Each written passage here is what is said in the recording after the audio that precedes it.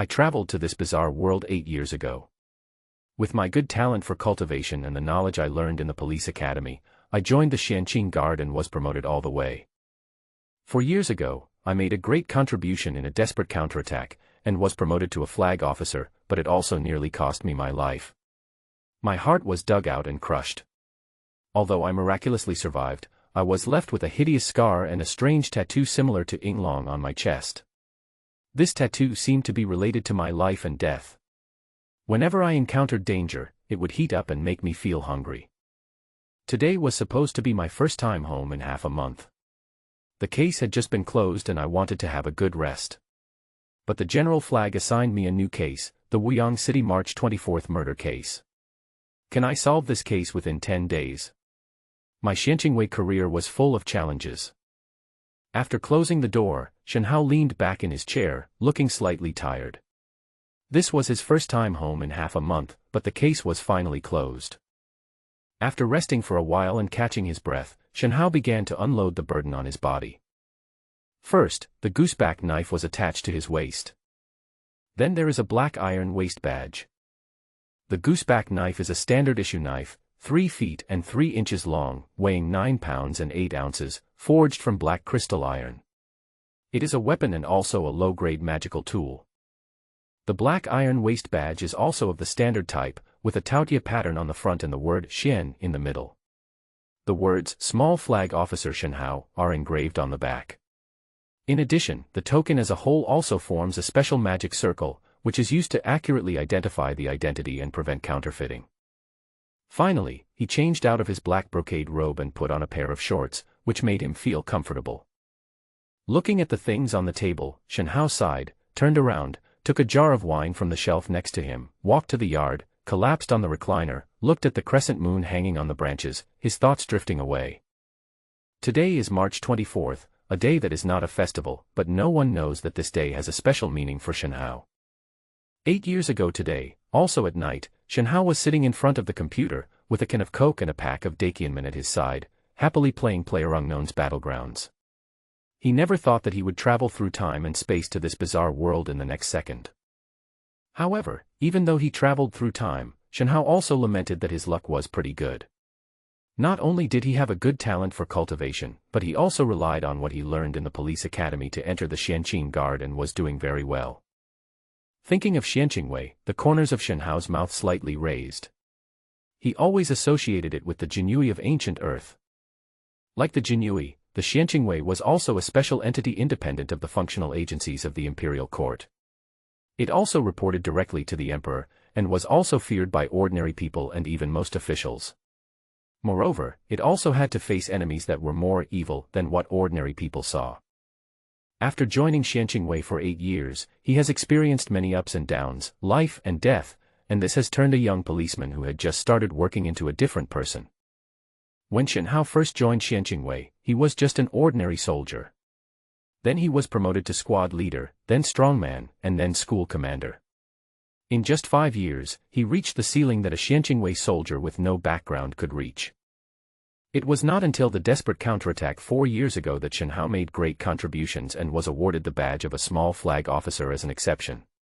At that time, he was the only one alive out of the 63 people in his small flag battalion. Thinking back to that time when he escaped death, Shenhao still feels scared. In fact, Shenhao had always thought that he was dead in the battle 4 years ago. Who has ever seen a young cultivator who was only in the qi refining stage still alive after his heart was dug out and crushed? After tearing open the clothes, you can still see a hideous radiating scar on the left chest where the heart is. The reason why he survived even though his heart was crushed was too mysterious and Shenhao himself didn't figure it out. He could only bury it deep in his heart along with the fact that he traveled through time and space, and dared not tell anyone. But not understanding doesn't mean you have no idea at all. Because since he escaped death 4 years ago, Shenhao has not only a hideous scar on his chest, but also a strange tattoo. This tattoo looks strange. It has wings, a scaly body with spines, a large and long head, a pointed snout, small nose, eyes, and ears, large eye sockets, high brows, sharp teeth, a protruding forehead, a thin neck and a large belly, a long and pointed tail, strong limbs, and a dark body with golden luster. It is very similar to the legendary Ing Long. But I have never heard of the Black Ing Long. So Shen Hao was not sure what this tattoo was, but he was sure that his escape from death must have something to do with this strange tattoo. Even when he encountered danger many times, this tattoo would always heat up inexplicably and make him feel a very strange hunger. A jar of wine was just over 3 pounds, with a low alcohol content, similar to the alcohol content of ordinary beer on Earth, so I quickly finished the bottle along with these memories that I couldn't tell anyone. Call. The smell of alcohol made Shen Hao even more relaxed. He collapsed on the recliner and slowly closed his eyes. He seemed to fall asleep just like that. I slept and even dreamed. In the dream, Shen Hao felt that he had turned into a black monster with wings on its back, roaring and ready to destroy the entire world. Knock, knock, knock. The sound of knocking on the door woke Shen Hao up. He opened his eyes and found that it was already bright outside. He had not had much rest in the past few days because he was too tired.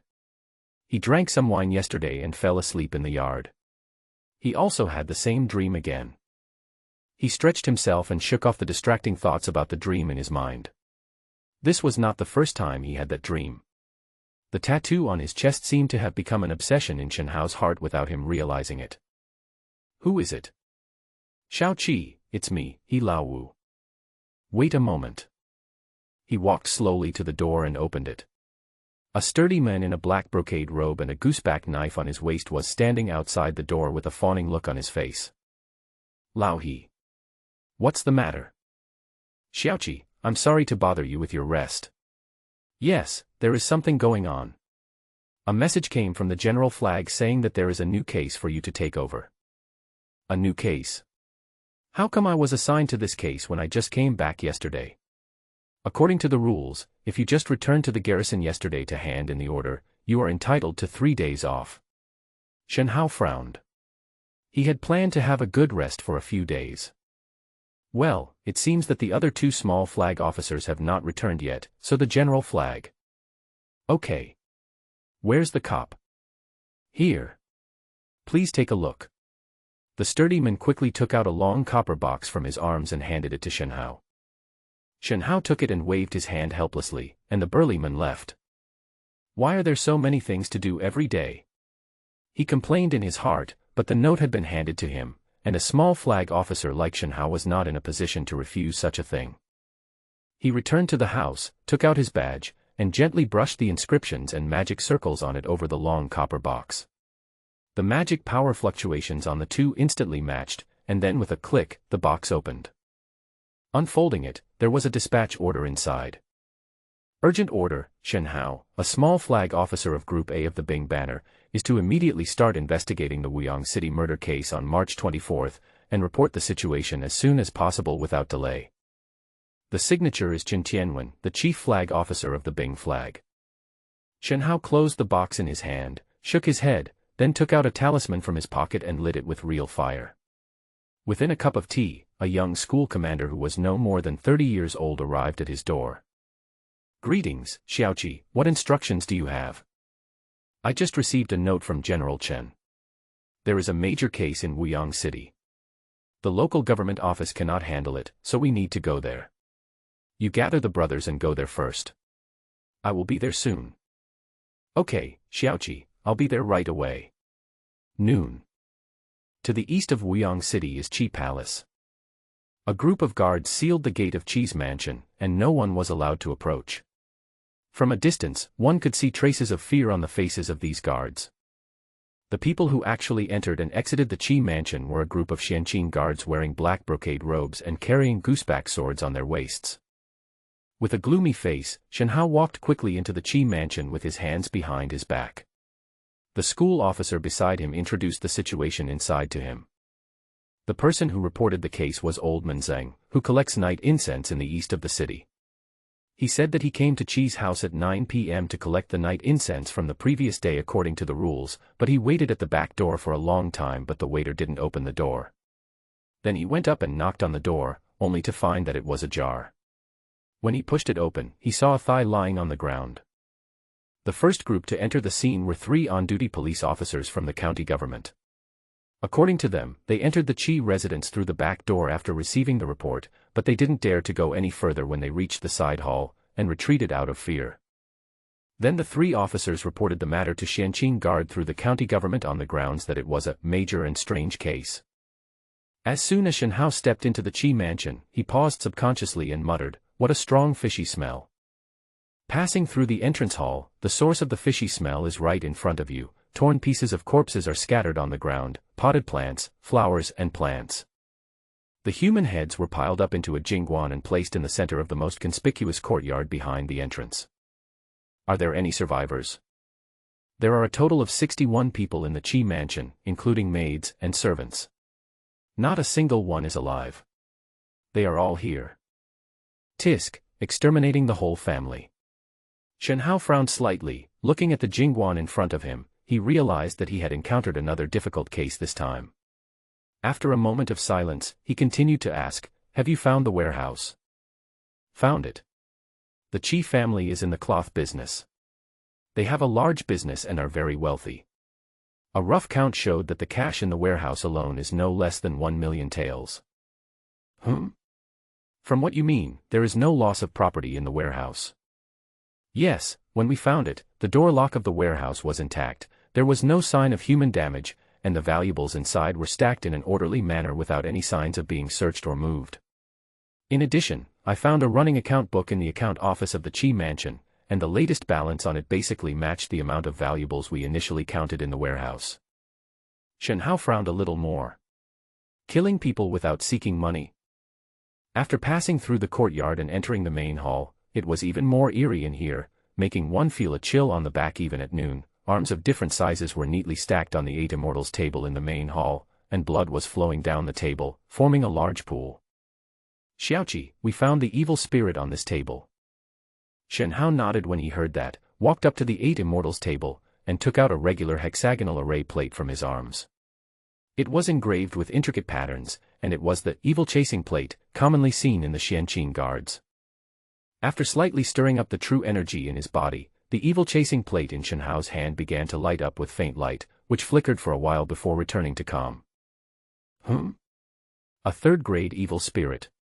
Shen Hao was familiar with every change on the evil chasing plate. The flash just now had told him that there was indeed a trace amount of evil energy left around the 8 immortals table in front of him, and it was left by a 3rd-grade evil spirit. Shen Hao frowned and asked, "Are there any reports of 3rd-grade evil spirits appearing around Wuyang City?" "No. I also find it strange. If a 3rd-grade evil spirit enters the city, it shouldn't be the Qi family that will suffer. The chasing demon plate can't be wrong. Is there anything else strange?" "Yes, in the side hall and the kitchen." "Is this the kitchen?" Shen Hao claimed that he was used to big scenes, but the moment he walked into the back kitchen of Qi Mansion, he still felt a bitter throat and churning in his stomach. "Xiao Qi, the coroner came here before. I've been here before. All the debris in here is human viscera, poof." Even though the school commander had been here once, the scene in front of him was too bloody, and he kept retching. Shen Hao patted the school commander's shoulder with understanding, indicating that he could go out and wait for him, but he frowned and began to carefully investigate the kitchen. The bodies were chopped up, the tombs were piled up, the organs were separated, and there were arms. It really looks like the style of those evil spirits. He used the evil chasing plate again. After a moment, it showed that the evil spirit here was the same as the one in the main hall before. Although it was very faint, it was indeed left by a 3rd-grade evil spirit. Did a 3rd-grade evil spirit really sneak into the city? But Shen Hao looked at the evil chasing disc in his hand and felt a little puzzled. Although he firmly believed that the evil chasing disc would not make mistakes, as the school commander had said before, evil spirits were not honest and could even be called crazy. They would definitely not just bring harm to the Qi family and be done with it. Shen Hao suddenly squatted down, then drew out the gooseback knife from his waist. With a flash of the knife, he picked out a piece of object the size of a fingernail from a pool of blood on the ground. This is. Although it had turned black due to being soaked in blood, Shen Hao was still able to tell that the piece was a piece of paper, or to be more precise, a piece of paper that had not been completely burned. Burning paper in the kitchen. He walked to the water tank, picked up the knife, and dipped the paper scraps on the tip of the knife into the water tank to fade the red and black blood stains on it. Then Shen Hao pulled up the corners of his mouth. It's talisman paper, that's interesting. After leaving the kitchen, Shen Hao went to a side hall in the Qi mansion. The scene in the side hall was equally horrifying. Feet of varying sizes were torn off and laid on the floor of the side hall like tiles. At first glance, there was an odd and creepy sense of coordination. Xiao Qi, count and confirm that there are exactly 61 pairs of feet here. They should belong to the 61 people of the Qi family, just like those hands in the main room before. TSK, these evil spirits are so disgusting. The school commander's face turned pale and he cursed in a low voice. Disgusting. Haha, it's a little bit, but I've seen even more disgusting things. On the contrary, I think that many times what people do are more disgusting than evil spirits. Shen Hao smiled and shook his head, then walked into the side hall first. 61 pairs of soles may sound like a lot, but in reality they cannot cover very much space. Moreover, the side hall of the Qi family is not small, so only the area in the middle is covered.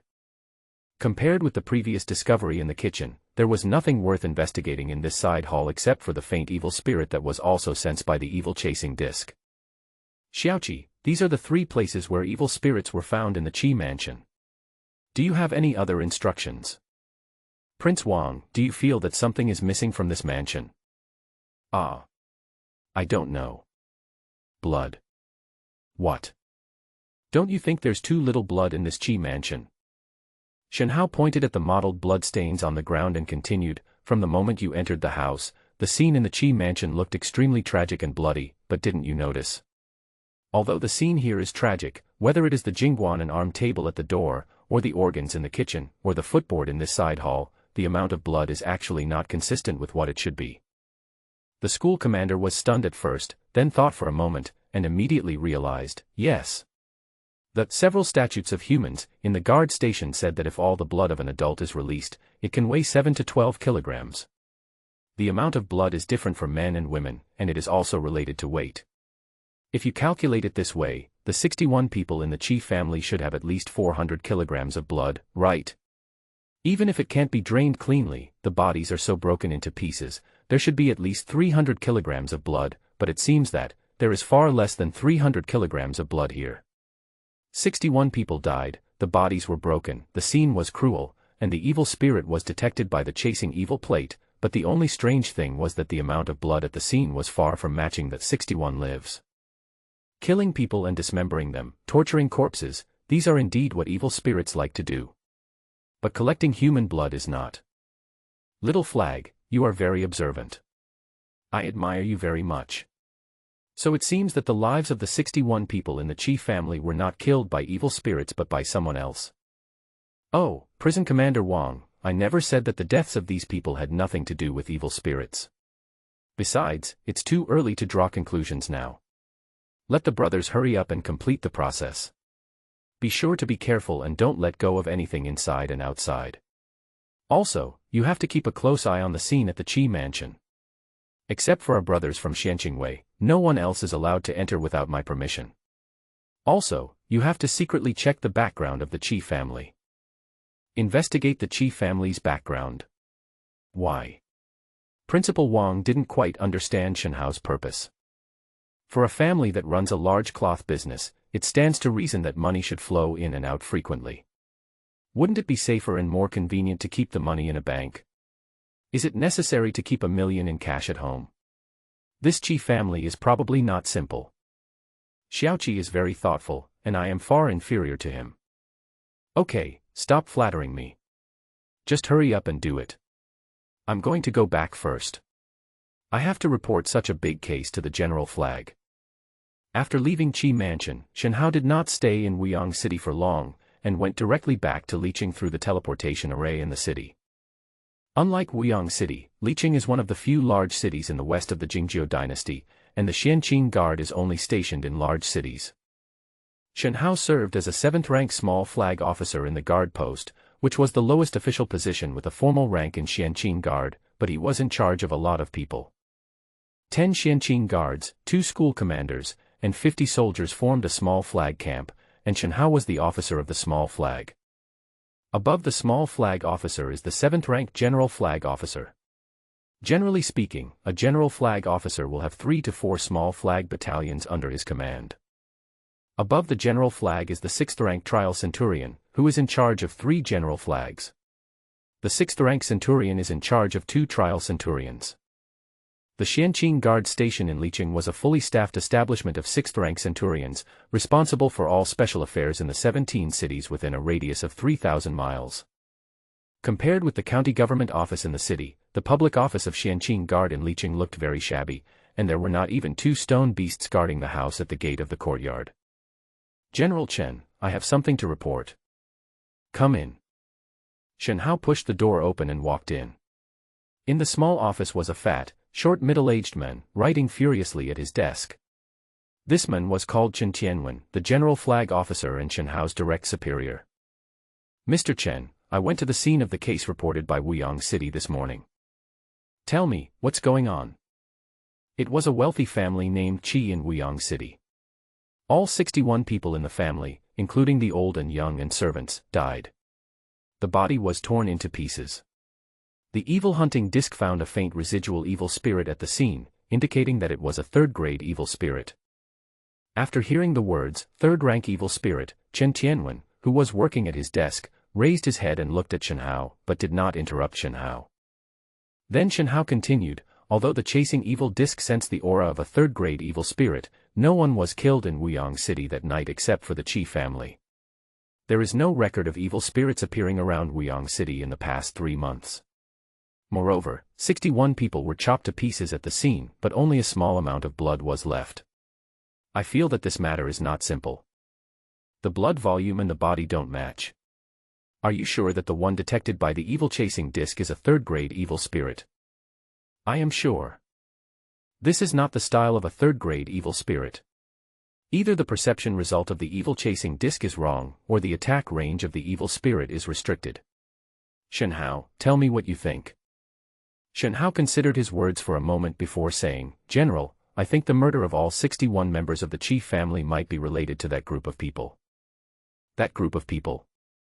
Chen Tianwen was slightly stunned at first, then he quickly thought of something, leaned forward, his face instantly became serious, and he lowered his voice and asked urgently, "Did you find anything?"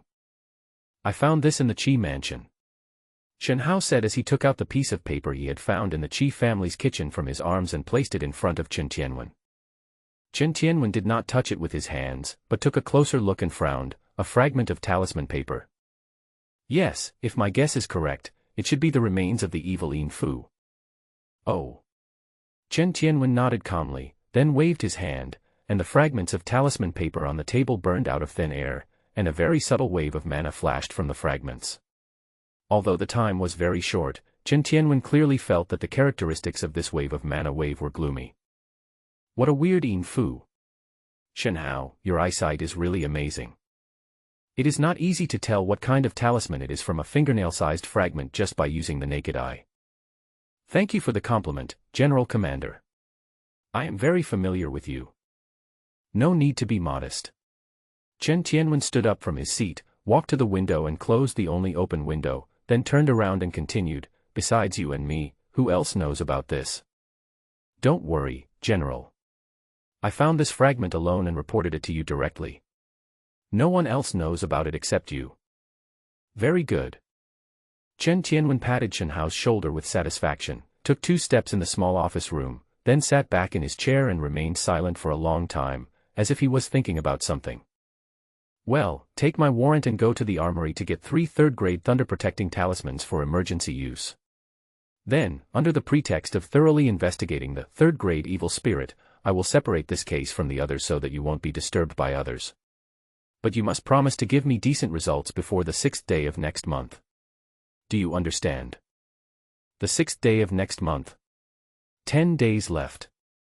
After a little thought, Shen Hao understood why Chen Tianwen set the date on the 6th day of next month, because the 7th day of next month was the routine meeting of the garrison to report major cases. "Please rest assured, General, I will not let you down." Chen Tianwen nodded, picked up the pen on the table again, and waved his hand casually to indicate that Shen Hao could leave. However, Shen Hao bowed and said, "General, I have something else to report." Explain. In the case of the Qi family's extermination, a batch of silver and money of unknown origin was also seized. There are many suspicious points. I am now too busy to take care of everything. I hope the general flag will lend a hand. Oh, is this true? How much is the amount? 750,000 taels. How about this? I will send someone to take over this batch of money tomorrow, and you just need to concentrate on investigating the murder case. Don't be distracted. Thank you for your patience, General.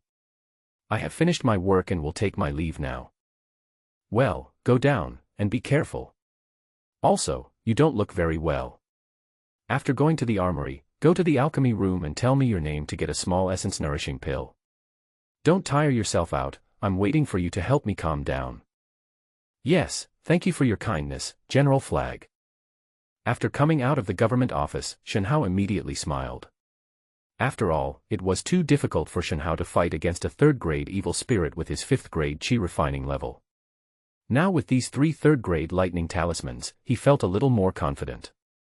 Talismans are consumables. Various spells will be engraved on them. They only require a small amount of mana to activate and use. They are a good thing that can instantly enhance combat effectiveness. Although the production of talismans is simple, it is related to the level of cultivation. Only equally powerful cultivators can make powerful talismans. Therefore, even a place like Xianqingwei is in short supply of talismans all year round. Every talisman needs to be reviewed and allocated in limited quantities. The last time Shenhao possessed a talisman was 4 months ago. Alchemy Room. C Flag, Group A, Flag Officer Shenhao. Here I am. This is your Xiaopei Yuan Dan. Here, please sign for it.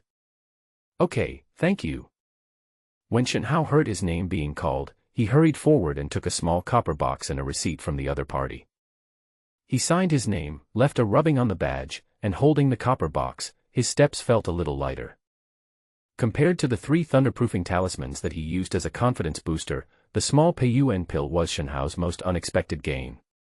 After getting it, he didn't even stay for long, but went straight back to the small house he rented near the guard post, then sat cross-legged, opened the copper box, and swallowed the pill inside with his head tilted back. The pill melted in the mouth, turning into a cool breeze that first reached the stomach and then spread throughout the body. This is called the elixir is transformed. After the elixir is transformed, it will spread to all parts of the body. This is the process in which the spiritual energy in the elixir becomes lively from a dormant state, and only then can it be absorbed by the body. Shenhao did not dare to delay, and quickly calmed his mind, using all his strength to practice his skills to absorb the spiritual energy in the pill that had already been dissolved. This was the second Xiaopei Yuan pill Shenhao had taken in the 8 years since he joined Xianqingwei. The first one was the reward he received when he was promoted to a small flag officer 4 years ago. That Xiaopei Yuan pill directly raised his cultivation from the 3rd level of Qi refining to the 4th level. Shenhao's cultivation level is now at the 5th level of Qi refining. I wonder how much he will gain from taking this small Peiyuan pill. 2 hours later, Shenhao gathered his energy and finished his practice. Crackle, crackle. The moment he stood up, Shenhao's muscles and bones made a dull sound, and a new force surged out from his dantian and poured straight into Baihui. Muscles and bones are resonating. 6th level of Qi training. Shenhao's hard practice over the past few years had already put him at the critical point of the late 5th stage of Qi refining. Now, after taking a small Peiyuan pill, the huge amount of spiritual energy contained in it immediately filled the gap in the late 5th stage and directly helped him break through the barrier of the small realm. After a long time, Shenhao calmed down, took a shower, changed into a brocade robe and went out. It was already late at night, so Shenhao first went to West Street and cut 5 signature roast chickens at the old Duanji roast chicken shop. He also bought 2 jars of Lao Tu Nyang, and then went to the teleportation array in the center of the city, showed his badge, and was teleported to Wuyang City again. This is a midnight snack for the brothers. Let the brothers who are not on duty share some. Oh! Roast chicken from Duanji old shop. And old man's brew. Thank you, Xiaoqi. I'll go get some supper for the brothers now. The entire Qi mansion soon lost its original gloomy atmosphere, and even the bloody stench was mixed with the aroma of roast chicken and wine. Except for those who had to be on duty, the rest of the Xianqing guards began to rest in groups of 3 or 4, eating roast chicken and drinking old wine, with smiles on their faces. As for the occasion, these people did not care too much, just avoiding places where blood and flesh were piled. Shen Hao and Wang Xiaoling found a place to sit down alone. They shared half a roast chicken and half a small jar of old wine. Tomorrow the General Flag's men will come and take away the silver in the warehouse. Ask the brothers to pack it up in advance tonight, and we will cut off 250,000 and divide it according to the old rules. Leave so much. A lot. Don't act like that, kid. Just cut as much as I tell you to. When have I ever made a mistake like this? Hee, Xiaoqi Reni. I would like to thank you on behalf of our brothers. As he said that, he bowed to Shen Hao. No need to thank me, it's all hard-earned money. But as I said, we have to work faster after receiving the money, right? Mr. Chen has set a deadline for the Qi family case. We must produce results before the 6th day of next month. You should keep this in mind. So fast. Only 10 days. This kind of case is not usually. Shen Hao interrupted him with his hand. Don't ask too many questions, just investigate. Report anything you find to me immediately, understand? I understand. Please rest assured, Xiaoqi. The two chatted for a few more words, and Principal Wang suddenly said, by the way, Xiaoqi, I have made some progress in the investigation you asked me to do on the Qi family. Shen Hao took a sip of wine and motioned for the other party to continue. Xiaoqi, you are really observant. The Qi family is indeed not simple. After you left this afternoon, I went to the Qi family's account office and found that they had hidden some account books in the secret compartment. They were yin-yang account books. The amounts on both sides were completely different. Moreover, the money coming in and out did not seem to be from a normal business family. At the beginning of January, the gross income of the Qi family was more than 370,000 yuan in the positive account book, but the negative account book was more than 60,000 yuan in debt.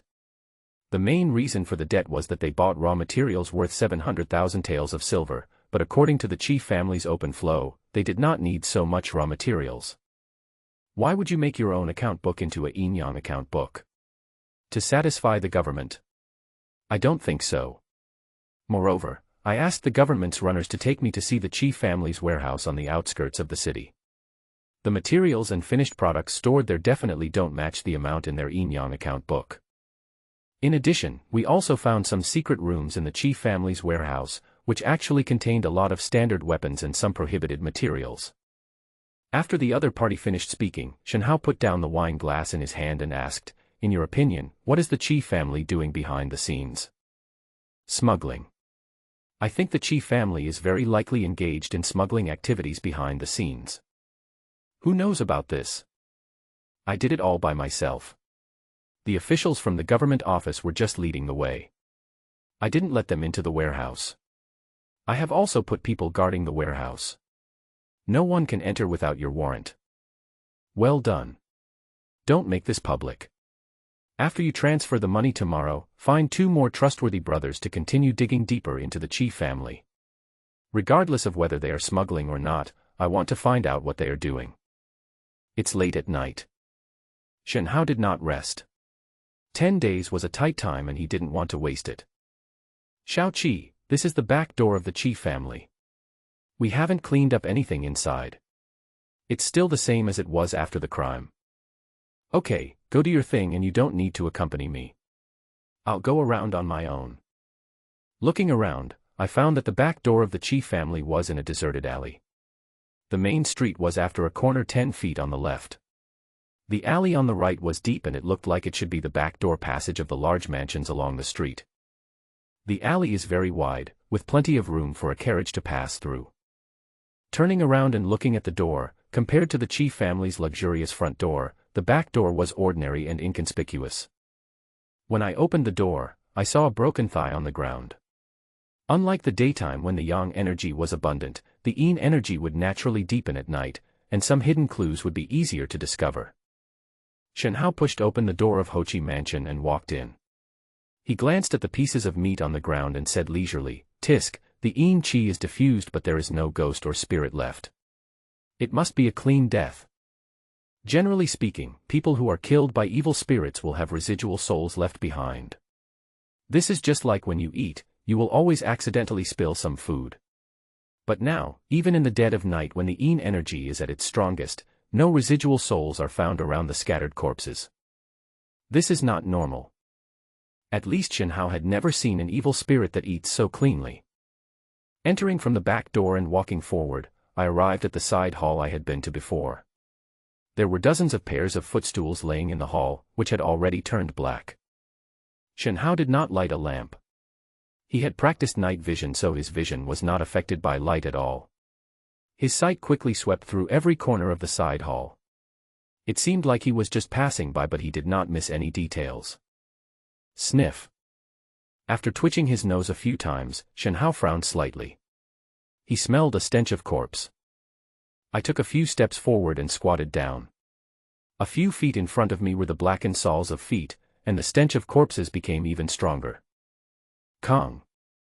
Shen Hao drew out the gooseback knife from his waist, lifted up the foot closest to him and turned it over, and saw a gray-white rotten spot on the sole of his foot. Without stopping, Shen Hao soon turned over all the footboards in the side hall, and found that 6 of them had rot spots. After standing up again, Shen Hao stood in the side hall with the knife upside down, motionless, his brows furrowed as if he was thinking about something. After a long time, Shen Hao left the side hall and went straight to the kitchen. Waving his hand to signal the people on shift not to follow, Shen Hao pushed open the door to the kitchen and walked in alone. The moment the door opened, the moonlight shone through and illuminated the intestines and stomachs inside, making them look even more eerie. Similarly, there is a slighter smell of corpse here than during the day. Shen Hao picked them out carefully with a knife. Even though he was used to the smell of blood, the sight of so many internal organs piled together still made his stomach churn. Soon the scattered offal in the kitchen were sorted into 2 piles, 1 small pile and 1 large pile. The small pile was obviously black in color. Fortunately, the smell of the corpse was not strong, otherwise I would have to cover my mouth and nose with a layer of scallion and ginger before I could come in. The stench of corpses in this kitchen is stronger than that in the previous side hall. He pushed the door open, took a long breath to suppress the discomfort in his stomach, waved his hand, and a Xianqing guard not far away hurried over. Xiaoqi, what do you want? Go and get the coroner, and also get Principal Wang, and tell him I'm waiting for him here. Yes. Soon, Wang Xiaoling arrived. Little flag. Well, Wang Jian, you should immediately arrange for someone to go to the government office and collect the information of all the missing persons around Wuyang City in the past month. Ah. Xiaoqi, did you find any new clues? Well, let's wait until the coroner arrives. Let's first arrange what I just mentioned. Okay, little flag. Soon Wang Jian arranged for 3 strong men to go to the yamen overnight. Xianqingwei never cared about the feelings of the local yamen when handling cases. Dare not to cooperate. The way to death. The coroner arrived quickly, carrying a small wooden box on his back, and was brought in on horseback by a Xianqing guard. Perhaps because of his nervousness, there was a thin layer of sweat on his forehead. My lord, what do you want me to do? Don't be nervous. What's your name? How long have you been a coroner? Are you a local? My name is Zhang Fushun. I'm a local and have been a coroner for more than 10 years. Very good. Let me ask you, have you done a detailed search of the bodies in the Qi mansion before? No. I just took a few preliminary glances. We need to wait until the scene is cleaned up before we can bury the bodies here and conduct a detailed inspection. Shen Hao shook his head and waved his hand to ask the people behind him to turn on the lights. Come on, go in, I have something to ask you. Besides the coroner, the only person who followed Shen Hao into the back kitchen was Wang Jian. But even with the lights on, the brutal scene in the kitchen still made Wang Jian and the coroner tremble noticeably. Shen Hao pointed at the 2 piles of internal organs, 1 large and 1 small, that he had just separated on the ground and said to the coroner, please confirm the difference between these 2 piles of internal organs. Yes, sir. A flash of doubt flashed across the coroner's face, and he quickly squatted in front of the internal organs, then opened the small box he brought and began to work. After an incense stick of time had passed, the coroner stood up again with a look of surprise on his face. Your Excellency, I have done a chronological analysis on these two piles of internal organs and found that although both are human organs, the smaller pile has already begun to show signs of decay. This means that the smaller pile was taken out and lost its activity earlier than the larger pile. Although this statement is a bit twisted, it is not difficult to understand. Wang Jian widened his eyes, frowned, and looked as if he wanted to say something but hesitated. Shen Hao continued to ask expressionlessly, please be more specific. I want the exact time of death. Can you give me that? I'll do my best, little one. After a long while, the coroner stood up again and bowed, Sir, we have preliminary results. The time of death for the two large piles of internal organs should not exceed 12 hours, while the time of death for the smaller pile should be between 18 and 20 hours. Seeing that Shen Hao seemed dissatisfied, the coroner was a little scared and quickly explained, please forgive me, sir, it is difficult to judge because the internal organs decay at different speeds, unless there are more body parts to assist. Shen Hao smiled and said, of course there is more. After leaving the kitchen, we went to the side hall and the main room, and finally to the jingguan in the courtyard of the main entrance. My lord, the body has been broken down. Explain. After careful investigation, we found that a small number of the bodies did not die last night, but much earlier. The specific time of death should be around the early hours of yesterday morning. Therefore, these bodies decomposed and stunk earlier than the rest after they were broken into pieces. In addition, each of the heads in the Jingguan temple was simply cleaned and inspected, and 3 of them were so badly damaged that their appearance could not be identified. The coroner stood aside after saying this. Shen Hao hesitated for a moment, nodded, waved his hand to let the coroner leave, and said, tomorrow morning, find a few more people to bury all the bits and pieces in the Qi mansion. They're getting smelly. Yes, sir. I will take my leave now. As soon as the coroner left, Wang Jian, who had been holding back a lot of words, could no longer hold back and asked in a low voice beside Shen Hao, Xiao Qi, how could the people in the Qi mansion die one after another? This doesn't make sense. Shen Hao did not answer Wang Jian's words, but said, you go and find out what the 61 members of the Qi family look like. I want portraits of all of them. As they walked along the road, they soon heard more and more voices. They must have entered a downtown area. There are many shops on both sides, including oil and rice shops, clothing shops, blacksmith shops, and groceries. Sniff. Shen Hao followed a sweet smell and found a roadside stall that was selling oil tea. Shen Hao loved it and couldn't walk as soon as he smelled it. The stall owner was busy, but when he saw Shen Hao's black brocade robe with a taotia pattern embroidered on the chest and the gooseback knife on his waist, he couldn't help but shudder. The smile on his face fell and he became uneasy. My lord, what would you like to eat? The Swanking Wei's prestige is not just talk. It has a high deterrent effect on both local officials and ordinary people. In many cases, this deterrent will spontaneously turn into a habitual fear, just like the owner of the oil tea stall. A bowl of oil tea, so crispy and spicy. Shen Hao was already accustomed to the other party's anxious look, so he found a small table next to the stall and sat down to wait for his food. The master of Xianqingwei came to a roadside stall to eat. This is really strange. So even though they were scared to death, the few customers who were eating oil tea at the stall did not leave. At most, they stood by with their bowls in their hands, eating while curiously glancing at the master of Xianqingwei. I've eaten with Master Xianqingwei, and I can brag about this for a month without getting tired of it. Soon a large bowl of fragrant oil tea was brought to Shen Hao. Woo! After taking a breath, Shen Hao's eyes brightened a little. Yes, very authentic. Hey, as long as you are satisfied with the food, I will make you another bowl if it is not enough. Hearing Shen Hao praise the delicious oil tea he made, the boss suddenly became bolder. After all, Xianqingwei usually doesn't deal with ordinary people. They only hear about the awe or fear. Maybe this gentleman is particularly easy to talk to.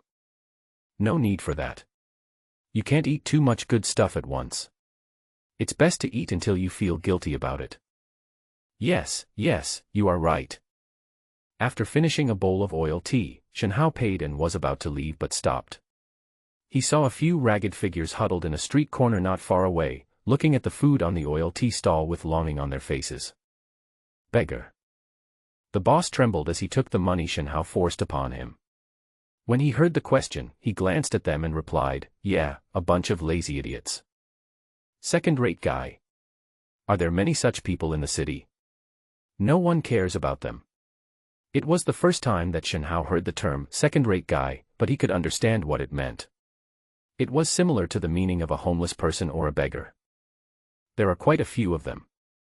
They are like stray dogs, not looking for work, just wandering around the streets. They are not starving to death because of the relief from the government. It's really annoying. Local dog. Annoying. Shen Hao nodded, thoughtfully. After leaving the oil tea stall, Shen Hao did not continue to wander around, but walked straight towards the second-rate guys on the corner. Just like what the oil tea stall owner said, those second-rate guys were no different from local dogs. When they saw Shen Hao coming, they immediately retreated back, retreated into the alley, and disappeared in a flash. You can't run away. Shen Hao followed his perception and chased after him leisurely. His steps seemed to be leisurely, but his speed was extremely fast. A moment later, the two ragged guys were blocked in a dead end by Shen Hao. "Don't be afraid, I want to ask you something." "Sir, what is it?"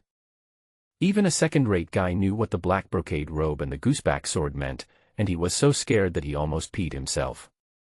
Facing two pairs of terrified and helpless eyes, Shen Hao smiled and said, "What are your names?" "My little one is Zhao Go." "My name is Li Wu." Shen Hao, Zhao Go, Li Wu. "Well, let me ask you, how long have you been in Wuyang City?" 1 year. "Me, I'm pretty much the same." "Shen Hao, are there many homeless people like you in the city? Do you know them all?" "A lot, at least 80 or 90 people, right?" "I know most of them, but I may not be able to call out their names." "Shen Hao, so many people. Do you see them every day?" "Basically we can see him. Because there is a curfew in the city at night, we dare not run around for fear of being beaten to death by the night watchman, so we basically spend the night in Xian Hall in the government building, so we can see him from time to time." "Yes, sir, who are you looking for?" Shen Hao smiled and said, "Are there many older people among you?" "Old people? 60. That's not a lot. I remember only 3 or 2, right?" "It seems not much." "Shen Hao, not many. Who are they? Can you find them?" As he spoke, Shen Hao raised a piece of loose silver that had appeared in his hand and said, "I'll give you one of these if you find someone. Do you want to do it?" "I went to Xian Hall first." "Sir, this is Xian Hall, it's run by the government, there might be some smell inside." Liqing also has a Xian Hall, which is similar to a public shelter. The environment inside is not too bad, but when there are too many homeless people inside, the smell is really unbearable for ordinary people. It was lunchtime and there were quite a few people inside, about 50 or 60. I took a quick glance at the food and saw that it was basically oilless, just brown rice and some rotten vegetable leaves. It was enough to fill me half full, but thinking of satisfying my craving was totally unrealistic. Shen Hao's arrival naturally attracted the attention of the Xian Hall servants, but Shen Hao did not say a word, and they did not dare to come up and say hello rashly. They just waited from afar in fear. Not long after, Li Wu and Zhao Go came over with 2 old men in their 60s. "Sir, we found 2. Hee hee." Shen Hao flicked his finger, and 2 ingots of loose silver fell into the hands of the 2 men as agreed. Then he asked, "Just the 2 of them?" "No, not only that, but it seems that she hasn't come back yet." "Sir, please wait, I will go find her right away." They didn't expect to see silver. It was like a shot of chicken blood, which made Li Wu and Zhao Go's eyes red. With silver, you can not only buy food, but also spend the night in a brothel. But it wasn't just Li Wu and Zhao Go who were anxious.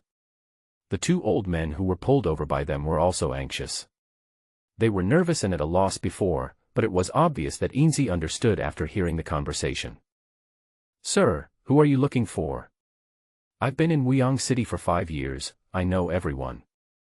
"My lord, I am also familiar with it. I have been in Wuyang City for almost 7 years." Hearing this, Shen Hao smiled and said, "Oh. Then tell me how many homeless people of your age are there in Wuyang City?" The two looked at each other, thought for a moment, and then said, "There are only 4 people who are about our age." "No. There were 3. One of them died last month because he lost water due to something he ate." Shen Hao narrowed his eyes, raised the corners of his mouth slightly, and said, "That means, including the 2 of you, there is another homeless man of similar age in Yangcheng. Where is he?" As soon as day broke, the sound of carriages was heard outside the Qi mansion. The one who came was also Xian Qingwei, who came from Liqing to get silver. Since Shen Hao did not show up, Wang Jian would naturally handle everything. A chair was brought over, and Shen Hao sat in the courtyard at the main entrance of the Qi mansion. Next to him was a small table with a teapot and a teacup on it. In front of him was the dismantled Jingguan and 61 human heads neatly placed on the ground. Sip. After taking a sip of tea, Shen Hao just sat there without saying a word, seemingly calm. Near noon, Wang Jian came to report his work. "Xiaoqi, the 750,000 taels of silver have been packed and sent away, there is no mistake. The remaining 250,000 taels have also been deposited into our own private account. After this matter is settled, we can go back and distribute it to the brothers according to the rules." "Well, is there any news from the government office?" "I'm back now, and was just about to tell you." Wang Jian considered his words for a moment, then said, "According to the records in the government office, there have been 2 missing persons cases reported in Wuyang City in the past 2 months. One of them has been found, and there is still no news of the other one." "Only 2? "Yes. The government keeps detailed records of every case reported. There have indeed been only 2 in the past 2 months." Shen Hao put down his teacup. Things did not go as he expected, which made him a little confused. After a moment, he asked, "Where are the portraits of the Qi family?" "I've got them all. I found 3 acquaintances who have dealings with the Qi family and drew them based on their descriptions." Wang Jian waved his hand and took a thick stack of portraits from a strongman next to him, then placed them in front of Shen Hao with both hands in a proper manner. Shen Hao took the portraits and flipped through them one by one, looking at them very carefully, comparing each portrait with the heads placed not far in front of him. "Qi Wenji, well, that's right. Qi Hingwen, Qi Hingji, that's right. Qi Hingbing, no. Qi Wenyuan, no. Xiao Chongliu, nothing." 3 of the 61 portraits did not have a matching head. In fact, it's not that there is no clue at all. Although Qi Wenyuan, Qi Hingbing, and Xiao Chongliu, these 3 people cannot be matched with the human heads, it is a coincidence that there are also 3 heads among the 61 heads on the ground whose faces are unrecognizable and cannot be distinguished. "Xiaoqi, these 3 heads should belong to the 3 people whose numbers don't match." Wang Jian judged from the side. But Shen Hao did not say anything. He put down the portrait without saying a word, then picked up another written document about the Qi family and read it carefully. "Qi Wenyuan, 67 years old this year, is the head of the Qi family's main wife. Qi Hingbing, 41 years old this year, is Qi Wenyuan's only son. He actually manages all the businesses of the main house. He had a son and a daughter but both died early. Xiao Chongliu, the Qi family's housekeeper, is 50 years old this year. He manages the Qi family's accounting office and warehouse and is single. When the coroner called for help to sort out the scattered pieces in Qi's house today, he had a detailed record of all the heads, especially the 3 heads whose appearances could not be seen." Shen Hao had seen the information before. The ages of Qi Wenyuan and the other 2 were probably consistent with the 3 unrecognizable heads. But Shen Hao has his own ideas. Not minding the dirt, he directly picked up the 3 unrecognizable heads, held them in front of him and looked at them carefully, and even pried open the mouths of the heads to look at the oral cavity. Wang Jian was surprised. He hadn't seen his little flag take a case so seriously for a long time. After a long while, Shen Hao placed the 3 heads on the small table beside him, picked up the teacup and took a sip, and said, "These are not the heads of Qi Wenyuan and the others." "Ah. No way." Wang Jian jumped up in shock when he heard it. He didn't understand why these 3 heads were not Qi Wenyuan and his other 2. "Look at their teeth. Shen Hao pointed at the three heads on the small table and asked Wang Jian to pry them open himself, seeming to be giving Wang Jian some advice. Upon hearing this, Wang Jian hurriedly went to the table, grabbed a human head, pried open its mouth and looked inside. Then Shen Hao said, "Look at their teeth, especially the back teeth. Are they seriously worn out?" "Ah. Yes, it's serious. The Qi family is a wealthy family. It's not an exaggeration to say that they are extremely rich. And their family can be traced back more than 100 years. Which of these generations didn't live a life of luxury? Even if they are old, their teeth shouldn't be worn out so severely. I don't know if you have seen ordinary old people in the countryside. Their teeth look like this. This is caused by chewing brown rice and coarse grains for a long time." After hearing these words, Wang Jian verified them in his mind one by one and found that what Shen Hao said was indeed true, but such details are easily overlooked. "Xiaoqi, you are amazing. You can think of such details. I admire you. But, if these three heads are not Qi Wenyuan and his two companions, then whose are they? Where are the real Qi Wenyuan, Qi Hingbing, and Xiao Chongliu? Aren't they dead?" A series of questions immediately emerged in Wang Jian's mind, giving him a headache. He has never been good at dealing with such strange cases. Shen Hao waved his hand and put the three heads on the small table to the ground. Looking at the heads rolling like melons, he smiled and said, "Not only that, you also heard the coroner say last night that among all the fragments of corpses, there are about 3 that died earlier than the others, and these 3 heads are also parts of those 3. That's why I asked you to arrange for someone to go to the government office to check for people who have recently disappeared in Wuyang City." "You mean, these 3 bodies that died first were not only not members of the Qi family, but were deliberately killed and stuffed into the Qi family?" "Right. But why do you do this? And who did it?" "I'm not sure. But it should be related to Qi Wenyuan and the other 2 people who are nowhere to be found. So next you need to continue to dig deeper into the Qi family, and pay special attention to matters related to Qi Wenyuan and the other 2. This matter is very troublesome, but there are no other clues for the time being. I tell everyone not to be careless despite the hard work." "Yes, Xiaoqi, I will arrange it right away. Even if I have to dig 3 feet into the ground, I will find out the details of the Qi family." Wang Jian patted his chest and promised. After Shen Hao finished speaking, he stood up from his chair and walked out the door. "Xiaoqi, where are you going?" "I don't know, just wandering around and sorting out my thoughts." "Would you like me to accompany you?" "No, just hurry up and do your work." Shen Hao left Qi's house, and then randomly chose a direction and walked slowly along the main street. Whenever he had no clues in a case, he would walk around to clear his mind, maybe he would have a new idea in the next second. Now the clue is broken on the head. If the 3 unrecognizable people are not from the Qi family, then who are they? Why would someone kill 3 unrelated people to make up the number? Are Qi Wenyuan, Qi Hingbing, and Xiao Chongliu dead? And why is there so little blood that should have been shed? Where did it go? Finally, and most importantly, what are those guys who use the evil Yin Fu hiding in the dark plotting against the Qi family for? "Xiaoqi, as you instructed, I asked my brothers to look into the Qi family's background and found something very interesting. The Qi family's registered business with the government office is cloth production and sales. There is a large cloth dyeing stall 60 miles outside the city, with more than 700 registered workers. I took a few brothers to take a look and found that this cloth stall is very strange." "Tell me more about it." There were some simple dishes and wine in front of Shen Hao. He ate while listening to Wang Jian's report. Generally speaking, the more skilled the workers are, the more popular they are in a cloth shop, and the longer a cloth shop is open, the more skilled workers it will have.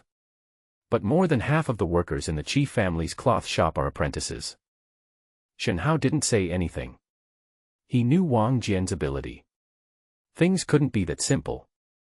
There must be a follow-up.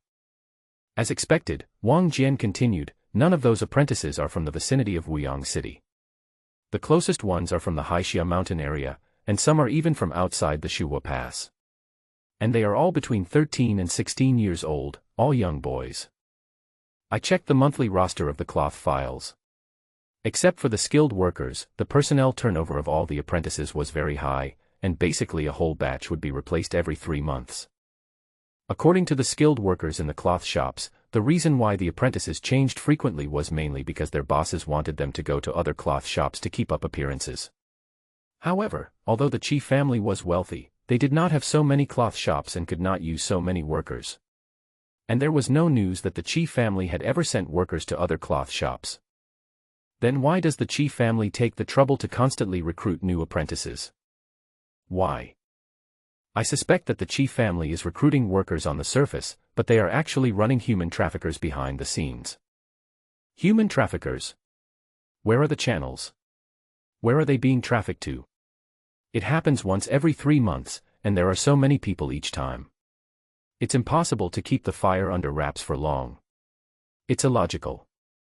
Shen Hao shook his head to indicate that this speculation was inappropriate. Xiaoqi, you said that when we investigate a case, we should make bold guesses and carefully verify the facts. I think the chief family is probably not an ordinary human trafficker. Oh. Shen Hao continued to eat and drink when he saw Wang Jian take out an account book from his arms, turn to one of the pages and put it on the table, motioning for him to take a look. Then Wang Jian continued, Xiaoqi, please look at this. This is the Yinyang account book I found in the chief family. There is a kind of goods sold in units of jars on it. There is no name.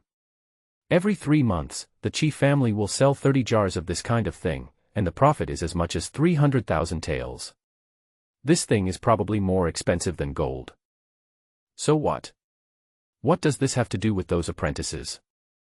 Xiaoqi, I suspect that these jars contain the blood of the apprentices. The chief family is not only a human trafficker, but also a vicious blood trafficker. Human blood trafficker. This made Shen Hao put down his bowl and chopsticks.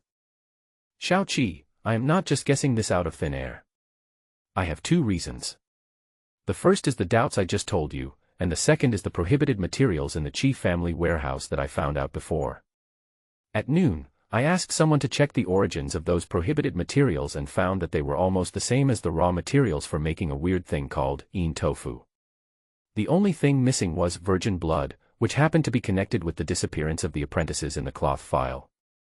Therefore, I believe that the chief family is not only engaged in human trafficking, but also secretly kills innocent people and manufactures and sells evil things. Shen Hao couldn't help but frown when he heard this. Although Wang Jian's reasoning was somewhat taken for granted, there was no problem with the logic and key points, which meant that this was a high probability possibility. And thinking of the small piece of evil yin fu fragment he had found in the chief family's kitchen before, Shen Hao felt that the mystery surrounding the case seemed to have dissipated a little. After standing up and walking for a long time, Shen Hao made a decision. Now that the case has a main focus, it is best to be direct to avoid any further complications.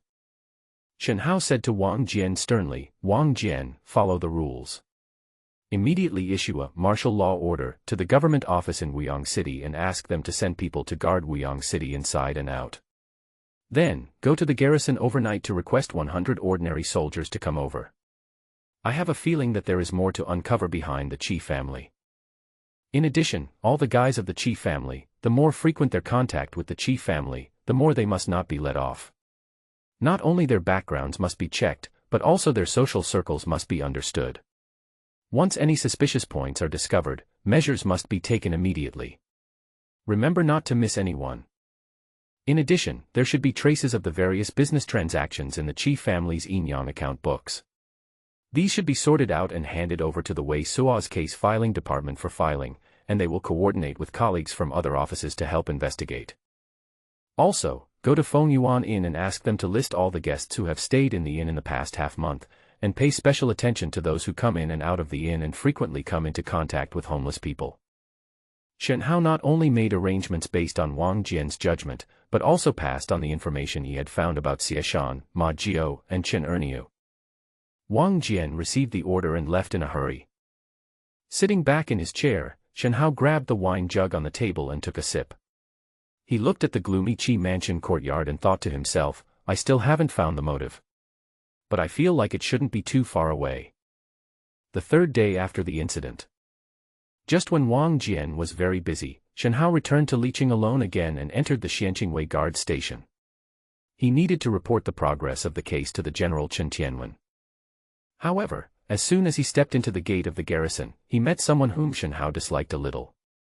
Wu Qing, a small flag officer in Group B of the Jiazi banner, was a real relative of Shen Hao. His father was an old friend of the trial captain. Relying on this relationship, he always acted domineeringly in the garrison and had always been at odds with Shen Hao. "Hey, Shen Hao, are you busy again? I heard that you just finished your previous case and took on a new one. Your general flag is treating you like a cow. TSK, aren't you afraid that you will die suddenly? Wu Xiaoqi, don't bother yourself. I have something else to do, so please don't come over." Shen Hao was too lazy to talk nonsense with this guy, so he turned sideways and walked past him. "TSK, this country bumpkin." Wu Qing looked at Shen Hao's back and seemed to suddenly think of something. His eyes turned and the corners of his mouth rose slightly. In Chen Tianwen's government office. After listening to Shen Hao's report, Chen Tianwen's face was not only filled with surprise, but also with a rare joy. This time, he had really encountered a big case. Not only did he find an evil Yin Fu at the crime scene that was likely related to that group of people, but he also found a chief family that was secretly involved in killing innocent people and manufacturing and selling evil things. Seeing that the major case would be brought to court in a few days, Chen Tianwen felt that if this matter was handled properly, he would be able to make a big appearance at the meeting, which would be great news for him. "I have approved the note that Wang Jian handed over last night. I will dispatch 100 soldiers and 20 strong men from my direct subordinates to Wuyang City for your deployment. In addition, I will personally help you to push forward the case at the Case Documents Department. However, Shen Hao, you can't let me down. You must handle this case beautifully for me, understand?" Shen Hao didn't expect that he actually found a new clue after taking a walk, and it just happened to be related to the 3 unknown corpses. Previously, Shen Hao guessed that the 3 bodies that were killed to make up the number were probably the unlucky ones who disappeared in Wuyang City. But the feedback from the government office proved that Shen Hao's guess was wrong. There were only 2 missing cases in the government office in recent months, and they did not match the 3 unidentified bodies in Qi Mansion. But the coroner also made it clear that the 3 bodies that were there to make up the numbers had actually died only half a day earlier than the people in Qi's house. Logically, they should have been people from Wuyang City. Why were they killed but no one reported them missing to the government? Until he saw the 2 homeless people at the oil tea stall. The tea stall owner used the words second-rate and very annoying, and even called these homeless people local dogs. These reminded Shen Hao that perhaps only the life and death of these local dogs would not be cared about by others, not to mention that no one would be bored enough to go to the government office to report a few local dogs missing. Now, we just need to check among these local dogs to see if there are people who meet the basic conditions of the 3 bodies and have disappeared in the past 2 days to confirm whether this guess is correct. Fortunately, Shen Hao guessed correctly this time. "My lord, it's strange that the other person who is about our age didn't come today." Yes, that man's name is Xie Shan. He's older than me, probably around 65 years old. He usually eats at Cian Hall, but he seems not to have been here these past 2 days. Yeah, it's weird. Several local dogs, who were anxious to help Shen Hao find someone, were very depressed. They searched the entire Cian Hall inside and out but did not find the Xie Shan they mentioned, which meant that they might not have a chance to get the silver again. Shen Hao was not in a hurry, but continued, "If you still want to make money, I have a job here, do you want to do it?" "Do." "Sir, just give me your orders." "Shen Hao, it doesn't matter if we can't find Xie Shan, but I want you to find out when and where anyone last saw him. In addition, I'm looking for 2 other people, one around 41 years old, and one around 50 years old. Like Xie Shan, they may have suddenly disappeared recently. If you help me figure it out, all these will be yours." Shen Hao was carrying a bag of silver coins, and the rustling sound of the money inside was enough to get these country dogs excited. In less than half an hour, the news came back, which made Shen Hao in a good mood. "Sir, you are right. In addition to Xie Shan, there are indeed 2 other people who disappeared suddenly. The man in his early 40s is called Chen Erniu, and the man in his 50s is called Ma Jiu. And Xie Shan from before, we have figured out the situation of these 3 people. Do you think that?" "Shen Hao, I don't care about this little money, but if you want to get it, I have to see if your information is qualified. Tell me, what have you found out?" Several people talked to each other and soon told each other all the information they had heard. Xieshan, about 65 years old, has always been in poor health and usually hangs out near Xian Hall. The last time he was seen by an acquaintance was 2 days ago in the morning, walking towards the east of the city. Ma Jiao, about 50 years old, liked to drink, and spent all the money he begged for on alcohol. The last time he was seen by an acquaintance was also 2 days ago in the morning, walking towards the east of the city with a strong smell of alcohol. Chen Ernia's situation was similar to the previous two. The last time he was seen by an acquaintance was 2 days ago in the morning. However, this guy was lustful and liked to go to brothels when he could get money. Even if he had no money, he would often hang around brothels. Coincidentally, the brothels that Chen Ernia went to were also in the east of the city. East of the city. Shen Hao muttered something, then turned and left, but he threw the bag of money containing more than 10 taels of silver on the ground. These were the rewards promised to the local dogs. Ma Jiao and Xieshan didn't care about it for the time being. After all, someone just saw them going to the east of the city, and it was not clear where they went exactly. But Chen Ernia was different. The last time this guy was seen he was hanging around a shabby brothel in the east of the city. There was a high possibility that there would be follow-up clues. After asking along the way, he found out that the brothel that made Chen Ernia linger was located in Qingmen Lane in East City, a very dilapidated street. The alley was dirty and had a strange fishy smell. Once you entered, you could see some women leaning against the alley wall to solicit customers. They were all ugly and not pleasing to the eye. People with a little money would not come to such a place to have fun. Wearing a black brocade robe with tautia patterns and a gooseback sword, Xian Qingwei's identity makes him even more powerful in such a lowly place, and even has the effect of clearing the streets. However, not everyone can escape. There are always people who are blocked by Shen Hao and cannot leave. A thin woman in her 40s with many dark spots on her face was stopped by Shen Hao. She huddled against the wall like a quail, looking terrified. "How long have you been doing this?" 5 months, sir." I haven't done anything wrong, have I?" "Do you know Chen Erniu?" "Ah. This. I know him." The woman wanted to deny it but didn't dare. "When was the last time you saw him?" "I can't remember clearly, it seems to be yesterday or the day before yesterday." "Sir, did that guy commit a crime?" "Think about it before answering." The woman was startled by Shen Hao's gaze and answered honestly, "The day before yesterday, it was the morning of the day before yesterday, when he came to look for Lu Damei, I ran into him at the alley." "Lu Damei? Where is she now?" "It's right here, in the inner room." "Take me to her."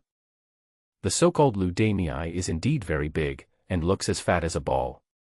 Perhaps people with special tastes can find the ultimate beauty in her. "Chen Erniu? He came to see me 2 days ago, but he just chatted for a few words and then left." "What did you say?" "He said he was going to make a fortune and asked me not to take any customers that night and just wait for him." "Bah, I haven't seen him since today and I don't know where he went." "Did he tell you how he made his fortune? And where he went?" "Well, he didn't say what he was going to do." "Oh, he seemed to have said he was going to meet the boss at Fengyuan Inn." "How can a homeless person have a boss?" "So the person Chen Ernia wanted to meet at Fengyuan Inn should be related to the big money," he told Lu Damei. If Shen Hao guessed correctly, Chen Ernia was cheated of his life by this boss. After receiving the news, Shen Hao did not continue to waste time in Qingmen Lane. He left 2 pieces of silver and returned to Qi Mansion. It was already evening when they returned to the Qi Mansion. The coroner had already cleared away all the odds and ends inside, including the dozens of human heads. After sniffing a few times, the smell of blood in the air had become very faint. "Xiaoqi, you're back. Do you want me to make you some dinner?" "Well, help me get one. I'm hungry too. By the way, where's Wang Jian? Ask him to come find me." "Okay, little flag." Generally speaking, encountering a big case means encountering big opportunities, but also big risks. There are ways to reduce the risk, which is to hand over the case or submit it to the superiors, but doing so is also equivalent to giving up the opportunity to accompany it. If you don't fight for reputation, you should fight for a bit of profit, right? Chen Tianwen's choice was to bet on Shen Hao. First, he could afford to lose, and second, he believed in Shen Hao's ability. The fact that a minor cultivator with no background could climb all the way to the position of a small flag in a place like Xianqingwei where relationships are so complicated is very telling. Shen Hao also knew Chen Tianwen's plan, and he also planned to do so. Once the case is solved, as the person in charge, how could Shen Hao miss out on benefits? It would be great if I could get 2 more small Peiyuan pills. On the way back, Shen Hao couldn't help but feel a surge of hope in his heart.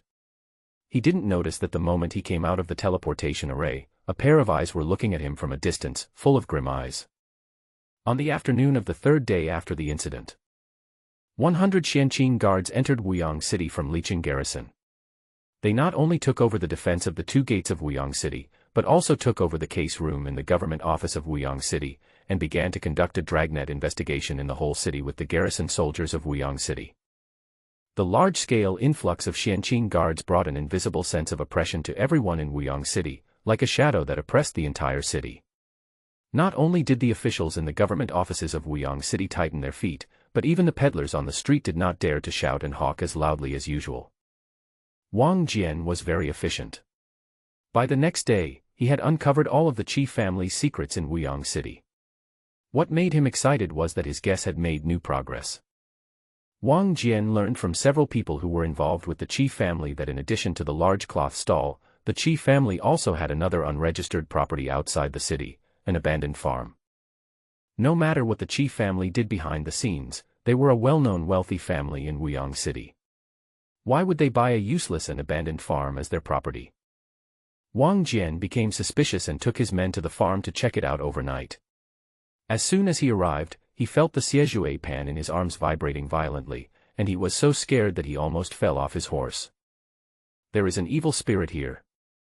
And it's a 3rd-grade one. After a simple search, Wang Jian did not find any evil spirits in front of him. He breathed a sigh of relief and ordered his men to dig 3 feet deep into the ground with a cold face. He felt an unusual chill in this abandoned and desolate village, and could even smell the stench of blood in the air everywhere. As a result, just by digging up a small yard, Wang Jian realized that he had discovered an extraordinary place. Afterwards, Wang Jian immediately asked the rest of the people to seal off the abandoned manor, and he personally rode back to Wuyang City at full speed to inform Shen Hao. It was already late at night when Shen Hao, along with 50 Xianqing guards and 100 Wuyang City garrison soldiers, arrived at the abandoned manor. However, more than 100 torches illuminated the entire manor, especially the small courtyard that had been dug out in advance, which was clearly illuminated by the push-down courtyard wall, making everyone around feel a chill down their spines. Is this a burial pit? It doesn't look like it. It's so messy. It's far worse than a burial pit on the battlefield. It looks more like a living pit. A living pit. Not really. These people must have been killed first and then thrown in. I know, I just said it was similar. Those who were less courageous were speechless and even looked away. Those who were braver were whispering to each other. After all, even Shen Hao, who had been in Xianqing Guard for 8 years, had never seen such a scene before. I saw a big pit dug out in an abandoned courtyard with a radius of only 10 meters. All that was exposed in the pit were hands and feet, or heads of various faces, all broken and not a single one complete. These corpses were piled in the soil like garbage, and they were all at the same stage of decay. I think they were buried here at the same time. Shen Hao frowned and took out his evil chasing plate, gathering his true energy, then put it back after a moment. He understood in his heart that there was indeed a 3rd-grade evil spirit lurking here as Wang Jian had said. Only Wang Jian, who was closest to Shen Hao, was a little surprised. He clearly felt that the true essence of his little flag officer was not at the 5th level of qi refining. Is this a breakthrough? Shen Hao didn't have the time to care about what Wang Jian was thinking. After putting away the evil chasing disc, he looked at the corpse in the pit and said in a deep voice, "Let the brothers start digging. The whole abandoned village is full of stench. Even the soil can't cover the smell. I'm afraid there is more than one pit." "Yes, Xiaoqi." Wang Jian responded and waved behind him. An hour flew by. Most of the people who dug the pits were strong men from the Xianqing Guard. These talented men had already entered the realm of cultivators, and in terms of strength alone, they were much stronger than ordinary people. So their shovels were very fast, and they dug up almost all the abandoned courtyards in the manor. The result was just as Shen Hao had expected. There was a large corpse pit under each courtyard. At least 1,000 bodies were dug up, and each pit was only dug shallowly without digging deeper, so the actual number of bodies was likely much greater than what was visible. Xiaoqi, I think these bodies are the apprentices who disappeared. Wang Jian's analysis was well-founded, because there were obvious differences in the degree of decay of the bodies in so many corpse pits. The older ones had already turned into skeletons, while the more recent ones were still infested with maggots. This alone echoed the large number of apprentices who left the Qi family's cloth pits on a regular basis. It would only take a few bodies whose appearances could still be identified for the master in the cloth pits to confirm it. Shen Hao nodded without saying anything. He knew in his heart that there was no need to verify what Wang Jian said. These bodies must be the apprentices in the Qi family's cloth stall. Moreover, the bodies were found, which seemed to confirm Wang Jian's previous speculation that the Qi family was human blood traffickers. After all, to traffic in human blood, it is not enough to just give a little blood and keep it alive. That requires draining it all at once and taking lives.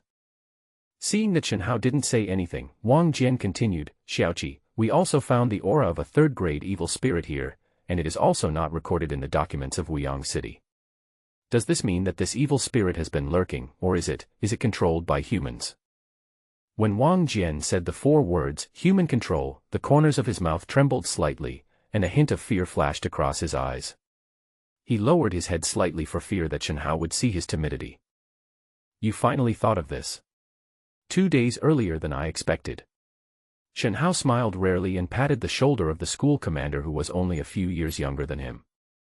Ah. Xiaoqi, you've thought of this a long time ago. Haha, didn't you say that before? It doesn't make sense that a third-grade evil spirit entered the city but only the Qi family suffered.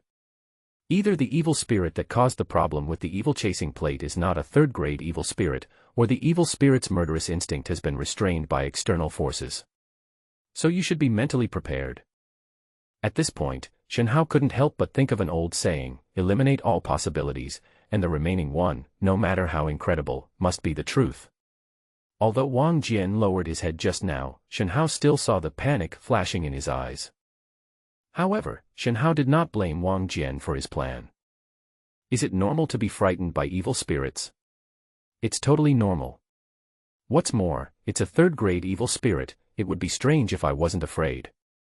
What's even more terrifying is that this evil spirit is controlled by someone, which directly amplifies the fear several times. Even the person who controls the evil spirit is more terrifying than the evil spirit itself.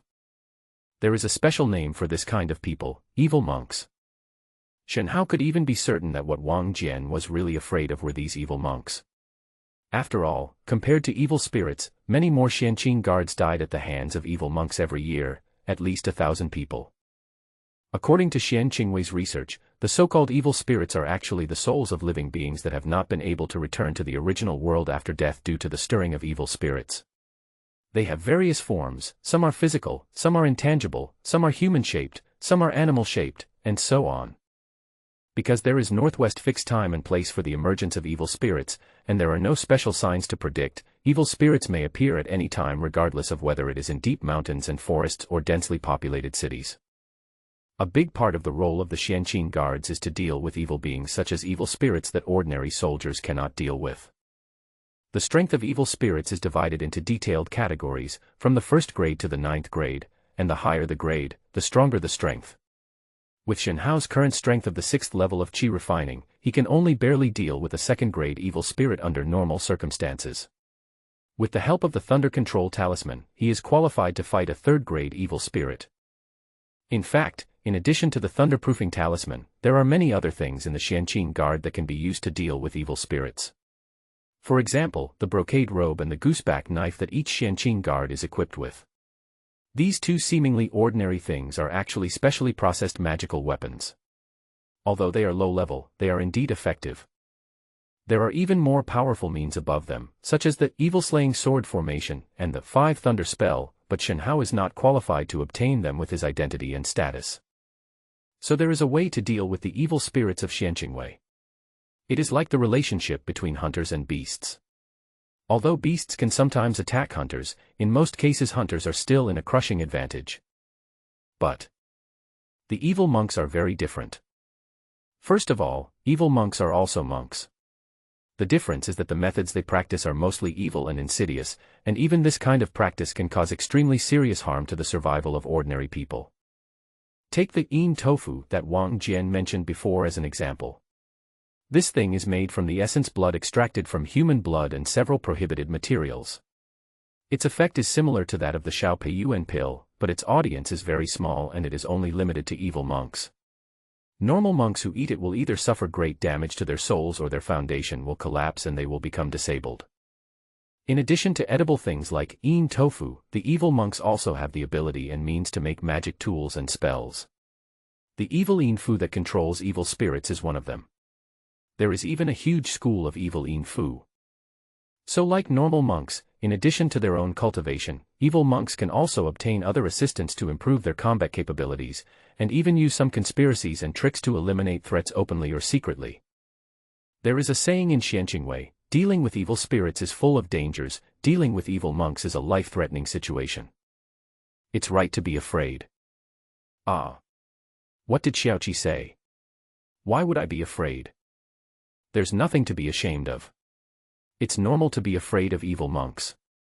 The more afraid you are, the more cautious you should be. At the same time, you should also think that every case involving evil monks is a big case. Don't you always want to solve a big case to gain face? This is the best opportunity. Xiaoqi, Don't worry. Although you didn't immediately determine that the case involved an evil monk, your analytical ability is already very good. You will continue to follow up on this case. But you have to be more careful now. Take this, just in case. Shen Hao took out a thunder control talisman from his bosom and slapped it into Wang Jian's hand. He had received 3 from the armory before, and now he gave one to Wang Jian. Is this a thunder talisman? Xiaoqi, I don't need it. Take it, be careful. Shen Hao did not stay in the manor any longer, but returned directly to Wuyang City. But Wang Jian stayed behind. He wanted to clean up the whole manor and search it carefully before dawn. He thought he might be able to get some useful clues here. Shen Hao rode a horse and led 5 strong men into the city gate. He said hello to the Xianqing guards guarding the city gate and headed towards Qi Mansion. It was almost dawn when they came back. Until the case is over, Shen Hao will place Xianqingwei's handling site in Qi Mansion. Firstly, it is large enough, and secondly, it can better serve the purpose of sealing off the scene. Pushing the door open, the lights inside were much less than in the past few days. Because of Wang Jian's discovery, Shen Hao transferred most of his men over there, and there were still gates and other places in the city that needed to be stationed, so there were less than 20 men left in Qi's mansion. Little flag. Well, there are not many brothers on duty tonight. You guys should work harder and keep a tight circle when patrolling. Clear. Shen Hao patted his men on the shoulders and returned to his bedroom, an ordinary room near the courtyard in the Qi mansion. After closing the door, Shen Hao leaned back in his chair and exhaled, feeling tired. He had slept for less than 3 hours in the past few days, and even though he had just broken through the 6th level of Qi refining, he couldn't stand it. He tilted his head and leaned back on the chair, ready to take a nap. But not long after, Shen Hao suddenly sat up. The tattoo on his chest suddenly felt inexplicably hot, causing him to break out in a thin layer of sweat. Not only that, he also felt a wave of fear in his heart and felt very bad. Shaking his head and forcing himself to be alert, Shen Hao stood up, walked to the window, opened it, and looked at the darkness before dawn outside, feeling even more uneasy. This doesn't feel right. He pushed the door open and was about to call for help when he remembered that it seemed to be the night patrol period. In addition, there was a shortage of manpower, so the usual sentry posts had been reduced a lot. Forget it, let's just take a walk first. Out of caution, Shen Hao did not ignore the inexplicable tension that appeared in himself, and soon he was grateful that he was not careless just now. It was a cold feeling, as if a knife was being drawn across your neck. Shen Hao still remembers this feeling clearly. it was the eerie feeling that only appeared when an evil spirit was in person. Not good. As soon as a thought came to his mind, his right hand subconsciously grasped the hilt of the knife at his waist, and a sharp and fishy smell came down on his head. He could vaguely see that it was a huge black claw. Shen Hao suddenly felt that death was approaching, and his body instinctively shrank downwards. At the same time, he pushed off the ground violently, and rolled over like a donkey to narrowly avoid the fatal blow. Clang! The Yanji knife was unsheathed. Shen Hao stood up and slashed out with the long knife at the same time. With a clang, he blocked another sharp claw attack from the opponent. However, the aftershocks did not subside, and actually left 3 scratches on Shen Hao's left shoulder. The magical weapon, the brocade robe, was like paper in front of these claw strikes. Shen Hao took several steps back, and claws flew in front of him. Not only did he easily tear open the true energy shield he had put on, but he also ignored the brocade robe magic weapon on his body. In the blink of an eye, 6 tears were left on his left shoulder and right ribs. Hurt. This was the result of Shen Hao blocking most of the fatal attacks with his excellent on-the-spot reaction and the Yanji knife in his hand. Even if his reaction was a little slower, he would have died on the spot. The situation is very bad. Based on Shen Hao's experience, even without the need to chase evil spirits, he was sure that the black shadow attacking him in front of him was a third-grade evil spirit. It was cloud-like, about 10 feet tall, and as black as ink. It stretched out 3 claw-like limbs at extremely fast speeds, and its pair of blood-red eyes made it even more ferocious. Bang! After barely cutting off one of the claw attacks with another knife, the huge recoil force made Shen Hao's internal organs unable to bear it anymore. Blood oozed out of his mouth and nose, and his whole body was thrown in the opposite direction, hitting a pillar heavily. Facing a third-grade evil spirit for the first time, Shen Hao, with his current 6th-level Qi refining cultivation level, was like a half-grown child and had no ability to fight back at all. However, Shen Hao also took this opportunity to create some distance and took out 2 talismans from his arms. A thunder control talisman and a reinforcement talisman. With the mobilization of true energy, the 2 talismans were activated at the same time. Use the thunder talisman to meet the enemy, and use the reinforcement talisman to ask for help. Crackle. The moment the talisman was activated, a bolt of lightning as thick as an arm appeared out of nowhere and accurately struck the evil spirit in front of Shen Hao. Hiss. A hissing sound came from the evil spirit's mouth, and at the same time, a wound as thick as a bowl appeared on its body. Even the mist-like body could not heal this kind of injury. This was caused by the thunder just now. The anode of thunder magic has a multiplier damaging effect on evil creatures like demons. Another talisman for reinforcements also rose high into the sky.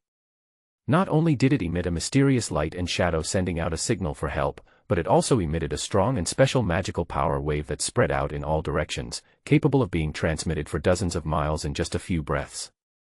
What a pity.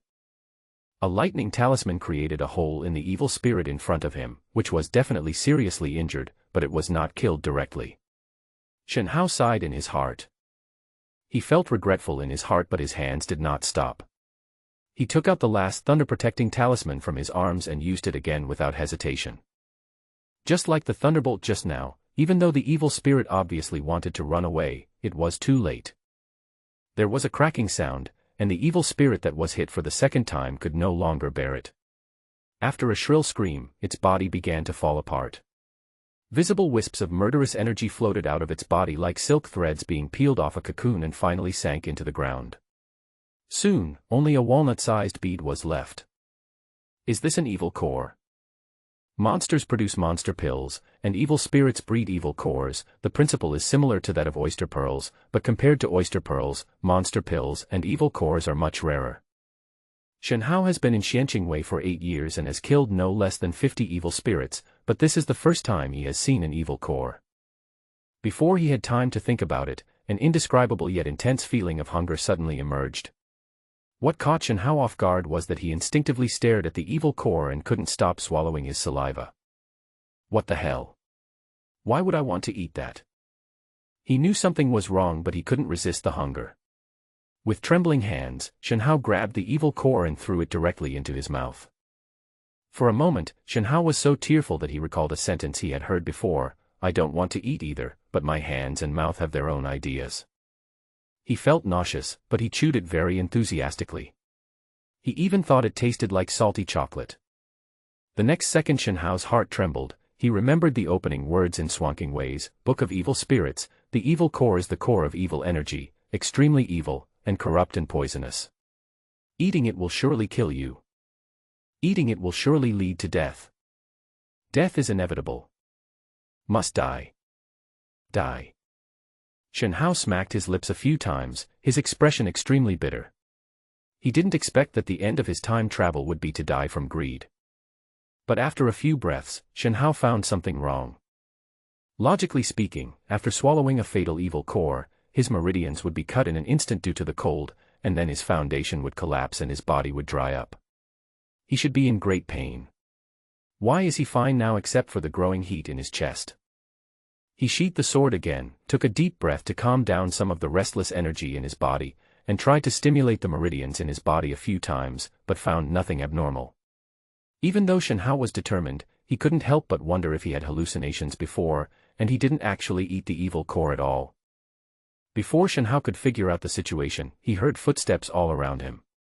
The Xianqing guards and hundreds of garrison soldiers outside the Qi mansion received Shen Hao's call for help and rushed over. They came quickly, but it was still too slow for Shen Hao. On the fourth day after the incident, in the morning, at Qi mansion. Xiaoqi, your injuries are not serious. The external injuries on your left shoulder and right ribs will heal in a few days. There is no sign of the poison ravaging your internal organs, but there are some tremor injuries. I will prescribe some medicine to help you eliminate them with yang to overcome yin. The old doctor wrote a prescription and gave a conclusion on Shen Hao's injury. It's just a minor injury, I won't die. Facing the sudden attack of a third-grade evil spirit, he only suffered minor injuries, which was undoubtedly a great fortune. In addition, the 2 lightning protection talismans given by Chen Tianwen also played a crucial role, otherwise it would be hard to say how Shen Hao would be now. But not everyone is as lucky as Shen Hao. As soon as the old doctor left, Wang Jian followed him in with a gloomy face. Xiaoqi, 7 of the brothers who were on duty last night died, and 6 were disabled due to the deep penetration of yin qi into their bodies. The rest were only slightly injured. Shen Hao's palms turned pale from clenching, and it took a long time for him to loosen them. No emotion could be seen on his face, but his eyes were so cold that people dared not look directly at him. For the brothers who died in the battle, we will compile the materials as soon as possible and report them to the garrison for the compensation procedure. In addition, we will also give an extra compensation from our private accounts according to the rules. The injured brothers will be transferred to the rear to rest according to the situation. Those with minor injuries cannot leave. Also, don't report what happened last night. Keep it to yourself. Tell the people below that if anyone dares to gossip about it, I'll kill him. But Xiaoqi, if we suppress the report, the compensation process. Shen Hao interrupted, don't worry about this. I will report the compensation procedure to General Chen privately. What I want is that this matter cannot be known by people from other flags in the garrison before the 6th day of the first lunar month. Do you understand? Understood. Also, it's pointless to ask you to collect the people who left the city. You can't catch them. Why? The enemy's attack on Qi Mansion was not complete. I sent out a call for help, and the guards at both gates all came to help. I guess that guy took advantage of the empty gates to escape. It would be strange if I could catch him now that it's bright daylight. But Wang Jian was unwilling, but seeing Shen Hao waved his hand, he did not dare to continue insisting. In fact, he also knew that the thief from last night had already escaped. Seeing Wang Jian's rage, Shen Hao shook his head and said, don't worry. Things may not be as bad as we think. This may even be a breakthrough in the case. Xiaoqi, have you found anything? Shen Hao is good at quickly sorting out the threads from a tangled mess. Using the known to infer the unknown is the most basic skill for a police academy graduate, and it is also a skill he has deliberately trained and strengthened over the years in Xianqingwei. You have read the monthly Xianqing case news, right? Do you still remember the major cases in various places? Shen Hao did not directly answer Wang Jian's question, but talked about an internal publication of Xianqingwei. I remember most of what I've seen clearly. Then can you tell me how many cases involving evil monks have occurred in various places since the beginning of last year? Ah. This should be around 200, right? 278 cases. Think about it again, how many of these cases involving evil monks were actively targeting our Xianqing guard? This. Wang Jian's memory was not as abnormal as Shenhao's. He usually didn't pay attention to it, so he couldn't answer what Shenhao asked at this time. Only 5. This shows that although the evil monks are very arrogant, they are actually very afraid of us Xianqing guards and dare not easily provoke us. Then think about why an evil monk controlled a third-grade evil spirit to attack our investigation station last night. Wang Jian knew that Shenhao was teaching him, and he thought carefully. Yes, although the evil monks were powerful, they were actually far inferior to the Xianqing guards. In most cases, the evil monks were surrounded and suppressed, so how could they have the courage to take the initiative to cause trouble? Is there a grudge? Or is there another purpose?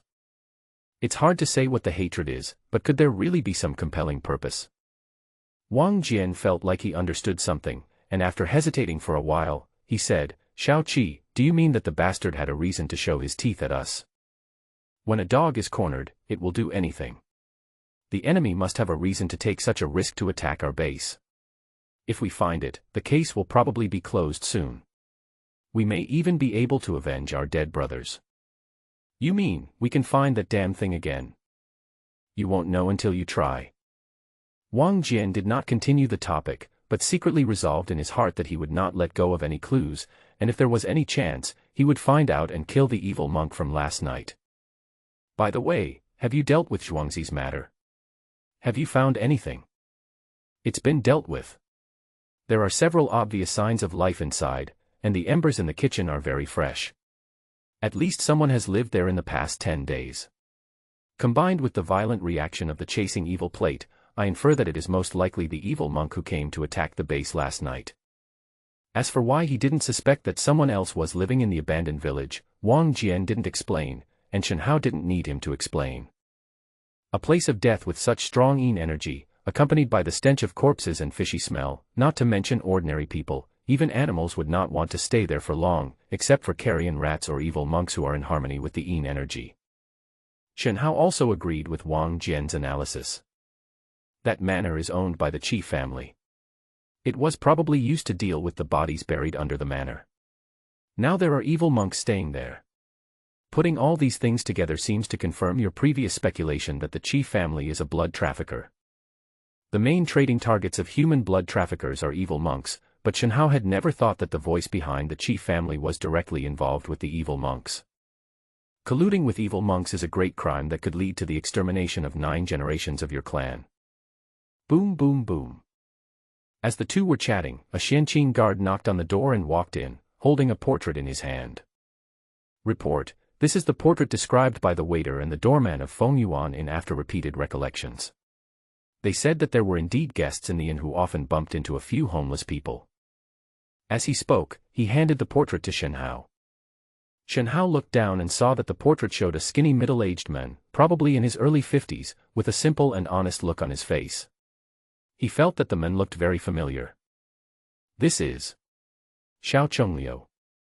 Not only was Shenhao a little dazed, but even Wang Jian beside him was stunned.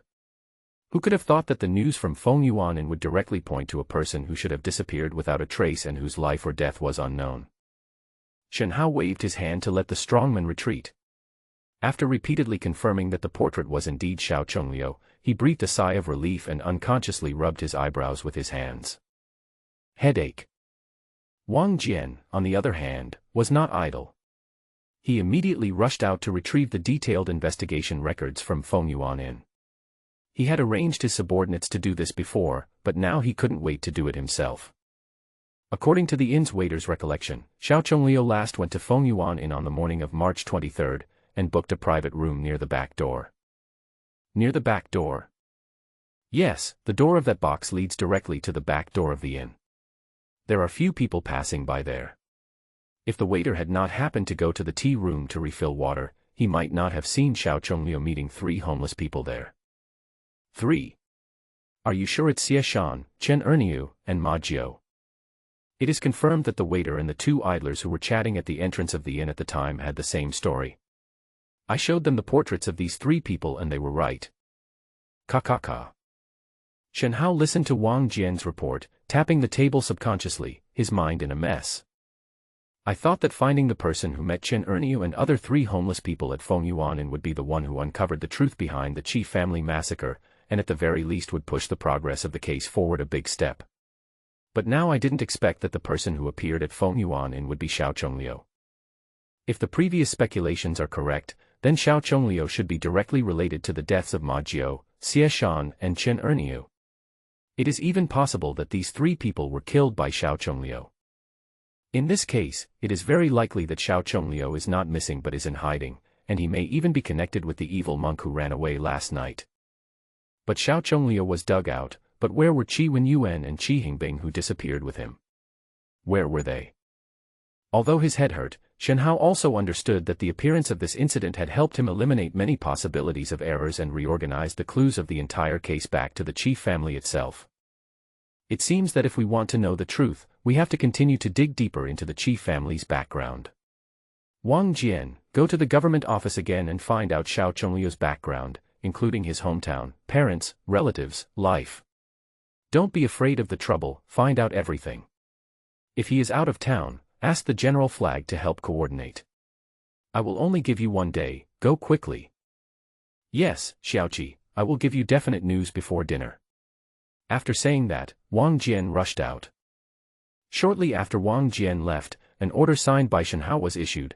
All Xianqing guards and Wuyang City garrison soldiers began to speed up the investigation of the entire city, and the scope of the investigation was expanded to all the manors and villages around Wuyang City, with a posture of digging 3 feet into the ground, and each soldier had a portrait in his hand, and it was Xiao Chongliu. Xiaoqi, Xiao Chongliu is really a ghost. Probably because he was too excited, Wang Jian even spoke with his hometown accent, but Shen Hao could understand him. Ghost actually means, there is a big problem. What do you mean? Xiao Chongliu's case in the government office is very clear. His ancestral home is in Jingxi, Xiyuan town, about 100 miles east of Wuyang City. He is a good citizen. His parents are no longer alive, and he has only one sister who married far away in Jingbei. So he is a lonely man, and his path is clear and simple. When we checked it for the first time, we didn't think there was anything wrong. But I went back this morning and reviewed it again. I sent someone on horseback to Xiyuan town as you requested, and then sent someone back to Liqing to find the general flag and write a note to coordinate with Jingbei to investigate Xiao Chongliu's sister who married far away. The result was very interesting. There was indeed a family with the surname Xiao in Xiyuan town. Their basic situation was basically consistent with the description of Xiao Chongliu in the case documents in the Yamen, but none of the elderly people in the town recognized Xiao Chongliu in the portrait. Xiao Chongliu's sister was found in Jingbei. She really existed, but she didn't know Xiao Chongliu at all. No, she didn't know the Xiao Chongliu in our portrait. She also said that her brother Xiao Chongliu died on the road many years ago when he was fleeing from famine. Shen Hao pursed his lips, pointed heavily at the portrait of Xiao Chongliu on the table, and said, "Does this mean that this, Xiao Chongliu, is an impostor?" Right. It is indeed interesting. It's very interesting. According to the neighbors, Xiao Chongliu has been in the Qi family for more than 10 years. Do you think the Qi family knows that Xiao Chongliu is actually a fake ghost? Haha, it's hard to say. After a moment of silence, Wang Jian took a few steps closer and whispered, "Xiao Qi, do you think the Qi family was destroyed by Xiao Chongliu?" Haha, do you have some hypothetical deduction? Hee, I hope Xiaoqi can correct me. Go ahead, I'm listening carefully. Shen Hao sat up straight, put away his smile, and looked serious. Wang Jian had been with him for 4 years. He was a capable person, and he had been guiding him, so he wanted to hear how capable Wang Jian was when facing such a difficult case. Deduction is a kind of inertial guess based on logic and clues.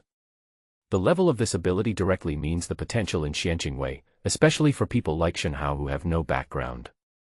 Xiaoqi, we currently have 3 clues. First, there is a 90% chance that the Qi family is secretly doing business in human blood, and they also have direct dealings with evil monks, and it is even very likely that they have invited evil monks to sit as guests.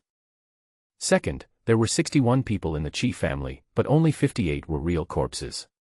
3 of them were unlucky guys like Qin Erniu who had nothing to do with the family and were killed to make up the number. It was obvious that someone wanted to hide the whereabouts of Qi Wenyuan and Qi Hingbing. Third, Xiao Chongliu's identity is fake, and there is a 90% chance that he killed Qin Erniu and the other 2 to make up the number. So based on these 3 clues, I made an assumption that Xiao Chongliu is a key figure who can be involved in all 3 clues. In this way, it is possible to make some deductions.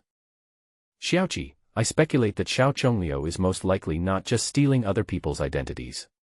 He is the steward of the eldest house in the Qi family, in charge of the accounts and warehouse of the eldest house. He can be said to be a very important figure in the Qi family. It is impossible for such a person to be completely unaware of what the Qi family is doing behind the scenes. He is most likely involved in it. This then raises the question, why would the Qi family dare to let an outsider know about the business of selling human blood, which could exterminate an entire clan? Unless they have absolute confidence that this person will not betray them. So, I infer that the reason why Xiao Chongliu can make the Qi family feel at ease is probably because of his true identity. For example, he is an evil monk. Anyway, the human blood business is also linked to the evil monks. If Xiao Chongliu is the matchmaker of the Qi family's secret dealings, then many problems can be explained. And do you think that the evil monk who came to attack our base last night was Xiao Chongliu? Shen Hao neither confirmed nor denied it, but just looked at Wang Jian and motioned him to continue. If Xiao Chongliu is the evil cultivator, I can continue to deduce. For example, I think there is at least a 70% chance that the death of the entire Qi family was done by the evil cultivator Xiao Chongliu. This also coincides with the evil aura that appeared at the scene, and also coincides with the fact that he had found Qin Erniu's 3 scapegoats for himself in advance. As for the motive, I guess it has something to do with the Qi family secretly doing yin tofu, and it should also involve some conflicts of interest. Shen Hao listened very carefully and agreed with it, but in his opinion Wang Jian's reasoning was still a little lacking. The general direction was correct but it missed a lot. He picked up the teacup on the table, blew off the foam, and asked with a smile, "You miss Qi Wenyuan and Qi Hingbing, the father and son." This is a clueless one. I've been thinking about it for a long time but still can't figure it out. I think there must be some clues missing. It's not bad, you just didn't notice it. Please correct me, Xiaoqi. Shen Hao put down his teacup and reminded him, according to your deduction, the Qi family members were most likely killed by Xiao Chongliu, and Xiao Chongliu is also an evil cultivator, right? Yes. If that's the case, why did Xiao Chongliu kill 2 more unrelated homeless people to serve as the corpses of Qi Wenyuan and Qi Hingbing? It makes sense for him to fake his own death, but it doesn't make sense for him to help the 2 people from the Qi family escape, right? He wiped out the entire Qi family. You mean Qi Wenyuan and Qi Hingbing have already dead? I'm sure they are dead. It's impossible to kill the whole family and only miss these 2. Then why kill 2 homeless people to make up the number? Isn't this unnecessary? Hee, maybe Xiao Chongliu doesn't want people to see the bodies of Qi Wenyuan and Qi Hingbing. Or maybe the bodies of Qi Wenyuan and Qi Hingbing are very important to Xiao Chongliu, and he doesn't want to just abandon them like that. Dead body. Important. Wang Jian's mind raced, and he quickly thought of a possibility. According to his deduction, Xiao Chongliu was an evil cultivator, and many of the methods of evil cultivators were used to refine corpses. He even thought of a very scary possibility. Xiaoqi, you are not saying that Xiao Chongliu is that group of people, right? Nothing is impossible. Your deduction is correct, but it lacks some corners. If you substitute my judgment into your deduction, and think about it yourself, will everything go smoothly? After hearing Shen Hao's words, Wang Jian unconsciously started to deduce quickly in his mind. It was indeed as Shen Hao said. After adding Shen Hao's guess, the whole deduction process was very smooth and no longer awkward. But because of this, Wang Jian's face turned pale. Xiaoqi, if it's really that group of people, then this case is. Don't let anyone know. I know what you are worried about. Don't panic. The case is still under control, and I have already informed the General Commander about this matter. So stay calm. This may be a great opportunity for us. Shen Hao went back to Liqing that night, and he was accompanied by 10 ordinary soldiers from the garrison. They found the General Chen Tianwen in the garrison, and no one knew what they said to him behind closed doors. Then they returned to Wuyang City overnight. However, people who are familiar with them will find that the 10 garrison soldiers that Shen Hao brought with him seem to have changed their faces. It was the 5th day after the Qi family was murdered. Shen Hao didn't go anywhere. He stayed in the temporary resting room he found in the Qi mansion. He sat cross-legged on the bed with his eyes closed, studying today's homework. Shen Hao never dared to neglect cultivation, as it was the capital for him to survive in this world. If he wanted to continue to climb up in Xianqingwei, he could not do without the word cultivation. In fact, these 2 words were as important to Shen Hao at this stage as his ability to solve cases. So no matter how busy he is, Shen Hao will at least squeeze out an hour every day to meditate and refine his qi. The 4 words, accumulate over time, are an iron rule for cultivators and no one can escape it. But today Shen Hao felt very different. Why is the qi gained after 1 week so much stronger? Why is it that when the true energy is transported to the acupoints and meridians in the chest, there is a feeling of heat wave, and at the same time, it can make the true energy in the meridians grow several times stronger? What's going on? The increase in true qi after each cycle in the body is more than 3 times greater than before. You should know that the technique Shen Hao practiced was called the Great 5 Elements True Qi Scroll. Although the name sounded powerful, it was actually just a very ordinary yellow-level technique. Being able to practice to the 6th level of qi refining in 8 years with a yellow-level technique was already considered a natural talent, but this situation had never happened before. After feeling it repeatedly for more than half an hour, Shen Hao made a discovery. All the true energy was strengthened by a sudden wave of heat in the meridians in the chest, like a kind of energy conversion. This made Shen Hao think of the strange tattoo on his chest. Because the strange heat wave that could enhance the true energy was obviously penetrating into the meridians from the tattoo. This tattoo is weird, but it has been on my body for 8 years. Why did it only show up now? There must be something wrong when things are out of the ordinary. But nothing unusual has happened recently. Wait, could it be? Shen Hao's heart shuddered. How could he forget the strange and dangerous scene last night? He swallowed an evil core alive at that time. Could it be that after swallowing an evil core, some ability of this tattoo was activated, leading to the current situation? It sounds mysterious, but this is the biggest possibility Shen Hao can think of now. So it seems that the tattoo may have been responsible for my swallowing the evil core yesterday. Shen Hao recalled that his chest had inexplicably become hot before he swallowed the evil core, and then he swallowed the evil core after a strong hunger burst out. And now the circulation of the true qi was also inexplicably strengthened when the Zhou Tian passed through his chest, so it is hard to say that there is no connection between the two. However, Shen Hao currently has no way to prove whether his guess is correct. Fortunately, the increase in true energy has tripled, which is a good thing for Shen Hao, but I don't know if it will leave any hidden dangers. At this moment, Shen Hao felt both excited and a little nervous. If you can't figure it out, don't think about it. Just take it one step at a time. Shen Hao suppressed his anxiety and started to circulate his qi again. The qi increased 3 times faster than before, making him feel like he was living in a dream, light and fluttery.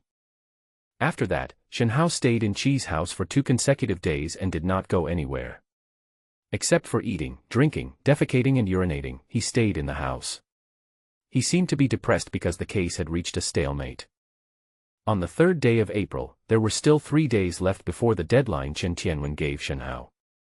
However, Wuyang City had been dug up by the manic Xianqing guards and the garrison soldiers, but no news about Xiao Chongliu was found, nor in the manor houses outside the city. Go out and look for him. If we can't find him within 30 miles, expand the range to 60 miles. I don't believe we can't find him. Shen Hao's furious roars could always be heard in the Qi mansion, especially at night. They could be heard from far away, making the Xianqing guards in Wuyang City tremble with fear every time, and also causing a lot of trouble for the garrison soldiers in Wuyang City. On the 4th day of April, Shen Hao finally showed up. He looked pale and had a furrowed brow. It was obvious that he was too nervous and looked very bad. This time, Shen Hao went directly to the Wuyang City government office to personally coordinate the deployment of garrison soldiers. He wanted to deploy 70% of the garrison troops to assist Xianqingwei in continuing to expand the search range. Although it was unclear what happened in the Yamen, from Shen Hao's gloomy face after he came out, it could be seen that his request was not accepted by the Yamen. After all, withdrawing 70% of the garrison troops from their posts during non-wartime has exceeded the bottom line of the garrison office. Even if they are facing the Xianqing Guard, they dare not agree easily. Unless there is a direct order from the Liqing Guard, they would never dare to withdraw 70% of the troops to be used by Shen Hao. Perhaps he was so angry, or perhaps he was so angry that he lost his mind. Shen Hao returned to the gate of Qi Mansion cursing all the way and immediately ordered Wang Jian to lead all the Xianqing guards to continue to expand the search range, even though the garrison did not agree to send more people to assist. I don't care. Now that Wuyang City has been dug 3 feet deep, let's go 60 miles outside the city. I don't believe that we can't find any clues. What garrison? You don't have to worry about it. How dare the thieves come again? Ignoring Wang Jian's objection, Shen Hao sent out all the strong men guarding the Qi Mansion, leaving only 10 ordinary soldiers as gatekeepers. It seems like a desperate move. That night, Shen Hao stayed in the house and seemed to be meditating. There were only 10 soldiers patrolling around. It was much quieter than usual. Suddenly, at a corner of the wall, where the moonlight could not reach, a dark shadow rose from the ground. It was more than 10 feet high. It looked like it had hands and feet and was in human shape. The pair of scarlet eyes on its head made it look even more ferocious. The huge dark figure moved very fast, close to the ground, and in the blink of an eye it disappeared into the front yard along the wall. The courtyard was supposed to be guarded by Xianqing guards, but now they had all been withdrawn by Shen Hao during the day. It was late at night, and the remaining 10 soldiers were on patrol. There was not a single visible or hidden sentry to be seen in the entire courtyard. Hiss! The black shadow hissed softly, as if it was proud of itself, and then followed the wall to a large water tank in the right corner of the atrium. The water tank was used to prevent water from leaking out, and was usually decorated with koi fish. But the shadow stretched out 3 claws, grabbed the water tank and started to spin it vigorously.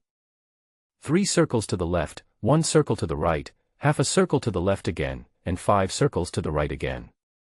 Crack! There was a sound of machinery, and a wave of magical power flashed from the bottom of the water tank. Then a 3-foot square green box appeared out of thin air in the water tank, floating on the water, as if a layer of space was torn open and it drilled out. Just when the dark shadow was about to reach out to grab the box, a mocking sneer suddenly sounded in the darkness on the right corner. TSK TSK, it turns out to be the sky-splitting formation, and it's hidden in the water. No wonder I couldn't find it after searching for several days. It was Shen Hao who walked out of the darkness holding the hilt of the knife. Following Shen Hao's voice, figures flashed out from all around the courtyard, surrounding the dark shadow. Shen Hao was very satisfied when he felt the waves of true energy rising in the air. The 10 people around him were Chen Tianwen's personal guards. Their cultivation was comparable to that of ordinary school commanders, and they were also good at joint attacks. They were temporarily sent to help him when he was secretly making a move. Now it seemed that they were of great use, and it was worth it for these people to pretend to be ordinary soldiers for so many days. I know you're nearby and can hear what I'm saying. You're doing all this just for a box like this. Let me guess, this box should contain the finished tofu, right? TSK TSK. Such a big box must contain more than 100 of them. No wonder you're willing to take the risk and stay here several times. But you can't leave this time. As soon as Shen Hao finished speaking, a lightning-fast recruitment talisman broke through the air and spread hundreds of miles in a few breaths. This was the agreed signal. The Xianqing guards and garrison soldiers dispersed by Shen Hao would gather together immediately and form an iron barrel outside Wuyang City, or in other words, catch a turtle in a jar. Needless to say, the dark shadow in front of him was an evil spirit, and just like the previous attack, it was obviously controlled by someone. And if you want to control an evil spirit, you can't be too far away, so the evil monk behind it must be in Wuyang City at this time. Want to run? Too late. Do you really think I've been giving random orders like a fool these days? It's all for you. Hee hee, as expected, I've waited for you. By the way, this evil spirit is also of the 3rd rank. I wonder if it was refined from Qi Wenyuan's soul or Qi Hingbing's soul. Shen Hao spoke slowly, not at all as straightforward as usual. He now wished he could speak more slowly so as to buy time for Wang Jian and others outside the city to tighten their belts. Hiss. The evil spirits don't understand human language, but the people who control them do. When he saw Shen Hao leading people out, he knew he was trapped. He wanted to run, but the sudden bursts of light on the ground told him that the evil spirit was doomed. I told you that you can't get away today. Not only you, but also this evil spirit can't get away. Do you recognize these formations? This is a cage for suppressing evil that was drawn at great expense. The scary thing about evil spirits is their unpredictability. Most of them are encounters. With the combat power of the grassroots members of Xianqingwei, it is really a life and death struggle to deal with them. But the situation in front of us, where we have set a trap and wait for the other party to fall into it, is completely different. The evil suppressing cage is a type of formation. Although its arrangement is complicated, the effect is powerful. It has a good effect of confining and weakening evil spirits below the 5th level. The 10 general flag guards were the hub of the formation, and they also drew the evil cage. Of course, the materials for the formation were specially approved by Qin Tianwen. They promised Shen Hao that they would imprison the 3rd-grade evil spirit in the formation and reduce the opponent's combat power by 50%. Clang! Shen Hao drew out the gooseback knife from his waist, threw away the scabbard, and held the handle with both hands. He wanted to kill this evil creature with his own hands. There was a breeze under his feet, and the true energy on the gooseback knife flowed. After being blessed by the formation on the blade, it formed a light golden blade light like a knife's aura. Although it did not reach the point of flying out of the knife, it was Shen Hao's strongest means of attack. This kind of sword edge is also called hanmang. In the blink of an eye, Shen Hao was fighting with the evil spirit in the formation. His body was as fast as a ghost, and every time he swung his sword, he would leave a burning mark on the evil spirit's body. On the other hand, the evil spirit's movements were completely restrained by the formation, and its huge body made it impossible to dodge. It could only roar and scream as it was slowly worn down by Shen Hao without any chance to fight back. Sizzle. After one stick of incense, the blade swept past, cutting the evil spirit's torso into 2 pieces. No matter how strong its vitality was, it finally couldn't hold on. Its body began to fall apart, and waves of murderous energy drifted away and sank into the ground. However, this time the evil creature did not leave any evil core, which made Shen Hao disappointed and relieved at the same time. After the evil spirit was killed, Shen Hao walked to the big water tank and took out the big box inside. The box was not locked and could be opened with a little force, and a large array pattern could be seen on the lid.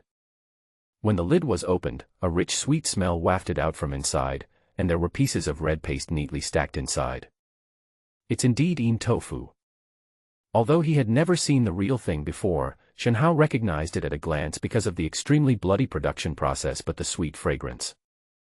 But for no reason, Shen Hao felt a burning sensation in his chest. Just like his reaction to the evil core that night, he felt an uncontrollable hunger again when he looked at the box full of tofu. What's going on? While he was horrified in his heart, his body began to tremble slightly. This was Shen Hao gritting his teeth to stop his hunger instinct and not let his hand reach for the tofu in the box. Unlike last time, there are people watching him now, and the consequences will be disastrous if he makes a mistake. Close the lid quickly. Go and support Wang Jian quickly. Remember, I want him alive. Then you. Don't worry about me, I'll be there soon. Yes. The 10 personal guards of the general flag had no suspicion, and there were indeed strong fluctuations of magic power and signals of reinforcements in the distance, which meant that the evil monk hiding in the dark was fighting with Wang Jian and his men, and they really needed urgent support at this time. After all the guards had left, Shen Hao tremblingly opened the box again. He found that as soon as he relaxed, he could no longer control the feeling of hunger. Because he had had this experience before, Shen Hao felt it carefully this time. He was sure that his body's horrific reaction was indeed from the tattoo on his chest. Shen Hao was mentally prepared for what was to happen next. He suppressed the nausea in his heart, closed his eyes and couldn't bear to look at himself. He grabbed a piece of blood-red tofu from the box and stuffed it into his mouth. He didn't even bother to chew it and swallowed it whole. 1, 2, 5, 6. Shen Hao had to open his eyes, thinking frantically, I can't eat any more. If I eat any more, I'll be discovered, and I won't even know how I died. I don't know if it was because it read the resentment in Shen Hao's heart, but after stuffing 20 pieces of bean tofu, it finally stopped, and the hunger that made Shen Hao heartbroken also disappeared. Huff, hurry. He heaved a sigh of relief and even burped. Feeling the sweetness in his mouth, Shen Hao's stomach churned. He didn't even dare to think about the essence of what he had just eaten. Subconsciously lifting up his shirt, Shen Hao was surprised to find that the tattoo on his chest seemed to have become more vivid, especially the pair of ferocious eyes, as if they were really staring at him. My heart trembled, and I quickly collected my thoughts. Fortunately, there were still more than 80 pieces of bean tofu left in the box, which was enough to report to the superiors without arousing suspicion. At this moment, a fierce battle was taking place at the city gate 8 miles away from Qi Mansion. More than 100 Xianqing guards led by Wang Jian, plus hundreds of soldiers, with the assistance of the garrison soldiers, surrounded a man in black robes in 3 layers inside and outside. Wang Jian claimed that he was a good man who could go through wind and rain, the kind of tough guy who could swallow his anger and endure hardships, but when he looked at the crooked and unstable figure in front of him, he broke out in a cold sweat. 760 people. Among them, there are more than 300 serious monks, all of whom are experts in the Xianqing guards, far better than ordinary soldiers. In addition, there are more than 300 strong crossbowmen outside to plug the leaks. But with such a heavy siege and 6 encirclements, it should have been a sure win, but now there are corpses strewn all over the ground. More than 700 people surrounded one person and fought him, but the result was that the side with more people suffered heavy casualties. There were no less than 60 dead bodies alone, not counting those who were injured and carried away. The more I fight, the more frightened I get, and the colder I feel. I had thought that the evil monks' methods were vicious and powerful and difficult to deal with, but I didn't expect that they would be so difficult to control even after they had trapped the other party in a dead end. Of course, so many people died because they wanted to capture them alive, otherwise at least half of them would have died. If 10 more people come forward, he won't be able to hold on any longer. Wang Jian hardened his heart and continued to give orders. The ones who went up this round were none other than the 10 personal guards of Chen Tianwen who had arrived earlier. This was the final winning blow prepared by Wang Jian. When Shen Hao saw Wang Jian in the courtyard of the Qi Mansion, his eyes moved over to the black-robed man behind him who was tied up with his hands behind his back and wearing a soul-locking lock. Even though he was captured and covered in wounds, the man in black robes still raised his chin, and his defiant eyes looked past Wang Jian in front of him and fell on Shen Hao. Tisk, should I call you Xiao Chongliu or Tom? Shen Hao recognized at a glance that the man in black was the Xiao Chongliu whom he had been looking for in Wuyang City. Humph, a mere flag-bearer is worthy of asking my name. Pa. He wanted to spit at Shen Hao, but Shen Hao was too badly injured, and his true energy was sealed by the Gushan lock, so the spit just fell on the corner of his mouth and ended up staining his chin. Looking for death. Before Shen Hao could speak, the 2 strong men next to him had already raised their fists to greet him, beating him to death with a bang. All right, stop beating him to death. Shen Hao waved his hand to stop the angry warrior, and said with a sinister smile, he will be transferred to the garrison. When the time comes, the killers in the garrison will have plenty of ways to make him pay, and let him taste the taste of a life worse than death. Everyone around laughed heartily after hearing what Shen Hao said. Indeed, it would be better to hand him over to the torturers in the guard station than to kill this bastard to avenge the dead brothers. In the hands of those killers, it would be worse than death. The other party gritted his teeth and said nothing, looking as if he wanted to eat Shen Hao alive. He knew that if Shen Hao hadn't secretly set a trap for him to fall into, he would never have ended up in this situation. But it's too late. There is no way that the evil monk could survive if he fell into the hands of Xian Qingwei. The only difference is the way of death. Leave a few brothers here to deal with the aftermath. You and I will escort the pig back to Liqing to hand over the order. Leave a few brothers here in Wuyang City to help the people in the government complete the process and deal with the aftermath. Shao Qi, are you saying that this case can be closed? Of course you can. Let's go and talk on the way. An evil cultivator was captured alive, and this guy was most likely a member of that group of people. This matter was of great importance, and Shen Hao did not dare to delay. At dawn, he brought Wang Jian and more than 100 Xianqing guards back to Liqing in a mighty manner. As soon as he arrived in Liqing, Shen Hao transferred Xiao Chongliu to the dungeon of the general flag for detention, and then took Wang Jian to knock on the door of Chen Tianwen's office. Unlike usual, Chen Tianwen put aside other things in his hands and listened attentively to Shen Hao's report. Are you saying that this evil monk named Xiao Chongliu not only participated in the blood trafficking of the chief family behind the scenes, but also directly instructed the chief family to smuggle contraband materials to make yin tofu? Yes, General Flagman. Xiao Chongliu was involved in the entire chief family case. He not only played a role in the bloodbath of the chief family, but also directed the chief family to purchase contraband materials to make yin tofu. Command. Chen Tianwen knocked on the table. He noticed the words Shen Hao used. Yes, I think that Xiao Chongliu and the chief family are not in a cooperative relationship, but more likely in a subordinate relationship. The person who makes the decisions in the chief family should be Xiao Chongliu. Whether it is the trafficking of human blood or the yin tofu, it should all be done by him. Chen Tianwen listened carefully. Shen Hao's inference continued Wang Jian's previous deduction, but he just filled in all the omissions in Wang Jian's deduction. Shen Hao continued, Qi Wenyuan and Qi Hingbing are probably the people in the Qi family who had the closest contact with Xiao Chongliu. They were not dismembered in the Qi residence, but their fate was even more miserable. I tend to think that these two were transformed into two third-grade evil spirits by Xiao Chongliu using secret techniques. Chen Tianwen nodded. It was not difficult for a dignified evil monk to manipulate the Qi family, as he had many means. He then used the Qi family as a cover to secretly refine yin tofu. All of this made sense logically. But why did Xiao Chongliu want to wipe out the entire Qi family in the end? And why didn't he just take the yin tofu and leave directly after destroying the Qi family? General, my opinion is that wiping out the entire Qi family should be the key to defeating those two third-grade evil spirits. I remember there seemed to be a similar record in the case file library, which should be called the evil method of bloodline and blood grudge. As for why the yin tofu was left behind, I think the time was not ripe for Xiao Chongliu at that time. The box containing the yin tofu was placed in the sky-splitting formation. Although the traces of the mechanism were isolated, the formation patterns on the box were in line with some kind of blood formation.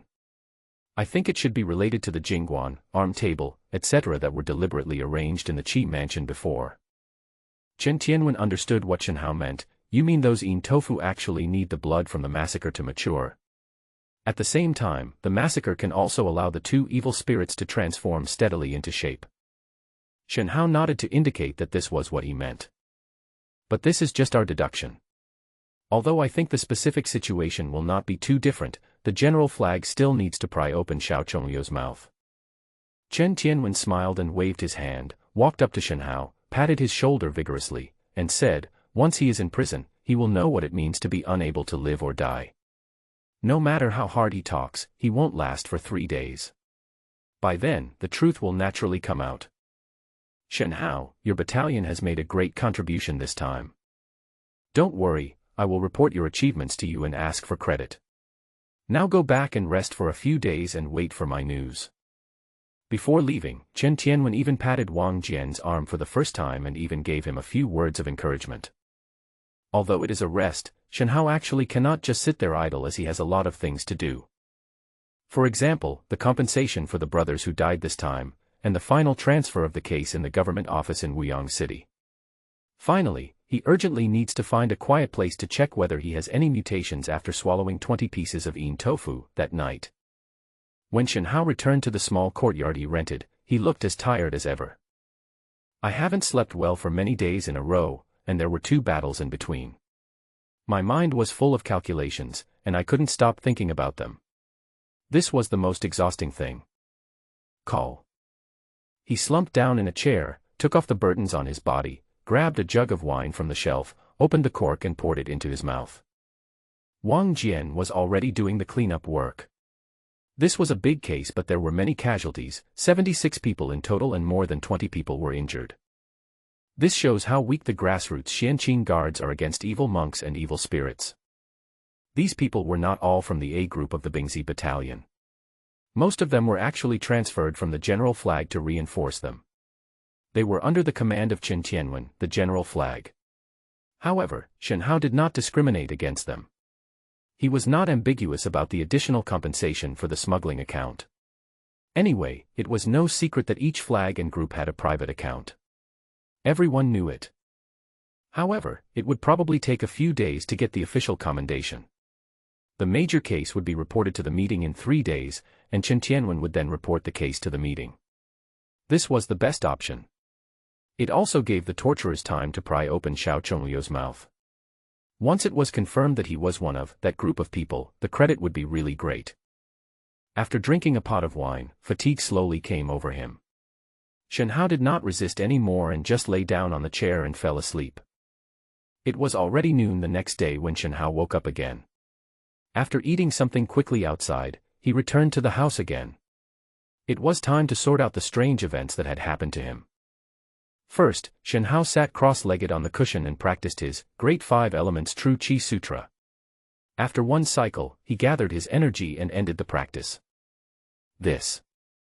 Previously, an evil core had caused Shen Hao's true energy to increase 3 times every Sunday, and now the increase happened again, directly from 3 times to more than 10 times. To be exact, it is 15 times the normal level. If you practice at this speed for 1 month, it will be equivalent to the accumulated effect of 1.5 years of hard practice. Shen Hao was a little frightened. In many cases, the faster the progress of cultivation, the better, especially in such a strange situation. After taking off his shirt, Shen Hao looked at the black beast tattoo on his chest in the bronze mirror. He touched it with his hand and found nothing unusual. Recalling the previous scenes, he could only think in his mind, "What the hell are you?" Ever since he swallowed the evil core, Shen Hao had a creepy feeling. He felt that the tattoo on his body was alive. Fortunately, Shen Hao was used to making sense of confusing events, so he naturally came up with an explanation for these strange changes in himself, and for the time being he felt it made sense. The evil core belongs to the evil core, and the yin tofu belongs to the elixir consumables, but in the final analysis, they are all extremely pure energy. After I swallowed these energies, they were not directly transformed in my body but stored in the black beast tattoo. This is also the reason why I didn't die suddenly after swallowing them. So, the sudden surge in my qi gains during my practice is actually just the energy essence of the evil core and yin tofu that tattoo has transformed and made absorbable, which is slowly fed back to me. Is this deduction correct? And if these deductions are correct, then this surge is not unlimited. Once tattoo consumes all the energy of the evil core and yin tofu, it should return to its previous state. But the question is, what is the origin of this tattoo? After 2 days of practicing with fear and trepidation, Shen Hao found that his qi did not grow too fast, causing his foundation to become unstable, and his worries were slightly relieved.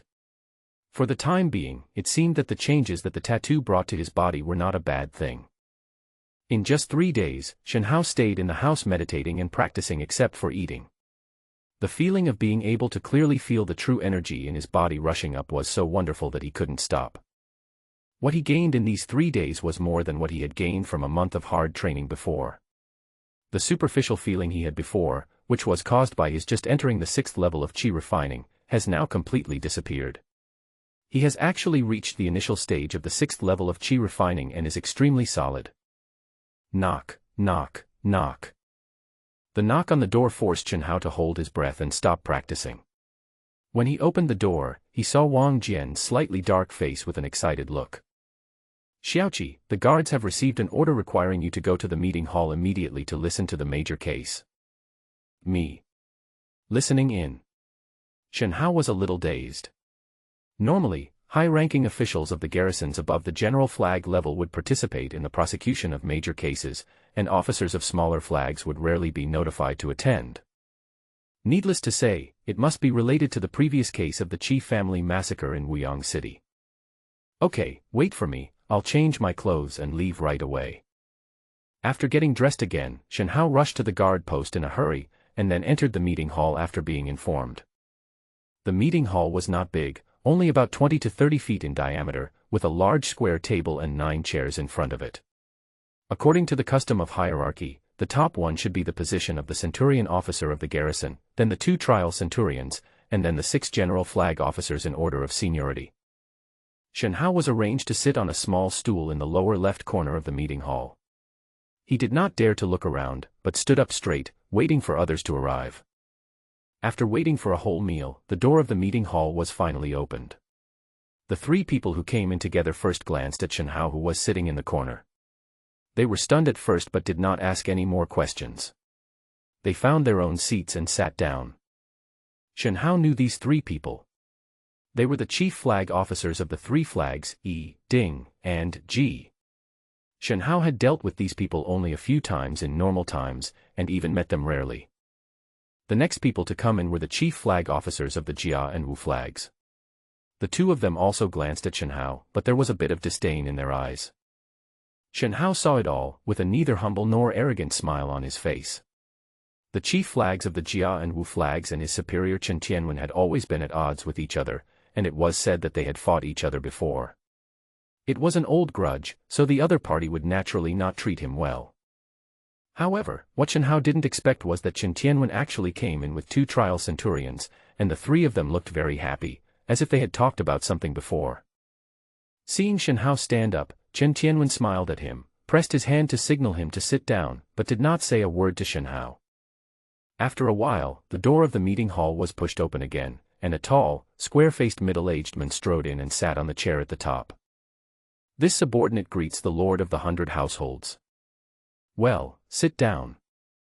According to the rules of the old Jing dynasty, only officials of the 6th rank or above were honored as Sir, and the rest were honored by their actual titles. Therefore, in the Liqing Guard, all those who called Sir were referring to the person in the head. Tang Qingyuan, a centurion of Xianqing Guard, has been stationed in Liqing Guard for 11 years. It is said that his cultivation has reached the 8th level of Jushan realm, and he is the best expert in Liqing Guard. Shen Hao attended a major case hearing for the first time, and he thought it was quite fresh, but after sitting and listening for 10 minutes, he entered the sage mode. Isn't this exactly the same as the work meetings and summary meetings I attended before traveling through time? The major case report meeting was held every 3 months. At the beginning, 2 trial centurions would briefly report on the attendance of cases within the jurisdiction of the garrison this quarter, and then each general flag officer would summarize the key points and achievements of his subordinates this quarter. Since it was called a major case complaint meeting, some trivial cases were not brought to the table, but only served as a facade in the form of data in the summary. The cases that were really brought up at the meeting were those involving multiple lives or special groups of people. Just when Shen Hao was listening to the chatter, it was finally Chen Tianwen's turn to speak. He subconsciously sat up straight. On the 23rd of last month, a family massacre occurred in Wuyang City.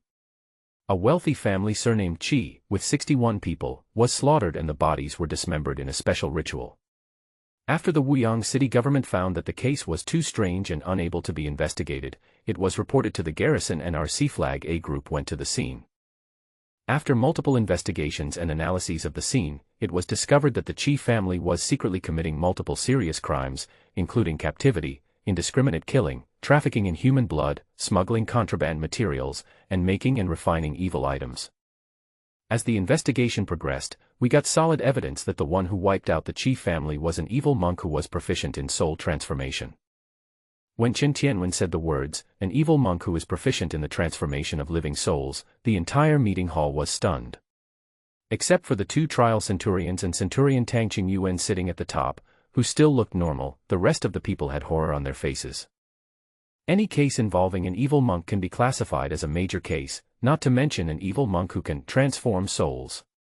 Isn't this the sign of that group of people? This is a serious matter. The other 5 generals' eyes changed when they looked at Chen Tianwen. Whether they were happy or disgusted, they had to admit that Chen Tianwen's luck was really good this time. After all the efforts of our Bingzi Banner Group A, at the cost of nearly 100 casualties, we captured the murderer alive outside the west gate of Wuyang City at dawn on April 3rd. We immediately brought him back to the Liqing Guard station for interrogation. Yesterday, the murderer confessed that his real name was Qin Jianghe, and he called himself Changhuan Jinren. Even Shen Hao was hearing the details of the case for the first time. For example, the real name of Xiao Chongliu was actually Qin Jianghe. Another example was that Qin Jianghe was not the only one who committed the Qi family massacre. As early as 8 years ago, he had also killed dozens of people near Wanzhou City in Jingdong, but he ran away at that time. The rest of the details and motives confessed by Qin Jianghe were actually almost the same as what Shen Hao had deduced before. Finally, Chen Tianwen concluded in a sonorous voice, "This time, our C-Flag A group captured an evil monk alive, and we have confirmed that the monk is one of that group of people. Although his status is not high, he also knows a lot of information. We have stepped up our efforts to dig deeper and prepare for an independent investigation. In addition, we also seized 87 pieces of yin tofu and 17 kinds of prohibited materials with a total value of 510,000 taels of silver." Shen Hao almost couldn't help but stand up and applaud after hearing this. He really admired Chen Tianwen's ability to make a boring case report so exciting, especially since Chen Tianwen mentioned Group A of the Bing flag many times, and he was just a small flag officer of Group A. "According to the captain's instructions, I have called in the flag officer Shen Hao, who is in charge of investigating this case. If you don't understand any details, you can ask Shen Hao directly." Upon hearing this, Shen Hao quickly stood up and bowed to everyone present as a greeting. In fact, he was a little confused. No one told him that he would have to do this as an auditor. However, although the incident happened suddenly, Shen Hao was not panicked. He solved the case himself and caught the criminal. Why would he be afraid of other people's questions? Sure enough, Shen Hao answered all the questions fluently, whether they were normal or tricky and detailed, and he was respectful but also well-mannered. Chen Tianwen nodded frequently, very satisfied with Shen Hao's performance, thinking that this earned him face. Even the two trial centurions looked at Shen Hao with a much kinder look. "You said that you fought against the third-grade evil spirit twice and killed him both times.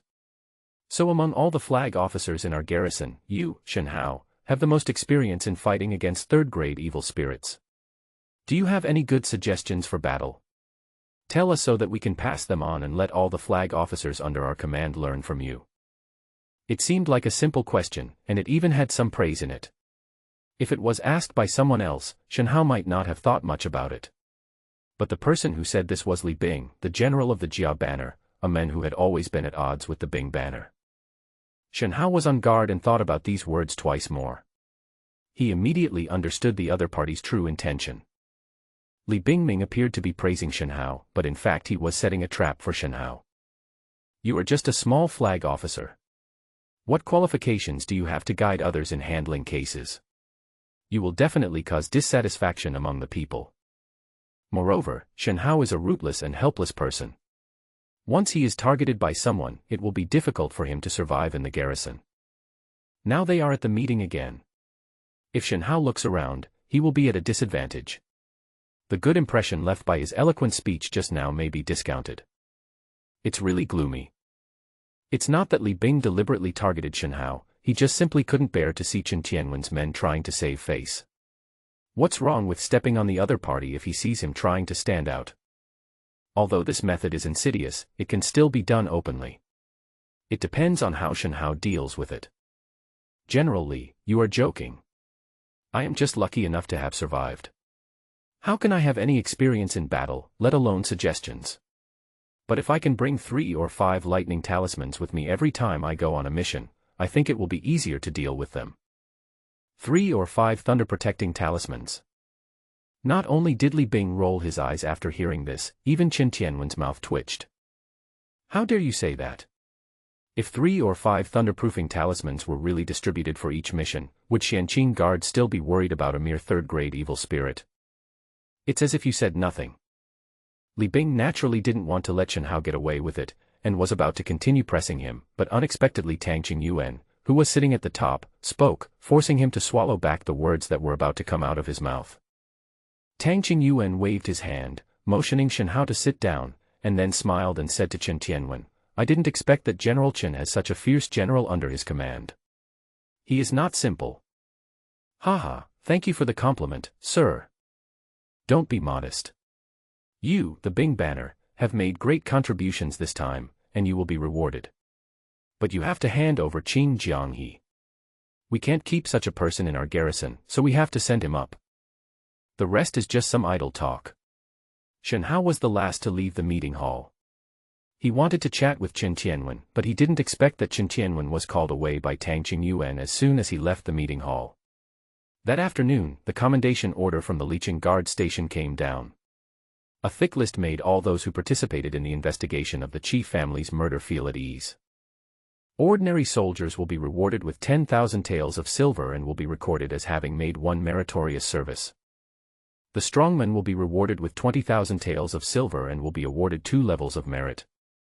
The school commander rewarded him with 20,000 silver coins and a small Peiyuan pill, and recorded his 3rd level merit. The small flag will be rewarded with 50,000 taels of silver and 2 small Peiyuan pills, and will be recorded as the 3rd level of merit. This time the reward was so generous that it was beyond Shen Hao's expectations. Money rewards are secondary. Except for ordinary soldiers, no one in Xianqingwei will be short of money. The reward of elixir is exciting but reasonable. The main surprise was the merit reward, which was not easy to obtain. According to the rules of the Jingzhou dynasty, there were 9 merits in total, which could be accumulated in batches. Whenever the merits accumulated to 9, one could advance to the next level of nobility. To put it simply, if an ordinary person can earn 9 merit turns, he can automatically obtain the lowest rank of the Jingzhou dynasty, the first-class viscount, and leap into the ranks of the nobility. If you already have a title, you can automatically advance to the next level after 9 meritorious service turns. For example, a first-rank viscount can be automatically promoted to a second-rank viscount after 9 meritorious service turns. Each title is divided into 9 grades, and so on. And there is another important point, that is, there is no hereditary system in the aristocratic system of the Jingzhou dynasty. You and I are aristocrats, but you are not. If you want to be aristocrats, you must work hard to make meritorious deeds. There is no market for the second generation of nobles in the Jingzhou dynasty who just eat and wait for death. It doesn't matter if you don't have the ability to accumulate enough merits for 9 turns. You can go to the government office and exchange your merits for real objects, such as silver or land, or even for foreign slaves. In a word, merit is the most practical ladder for ordinary people to climb to the upper levels of society. You can imagine how precious it is. Take Shen Hao for example. He worked in Xianqing Guard for 8 years, from an ordinary soldier to a small flag officer, and experienced countless life and death, but he only accumulated 2 ranks of merit. Who would have thought that this time, a case would give him 3 ranks of merit? Now that he has the 5th turn merit, wouldn't Shen Hao be able to hope that one day he can save up to the 9th turn and become a viscount? According to the reward amount on the list, Shen Hao took Wang Jian to the silver vault of the garrison and received the full amount of silver notes and certificates of merit. He had to distribute these things personally to each of his soldiers. Afterwards, he and Wang Jian went to the alchemy room again and received their own Xiao Peiyuan pills. Wang Jian took 1 and he took 2. Xiao Qi, pinch me, I feel like I'm dreaming.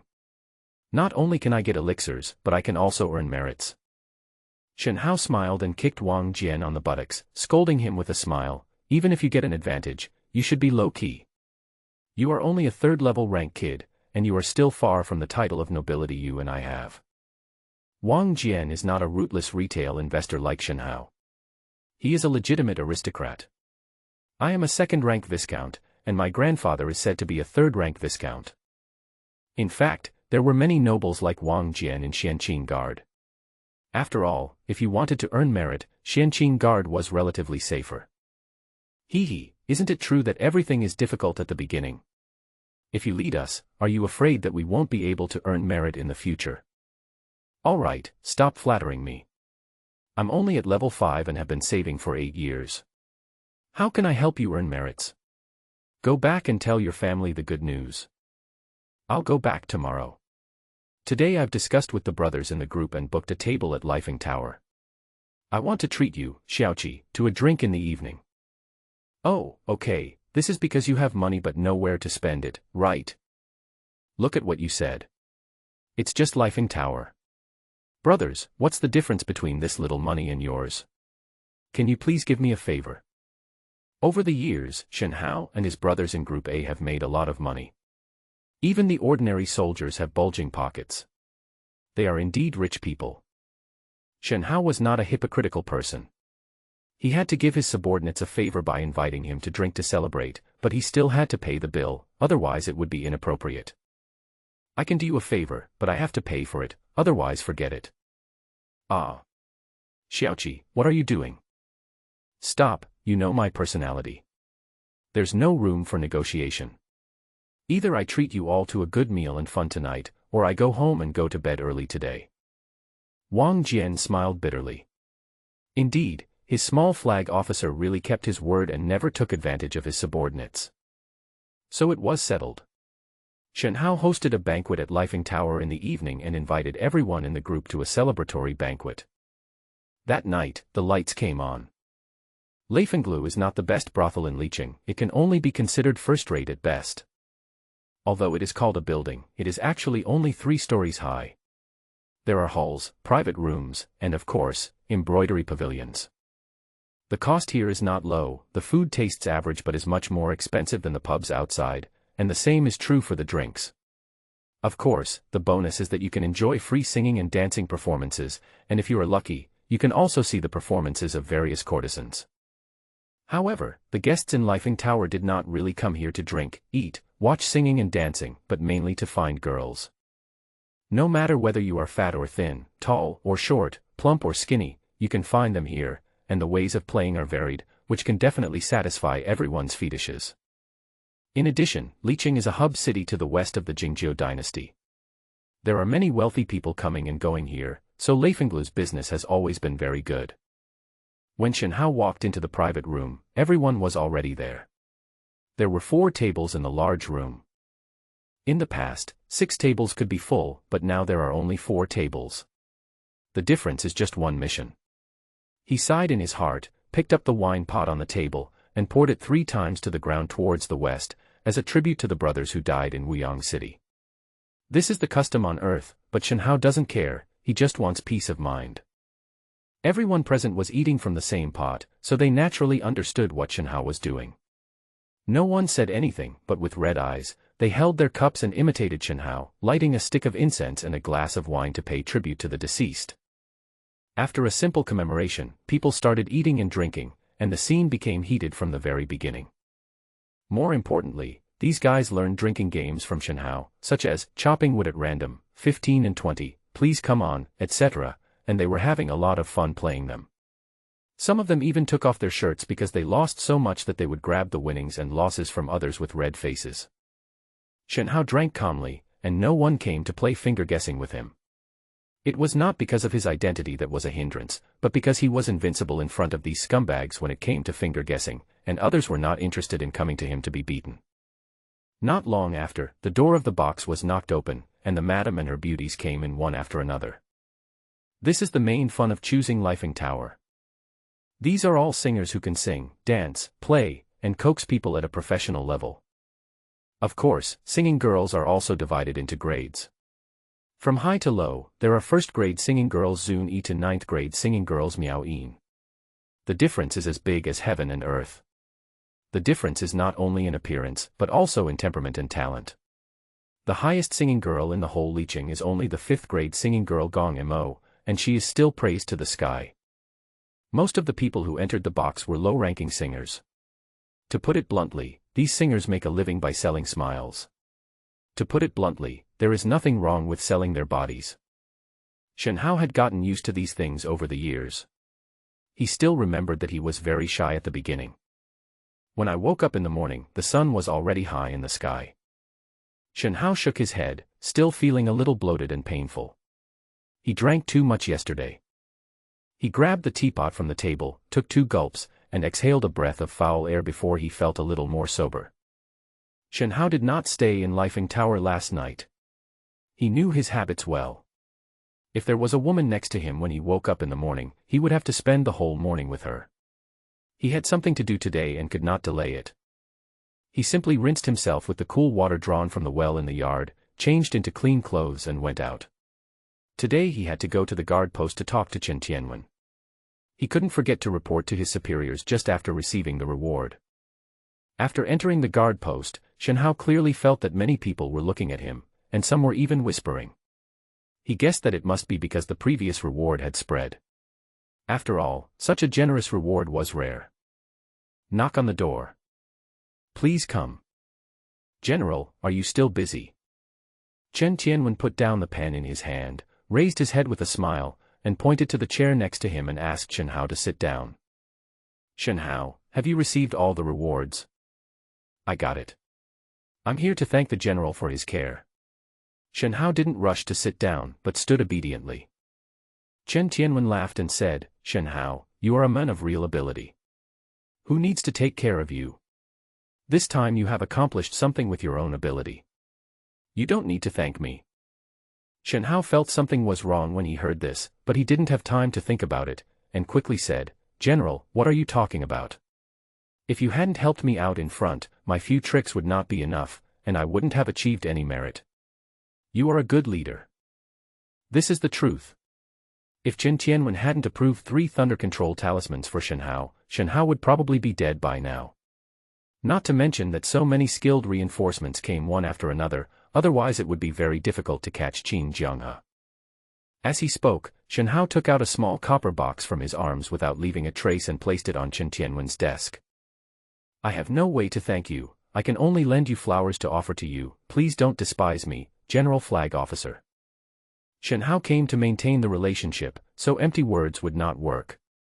He also couldn't give out silver or money, so the only suitable gift was the small Peiyuan pill he had just received yesterday. Shen Hao could accept that he had received 2 and gave 1 away, although he was still extremely reluctant to give it up. But who could have made him a rootless person? If he didn't do this, he wouldn't be able to survive in the scene. But unexpectedly, Chen Tianwen pushed the copper box back. General, you. Chen Tianwen shook his head and interrupted, I know the current atmosphere is not very good, but I won't fight with you for the elixir. Besides, you paid for this with your life. Would I still be a human being if I took it? Put it away, don't make me angry. Shen Hao was a little confused by the righteous words. This was not the Chen Tianwen he remembered. When did this general become so righteous? However, having said that, seeing that the other party had a stern face and did not seem to be pretending, Shen Hao could only take the copper box back awkwardly. Seeing Shen Hao taking back the box, Chen Tianwen smiled again and continued chatting with Shen Hao as if they were just casual conversations. It seemed that he was particularly free today. Shen Hao, I remember your ancestral home is in Xinliang City, Jingzhong, right? Ah. Yes. You studied abroad and became a monk at the age of 13, and joined our Liqing Xianqing Guard at the age of 18. It has been 8 years now. When you first arrived at the guard post, you followed the chief flag, right? Yes, I followed the boss for 3 years, and then I followed you when the boss left. Yes, it has been so many years. I have always relied on you a lot. The more Shen Hao listened, the more he felt something was wrong. Chen Tian asked what these words meant. Why did he suddenly become so polite? General, you can't say that. It's true that I have learned a lot from you, otherwise I, Shen Hao, would still be an ordinary soldier, and it's unknown whether I am dead or alive. Chen Tianwen smiled happily, and did not comment on Shen Hao's words. After a pause, he suddenly asked, now that you have enough ability and qualifications, have you ever thought about taking on more responsibilities? Is this a promotion? But on second thought, Shen Hao directly rejected this idea. The Liqing Guard station is now fully staffed, from the captain to the school commander. Even if someone wants to promote Shen Hao, there is no vacancy. General, I don't quite understand what you said. Is there anything you don't understand? Let me tell you clearly, your ability is obvious to all, and your loyalty is also high, so the institute is going to give you some responsibilities. Do you have any personal thoughts? Is this really a promotion? But, General, this is not going to transfer me out, right? Ha. Ha ha ha. What are you thinking? How can I transfer a talent like you out of here to give you a chance? I mean, I'll promote you in our garrison. Do you have any idea? I will certainly obey your instructions, but it seems that there are no vacancies in our office. There is indeed no vacancy now, but there will be one soon. Question mark. Shen Hao didn't quite understand, and wondered in his heart, could it be that a general was going to be transferred? Chen Tianwen shrugged, spread his hands, and said, don't look at me. This is what the captain wants. I don't know exactly what will happen. The captain just wants me to talk to you first. If you have no objection, the captain will talk to you in person. After all this time, the route is here. Shen Hao felt a little relieved. No wonder Chen Tianwen was so strange today. It turned out that he was under Tang Qingyuan's instructions. But how exactly is Tang Qingyuan going to promote him? Well, it's better to arrive at the right time than to arrive early.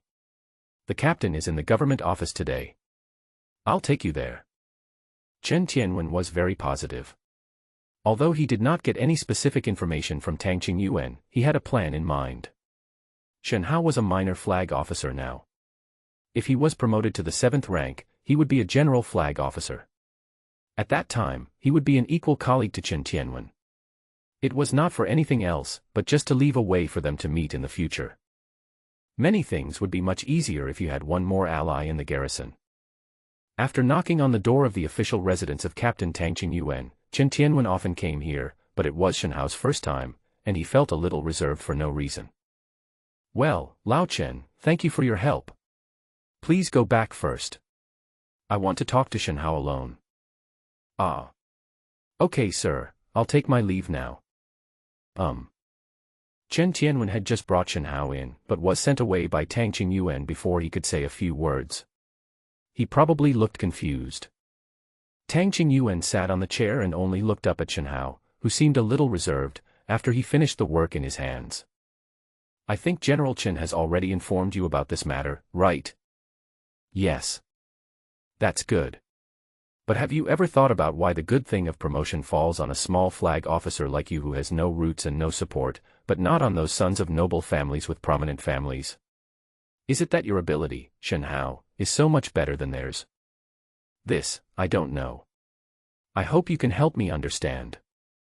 It's simple. I need someone who is both capable and has a simple background to help me. You just happen to be my best choice at the moment. As Tang Qingyuan spoke, he took out a document from the drawer and handed it to Shen Hao. Take a look first, and we'll talk about the rest after you finish reading it. Shen Hao took the information and read it carefully. The expression on his face quickly changed, from surprise to excitement. He did not hide anything and deliberately let Tang Qingyuan see it clearly.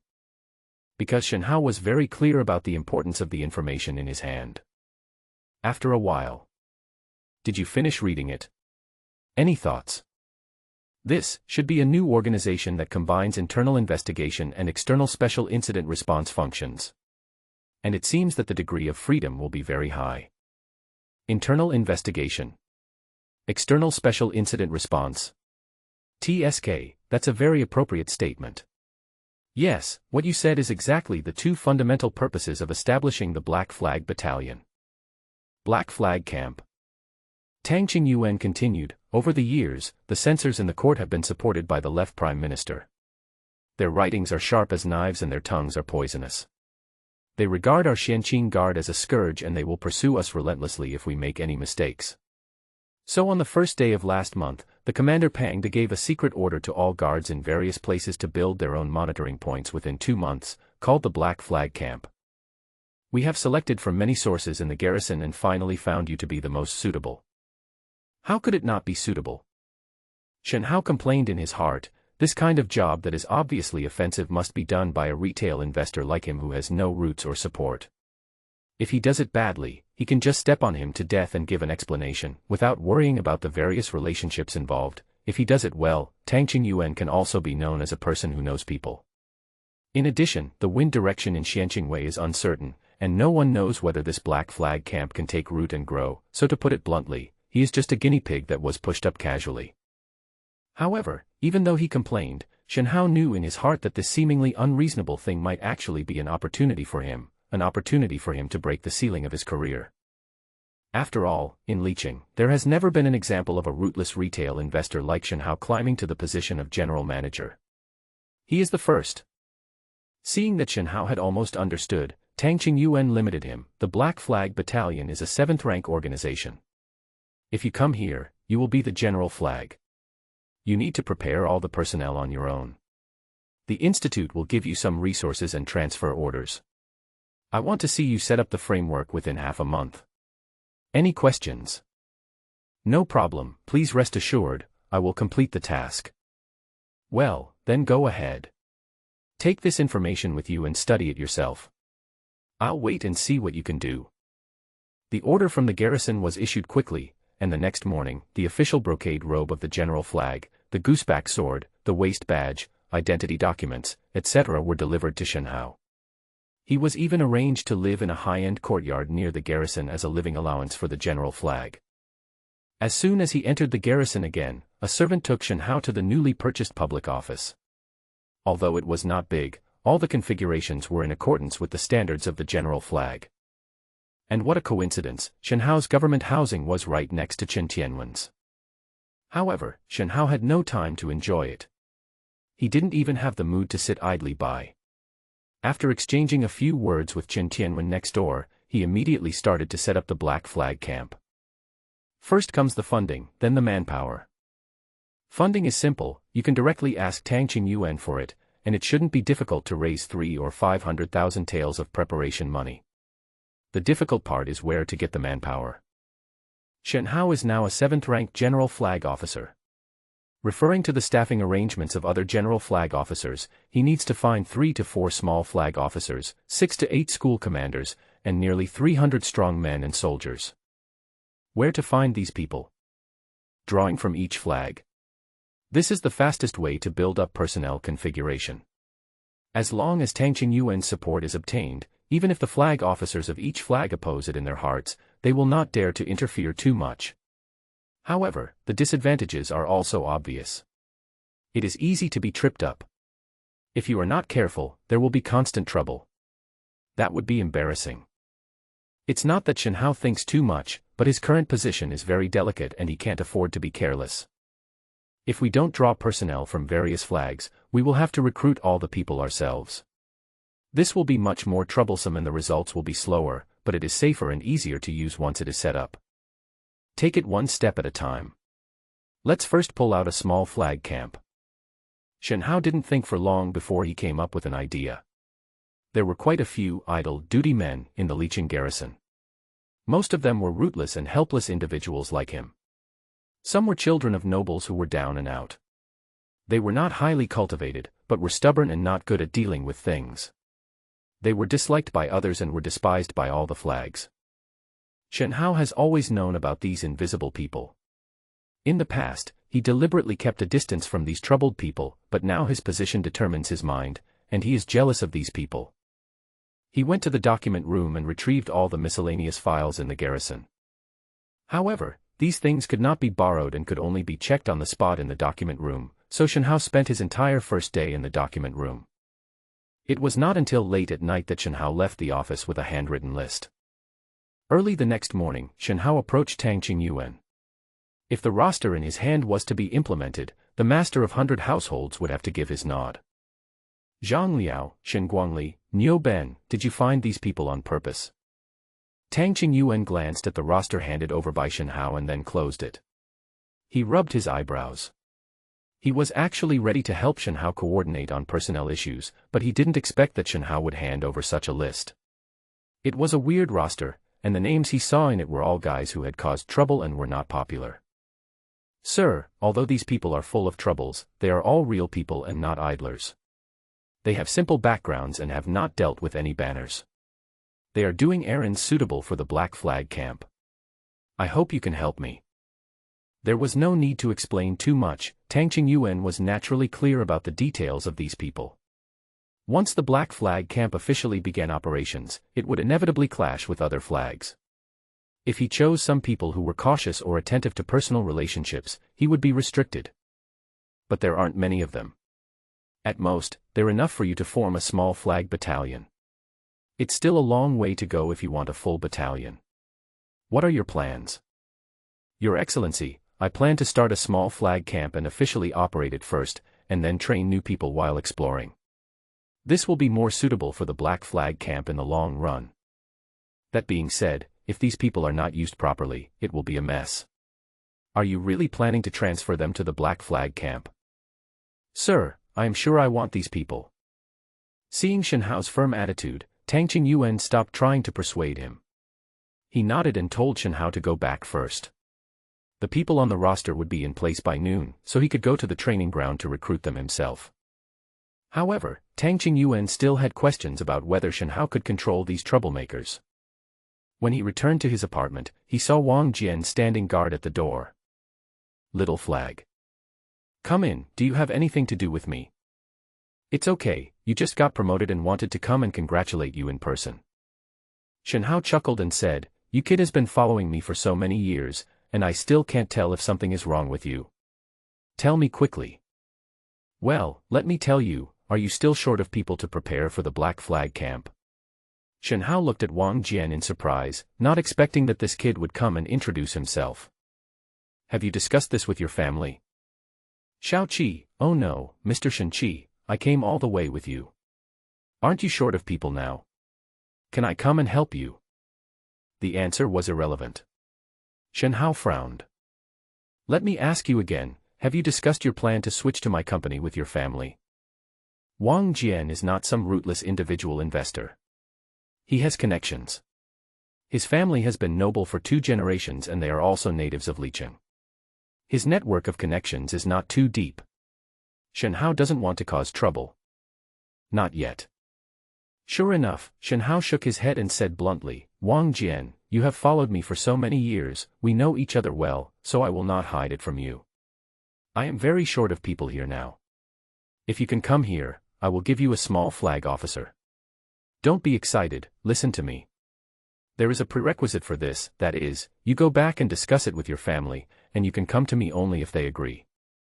Besides, my Black Flag camp is a job that involves offending people, so you have to think it through carefully. I'll give you 1 day, and you have to give me a definite answer by this time tomorrow. Wang Jian wanted to say more, but Shen Hao waved his hand and drove him out, telling him to go home and discuss everything with his family. Ignoring Wang Jian who was having a fever on his forehead, Shen Hao closed the door and buried his head in his desk, writing rapidly. It is not easy to build a team from scratch. In addition to funds and manpower, detailed systems are needed to maintain it. Even if you have long-term plans, you need to have certain plans for the training of subsequent personnel. Fortunately, these were not difficult for Shen Hao. Before he traveled through time, he was a graduate of a police academy and had not forgotten his professional knowledge. It was not a problem for him to get some training in tracing and criminal investigation. So what Shen Hao is doing at his desk now is to first come up with the basic rules and regulations for the Black Flag camp, and then slowly complete them after forming a team, while also following up on the training of new members. After noon, about 10 people gathered sparsely in the training ground behind the Licheng guard office. Regardless of whether they are tall, short, fat, or thin, these people all have one common characteristic, that is, they have depressions between their eyebrows, and as the saying goes, they always have a sad face. Shen Hao looked at these people and nodded secretly in his mind, with a sullen look on his face. Guys who were despised and even made things difficult for them by sweeping the floor everywhere they went, it would be strange to live such a life without worries. Come here, everyone. Raise your hands if your name is mentioned. Holding the roster, Shen Hao walked to the front of the group, greeted them and started to roll call. Zhang Liao, Shen Guangli, Niu Ben, Wang Yu. Every time Shen Hao read a name, he would look at the other person carefully. In addition to the sad faces of these people, another characteristic was that they were all young. The oldest was only 35 years old, and the youngest was only 19 years old. After calling out the names, Shen Hao put away the roster and said loudly, "My name is Shen Hao, and I am the new commander-in-chief of the Black Flag Battalion. The Black Flag Battalion is just starting out, and its main responsibilities are internal investigation and external special incident emergency response. It's hard to say what it does specifically, but one thing is certain, my job here is to offend people, the kind that offends people to death. I am still short of a few strongmen and school commanders.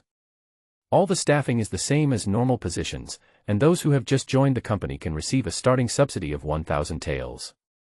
Well, without further ado, whoever is willing to do this can stand on my left-hand side, and those who are not willing can go back." Shen Hao was sure that these people had no choice. After all, they had already fallen into the worst situation in the garrison, and they would fight desperately to grab any rope that could pull them up.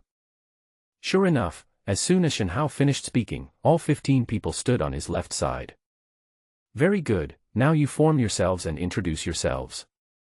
Keep it simple and don't waste any words."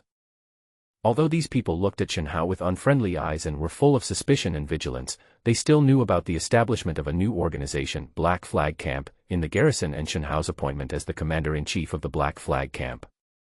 So for the time being, no one was angry and they honestly followed Chen Hao's instructions and began to introduce themselves one by one. It mainly introduces cultivation and resume. These things are not updated in real time, so the records in the files in the document room may not be accurate, and Chen Hao needs to verify them again. Soon the information of the 15 people was checked, and what surprised Chen Hao was that although these people were doing as badly as dogs in the guard post, their cultivation was not low. The worst one had reached the 3rd level of qi refining, and the strongest had even reached the 5th level of qi refining. No wonder they are so rigid in character, it turns out they have reason to be proud.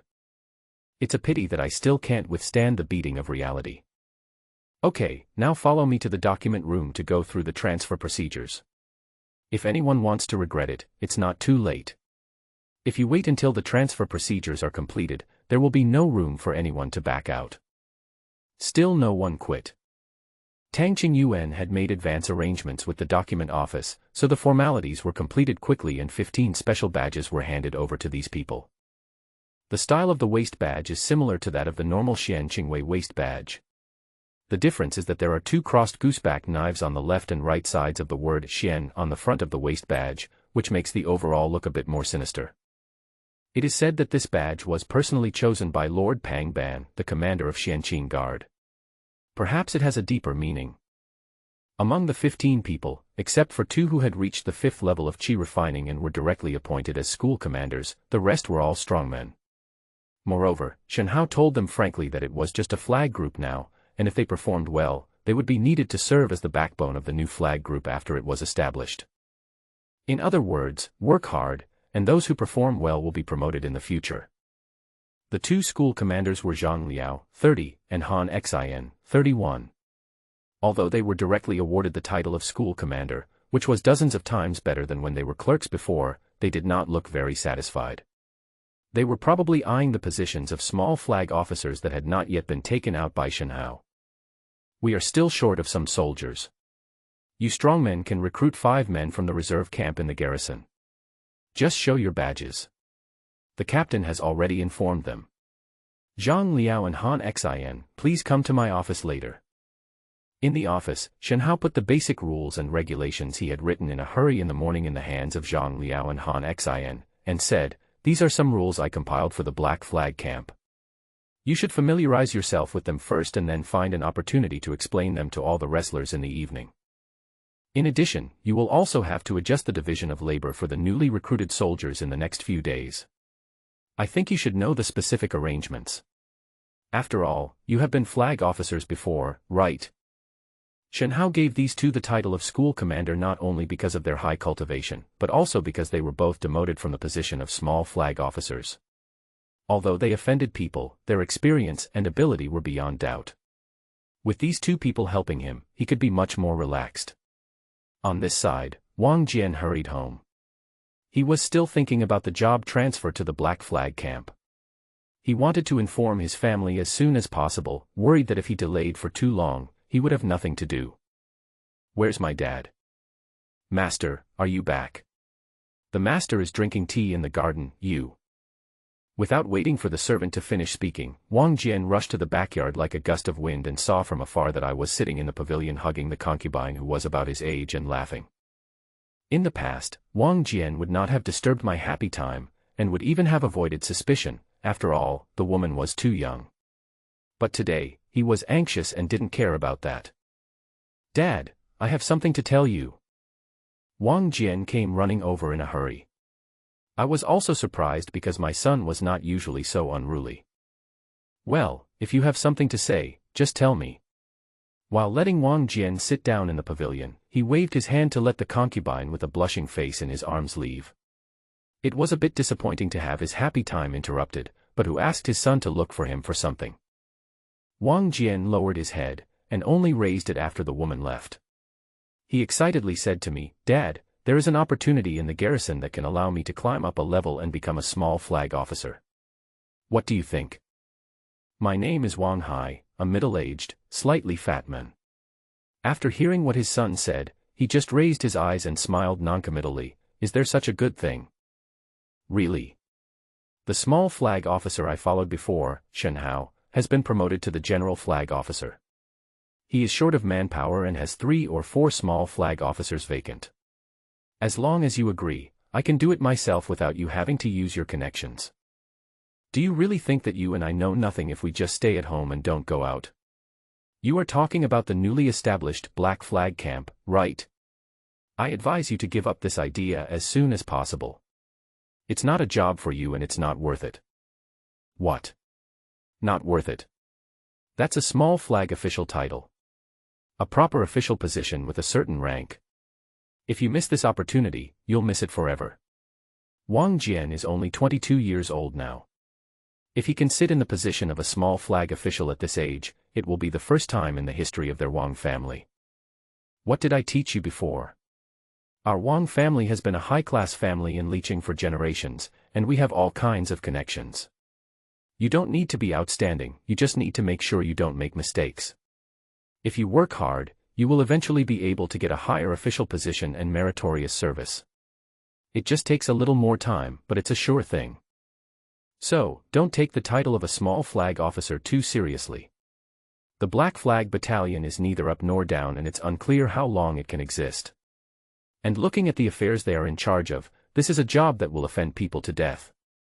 How bad of a person would be willing to stay there? Wang Haiqi took a sip of tea and was not in a hurry. He was sitting at home but he knew all the big and small things in Li City. He was even more aware of the troubles in Xianqing guardhouse, so he did not agree with his son to go there at all. Get into trouble. But Wang Hai is not in a hurry, but Wang Jian is. He has followed Shen Hao for so many years and he knows Shen Hao's abilities best. The future of Black Flag Camp in the hands of others is uncertain, but in the hands of Shen Hao, it can definitely shine.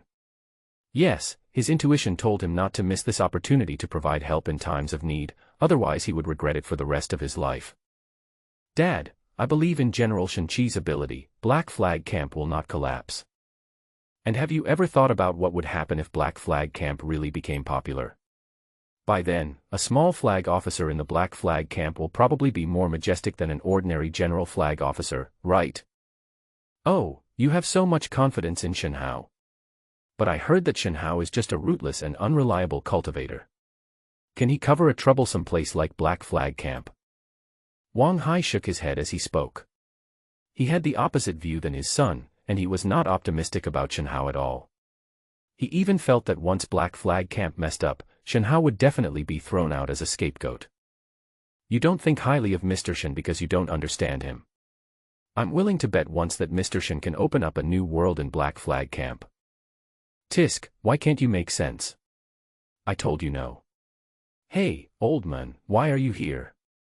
While he was talking, an energetic old man stood outside the pavilion with his hands behind his back. It was Wang Jiangzhou, Wang Hai's father and Wang Jian's grandfather. Mr. Wang is over 70 years old.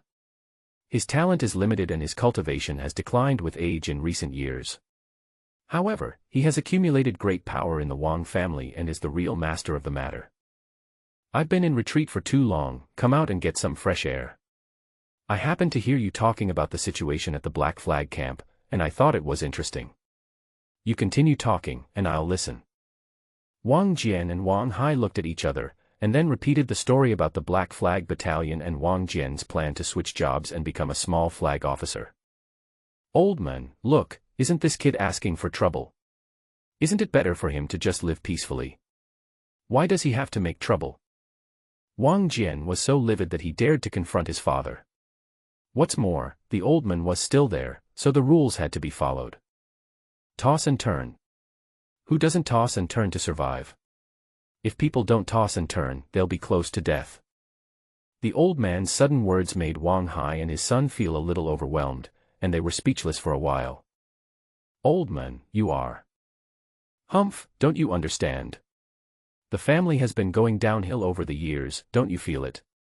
It's bad enough that you're living a life of drunkenness and debauchery, but you're not even as good as the younger generation. All you know how to do is muddle along all day long.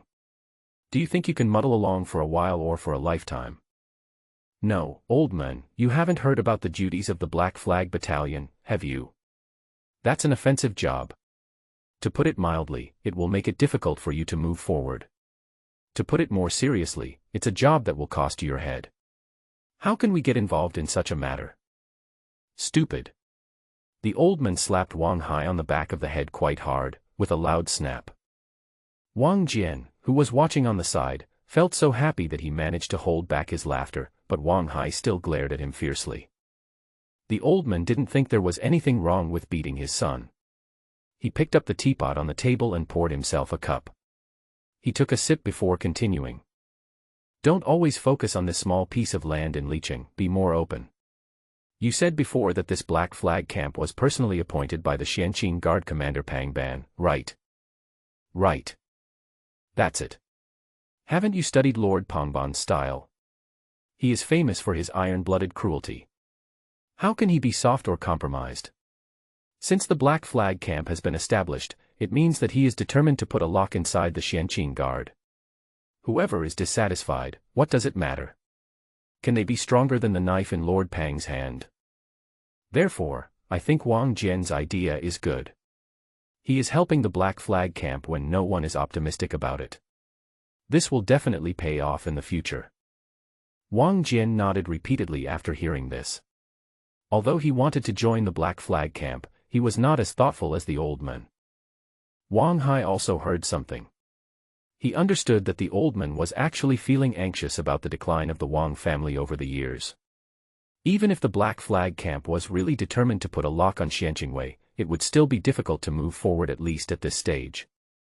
Wang Hai knew in his heart that the old man was also gambling, but it was not a blind guess, but a gamble with certainty. Then let Wang Jian try. Shen Hao was busy in the guard post for 5 consecutive days. The new location needs to be organized, new regulations need to be disseminated, and initial training for personnel is required. In Shen Hao's opinion, the Black Flag Battalion in Xianqingwei is similar to the meaning of a disciplinary force. Internally, it should play a role in correcting mistakes and leaks, and when necessary, it should be able to cut off abscesses. Externally, it should have a reaction ability and comprehensive quality far beyond that of ordinary Xianqingwei. So whenever Shen Hao had free time these days, he would write and draw on paper, write down his thoughts, and then slowly improve them. Wang Jian eventually changed his job and became a minor flag officer in the A group of the Black Flag Battalion. Tang Qingyuan took care of the personnel matters, so Chen Tianwen did not make things difficult and everything was done smoothly. However, Zhang Liao and Han Xin were not so friendly to Wang Jian's airdrop. They just thought that this was just the beginning of Group A, and there would be Group B, Group C, and even Group D in the future, and there would be many positions for small flag officers, so they kept their composure and did not jump out to provoke. In fact, Zhang Liao and Han Xin didn't know that their general Shen Hao was hoping that they would jump out and cause trouble, so that he could deal with them with justification and put an end to the arrogance of these troublemakers. Okay, that's basically the rules.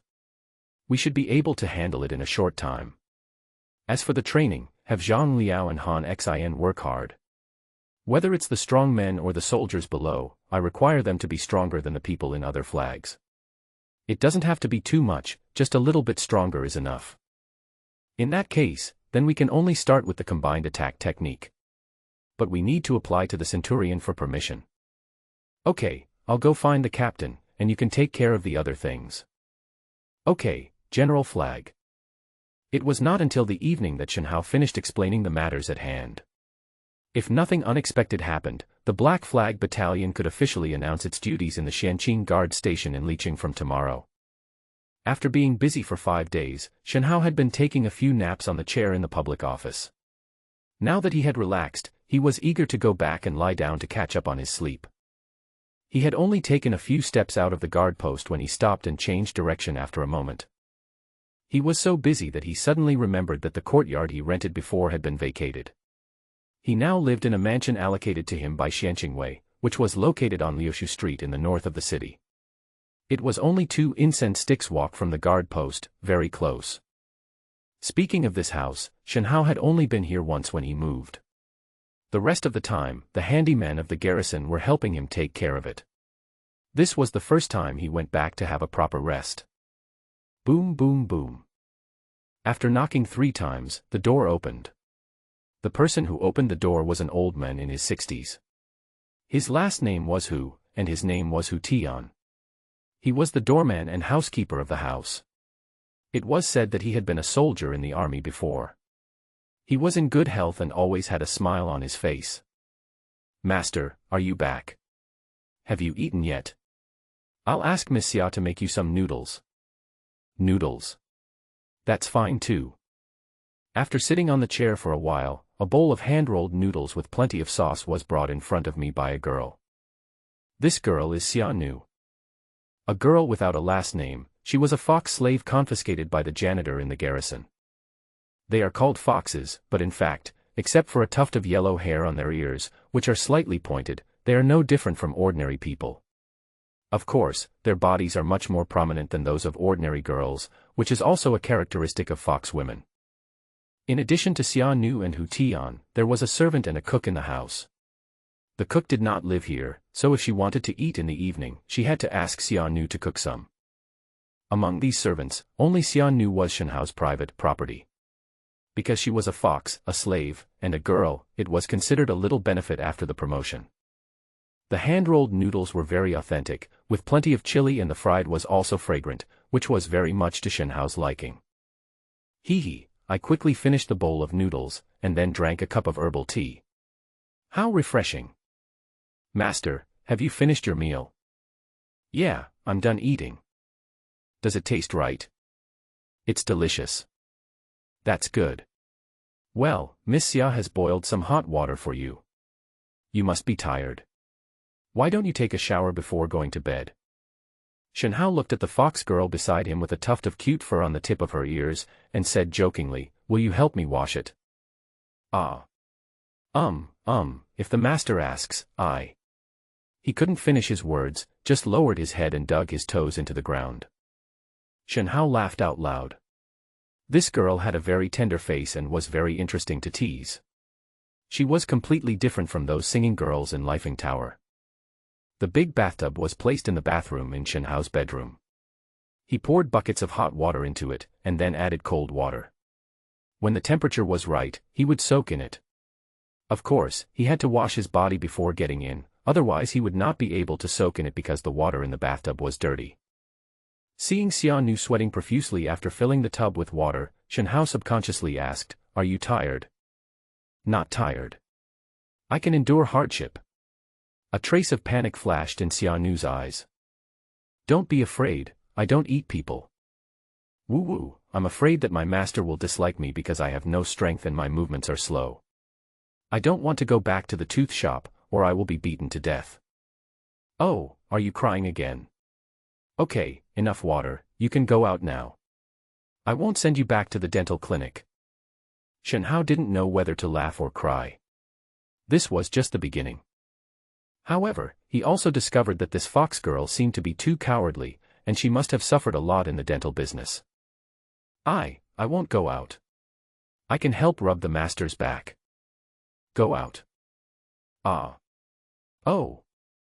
Shenhao lowered his head and trotted over to close the door. Then he began to take off his clothes.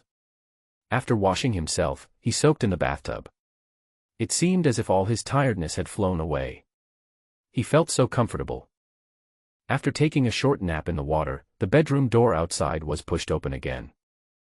"Master, I brought you some clean clothes. Can I wash the ones you took off?" "Well, bring it in." When she opened the door of the bathroom and saw Shenhao's strong upper body exposed outside the bathtub, Xia Nu quickly lowered her head and dared not look. Her face looked angry and she turned around and ran. As a result, she almost tripped over the threshold when she went out, which made Shenhao's mouth twitch in the bathtub.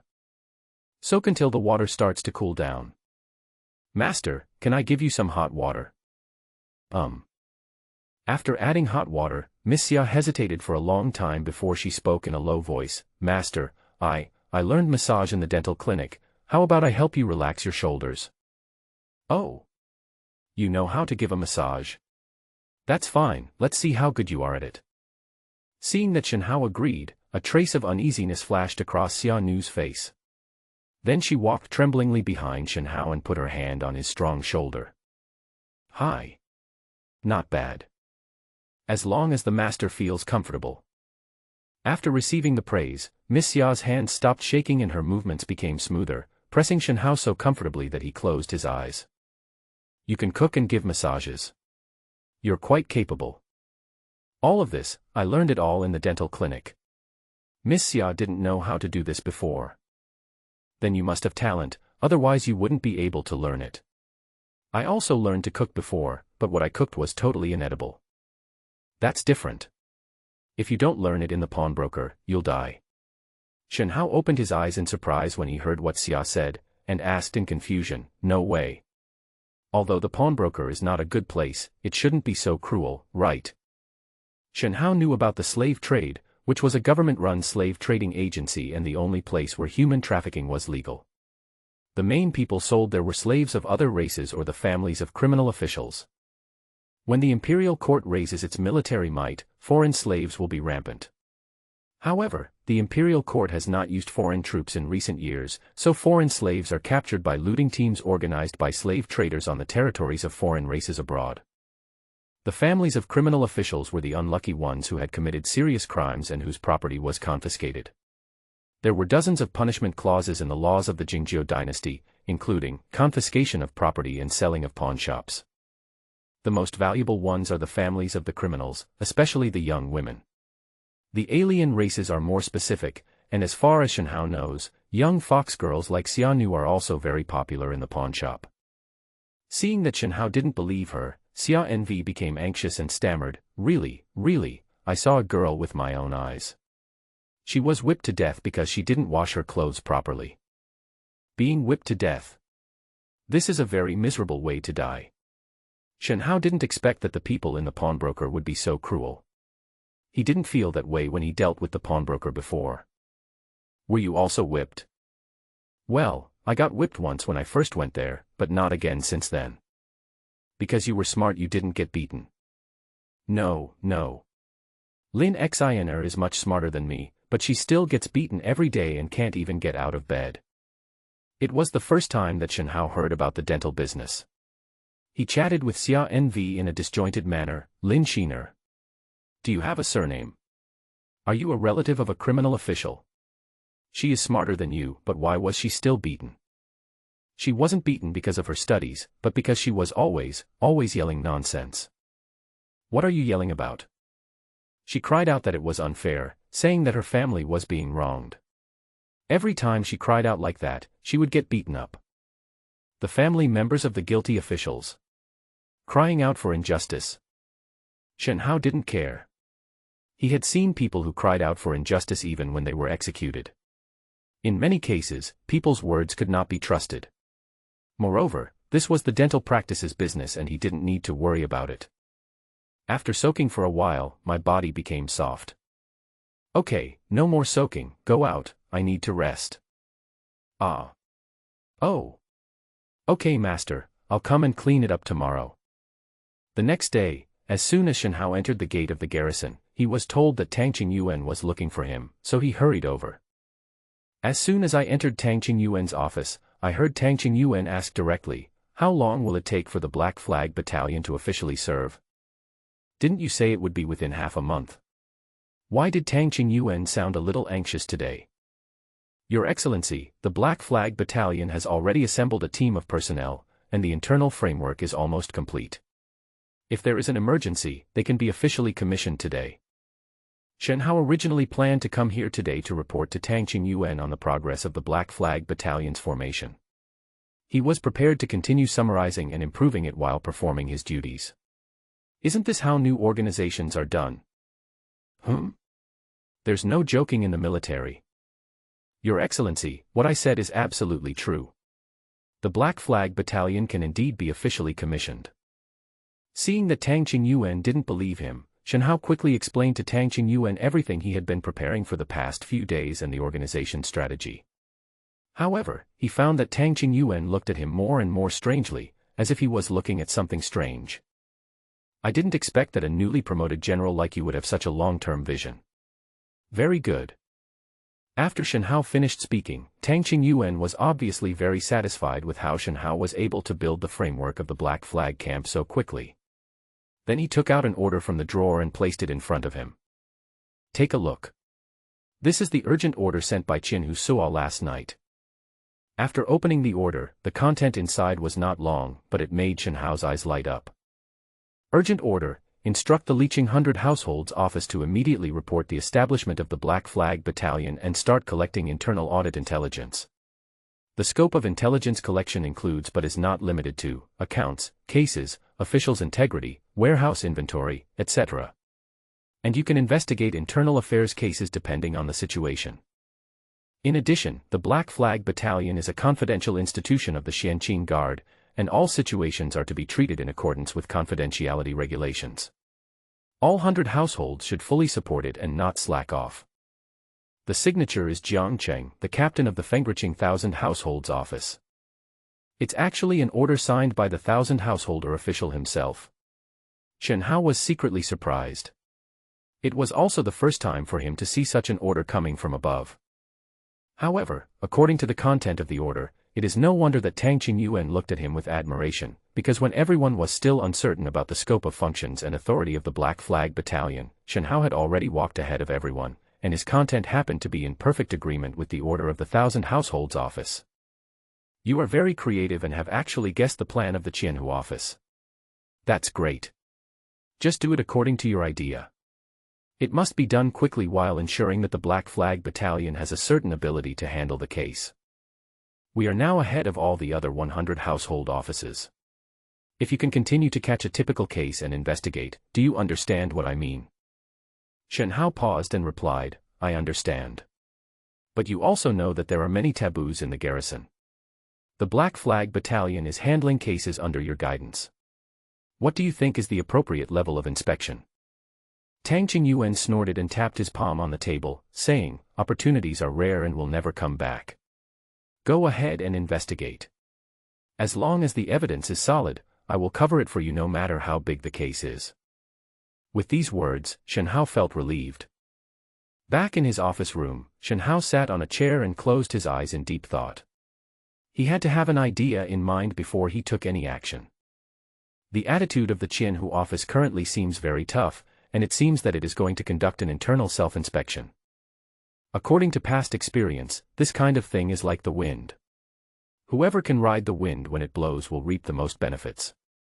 As long as they are set as a typical role model, they may even be appreciated by the bigwigs above, and their future career will definitely be much smoother. This was Tang Qingyuan's plan, and his reaction was quick. However, Tang Qingyuan's words cannot be completely believed. There have been a lot of rumors in the Liqing Guard for so many years. If they are really investigated, a large number of people will probably be in trouble. Tang Qingyuan will not be able to cover it up by then. Therefore, you cannot investigate things whose results are uncontrollable. You have to find an entry point that can attract attention but will not get you into trouble to open up the situation. In this way, first of all, those well-known and tacit things on the account must not be touched. If you dare to touch them, you will be in trouble with all the Xianqing way. Secondly, the issue of integrity is not easy to touch. If you pull out a radish, you will bring out mud. No one knows how big the pit is underneath before digging it up. If you are not careful, you may step on a mine and it will be unsuitable. In the end, Shen Hao set his goal on specific case inspections. Finding fault in a case can reduce the problem to a controllable range. But if you want to win eyeballs, get attention from above, or even set an example, it depends on Shen Hao's ability. Go to the case file library and submit all the files of all the cases handled by Jiazi Banner in the past 5 years. Mr. Shen, the case file is a confidential document and can only be accessed but not lent. No need to bother, special matters will be handled specially. This is the privilege given by the Lord of the 100 Households to do things conveniently. The desk room will agree. Just remember to complete the loan procedures. Since you want to find trouble internally, you must first attack the people you don't deal with. The Jiazi Banner happens to be a group of people that Shen Hao has disliked for so many years, especially the current general flag of the AZ Banner, Li Bing. This guy almost cheated Shen Hao at the major case report meeting. This Liang Zi Shen Hao always remembered. At noon, most of the space in Shenhao's office was occupied by bundles of documents. Here were all the case files of Jiazi banner in the past 5 years that Wang Jian and Zhang Liao had personally moved back. There are 4 fully staffed groups under the Jia banner. Assuming that each group handles 1 formal case per month, there will be 240 cases in 5 years. The files compiled after each formal case is closed weigh at least 5 kilograms. So now there are more than 1,000 kilograms of files in Shenhao's office. General Flag, everything is here. Well, that's fine. Zhang Liao, go get Han Xin here as well. Let's work hard and try to review these case files today or tomorrow. What? Go now. Zhang Liao went out with a dejected look on his face to call Han Xin. Wang Jian stayed in the room, his scalp tingling as he looked at the piles of documents around him. General, there are so many, I'm afraid you won't be able to finish reading them in 2 days, right? Maybe it won't take 2 days, maybe it will take more than 2 days. It all depends on when we can find a suitable case. What is appropriate? You don't need to worry about this. You just need to find out the contents of the case file that you think are unclear or the conclusions of the case file that you doubt and tell me. I will personally judge whether it is appropriate or not. When Zhang Liao pulled Han Xin over, the sound of flipping papers began to be heard in the narrow office. At the beginning, Shenhao was relatively free. After a few sticks of incense, the first suspicious case was picked out by Han Xin. It was a case of an evil spirit attacking a caravan. The incident happened 4 years ago. At that time, the investigation was handled by the B group of the A-character banner. In the end, the case was closed by killing a second-grade evil spirit. However, the specific circumstances of the caravan being secretly harmed were not mentioned, which was not in accordance with the general rules of filing. Shenhao took the file and looked at it for a few seconds before throwing it aside. This case was not complicated. There were definitely problems, but they were not the big problems that Shenhao wanted to attract attention. Not recording the caravan's information specifically meant that the caravan's property was seized, which was not uncommon. Afterwards, files were picked out and placed in front of Shenhao. The number was unexpectedly large. According to the speed at which Wang Jian and the other 2 checked, the number of files that had been read was more than 10% doubtful. This was a very scary ratio, which showed that not only did the people of the Jiazi banner have hidden intentions, but some people in the case room were also deliberately indulging them, otherwise so many doubtful files would not be able to be stored in the case room. After reading several questionable files in succession, Shenhao found that apart from the issues regarding money, some of the cases even made him feel that the cases recorded therein were simply ridiculous. With his experience in handling cases, he could even find more than 10 loopholes in them. A false case. Shenhao quickly found a reasonable explanation for these seemingly absurd files. At the same time, he couldn't help but complain that the person who wrote the fake files was too perfunctory. What was even more ridiculous was that such a perfunctory fake behavior could actually pass the review of the case room filing department. If you really look into it, it's definitely a huge area. I'll put you aside for now. There will be plenty of opportunities to deal with you in the future. Shenhao classified and put away the case files that were not needed for the time being, and made hidden marks on them. He would consider using these files slowly after he and his Black Flag battalion had gained a firm foothold. It was not until late at night that a file titled, Yunyang Smuggling of Prohibited Materials case, caught Shenhao's attention. This file was filed at the end of last year, which is only about half a year ago. The case is not that weird, and compared with the previous false cases, this one is not too eye-catching. What really caught Shenhao's attention was a name and a row of explanations in the file. The general idea is that Lin Haokuan, the head of Yunyang Yamen, colluded with smugglers to deal in contraband materials in Yunyang City and its surrounding areas, and set up obstacles to Swanking Wei's investigation in an attempt to confuse the public. Later, he was discovered by the B group of the A-character flag and was thrown into prison. The mastermind has been executed, and his 3 families have been sent to the pawnshop to be sold. There are many strange things in the entire case file, and it is also very likely to be a fake case file.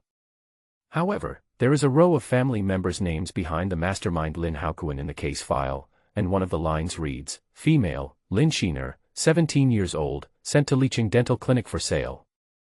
Lin Shiner. The name seemed familiar to Shenhao at first sight, as if he had heard it somewhere before, and the fact that it involved the dental clinic immediately reminded him of it. Isn't this the girl that Xia Nu mentioned yesterday who is very smart but always complains about injustice in the dental clinic? Shenhao, who had been in a relatively relaxed mood before, frowned. He knew that the Lin Shiner in this file should be the same Lin Shiner that Xia Nu mentioned, because there is no such coincidence in the world that the name, the brokerage firm, and the experience all match, unless this is the fact. If the person can be matched, then this is not just a false case, but a wrongful case. No, at least now it seems very likely to be a wrongful case. The previous false cases did not catch Shenhao's eye, but this unjust case made his eyes brighter and brighter. It is not a false case but a wrongful case, the nature of which is different. Moreover, the victim of the unjust case was an official appointed by the imperial court, which was topical enough to easily attract attention from above. Finally, once the charges of framing and murdering an imperial official were proven true, all the people in the Jia banner would have no way out, and this would help Shenhao to avoid future troubles. Suitable. So suitable. Moreover, there is a ready-made clue in the form of Ms. Xia to start with, so there is no need to spend any extra effort. Stop for a moment. After thinking it through, Shenhao interrupted Wang Jian and the other two who were marking the papers. Please circulate this copy of the Yunyang smuggling of prohibited materials case. Find and write down every loophole in it. Study it for 2 days. If there are no problems, we will handle the case. In addition, this matter is limited to the 4 of us. If anyone spreads it outside, it will be considered as leaking military secrets and the crime will be executed. Do you understand? The last word, behead, came out of Shenhao's mouth like ice chips falling, so cold that there was no doubt about it. In fact, even without Shenhao's reminder, these 3 people would not leak the news. Not to mention Wang Jian, he was fighting for his life with Shenhao, and he also disliked the people of the Jia flag and wanted to trample them to the ground. Zhang Liao and Han Xin were the most frustrated people in Xianqingwei. The people in Jiazi banner never treated them well, but they had no psychological burden at all. They were used to doing everything by themselves, but now they jumped into a life of having food and clothes provided for them. However, Shenhao said that there was nothing he was not used to. He was not used to enjoying life. How could he be so spoiled? The cook is a middle-aged widow, a very capable person. She comes to the mansion to work before dawn. She is the one who buys groceries and cooks. Her cooking skills are quite good, and at least the home-cooked meals are very authentic. Miss Xia was mainly responsible for Shenhao's daily chores, such as changing clothes, fetching water for washing face and taking a bath, etc. She was considered a maid. But today, the maid's pretty face was flushed, and she didn't dare to look at Shenhao who was sitting on the chair eating breakfast. I'm sorry. It was already late at night when Shenhao came back yesterday. As soon as he entered the room, he saw Miss Xia lying on his bed, sleeping with her legs spread out, and wrapped herself tightly in the quilt. The scene made Shenhao stunned for several seconds. Shenhao pulled the silly girl's pointed ears several times before waking her up. A fox slave girl actually fell asleep on her master's bed. If she were in a cold-blooded family, she would definitely be beaten to death. I have to say this girl is really brave. Master, I waited for you for too long yesterday, and I fell asleep unconsciously. I know I was wrong. Shenhao put down the bowl, glanced at Miss Xia, whose face was flushed and somewhat nervous, and subconsciously reached out and grabbed Miss Xia's pointed ears again. He didn't use much force, but just gently pressed them a few times.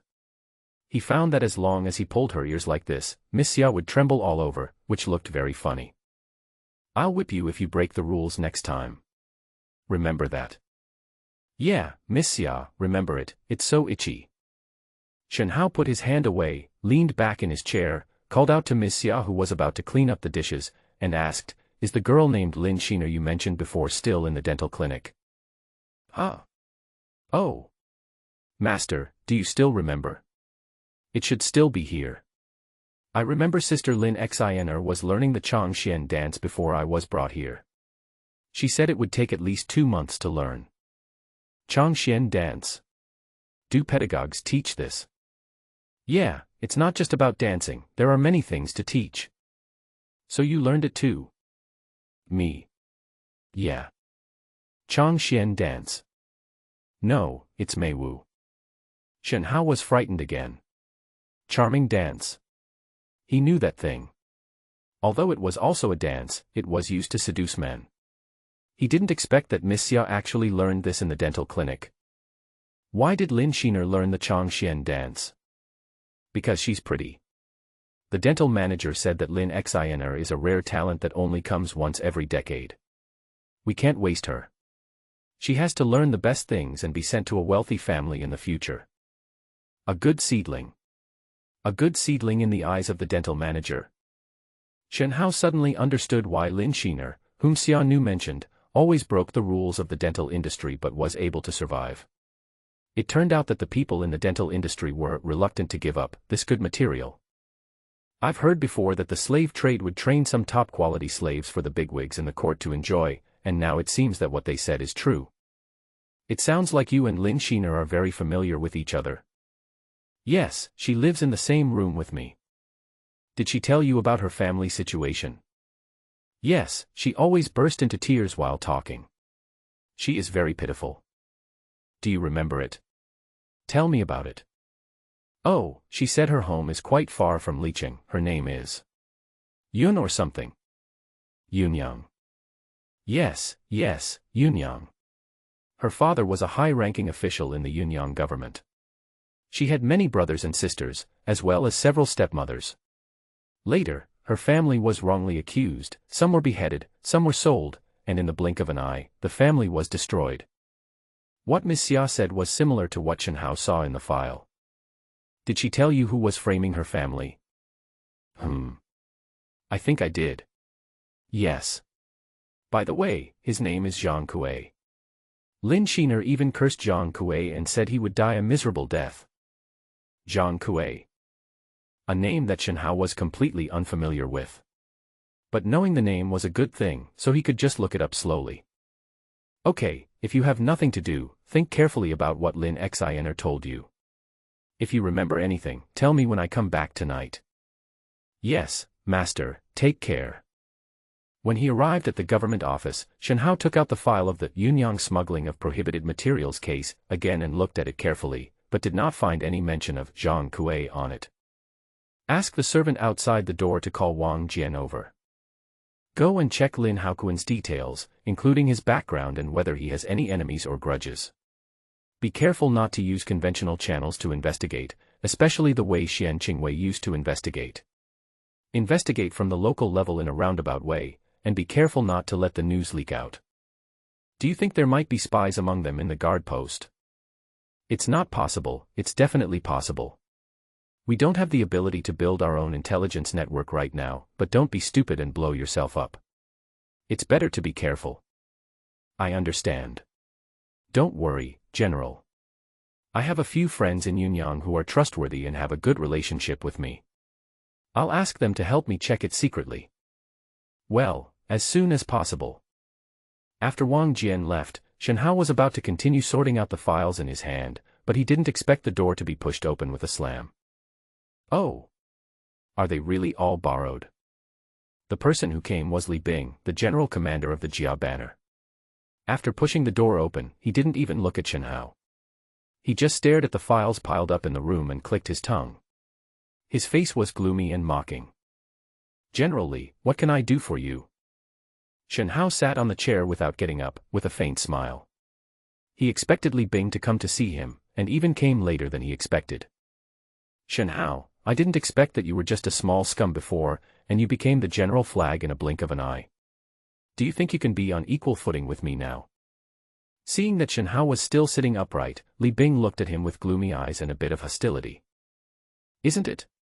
General Li is a 7th-ranked general officer, and so am I now.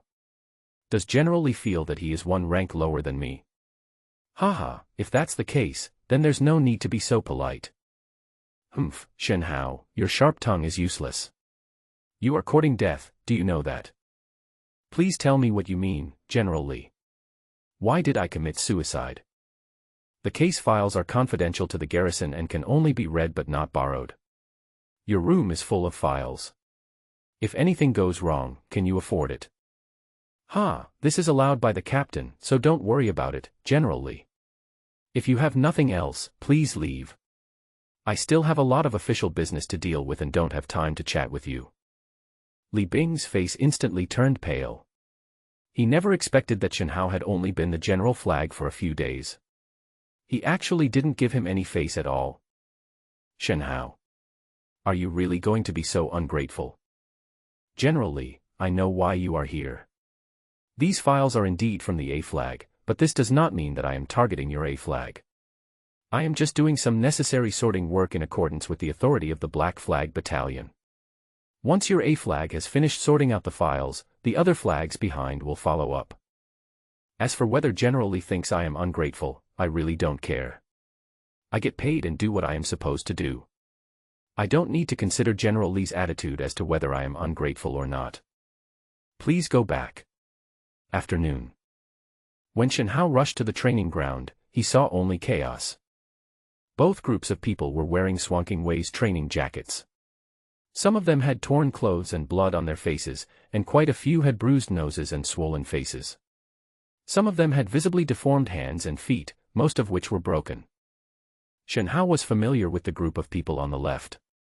He saw Zhang Liao and Han Xin in front, as well as the strong men he had recruited personally, and there were more than 40 ordinary soldiers.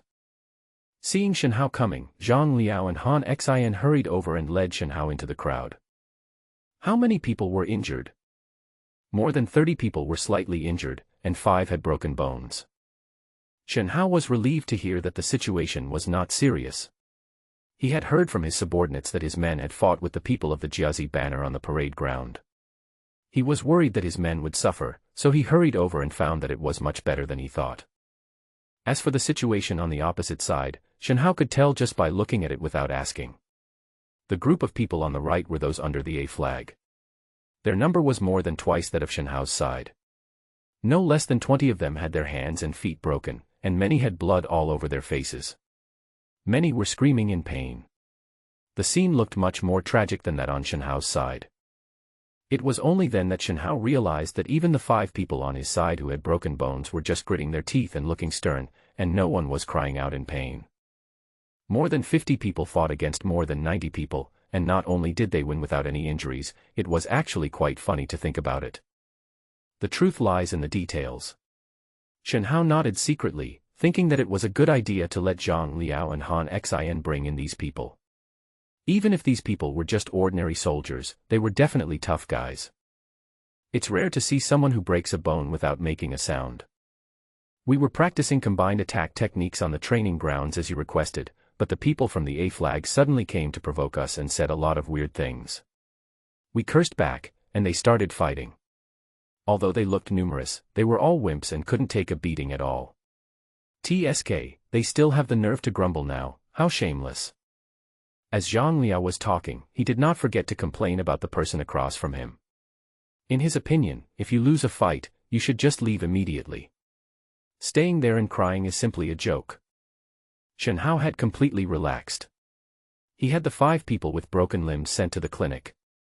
The rest had only superficial injuries and would be fine if they applied some medicated wine on themselves. More than 50 people fought against nearly 100 opponents and still won. It seems that your combined attack technique is quite good. Captain, I'm not bragging. Although our flag has only been raised for a short time, the brothers all know what's good for them and have to live up to the resettlement allowance you gave them.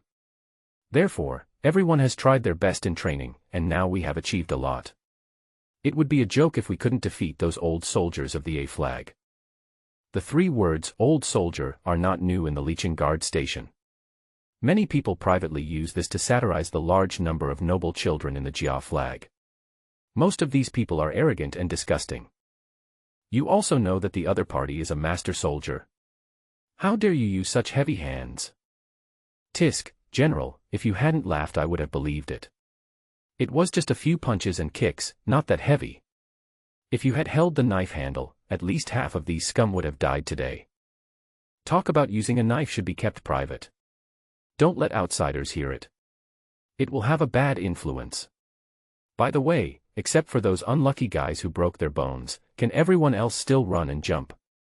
Zhang Liao and Han Xin's eyes lit up when they heard this. Thinking that Shen Hao was going to go over and cause trouble, they immediately patted their chests and assured that the remaining people could not only run and jump, but were also suitable for fighting. That's good. Now you must form a team and run 50 laps around the training ground.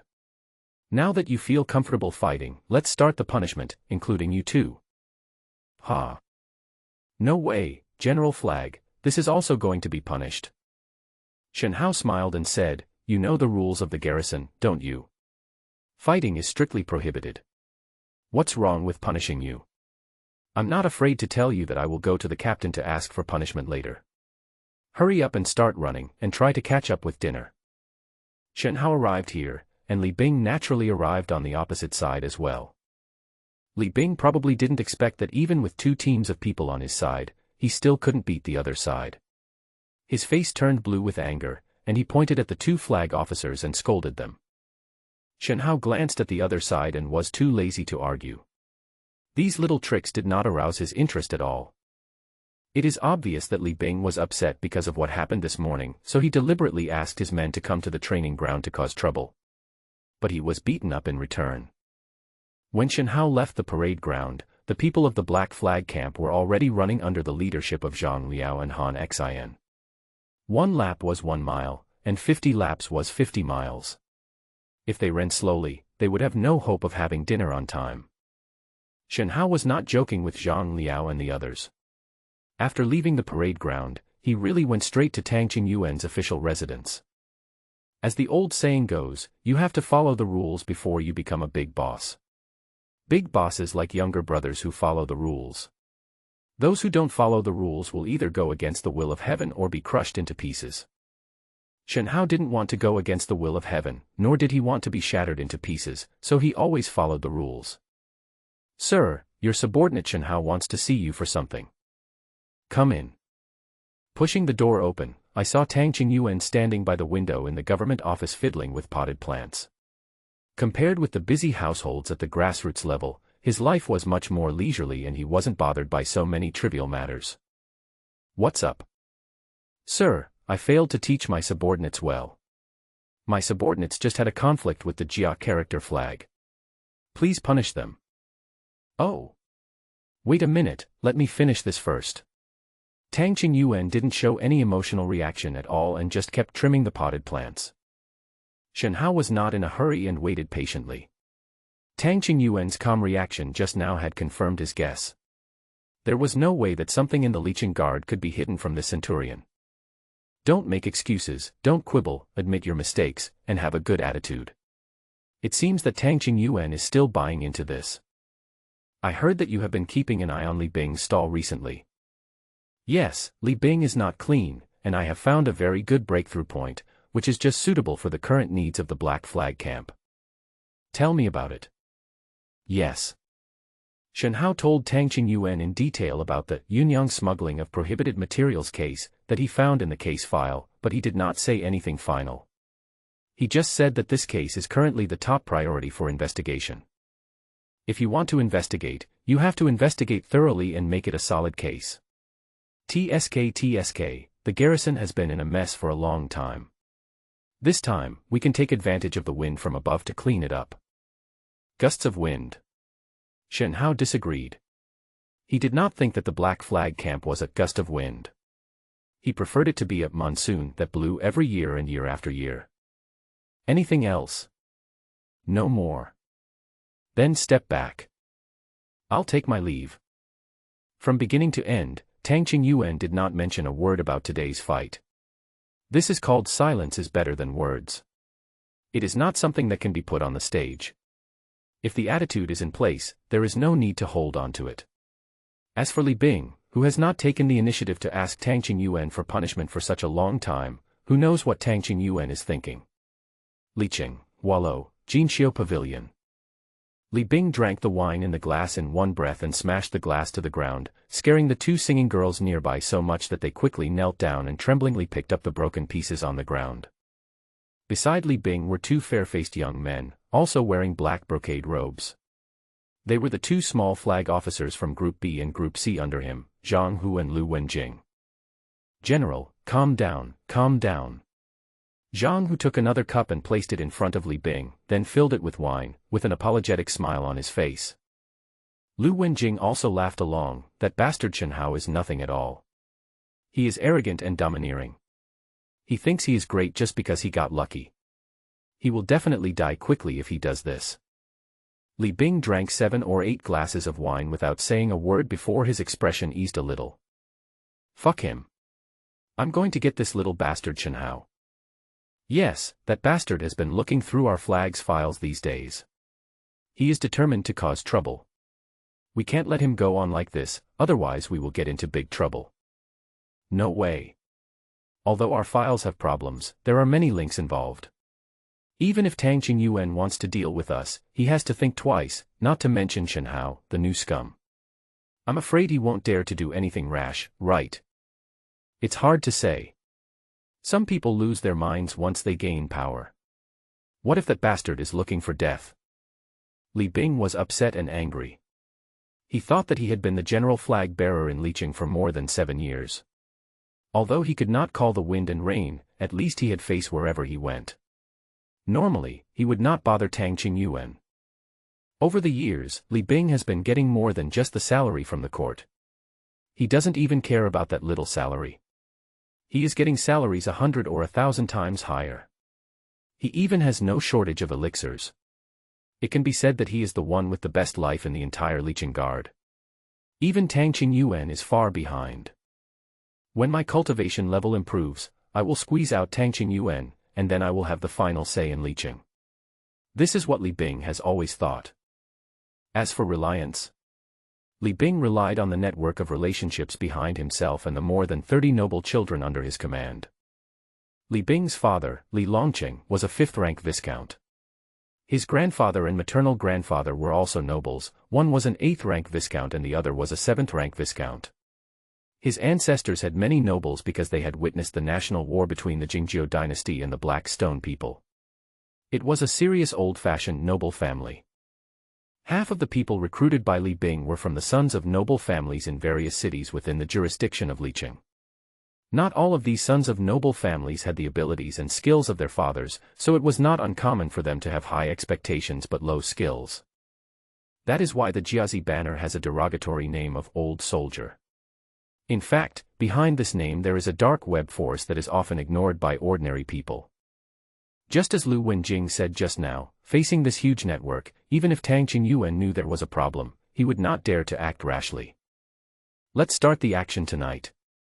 I'll go back and talk to my old men. You guys should do the same. It's best to write a joint letter to the Qianhu office. Tang Qingyuan turned a blind eye to Shen Hao, and I don't believe that Qianhu Jiang will tolerate that bastard. Li Bing still couldn't suppress his anger.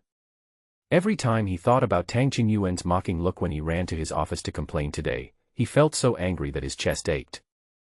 I can't wait any longer, I have to get this anger out, otherwise it will become an obsession sooner or later. Okay, General Flag Officer. Don't worry. Lu Wenjing and I will contact them about this matter. We have dozens of brothers in our flag, and each family has some connections in Fengri City. Isn't it easy to get a joint letter? Even if we hand it directly to Captain Jiang, it won't be a difficult task. Just wait and see. Yes, just leave this matter to me and Brother Zhang. General, just wait and see how Shen Hao loses his head. Losing his head?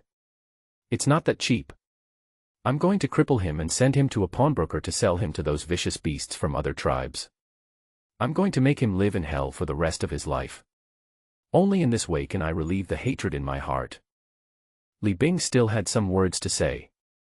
He actually hated Tang Qingyuan who sided with Shen Hao more than he hated Shen Hao. At least that's what Li Bing thought. On the other side, unlike Li Bing and others who were enjoying themselves with wine and listening to music, the public office area of the Black Flag camp of Xianqingwei was still brightly lit. Wang Jian, who was exhausted from the journey, had just returned from Yunyang after dark. He was now squatting against the wall slurping a bowl of noodles, while Shen Hao was sitting on a chair, carefully reading the undercover transcript that Wang Jian had brought back. Zhang Kuei is actually the current acting chief official of the Yunyang government. Swish. That's right, I went to Yunyang to look for my friends, and it turned out that Jiang Kuei was very famous in Yunyang, so there was no need to investigate.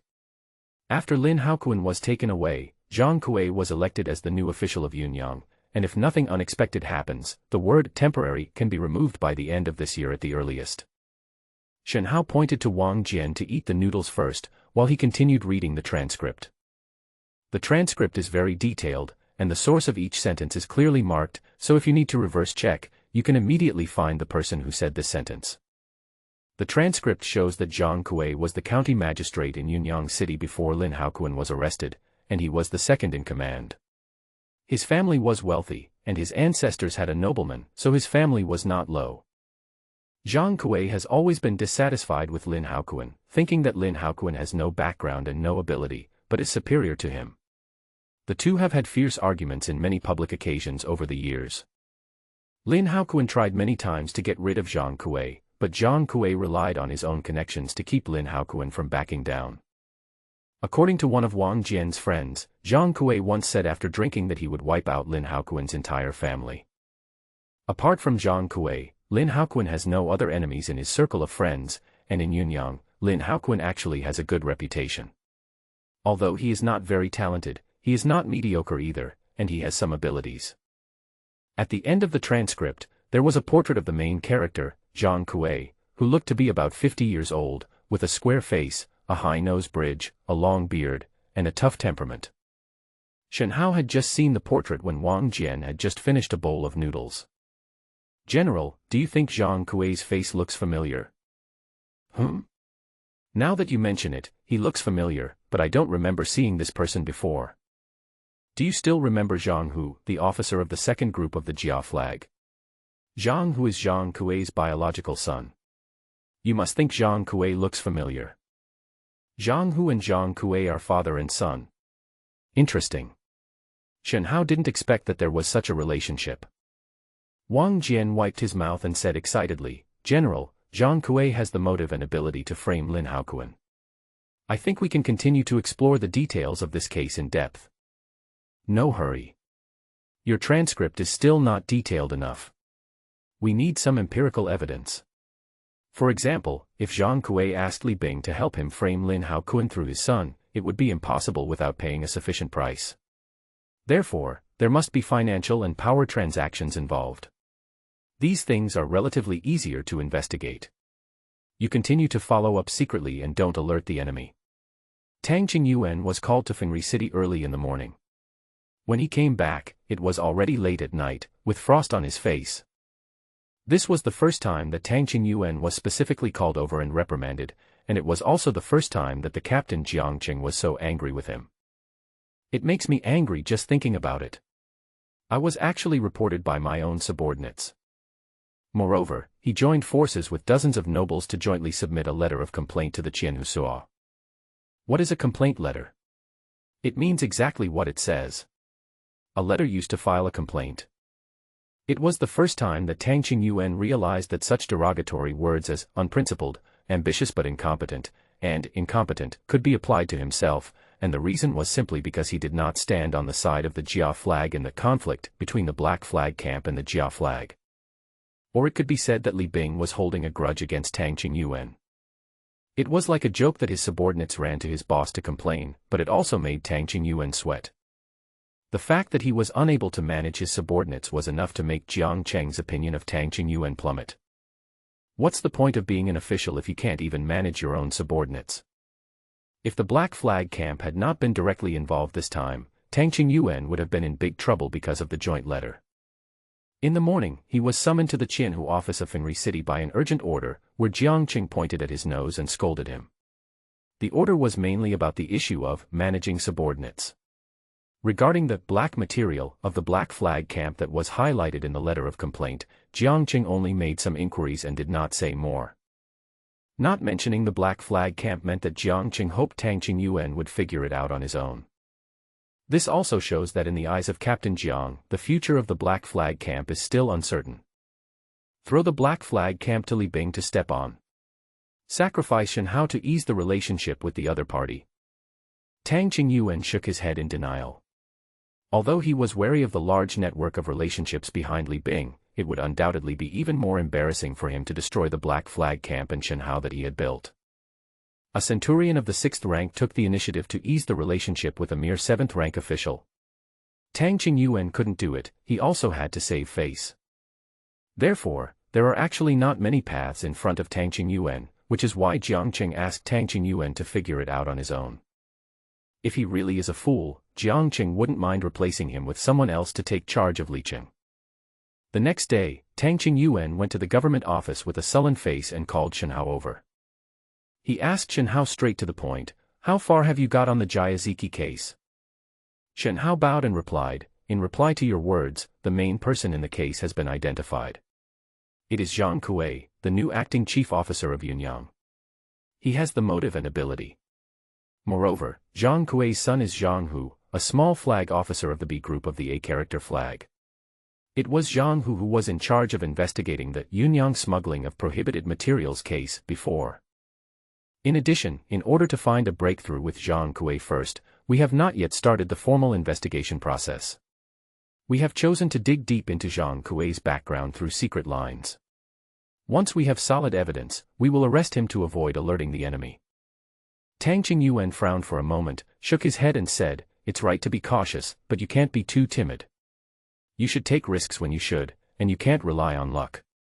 This case is the first case since the establishment of the Black Flag Battalion under our Wei Suo and even the Qianhu Suo of Fengri City. I believe you have the ability to handle it beautifully. But, hurry up. You borrowed a lot of A-flag files from the case room before, which has aroused Li Bing's vigilance. Do you think he just wants someone to cause you some trouble on the parade ground? He has joined dozens of nobles to file a complaint with the Qianhu of Fengri City. If I hadn't helped you to defend yourself in front of Qianhu Jiang, you would have been imprisoned now, do you know that? Dozens of nobles. The appeal was sent to the Qianhu Suo. Shenhao shuddered subconsciously. Only now did he realize that he had really underestimated that group of old soldiers.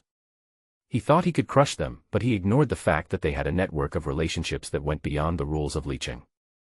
I am terrified. Thank you for bearing with me, sir. Although Shenhao didn't dare to fully believe Tang Qingyuan's words, "I'll hold it for you," he was sure that Tang Qingyuan was on his side.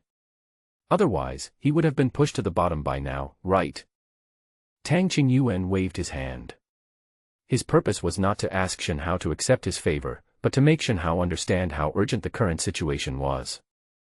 I can help you withstand the pressure once, but it won't happen again. You should know how much weight a joint letter of complaint signed by dozens of nobles carries. If this case cannot be made into an ironclad case and achieve the expected results, neither you nor I will have a good ending. Do you understand? I know this, and I will never let you down." There was no better solution at this point. Both Tang Qingyuan and Shenhao underestimated the intensity of Li Bing's reaction and suffered a loss. It was like they had forced themselves onto a single plank bridge and had to either pass it or fall off. If you need anything else, just let me know. I'll do my best to help you. Sir, I don't have any difficulty in investigating the case for the time being, but due to manpower constraints, we can't spare anyone to follow Li Bing and other key figures. Moreover, these people have high cultivation levels, so ordinary follow-up methods will easily expose them. So I would like to ask you to help us keep a close eye on all the high-level personnel of the Jiazi banner and ask them not to leave the Liqing area for at least 10 days. That's no problem. My personal guards are all pretty good, so it won't be too difficult to keep an eye on Li Bing and the others. But it's a bit troublesome to restrict their range of activities. It might be okay once or twice, but if it goes on for a long time, you'll be exposed. You'd better hurry up. After coming out of Tang Qingyuan's official residence, Shenhao immediately summoned Wang Jian and asked him to go to Yunyang in person again. He wanted to see all the financial details of Zhang Kuei within 3 days. For this purpose, Shenhao also specially approved Wang Jian's arbitrary power to act at his convenience, which means that as long as Wang Jian feels necessary, he can use methods beyond the normal law enforcement efforts to obtain intelligence in Yunyang. Shenhao himself just looked like, "Nothing happened to me," and went on with his work as usual. 2 days later, Wang Jian came back again, exhausted. He did not disappoint Shenhao and brought him a very important piece of news. Zhang Kuei's brother-in-law ran a rice shop in Yunyang, and this rice shop sent a batch of Yulin rice worth 500,000 taels of silver to Licheng on October 8 last year.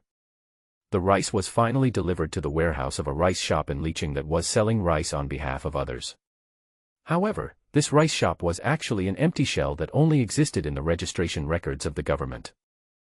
I asked my friend to check out the rice shop opened by Zhang Kuei's brother-in-law. It was just a small shop that sold ordinary rice and grains. There was no spiritual food for sale in the shop. The Yulin rice worth 500,000 taels of silver should have been a fake account to conceal the flow of large amounts of funds in the bank. Not to mention our Licheng. The rice shop that took over the non-existent spiritual food was just an empty shell. It didn't even have a store. It was just registered with the government, and the registrant was a man named Wu Sanhe. Later, I asked an acquaintance of mine to go around in circles and finally found the population directory of the Licheng government office. Who do you think this Wu Sanhe is? The Li family. Of course not. Wu Sanhe is the manager of Li Bing's main house. A smile gradually appeared on Shen Hao's face. He has been very depressed these past 2 days. When facing Li Bing, he had to pretend to be frightened and actively avoid him. You can imagine how frustrated he felt. Wang Jian was really awesome. The information he brought back this time was enough for Shen Hao to conduct further investigation. Well, let's get this Wu Sanhe first and try out the base color. But won't this alert the enemy? So we need to try another approach. Come on, come closer. 1 day later. Early morning, East Market. Wu Sanhe, 54 years old this year, is already the chief steward of the Li family's main house. He started out as a cook and worked his way up step by step. Now when he walks outside, even the officials in the yamen have to smile and call him Staff Wu when they see him. Wu Sanhe knew who gave him his identity, so he always worked hard for his master. 3 years ago, the old man of the Li family said that he wanted to try the brown sugar millet porridge he made when he was a chef, so now he personally prepares lunch for the old man every 5 days. To show his appreciation, he will go to the East Market to carefully select all the ingredients himself. I'm going to buy tofu, green onions, Crucian carp, broccoli, and some rice wine today. After walking around, Wu Sanhe just walked into the familiar rice wine shop and found something wrong. 2 black-robed warriors suddenly jumped out from the left and right sides of the shop. One of them closed the door of the shop, and the other rushed up and twisted his hands behind his back. He didn't know what method he used to make him unable to move. You know I am, woo-woo. Before he could finish his words, his mouth was blocked tightly by a dirty rag, and then a black cloth bag was put over his head. In less than 10 breaths, Wu Sanhe was taken away from the back door of the rice wine shop by 2 black-robed warriors. As soon as he got out of the door, he got on a covered carriage and went all the way back to the Black Flag Camp's base in Xianqingwei. General, the person has been brought back. Nothing went wrong, did it? No. We have been stalking this guy for a day, and we bribed a servant of the Li family to learn in advance that Wu Sanhe was going to the East Market to buy vegetables this morning. Then we attacked him in a rice wine shop. After that, we also controlled the waiter and the boss of the wine shop, and covered up the situation all the way back.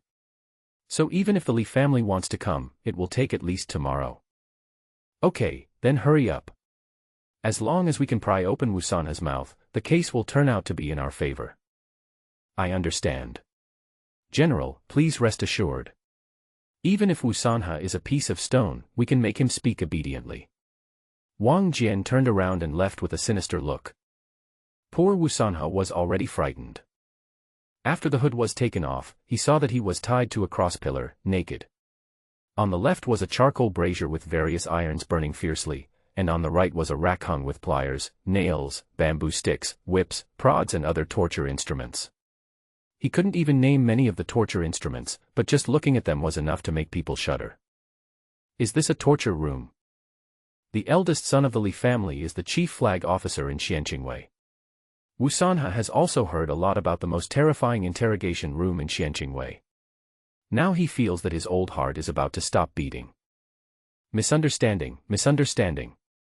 Did you catch the wrong person? I'm Wu Sanhe, the chief steward of Li Bing's family. We're family, big brother. TSK, a swindler who sells banknotes actually dares to say that he is the chief steward of Li Zongqi's family. Aren't you afraid that the wind will blow your tongue away? Two burly men with bare upper bodies were fiddling with torture instruments, apparently preparing for the formal start, while they looked down on Wusanha's words. Really? If you don't believe me, send someone to the Li family to ask. I really am the chief steward of the Li family. Can the butler go to the market to buy vegetables by himself? Forget it, you'd better not talk about it for now. It's a waste of energy. You will be very tired later. After he had said only a few words, Wusanha's mouth was blocked again. This time, it was not a rag but an iron walnut with a noose. He couldn't even close his mouth, let alone speak. The two big men took a look at the interrogation items on the table and had an idea in their minds. They were newly recruited into the Black Flag Battalion yesterday, specializing in torture. They were professional and technical personnel. Not only was their salary increased by one level, but their work was much less stressful than before. Therefore, the two men were very motivated after receiving the task. We can't just take the money and not do the work, right? The higher-ups asked us to produce the results within today, so we can just spend half a day. That way, we can let the higher-ups see our skills. Brother Zhou, would you like to have 3 side dishes first? No, today we just need a small dish to warm him up, and then we can move on to the lower 3 courses. Forget about the upper 3 courses. This guy is not in good health, and it will be a big problem if he is killed. Oh, and put a thicker cushion behind his head, and keep his head fixed, so he won't move around and hurt himself. Don't worry, Brother Zhou. Don't you know how I do things? I promise to take good care of the people. The two men were just like ordinary tavern guys, chatting while doing their work, except that their work was a real person who can take care of the feelings of Wusanha, who is naked, speechless, and tied to a cross. He's about to pee. Wusanha was just a cook. Even though he later became the steward of a wealthy family, he was just an ordinary person. His experience might be complicated, but he could never compare with those evil monks with abnormal brains. Therefore, Wusanha's expression was unusually weak when facing torture. Just an appetizer made Wusanha cry for mercy. Halfway through the main course, he kept blinking his eyes. This was a signal that he was going to tell whatever I asked, and not hide anything. This guy is too soft. He gave in just when I got excited. TSK, so boring. Why waste your words? Hurry up and deliver the confession to Wang Xiaoqi. Also, get someone to get this guy out of here and wash the floor. There's shit and urine all over the floor. It stinks. Shen Hao had just returned from lunch when Wang Jian came to him with a handwritten confession document. General, that wimp has confessed. The so-called Yulin rice that came from Yunyang was indeed fabricated. The purpose was just to confuse the bank's investigation of large transactions. In the end, the money changed hands twice and all fell into the account of the Li family's eldest branch. Upon hearing this, Shen Hao stood up from his chair. Are you sure it was entered into the Li family's main account and not Li Bing's private account? It's not a private account, it's the public account of the first wife of the Li family. I have just verified this. Wusanha doesn't seem to be lying. In addition to the Yunyang smuggling case that we are focusing on this time, he also revealed a lot of things. At least 60% of the stolen money that Li Bing obtained outside was returned to the public account of the first wife of the Li family. Besides the income, there are also expenditures. In the past few years, the Li family has handed over money and goods to many officials in Fengri City through Wusanha. It is said to be a favor, but the amount is a bit exaggerated and obviously cannot withstand investigation. Even Captain Jiang has received tributes from the Li family. Shen Hao was almost choked to death by Wang Jian's last sentence. What does Captain Jiang also accepted tribute from the Li family mean? Can you just say that? Fortunately, the door was closed and no one else heard the conversation, otherwise it would have been a lot of trouble. Has anyone else seen this confession? Just recruit Zhou Tao and Yang Lin, who were recently hired to be in charge of the interrogation. Don't worry, they know how powerful it is and won't spread it around. Go and warn them later. If you forget what you've read, anyone who says anything irresponsible will be killed. Don't worry, General, I will explain everything to them. But do you think this confession is still useful? Wang Jian was not stupid. He knew that Wu Sanhe spilled the beans about the Li family because he could not bear the torture. However, he did not expect that many high-ranking officials in Fengri City would be implicated. The nature of the incident changed, and it went against the principle of controlling the scope of impact. If things were not handled properly, it would get out of control. Shen Hao pondered for a long time. Put Wu Sanhe under guard. From food to guarding, all must be our own people. No outsiders are allowed to visit him without my permission. All things given to Wu Sanhe must be carefully checked, even bamboo sticks for shaving his butt. I want you to promise that Wu Sanhe must be alive and well before I give the nod. I understand. Before you chop off his head, I will keep him alive even if the Jade Emperor comes. Wang Jian quickly expressed his determination, then turned around and left immediately. He would go to the dungeon immediately to arrange the manpower. Wang Jian left, but Shen Hao did not. His mind was racing. The confession of Wu Sanhe in his hand was a double-edged sword. If used well, it could solve many problems once and for all and also bring great benefits. But if used poorly, it would be a big trouble. After reading the contents of the confession twice, Shen Hao's eyelids twitched, especially the brief list of money given by the Li family to various officials in Fengri City. This is an opportunity. There won't be a better breakthrough opportunity in the short term. But, this matter can't be tied in my hands. It's too hot. I need to find someone with a stronger body to handle it safely. The first thing Shen Hao naturally thought of was the biggest head in the Licheng Guard station. Tang Qingyuan didn't know why his eyelids had been twitching since early this morning and it didn't stop until the afternoon. He felt very annoyed. When Tang Qingyuan saw Shen Hao knocking on the door with a document in his hand, he finally understood why he was so uneasy. Are you sure my brain can handle this? I've seen bold people, but I've never seen anyone so bold as this. This is playing with fire, and they're planning to drag him along. Tang Qingyuan wondered for a moment if he had been too hasty in choosing Shen Hao as the chief of the Black Flag Battalion. Sir, we can't just look at the risks, we have to look at the benefits as well. If we do this according to what I said, although the risks are high, the benefits are also high enough, and the risks are still controllable. There are 4 nobles still alive in the Li family, and the highest one is an 8th-rank viscount. I have to bow to such people when I see them. Just imagine how terrifying the connections behind them are. You actually want to take this opportunity to wipe out their entire family. Shen Hao didn't expect Tang Qingyuan to react so strongly, but he said that it was impossible to take back what he had said, and this was indeed the safest way to deal with it after thinking it over. Sir, the Li family has spent a lot of money in Fengri City and has privately networked with so many high-ranking officials. Even Captain Jiang has received their tributes. This is probably not as simple as maintaining relationships, right? If we really want to investigate further, it wouldn't be too much to accuse them of forming a clique for personal gain, right? Moreover, Li Bing dared to wrongly accuse, slander, and kill court officials for a mere sum of money, and put their entire families to death. Such a disregard for the law of the country cannot be dismissed with a simple dereliction of duty or greed for money. There is no problem in charging him with the crime of treason, right? Forming a clique for personal gain. Treason. Tang Qingyuan's first reaction was to wonder if Shen Hao was crazy. But as he thought about it carefully, the expression on his face gradually became interesting. According to the current laws of the Jingzhou dynasty, the judgment of forming a clique for personal gain and treason is implemented, one size fits all. The purpose is to not give anyone the slightest chance of luck, and to play a role in preventing and controlling small things.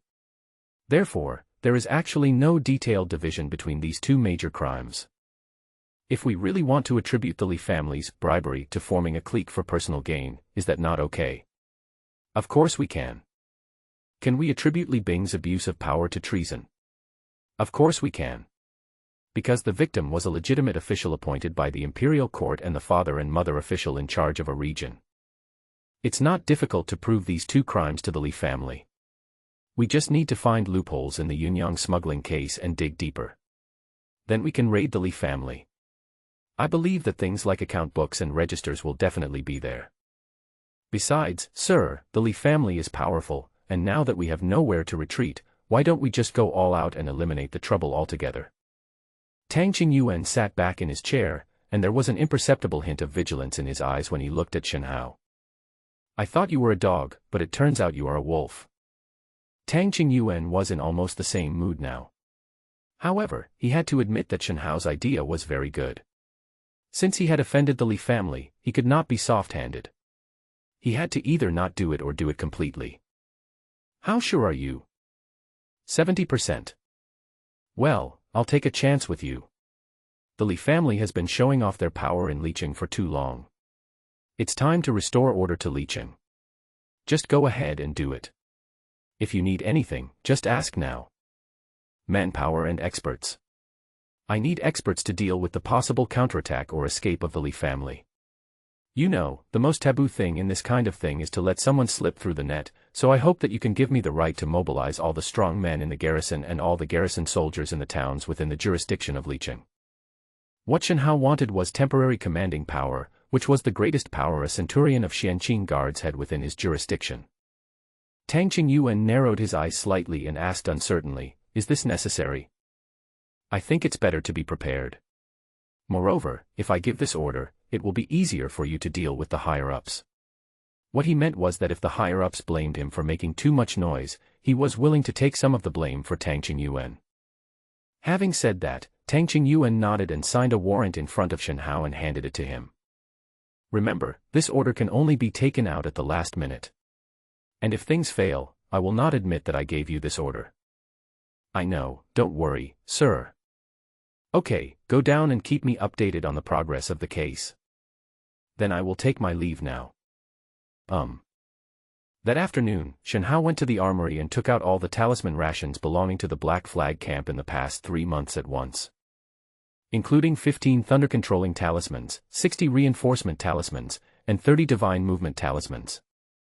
After taking out the talismans, Shen Hao kept 3 thunder control talismans and 2 god travel talismans for himself and distributed the rest overnight. Li Mansion. It was almost noon, and the servants in the mansion noticed that Wu Sanhe, who should have returned long ago, had not returned yet. It was almost time for dinner, and it would be inappropriate to keep the old man waiting. Several knowledgeable servants went out to look for him, thinking that Wu Sanhe was delayed by some unexpected situation. However, they searched back and forth along the street from Li Mansion to East Market twice, but they could not find any trace of Wu Sanhe. Manager Wu is missing. The servant reported the news that Wu Sanhe was not found, and soon the old man of the Li family, who was sitting in the dining room and preparing to enjoy Wu Sanhe's cooking, got the news. The old man of the Li family is Li Bing's grandfather, named Li Zhonglie. He is 89 years old this year and is an 8th-rank viscount. Also receiving the news was Li Bing's father, Li Longqing, who was 67 years old and a 5th-rank viscount. This father and son are different from Li Bing. They both came from the battlefield and have experienced repeated life and death situations, which has formed a stubborn habit of being cautious in everything. Let all the guards and servants in the mansion go out to look for him. At the same time, contact the Liqing government office and ask them to send officers to help find him. After another steward received the order from the master and hurried away, Li Zhonglie and his son Li Longqing looked at each other and walked into the secluded study room together tacitly. Li Longqing spoke first, "Father, why don't you ask someone to call Li Bing back? I always feel uneasy, as if something bad is going to happen." "You feel the same way?" "Oh, I have too. It's been many years. It's been more than 30 years since I withdrew from the Kundalini Gate. I haven't felt this much danger approaching. TSK, I even feel a little nostalgic. As for Binger, things haven't come to that point yet, there's no need to call him back." Li Longqing was speechless after hearing this. His father was old, but the older he got, the more unpredictable he became. However, his father's words also reminded Li Longqing that his father was known as a mad dog when he was young. It seemed reasonable that a mad dog liked the feeling of danger. After a moment of silence, Li Zhonglie suddenly spoke up, "It seems like Wu Sanhe has been in our family for more than 20 years, right?" "Well, yes, almost 23 years. Yes, he has been loyal for so many years. Although he was just a cook, he is steady and smart, so I promoted him to be a steward." "Later, you promoted him to be the chief steward, right?" "Yes, father. Wu Sanhe is a very good person. I have never had to worry about anything since I promoted him to the position of chief steward. He has arranged everything very well and has handled external affairs very well." When he said this, Li Longqing's face became a little gloomy. Li Zhonglie shook his head and said, "You've thought of it, right? Wu Sanhe has gained our trust over the years and has participated in and even handled many confidential matters. He is even responsible for the accounts. Now he is more than just a steward in the Li family. However, we were careless and didn't even think of assigning him some guards." "Father, are you saying that Wu Sanhe was kidnapped? What other reasons could there be? How far is it from our home to the East Market? It's broad daylight. Wu Sanhe couldn't have gotten lost or had an accident. The only explanation is that he was kidnapped." If he was really kidnapped. Li Longqing didn't finish his words, but his meaning was already very clear. Once Wu Sanhe was kidnapped, the other party's target would definitely not just be Wu Sanhe himself. The Li family is in big trouble. By evening, all those who were looking for Wu Sanhe had returned empty-handed. The only thing we can confirm is that manager Wu was abducted in a rice wine shop. Also missing are the waiter and the owner of the rice wine shop. Nothing suspicious was found on the carriages that left the city today, so the government still believes that it is most likely that manager Wu is still in the city.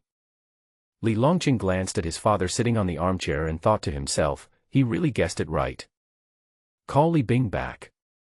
Li Bing was called back from Jinxiu Pavilion by the old servant of his family. If it weren't for this old servant who followed his father, Li Bing would not have come back so easily.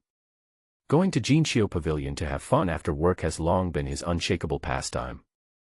Li Bing felt something strange as soon as he returned to the mansion. There were obviously many more guards in the mansion than usual, and it was obvious that they had been assigned more duties. On the way, the old servant was told not to tell Li Bing anything about Wu Sanhe, so when Li Bing entered the study and heard his father Li Longqing talk about Wu Sanhe's disappearance, his face turned pale. Bang! Li Bing slammed the table hard and said viciously, "It must be Tang Qingyuan who is causing trouble." "Why him?" Li Zhonglie picked up the tea and took a sip, asking casually. Li Bing said as a matter of course, before the Black Flag camp was established, Tang Qingyuan personally appointed a rootless scum as the chief flag officer and allowed that bastard to check my files. It is clear that Tang Qingyuan was behind it. Li Longqing also nodded and said, "Li Bing told me before, and asked me to join forces with many nobles in Liqing and Fengriqing to send a letter of complaint to the Qianhu of Xianqingwei in Fengriqing. Maybe Tang Qingyuan is preparing to confront our Li family head-on." Li Zhonglie shook his head and said, "Don't you know what kind of character Tang Qingyuan has? He seems to be very shrewd and calm, but in fact he is a coward. He was able to become the centurion of Liqing only because of Jiang Cheng's support, otherwise he is not worthy of it. So even though you guys jointly sent a letter to the Qianhu office of Fengri City last time, which made Tang Qingyuan very angry, it is impossible for him to take the initiative to fight to the death with our Li family." "What do you mean? The one who kidnapped Wu Sanhe was not from Xianqingwei." "I'm not sure. But judging from Tang Qingyuan's personality, it's unlikely that he would be so bold. But if it was someone else who attacked us, there would be no need to kidnap Wu Sanhe, right? Besides, this is Liqing. It would be difficult for anyone other than Xianqingwei to hide a person from us, right?" Li Bing patted his chest and said, "Why keep guessing? I'll go to the guard post right away. If there's a new person in there, it'll be easy to find out. It won't take long. You guys just sit back and relax. I'll be back soon." Li Bing left in a hurry, but came back an hour later. His face was dark and his chest was heaving violently, and he was obviously very angry. The dungeon is under strict control. No one is allowed to enter without Tang Qingyuan's warrant. Even the approval of the trial centurion officer is useless. In addition, all the interrogation files are temporarily stored in the hands of the centurion guards. It is impossible to find out how many new people were detained today and who they are. We can only wait until the killers who are interrogating in the guard station go on duty tomorrow to find out. Li Longqing and Li Zhonglie had already heard something strange in Li Bing's words. Li Longqing immediately asked, "Has the dungeon ever been so strictly controlled before?" "Yes, but that was many years ago. At that time, the dungeon was under strict control because 4 evil monks were imprisoned in it at the same time. There have been no such cases recently. It's very strange. Li Bing went to the guard post early the next morning, but when he asked the people in charge of the interrogation, he didn't get any information about Wu Sanhe. That shouldn't be the case. Any prisoner brought to the garrison must first be tortured before being sent to the dungeon. Could it be that Wu Sanhe is not in the garrison at all? Li Bing was confused. This was different from what he expected. But soon his flag officer Zhang Hu came to him and brought new news. General, I asked again for you. The killers who were doing the interrogation did not interrogate anyone named Wu Sanhe yesterday, not even someone with similar physical characteristics. However, 3 days ago, 2 people from the interrogation were transferred to the Black Flag Battalion to perform duties. I think their names are Zhou Tao and Yang Lin. Someone saw them cleaning the torture room yesterday. There was feces and urine in it. It must be the remains of someone who had been tortured. Li Bing was shocked when he heard the news. His intuition told him that the guy who was found to have defecated and urinated by Zhou Tao and Yang Lin during the interrogation was most likely the Wu Sanhe he was looking for. Where are they now? It should be at the Black Flag camp's base, right? Li Bing immediately jumped up from his chair and was about to rush out but then stopped. I was worried that if I went directly to the Black Flag camp, people might notice me. If it was really Wu Sanhe, it would be troublesome if they hid him. I had to think of a way. But what Li Bing never expected was that instead of him looking for the other party came to him instead. When the doorman came in to announce it, Li Bing thought he had misheard. But when he actually saw the other party, he had some impression that the other party was indeed from the Black Flag camp. Wang Jian, a small flag officer of the A group of the Black Flag Battalion, is honored to meet General Li.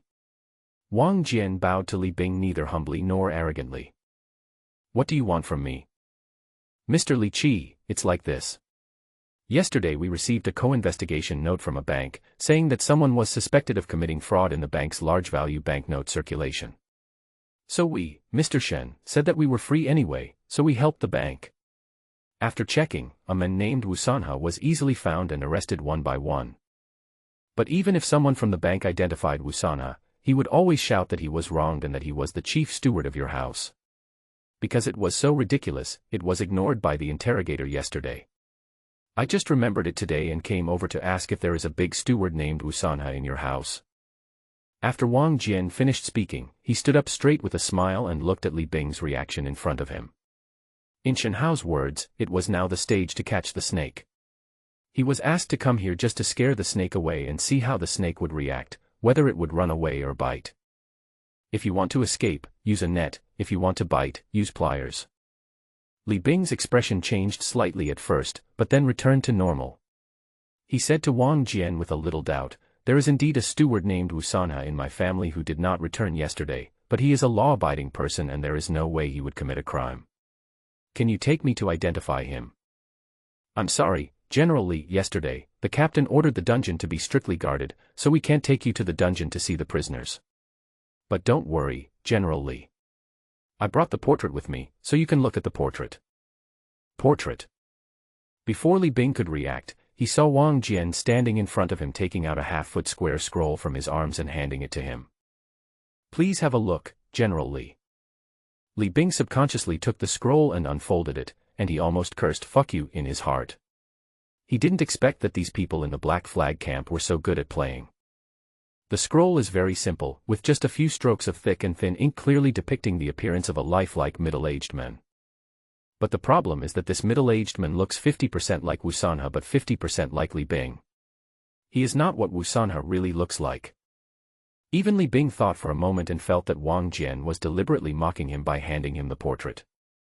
Seeing Li Bing's face turn red like a pig's liver, Wang Jian did not hide his smile at all, and laughed out loud intentionally or unintentionally. He even said bluntly without waiting for Li Bing to speak, it seems that General Li does not recognize the person in the portrait. Then I will take my leave. I hope General Li will forgive me for the trouble. Stop. Li Bing stood up from his seat with a flushed face and walked in front of Wang Jian. The two were only 1 foot apart so that Wang Jian could clearly see the murderous intent in his eyes. What if I say that this is my family's chief steward, Wu Sanhe? Even though Wang Jian's heart was trembling, his face remained calm and his smile remained undiminished as he replied, We, Mr. Shen-Chi, have said that if the thief is indeed the manager of Mr. Li's family, we can go to him to intercede. Maybe he will give me a lighter sentence for the sake of his colleagues, but of course it all depends on General Shen-Chi's mood. After saying that, Wang Jian didn't even bother to use the hand gesture, turned around and left, leaving behind Li Bing with a surging breath and tightly holding the handle of the knife at his waist. After finally suppressing the rage in his heart for the time being, Li Bing firmly believed that Wu Sanhe had fallen into the hands of the Black Flag Battalion, and that he was the target of the Black Flag Battalion. He couldn't sit still in the guardhouse. Li Bing knew that once he was torn open, it would not only be him who would suffer, but the entire Li family would be implicated. Something had to be done.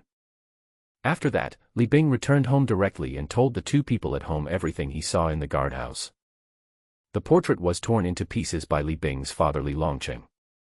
But the old man Li Zhonglie seemed the most patient.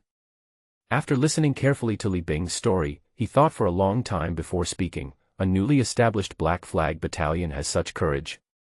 Impossible. The only explanation is that someone lent him the courage, so he dared to provoke the Li family so blatantly.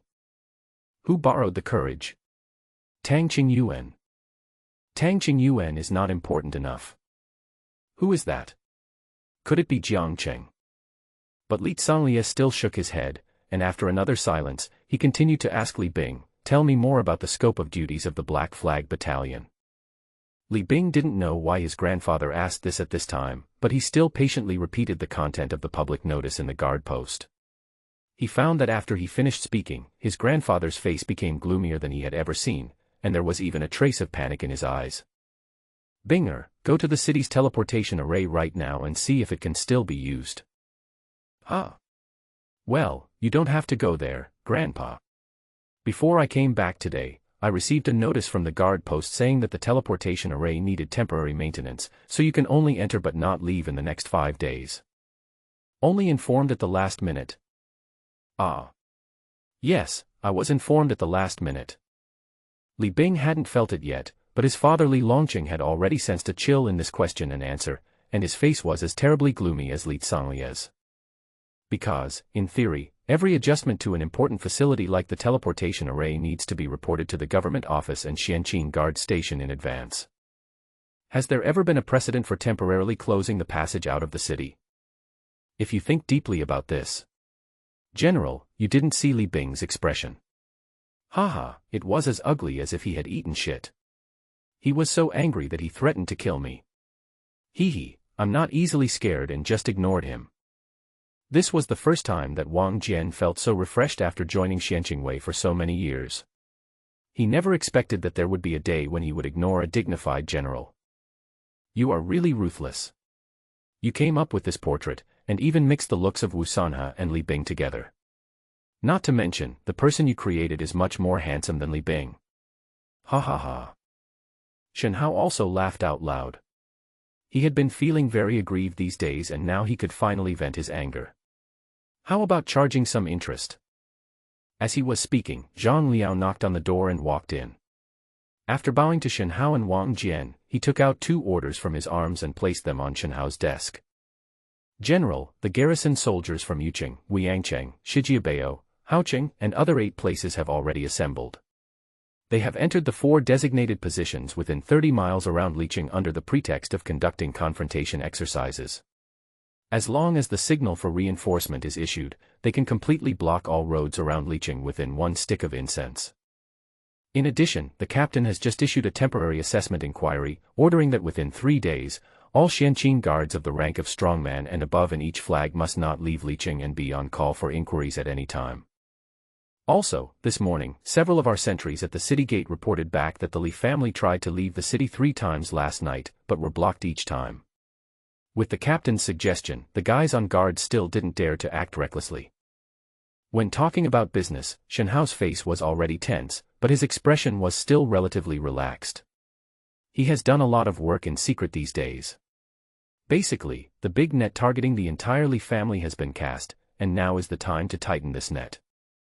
Wang Jian startled the snake a little before. Judging from its reaction, the snake was indeed startled, but it was not so frightened that it lost its composure.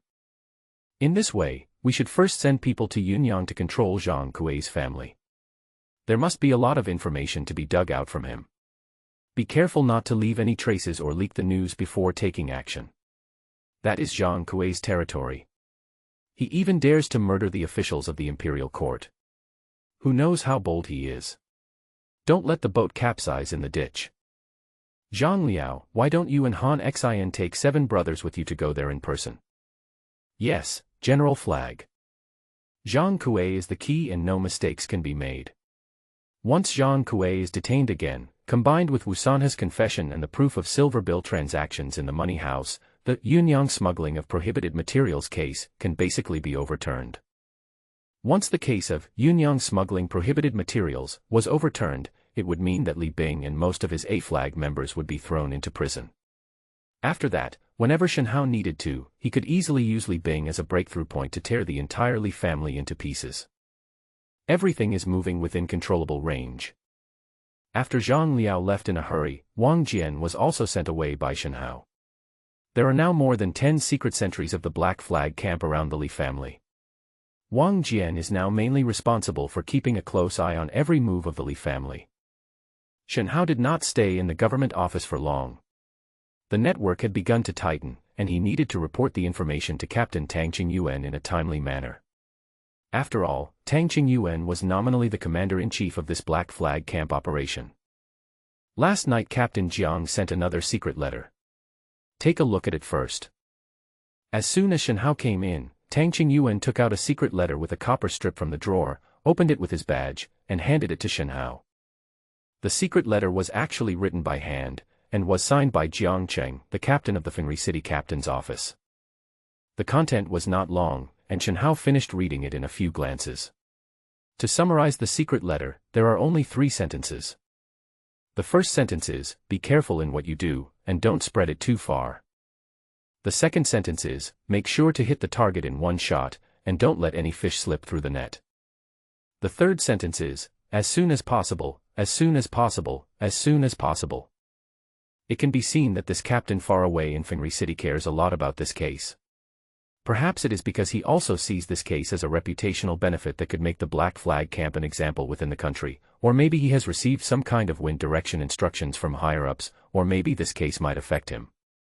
Regardless of the reason, at least from the secret letter it can be seen that Captain Jiang is on the side of the Licheng Guard or the Black Flag camp. My lord, this is a good thing. Humph, it's a good thing if you do it well, but if you mess it up, it will be a death warrant. How is the situation over there? The net has already been closed. I plan to control the people in Yunyang today and completely eliminate Li Bing, the breakthrough point. However, I deliberately scared them yesterday, but the reaction of the Li family was too calm. I can't guess. Don't guess if you can't figure it out. Now the entire Li city is in our big net. If the Li family dares to go crazy, they will only die faster. You can't get confused now. Follow your previous plan. If you don't make any mistakes, everything will be fine. Tang Qingyuan patted Shen Hao's shoulder for a rare moment, with an encouraging look on his face, which made Shen Hao quite uncomfortable. The two were about to continue chatting, but they heard the doorman's report outside. Sir, Li Bing, the chief of the Jiazi banner, said he has something important to report. Li Bing. Tang Qingyuan and Shen Hao looked at each other, then Tang Qingyuan sat back in his chair and asked the doorman to bring the person in. Shen Hao did not leave, as he also wanted to hear what tricks Li Bing was planning to play by coming to Tang Qingyuan. A moment later, the door of the government office was pushed open, and Li Bing walked in with a smile on his face. He bowed and greeted Tang Qingyuan, who was sitting on the chair, but ignored Shen Hao, who was standing next to him. General Li, do you want to see me? Sir, my old man recently got a few jars of 50-year-old osmanthus wine. I know that you are in confidant of wine, so I would like to invite you to taste it at home. I wonder if you have time after work today. That's fine. Thank Lord Li for me first. I'll thank him in person tonight. Then I will be waiting for your arrival, Your Excellency. I will take my leave. Li Bing came and left with a smile on his face, showing no emotion at all the time, as if he had really just come to invite Tang Qingyuan to a banquet. What do you mean by this Li family? Sir, I'm afraid the banquet will not be a good one, but it would be a good idea for you to go and find out more about the Li family. Shen Hao couldn't guess what the Li family was planning, but since Tang Qingyuan had agreed to go, what else could he say? I just want to see what tricks they are playing. Okay, go down and do your work. Remember to report if you have any. Yes, sir. By the way, you should be careful when you go to the banquet tonight. After all, the Li family is not a peaceful place right now. Late at night, Shen Hao came out of the government office. He shook his dizzy head. He had been very busy recently. If it weren't for his explosive improvement in cultivation, he really might not have been able to bear it. The Black Flag Battalion's newly equipped black box carriage was still waiting outside. The driver was a strongman from the Black Flag Battalion. He was both Shen Hao's driver and his bodyguard. General Flag, are we going back now? Well, it's so late, you should go back and rest. You don't have to see me off. I still have to be busy tomorrow. No, it's not far. I'll take you home first and then I'll go home. Old Xiao, I just heard Wang Jian say at dinner today that your kid turned 1 yesterday. Here's a red envelope for your son. Don't forget me when there's such a happy event in the future. I can go and have a drink too. Shen Hao was sitting outside the carriage. He took out a big red silk purse and handed it to the strongman driving the carriage. Old Xiao didn't dare to accept it. He didn't expect that the General Flag would take so much trouble to deal with such a small matter at home. He didn't know what to say for a moment. I made a longevity lock for you, for good luck. I told you to take it, but you won't even give me this little courtesy. Old Xiao couldn't refuse but had to accept it. He weighed the purse in his hand and felt a little trembling in his heart. The purse didn't contain small ingots, but gold, pure gold. The general is really generous. After receiving the red envelope for his son, Old Xiao felt a little embarrassed. He was nervous for a while before he stammered and wanted to treat Shen Hao to a drink. Haha, okay, I'll go to your house and fix it then, huh? Before Shen Hao could finish his words, he suddenly felt a murderous intent rising from the dark street ahead, and he instinctively felt that danger was approaching rapidly. Get out of the way. He only had time to move half a body backwards before he felt dozens of invisible sharp blades rushing towards him from all directions in the darkness. Puff. Puff. Puff. A piercing pain came from his right shoulder, and then from his left leg. Shen Hao had no time to think, and he endured the pain and fell off the slow-moving carriage. Also thrown to the ground was Old Xiao, who was talking and laughing with him a moment ago. Shen Hao wanted to pull it, but a bright light shot out from the darkness again and rained down on his head. Old Xiao. There was a roar, but Lao Xiao, who was hit on the ground, remained motionless. Shen Hao could only roll on the spot and at the same time took out the Yanji knife from his waist and held it in front of him quickly. Dang dang dang dang dang. The sound of dense metal blocking sounded, and the force was so strong that Shen Hao's right arm went numb. Fortunately, he was not hit by these sharp lights again, causing him to retreat to a corner. He quickly glanced at his right shoulder and left leg, and then he could tell what was hurting him. Magic-breaking arrow. Shen Hao couldn't help but sink in thoughts. Spell-breaking arrows are not ordinary weapons.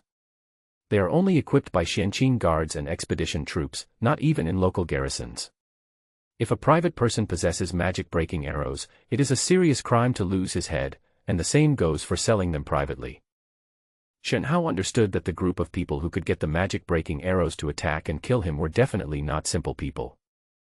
As for who it was, he didn't have the energy to think about it now, because the third wave of arrow rain came again.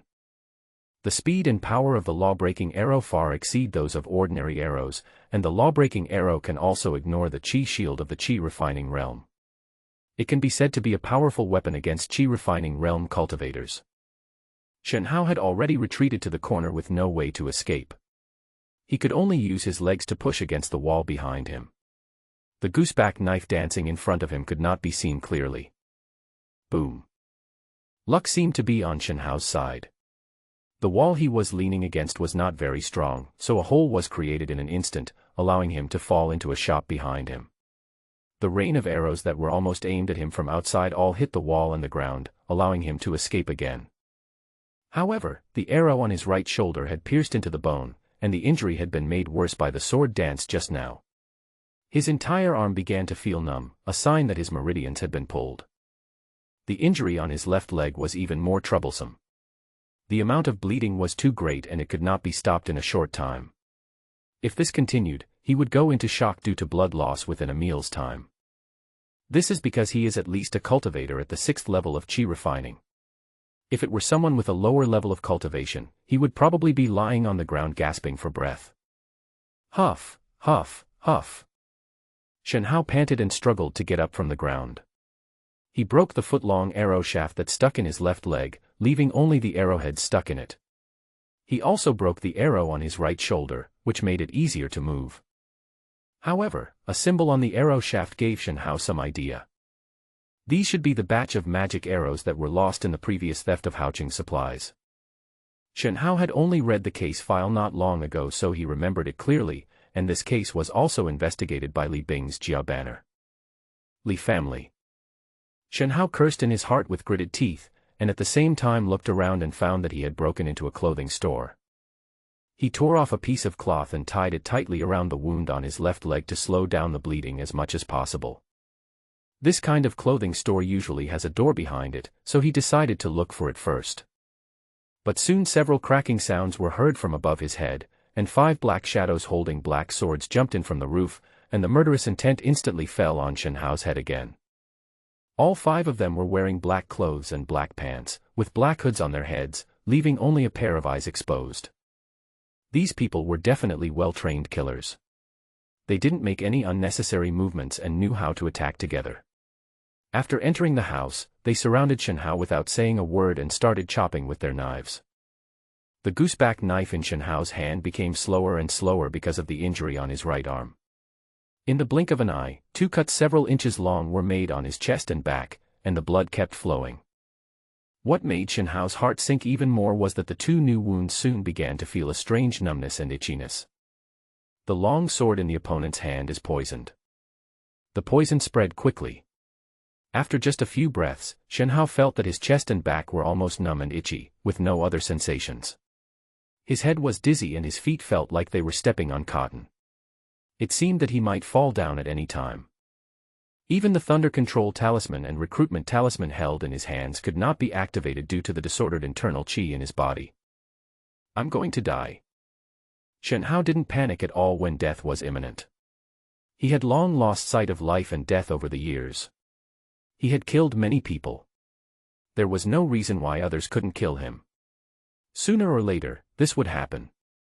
Being prepared for the worst, Shen Hao seemed to have a little more strength, so Shen Hao raised the Yenji sword and barely blocked the opponent's 2 consecutive slashes. However, that's about it. The next second, he saw the opponent slashing across his neck, but his stiff body was unable to dodge, and he knew in his heart that this might be the last thing he saw. But without warning, Shen Hao's chest suddenly surged with a fierce and strange force, which instantly spread throughout his body. Not only did it squeeze out the poison that invaded his body, but it also ignited the poison from his exhausted body. A raging fire. When? In just a moment, Shen Hao, who thought he was doomed to die, found himself as if he had a last burst of light. His whole body was hot but at the same time filled with explosive and powerful power that had nowhere to vent. He raised his hand to block the fatal knife that was heading for his neck. This is... Without time to think, Shen Hao gripped the gooseback knife tightly in his hand again and started to fight for his survival. Although he didn't understand why he had a chance to survive, he guessed that it was probably related to the black beast tattoo on his chest. Because even though he couldn't see it through his clothes, Shen Hao could feel something twisting wildly on his chest. Kill, kill, kill. Violent thoughts quickly occupied Shen Hao's nerves. In his astonishing feeling, he found that his speed was faster and his strength was greater. The true energy on the knife was actually about to leave the blade. The most appropriate word to describe his current situation is rampage.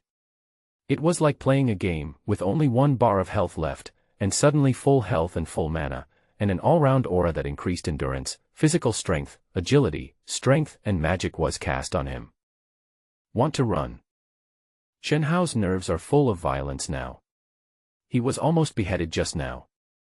Now that things are looking up, how can he let the killer get away? He raised his hand and threw out the 3 thunder-protecting talismans that he had not had the chance to throw out before. 3 bolts of lightning as thick as his arms appeared out of nowhere and smashed down on his head. The 5 assassins' cultivation was not low, but it was just not low. Each one of them was still inferior to Shen Hao, not to mention facing the thunder control talisman. There was no possibility of dodging. As for resisting the thunder talisman, at least these killers don't have that means. 3 out of the 5 killers on the spot had their heads pierced by the thunder talisman. Their entire heads became transparent, all the way down to their stomachs, leaving a burnt stench in the room. The remaining 2 wanted to run, but how could they escape from Shen Hao after he went berserk? One of them had half of his head chopped off by a knife as soon as he turned around. The last one was nailed to the wall by his neck by Shen Hao. Alive.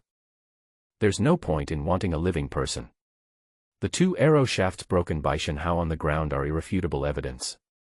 It will definitely not be unfair to accuse the Li family. After escaping death, he became angry when he looked at these killers in black. The last one struggled against the wall for a whole incense stick before he died. Phew, thanks. After killing the last killer, Shen Hao's rampage state ended instantly. He seemed to have lost almost all his strength and collapsed to the ground. He ripped open his shirt and took a look at the vivid black beast tattoo on his chest. Whether Shen Hao was willing or not, he was saved by the other party again. Including the previous time, this was the second time. Hungry. Eat. This time Shen Hao did not panic. He had expected that the black beast tattoo would appear in this hungry state after helping out with a wave of rampage. Fortunately, there is no weird food like evil or eaten tofu this time. Hey, I won't be forced to eat the clothes and corpses in this store. The sudden appetite made Shen Hao look bitter, and he thought to himself, are they really so hungry that they won't choose what to eat? Can we just let these corpses go? But the fact is that Shen Hao felt that his appetite was directed towards the corpses on the ground. Waves of extreme nausea made Shen Hao's face, which was already extremely pale due to excessive blood loss, look even uglier. When the instinct of hunger exceeded Shen Hao's control over his body, Shen Hao could only watch himself pounce on the still warm corpse, and then open his mouth wide. Suck. Didn't bite the corpse. Shen Hao, who almost couldn't bear to watch, found that things were not as simple as he thought. Shen Hao opened his mouth and inhaled hard. A strange force was transferred from the black beast tattoo on his chest to his body. As he inhaled hard, a cloud of green mist was pulled out of the corpse by an invisible force. Really? Shen Hao instantly understood what he was going to eat. It's actually a soul. As the saying goes, when a person dies, it is like a lamp going out. The lamp here is used to refer to the soul. After death, the soul of an average person will dissipate very quickly, either returning to the origin of the world or going somewhere else. The more powerful you are when you are alive, the slower your soul will dissipate after death. What Shen Hao was sucking out of the corpse was the soul of one of the killers. It's not eating corpses, it's eating souls. Isn't this also the same as cannibalism? Shen Hao was powerless to stop it and could only turn a blind eye and wait for this wave of eating to be over. But even though his eyes were closed, the taste in his mouth told him clearly, as for the soul, it tastes like sour plum powder, which is not bad. After swiping away 5 souls, Shen Hao regained control of his body. He didn't dare to throw out the recruiting talisman, fearing that he would be used, nor did he dare to go home, fearing that he would be ambushed again. He didn't dare to stay where he was. Return to Xianqing Guard Station. Opening the back door of the shop, Shen Hao limped along the alley and reached the door of Xianqingwei. Fortunately, it was not far from Xianqingwei. After observing for a while in a corner where the moonlight was not visible, Shen Hao came out shouting when he noticed a group of soldiers on night watch turning to the gate. Among the soldiers on patrol at night, there were 2 warriors Shen Hao recognized, and they were from the Y-shaped flag. Mr. Shen. What's wrong with you? Shen Hao's current appearance is indeed scary. He is covered in blood, with arrows stuck in his shoulders and legs. His face is as pale as paper, and his breath is messy. He looks like he has just experienced a life-and-death fight. But this is Liqing. Who has the courage to intercept and kill a Xianqing Guard General Flag officer in Liqing? I'm afraid the evil monks have never been so arrogant, right? Shen Hao shook his head. He knew his own situation.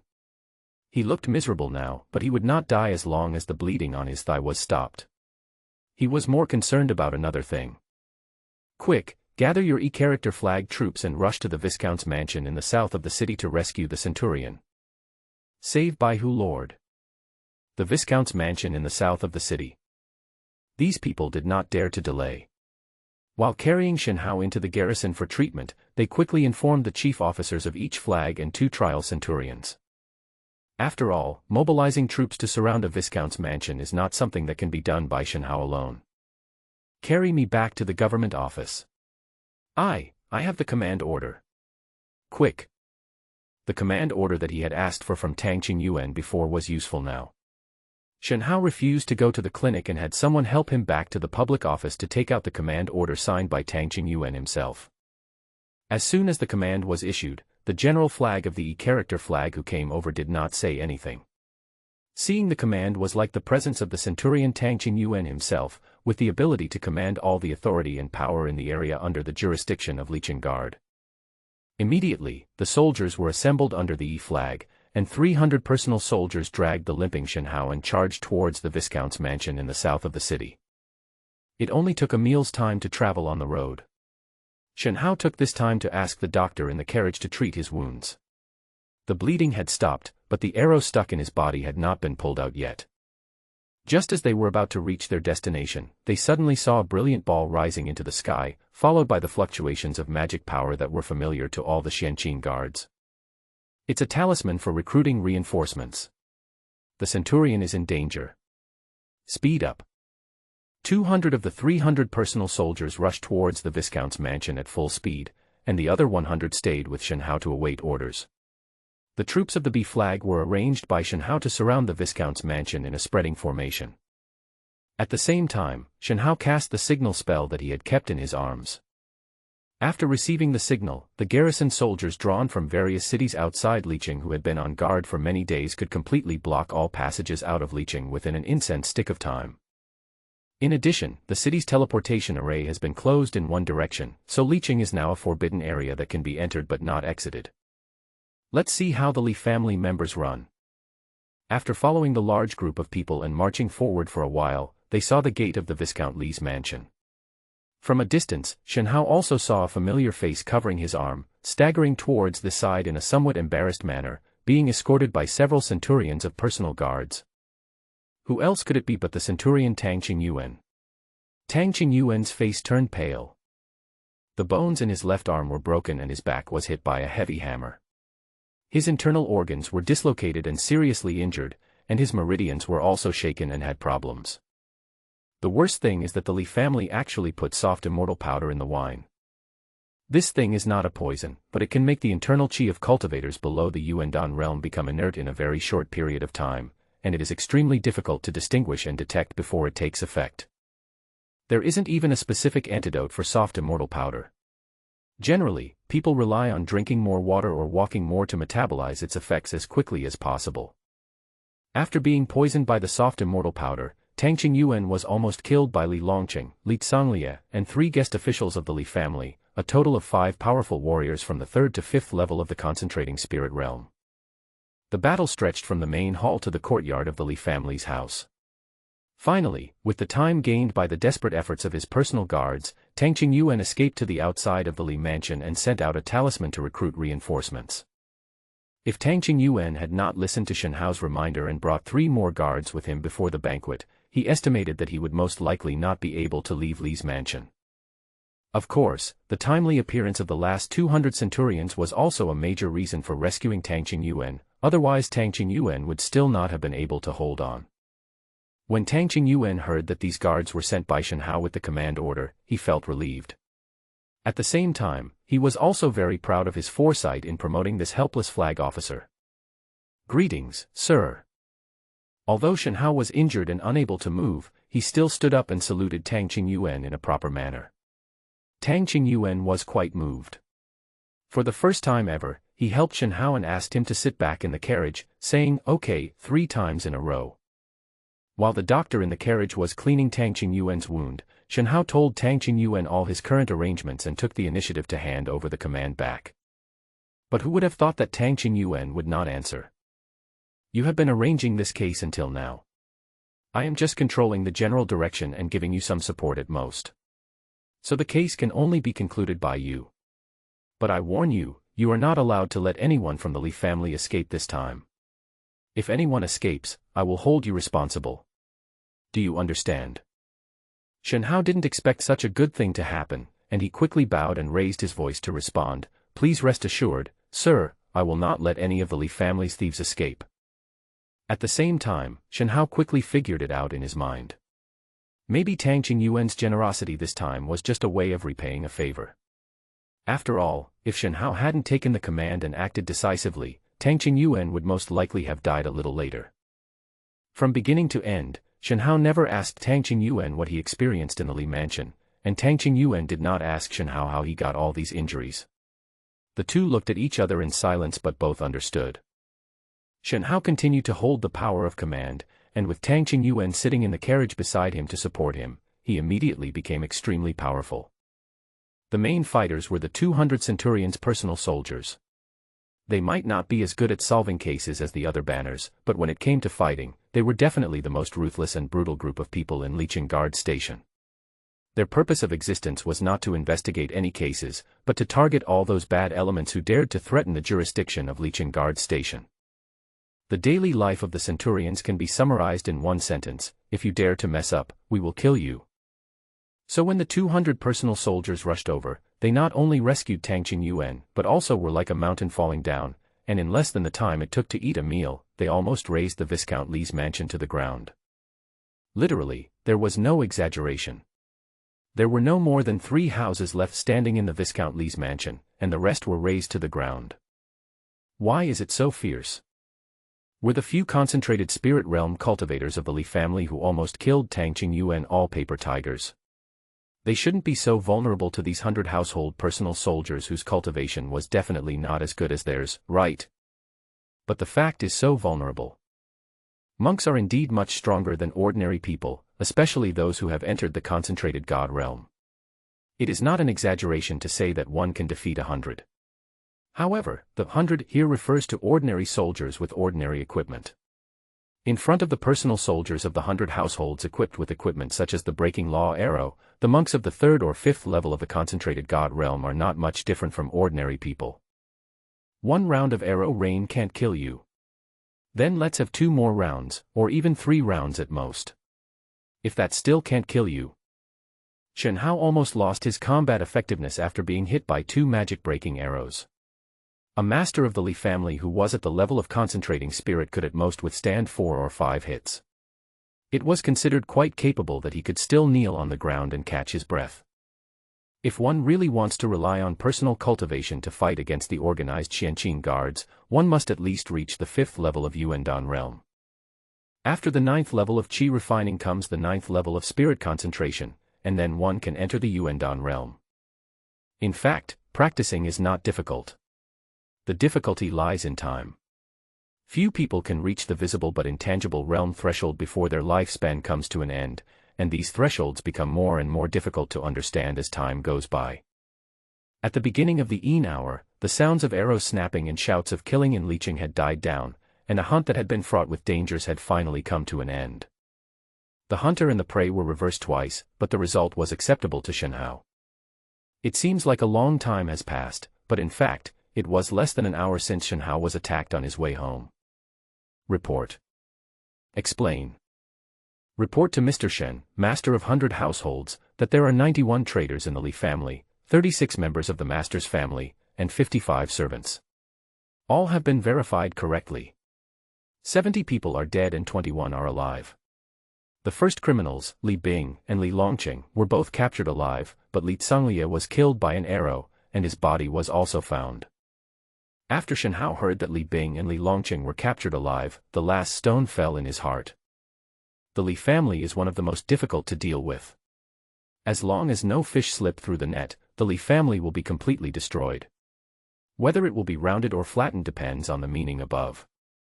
Moreover, if you take down a living person, you can also perform a drama of killing evil thieves and traitors with a vegetable knife, which is an absolute bonus for the popular reputation of Xianqing Guard in Liqing. Don't think that Xianqingwei is directly affiliated with Tianting and is a superviolent organization, so it doesn't care about the public's impression of it. Wrong. Tang Qingyuan also needs to report to the Qianhu office every year, and that local evaluation accounts for a large proportion of his performance. If he wants to continue to be re-elected or promoted, he can't just play by himself behind closed doors, and the local government must take care of him. Immediately send an order to the Qianhu division, requesting it to coordinate with the Xianqing guards in various places to assist in arresting the remaining descendants of the Li family who are scattered outside. Order: the garrison soldiers in the cities outside the city will continue to be on martial law, and they must not be ordered to relax their vigilance. Order: immediately launch a surprise interrogation of Li Bing and Li Longqing, father and son, and have Wang Jian, a small flag officer of the Black Flag Battalion, personally urge them. Order: seal off the Viscount Li's mansion, and immediately conduct a search and cleanup. No items may be hidden or taken without permission, and all must be registered without error. Actually, Tang Qingyuan was sitting behind Shen Hao, but he kept his word and did not take any command power at all. He handed over all authority to Shen Hao. He even sat cross-legged in the carriage and started to meditate, probably because he wanted to metabolize the soft immortal powder in his body as soon as possible. Only after returning to the guardhouse did Shen Hao feel relieved from his nervousness. The numbness from the wounds on his right shoulder and leg suddenly made him dizzy. "Mr. Shen, your injury can't be delayed any longer. If the blood vessels in your legs are compressed for too long, your legs will be damaged. And if the arrow on your shoulder gets stuck and presses the meridians too much, it will leave the root of the disease in your hands." After the doctor's repeated persuasion and the fact that the overall situation was settled, Shen Hao had his wound opened in his apartment and the arrowhead stuck in the bone was dug out. In the severe pain, Shen Hao never forgot to swear in his heart, "If I don't clean up all the shit and urine of the Li family and his son, my surname will not be Shen." That night, the lights in the Xianqing guardhouse in Liqing were not extinguished until daybreak. The common people who had been curious and worried all night carefully walked out of their homes at this time. Relying on the small talk among the neighbors, they gradually figured out that the murderous cry last night came from the south of the city. Some curious people even bravely went to the south of the city to watch the fun. They thought they would be stopped, but they found that they were not stopped.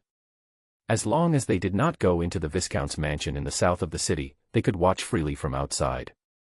As for what you can see, the entire Viscount's mansion has been razed to the ground, and there's still nothing to see. You have to know that this was once a place where ordinary people had to bow their heads and be submissive even when passing by. This is a noble family.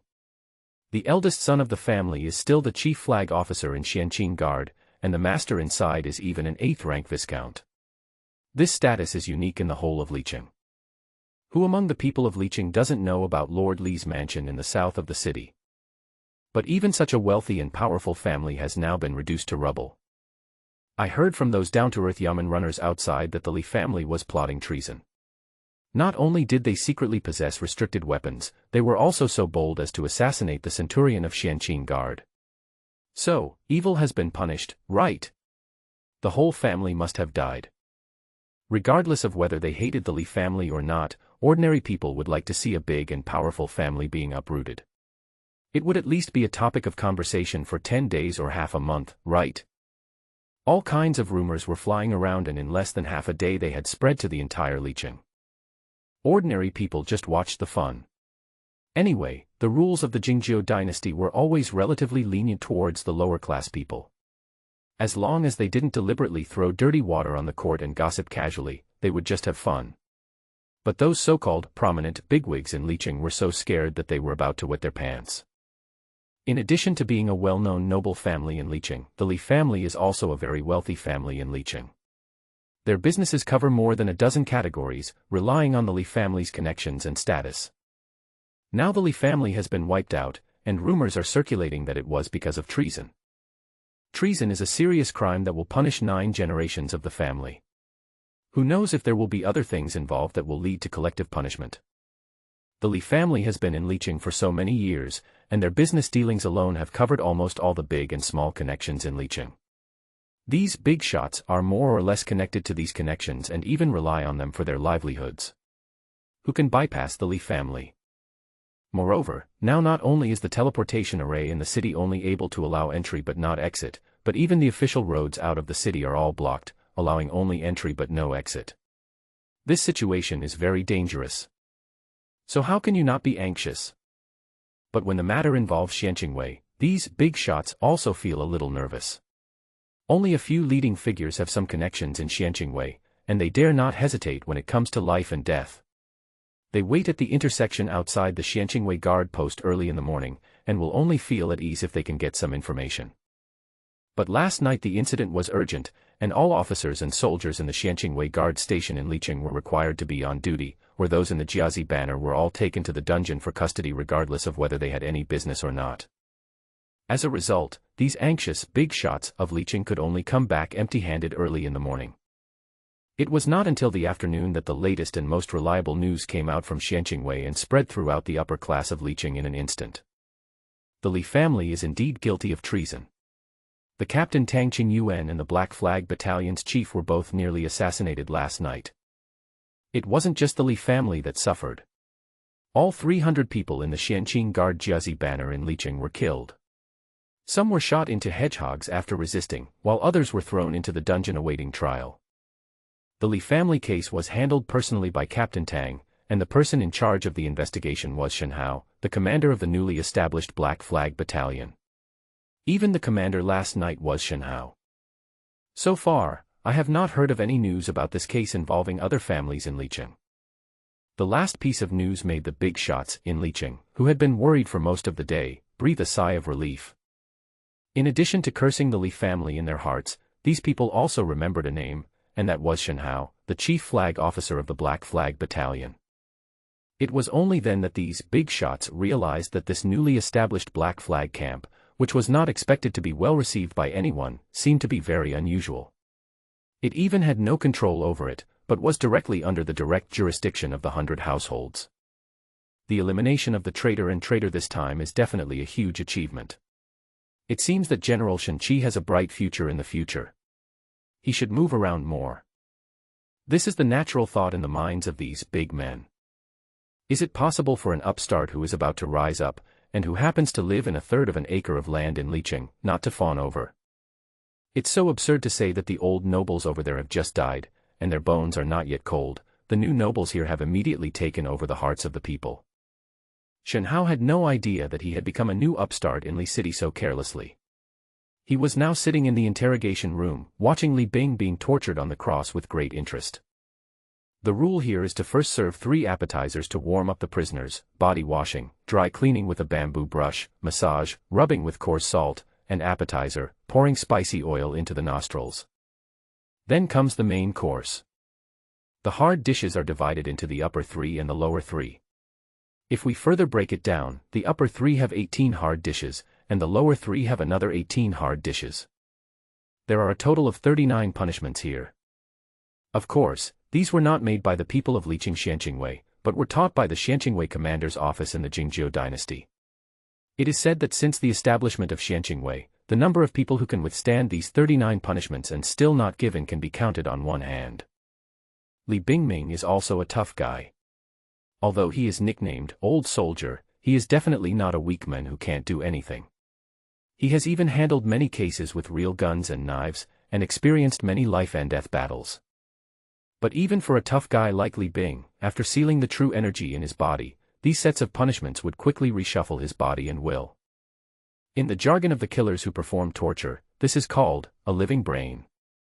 Only after the prisoner's brain is activated, there will be a question and answer session, and he will be guaranteed to answer whatever is asked, with the sole hope of dying quickly after finishing his answer. General, you see, what we are using now is the iron chain ring of the lower 3 routes. Enter from the back door, and then use a special ring buckle to clean the inside and outside with one in and out, and then apply hot wax to it to tighten it. Wax. Can this still be used as a candle? Yes. After the lower 3rd road is used to tamp the back door and intestines with wax, the esophagus and stomach are connected again after the upper 3rd road. Also supplemented with low-temperature wax, the upper and lower parts are connected. Finally, the epidermis is encapsulated with wax and it can be used for lighting. There is another trick here called human wax. Most people can't do this. They don't have the skills, but I can do it. If General Shen-Chi wants to see something new, he can just try it. It's not troublesome. Not only did the big shots outside regard Shen Hao as the new rich man in Liqing, but even the killers in the interrogation department were fawning over him. It's just that these methods of killing talented people to curry favor with others are a bit hard for ordinary people to accept. Hey, human wax. Thinking about this thing makes me feel sick. I'm afraid I won't be able to eat after seeing it. And this Li Bing can't die, let's not be disabled. At least he has to breathe, understand? I understand. Please rest assured, Mr. Shen, I will ask you all the questions on the interrogation list without missing a beat. Well, then go on. Li Bing is a tough guy, let him suffer a little more. But before you use those disgusting methods, remind me so that I can avoid them and keep some mood for dinner later. In just 3 days, the Li family members in the dungeon have become neither human nor ghost. In this world that is accustomed to simplicity and brutality, it is always simple and direct for violent organizations to pry open someone's mouth. The consequence is, you say what I want you to say, but you are also useless. Shen Hao went to see Li Bing and Li Longqing on the first day of the trial. At first, he was very interested in watching them, feeling a sense of satisfaction that his revenge had been won, but as the cruelty of the punishment intensified, Shen Hao could no longer bear to watch. It's not that Shen Hao is soft-hearted, but those punishments are too disgusting and cruel. For a person with normal psychological cognition like him, he instinctively dislikes them. After that, Shen Hao put his mind at ease, and he felt relieved about his feud with the Li family. For the next 3 days, Shen Hao lived and ate in the guardhouse, personally supervising the people below to compile the files. The conspiracy to rebel was established, and this serious crime was established from the moment the Li family assassinated Shen Hao and Tang Qingyuan. Therefore, the other charges were just formalities, because the entire Li family was doomed to die, and they would die miserably. According to Li Longqing's confession, the Li family's plan was actually to take risks. First, they tried to kill Shen Hao, the person who was directly investigating the case. As long as Shen Hao was killed, the progress of the investigation would definitely come to a standstill, which would buy the Li family more buffer time. At that time, the Li family was not planning to take action against Tang Qingyuan immediately. They just wanted to slow Tang Qingyuan down and planned to promise him huge profits so that Tang Qingyuan would not pursue Shen Hao's death too much. They would arrange the scene to make it look like the evil monk was taking revenge so that Tang Qingyuan could easily get away with it. But no one expected that 5 assassins who were at the 5th level of qi refining and equipped with powerful crossbows, spell-breaking arrows, and a coordinated battle formation would actually fail in the assassination. When the 5 killers died, the Li family immediately got the news because of the soul jade attached to the killers. They realized that the mission was likely to fail, so they started the assassination attempt on Tang Qingyuan. Kill Tang Qingyuan, and then take advantage of the fact that the Liqing guards were leaderless for a short period of time to let as many people escape as possible. As for the future, the Li family will still have a chance to revive. As a result, the Li family miscalculated again. Shen Hao not only survived and killed the assassins, but also got the command order from Tang Qingyuan in advance. With a reaction speed far beyond the average, he not only completely blocked Liqing but also saved Tang Qingyuan. According to Li Longqing, it was not that the Li family's methods were too crude, but that the Black Flag camp was too fast. From the time they discovered they were being targeted to the time the big net fell, it took only a few days, which made the Li family lose most of their chances and had to take risks. This is not empty talk. Shen Hao has read Li Longqing's confession. If the Li family really escapes from Liqing, it will not be easy to catch them later, because the Li family and the Wen family on Mount Biding are closely related. Once the Wen family protects the Li family, even if it is a major case of Xianqingwei, the Wen family may not hand over the people. Unlike the Li family, the Wen family of Biding Mountain is not only a noble family, but also a vassal of a clan. Their status cannot be measured simply by secular standards. Shen Hao had never come into contact with the sex-vassal families before. They were too far away from him, but he didn't expect to meet them now.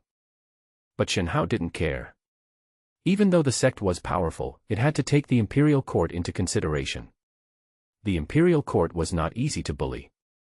As a vassal family of the sect, they naturally didn't dare to openly interfere in the court's cases.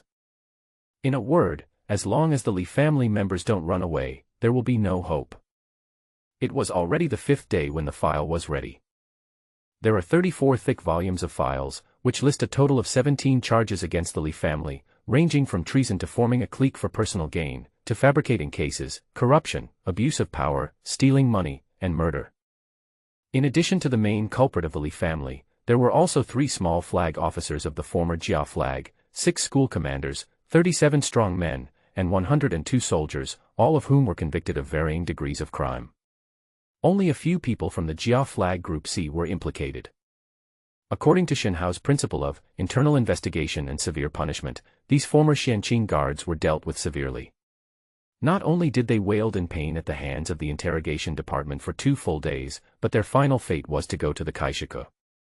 The only difference is that some of these people were beheaded cleanly, while others were beheaded, slow-sliced, or torn into 5 pieces. However, the day of execution is still far away, and the files must be reported to the Qianhu office first. After Qianhu Jiangqing deletes and confirms the files, he will return them before a formal conviction can be made. Firstly, this would allow Qianhu's office to get some publicity in this case, which would surely become the first major case investigated by the Xianqing guards in the entire country. Secondly, the case involved too many people. If we really take the forming a clique for personal gain issue seriously, most of the officials in Fengri City would have to be removed from office and thrown into jail. The Liqing District 100 household sups could not bear the blame and dared not take it, so the blame would naturally have to be thrown on them. Finally, he also expressed his loyalty to Jiang Cheng. After all, there was nothing about him in these files. In addition, Zhang Kuei's family, who lived far away in Yunyang, had been escorted back to Liqing by Zhang Liao and Han Xin 5 days ago. There were a total of 23 people in the family, and the servants and errand boys were not implicated. The fate waiting for Zhang Kuei's family was slow slicing, because they designed to bribe Xianqing guards and murdered court officials, and their crimes were considered treason. The news from Fengri City came back very quickly. In just one night, the instruction order signed by Jiang Qing himself arrived. It listed in detail the things that needed to be removed from the 34 files. In the end, the 17 crimes were reduced to 11 crimes, and the series of charges of forming a clique for personal gain were all removed. When Tang Qingyuan handed the order from the Qianhu Suo to Shenhao, his expression remained calm, and Shenhao felt the same after reading it. The two had expected that the Qianhu police station would do this. After all, it was necessary to control the situation. The Li family would be killed anyway, and excessive implicate would cause too much panic, and it was not impossible that they would even get into trouble. This order should be kept in your black flag camp, together with the original case files. Tang Qingyuan suddenly said this. Shenhao was stunned for a moment after hearing this, then nodded without saying anything, and silently put away the order from the Qianhu Suo, which clearly stated at the end that it should be burned after reading. The original files were also secretly stored in the Black Flag camp space. Tang Qingyuan knew all of this. Be careful in everything, don't hurt others actively, but don't let others sell you out easily either. Tang Qingyuan and Shenhao have a high degree of understanding on this point. We can announce the case is closed tomorrow morning. According to convention, public executions only happen once a month, which is on the 15th of next month, so there are still 6 days left. Remember to make arrangements in advance. I estimate that Captain Jiang will bring people here by then. I understand. I will mention it and make preparations. Also, once this case is concluded, how should the previous wrongful convictions be dealt with? Follow the rules and don't get talked about. Got it. I'll take my leave now. Well, go ahead. You just have to work hard for a few more days, and after the public execution you will be given a few days of rest. Also, the reward has been reported, and it will definitely be more generous than the evil monk case you solved last time. Thank you, sir. Perhaps because of his experience as a policeman, even though Shenhao has been in this world for almost 10 years, he still retains many subconscious habits. For example, Shenhao has a natural sympathy for the common people at the bottom of society, and he is more likely to take the common people's affairs to heart. So after the case of Li family treason was concluded, the people in the garrison were either trembling with fear as to whether to take the initiative to admit their mistakes or quietly clean up their mess, or they were gloating while busy asking people to find connections to get a position in the vacant Jia banner. However, few people think about what to do with the innocent victims of wrongful convictions that need to be redressed after the case is over. The laws of the Jingzhou dynasty did have clauses to explain wrongful convictions, but again, there were no details. There was only a very general statement that individual cases may be given corresponding compensation based on actual circumstances. How much compensation should be paid in what circumstances? And how should it be compensated? Nothing was said, except that the government office that was actually responsible was allowed to handle the matter at its own discretion. I have to say that this legal provision is not so friendly to the victims of these false cases. It feels like you deserve the bad luck. Tang Qingyuan once said, "Follow the rules." Shen Hao went to the case room to check. The most recent case to be redressed in Liqing was 78 years ago. It was an arson case that killed an innocent person by mistake. After the case was investigated, his family was compensated with 100 taels of silver. That's right, it's only 100 taels, and that's for a life. Not convinced? If you are not convinced, you have no place to complain. If you want to blame someone, just blame yourself for being unlucky. After Shen Hao came out of the filing room, he was full of complaints about the case that happened 78 years ago, and he had no intention of handling it according to the above rules. Only 100 taels of silver as compensation for one wronged soul. What does 100 taels mean? It's just the normal annual expenses of an ordinary family of 3. That's it. It's really too inhumane. It's completely unworkable in Shen Hao's hands. Back in the government office, Shen Hao quickly listed out compensation measures for each case according to his own ideas and the unjust cases in his hands. For those who died unjustly and whose family members are still alive, compensation can be made at the rate of 1,000 taels of silver per life. Those who have no source of income can also apply for household registration land from the government office, and the standard will be the highest. Those who were enslaved will be immediately released from slavery and restored to civilian status as long as they are still alive. At the same time, they will be compensated with 500 to 1,000 taels of silver according to their circumstances. Send a notice of rehabilitation to the government offices in the hometowns of all the innocent people who have been rehabilitated, and ask them to publicize it locally on your behalf. Orders were passed out from Shen Hao's hands. He was currently in charge of dealing with the Li family's rebellion, so no one questioned this series of orders. After all, these compensations seemed unprecedentedly high, but in the final analysis, they were not excessive. The Xianqing guards never lacked silver and money, but as for household registration and land, those were things that the local government needed to worry about. The order was finally submitted to Tang Qingyuan, who only said, "You are kind-hearted," and signed it. Later, under Shen Hao's urging, the order of redress spread to all cities within the jurisdiction of Xianqingwei and Liqing in just half a day. How many unjust, false, and wrongful cases has the Jiazi banner caused over the years? Shen Hao and his men have sorted out these days.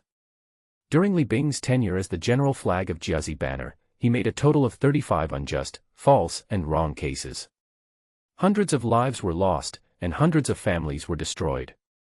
Liqing Dental Clinic. This was the first place to receive the Xianqingwei rehabilitation order. The general manager of the pawnshop felt very upset after reading the order, because the order clearly stated a long list of people who were all members of the Lin family involved in the unjust case of Yunyang smuggling of contraband materials. There were more than 20 members of the Lin family at the beginning, young and old, but now some have been sold and some have died, leaving only 3 in the pawnbroker. 2 of them were martial slaves with some skills and high value, so they were sold slowly. One was a beauty who needed a long time to be trained, so it was not the best time to sell her yet. These 3 slaves have invested a lot of money in the pawn shop and originally thought they would make a lot of money, but now it is just wishful thinking. These 3 people are lucky. In addition, the pawn shop needs to give Xianqingwei a detailed description of which members of the Lin family who were sold in the pawn shop have died and which are still alive, who they were sold to, etc. If there is any discrepancy in any link, the pawnshop will have to explain it. Moreover, now is a time of panic in Liqing, and the gooseback knife in Xianqingwei's hand is still dripping with blood and has not been sheathed yet. Who dares to jump out and seek death at this time? Just follow the instructions of this order and do it quickly. That's it. The steward sighed. He had no temper towards Xianqingwei and could only blame himself for his bad luck. The news soon reached the last 3 members of the Lin family in the pawnshop. It was like a rain after a long drought. The 3 who had been in despair were stunned in an instant. The excitement of being reborn became real from unreal, and they were so stimulated that they couldn't stop crying. You are lucky. The master of Xianqingwei helped you to redress your wrongdoings and also gave you compensation. You can go to Xianqingwei to claim the specific amount. Here, this is the identity slip issued by the pawn shop. You need this and the other slip from Xianqingwei to renaturalize at the government office. Both are indispensable. Don't lose them. I walked out of the dental clinic dizzy with a note in my hand, and when I looked back, it felt like a lifetime ago. The 2 men and 1 woman were cousins. The 2 men were at the 2nd level of qi refining and were from the 3rd branch of the Lin family. The girl was Lin Shiner, who had caused the whole case, and was the only surviving member of the 1st branch of the Lin family. The 3 of them looked at each other, their faces filled with tears and grief. They were lucky enough to live to see the day of redress, but many of their family members had already turned into dry bones. Although justice finally came, the price of its late arrival was blood and tears. An hour later, the 3 men came out of the Xianqing guard station and went to the government office to become civilians again, with each of them receiving an additional 3,000 taels of compensation. Originally, they could have chosen their own land at the government office, but none of the 3 knew how to farm, so they took all the silver. With this money, the 3 of them can live a relatively comfortable life even if they don't succeed. I asked them. My grandfather and his family were buried in the mass grave at Shilapu outside the city. They are all there, so they should be. I'll prepare some sacrifices, and then we'll go tell grandfather and the others that our family's vengeance has been avenged. Let's go together. The 3 of them bought wine, meat, incense, candles, and paper money, rented a carriage, left the city, and found the mass grave. There are no tombstones in the mass grave, only new and old burial pits of varying sizes. The scene is eerie and desolate. Even if one wants to pay tribute, one can only kowtow to relatives who are buried in an unknown pit at the foot of the hill. Coming down from the hill, Lin Shiner suddenly said, I won't go back to Yunyang for the time being. I want to stay. I won't feel uneasy unless I see with my own eyes the tragic death of Zhang Kuei and his gang of thieves. May 15th, sunny, light breeze. A grandstand had been built early on a flat ground in front of the entrance of Liqing East Market. There were a few chairs on the stand, and on the only table there were some things like imperial edicts used in the government. There was a large empty area under the stage, guarded by fully armed centurions, separating the stands and the open space from the crowd. In addition to the personal guards of 100 households, more than 500 Liqing garrison soldiers were also allowed to enter the city today to serve, mainly to maintain public order in the East Market area. Dozens of prison vans were parked along the road southwest of the East Market, each containing several prisoners. These prisoners looked dull and had obvious injuries all over their bodies. Most of them sat lifeless in the cars like dead people. A few looked sad, and it was unclear whether they were regretful or angry, or even in pain or in tears. Since morning, many common people have been gathering towards the East Market, curiously but honestly staying in the designated area. They know that hundreds of people will be executed here at noon today, and most of these people are officials' families. The desire to watch the fun made most people forget the horrific scene of beheading. Besides, killing so many people at once was a rare event for the people of Liqing. In addition to those who were watching the excitement, there were actually many people in the crowd who came from other cities specifically. These people did not come to watch the excitement but to witness the tragic death of their enemies, to see that evil would be punished, and to find the ultimate outlet for the grievances in their hearts. All the surviving members of the Lin family came and threw stones at Zhang Kuei's family in the prison van like crazy. They also did not spare Li Bing and his men. In the end, the guards stepped in to stop the beating because they were worried that the prisoners would be killed and their punishment would be delayed. Stop smashing them. Just show your respect. These main criminals will either be tortured to death or cut into 5 pieces. Isn't it more miserable to die than you guys smashing them to death with stones? Don't make things worse. After the soldiers said this, the out-of-control people finally calmed down. Come to think of it, if we smashed these beasts to death, wouldn't it help them get rid of their troubles in advance? How could it be so easy? As a result, there was no more commotion outside the prison van, and everyone just waited for the people in the van to be brought to justice. Time passes. According to the rules of the Jingzhou dynasty, Public executions were advertised to the world and had to be legitimate and aboveboard, so the time of execution was also particular, and was usually chosen at the time of the day when the yang energy was the strongest, noon. It was now noon. Tang Qingyuan led 2 trial centurions and the remaining 5 general flags to the stands, surrounding Jiang Cheng, the captain of the Fengri City Thousand Household Office who had come specially to supervise the execution. The stands were not big and could not accommodate so many people. Apart from the 2 centurions brought by Jiang Cheng, the only people from Liqing who could go on stage to supervise the execution were Tang Qingyuan and Shen Hao. Even the 2 trial centurions were not qualified to go up. It's not that Tang Qingyuan is deliberately raising Shen Hao's status, but the execution is usually supervised by the person who is in charge of the specific investigation, and he has to see it through to the end. How shameless is it to steal the limelight from your subordinates just for a little superficial effort? Shen Hao was in high spirits today. He even removed the bandages on his shoulders and legs, changed into a brand new black robe of the general flag, and combed his hair into a beautiful bun. This was in line with the aesthetics of this world. He looked like a handsome man with a resolute face and heroic spirit. Under the midday sun, an aura of incorruptibility emanated from Shen Hao and instantly spread to the audience, causing the onlookers and the victims who came to witness the tragic deaths of their enemies to quiet down and stare intently at the flag-gathering officer standing in front of the table on the stage. Today, I have been ordered to execute 234 prisoners including Li Longqing, Li Bing, Zhang Kuei, and Zhang Hu. In order to uphold the law and justice, the evil deeds committed by the prisoners are made public. The main criminals, Li Bing and Li Longqing, intended to assassinate the officials of the court. Shen Hao used his true qi to amplify his voice and announce the crimes of these death row prisoners word by word. His voice spread out and echoed throughout the entire East Market, ensuring that everyone watching could hear it clearly. This is also the rule, to let everyone know that the law is ruthless and cruel. If you dare to break the law, you must be prepared to be severely punished by the law. Deterrence is also an important effect of public executions. After a large section of the crime was read out, there was silence below. Everyone was frightened by what these death row prisoners had done, and immediately reacted with a wave of incompetent rage.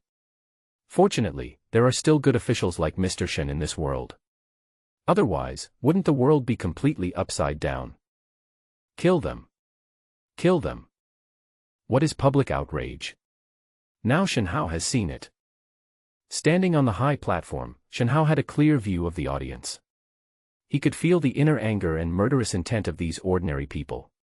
Together, they actually made him, a monk at the 6th level of qi refining, feel a chill down his spine for a moment. According to the law, the principal criminals such as Li Longqing and Li Bing will be executed in Lingqi, the accomplices such as Zhang Hu and Zhang Kuei will be executed in Wuli. Then Shen Hao took out the Ling Jian on the table, and with a thought, he asked Tang Qingyuan and Jiang Cheng, who were sitting upright behind him, to give Ling Jian a red, so that the 2 bosses could also participate in this bloody performance. This was an idea that Shen Hao came up with on the spur of the moment. Looking at the approving looks from Jiang Cheng and Tang Qingyuan, one could tell that these 2 people would find it very useful. Holding the red warrant he got after flattering the emperor, Shen Hao threw it to the audience with a chuckle and said loudly, "First the accomplice, then the principal offender. Identify each of them and execute them one by one." In fact, most of the more than 200 people were members of the former Jia banner who were implicated. Most of them were beheaded. 10 people were executed at a time. After their identities were verified, the executioner would shout slogans and everyone would raise their knives and behead them together. With a swish, swish, swish, and uniform movement, 10 heads fell into the bamboo baskets that had been placed on the ground in advance, so as to avoid them rolling around and being difficult to clean up. The smell of blood began to spread from the first wave, and quickly made the onlookers standing in the front vomit. Human blood is much more smelly than animal blood. Then came the serious criminals who were beheaded. This group was more troublesome. After being beheaded, they would wail in pain for a long time before they were completely dead. During this period, the punishment did not stop. You could wail while they were still being beheaded. When the 5 cracks appeared, most of the onlookers were induced to vomit. Finally, the main culprit was executed by slicing. The former victims crowded to the front like crazy, their eyes as sharp as knives, laughing wildly and crying bitterly, some even shouting the names of their dead relatives and saying that their great revenge had been avenged. The execution lasted from noon to 3 p.m., a full hour and a half. The smelly blood covered a large area of ground. Because it was a sunny day, a lot of it had dried up and turned dark red, which made people dizzy just by looking at it. Those who were brave enough watched it to the end, while some of the timid ones ran away early. The people in the stands also left after the execution of the last main culprit. All that was left was to wait for those who were not yet dead after being beheaded to die completely. At the same time, the janitors began to clean the venue. The corpses were sent to the mass grave and the ground had to be cleaned quickly. Thus, the grand and bloody show came to an end. However, Shen Hao still couldn't go home to rest. He was stopped by Tang Qingyuan, who said that Captain Jiang wanted to talk to him. He had just returned from the execution ground, and then there was a commendation meeting. The commendation ceremony was limited to the Black Flag camp. Except for Tang Qingyuan and the 3 people from Fengri City, everyone else present was from the Black Flag camp. An ordinary soldier will be rewarded 20,000 taels, given a martial arts introduction, and 1 level of merit. The reward for the warrior is 20,000 taels of silver, a small Peiyuan pill, and 1 meritorious service. The school commander rewards you with 30,000 taels of silver, 2 small essence-reinforcing pills, and 2 merit ranks. The small flag has a reward of 40,000 taels, 3 small Peiyuan pills, and 3 merit ranks. The general flag rewards 50,000 taels, 4 small Peiyuan pills, and 4 merit ranks. The above rewards are because this case is the first of its kind in the country, and has a very good propaganda and role model effect. It has set many precedents since the establishment of the Xianqing Guard in our dynasty, so the rewards are increased as a special case. Sure enough, just as Shen Hao had guessed before, as a pig that ran to the wind, neither Tang Qingyuan nor Jiang Qing would let this time's reward go badly. After all, it was the first time in the country, and the role model was obvious, and the benefits were not just reputation. The reward money and pills are secondary. Shen Hao hasn't even eaten the 2 small Peiyuan pills he was rewarded with last time, and now he has taken 4 more. He will probably have no shortage of pills in the future. The most important thing is the 4th level of merit given at the end. The excitement in my heart was a little hard to suppress, because Shen Hao had saved 5 levels of merit before, and now counting these 4 levels, he is exactly 9. According to the rules of the old Jing dynasty, he can get a knighthood after 9 levels of merit, which means that from now on, he will be the emperor. A nobleman. A first-grade viscount. Tang Qingyuan laughed and said, "Congratulations to Mr. Shen. After obtaining the 4th rank of meritorious service this time, you will automatically obtain the title of first-class viscount of the imperial court. The relevant procedures can be completed by just going to the yamen. You must know that the imperial court is very important to nobles. Generous. In fact, Tang Qingyuan himself is a noble and a viscount, but he is already in the 3rd rank. There are many merits in the Xianqing Guard. Unless you have been idle for a long time, you can gradually accumulate merits as long as you hang around there long enough. However, there are very few people like Shen Hao who have accumulated enough 9th-level meritorious deeds in just a few years. After all, it is difficult to earn meritorious service when the country is recuperating and not using troops externally. Thank you for your kindness, sir. I will never forget your cultivation." Shen Hao bowed quickly to express his gratitude. It could be said that Tang Qingyuan had been very kind to him and had also given him support. Shen Hao was very clear about this favor. But don't be complacent. Being a mere first-rank viscount is just a starting point for you, Shen Hao. With your abilities, you will have many opportunities to make contributions in the future. You should continue to be diligent. After chatting for a while, Tang Qingyuan asked Shen Hao to hand over the reward order to the flag-bearer Wang Jian, and asked Wang Jian to implement the follow-up matters as soon as possible. Then he led Shen Hao back to the public office, where Jiang Qing had already gone. It seemed that he really had something to say to Shen Hao. Greetings to the Lord of the 1,000 households and the 2 lords of the 100 households. Shen Hao had seen the 3 people in the government office before at the execution ground. The one with a dark complexion and rough features was Jiang Cheng, the captain of the Fengri City 1,000 households office. It was said that this Captain Jiang came from the military and had a tough style. Sitting on Jiang Cheng's left was a tall, thin middle-aged man named Wei Jun, the man on his right was Chen Yun. Shen Hao was not familiar with these 2 people. This was the first time he heard of them. Like Tang Qingyuan, these two people were both centurions, but they did not sit in a place like Tang Qingyuan did. They only had the power to coordinate in Fengri City, and were called internal affairs officials. Tang Qingyuan was called external officials. One is inside and the other is outside. Although they have the same title, the actual powers they hold are very different. Of course, this is all the same to Shen Hao. They are all centurions and he cannot neglect them. Jiang Qing was drinking tea. Seeing Shen Hao saluting, he put down his teacup and pointed to a small stool beside him with a smile, saying, "Sit down and talk.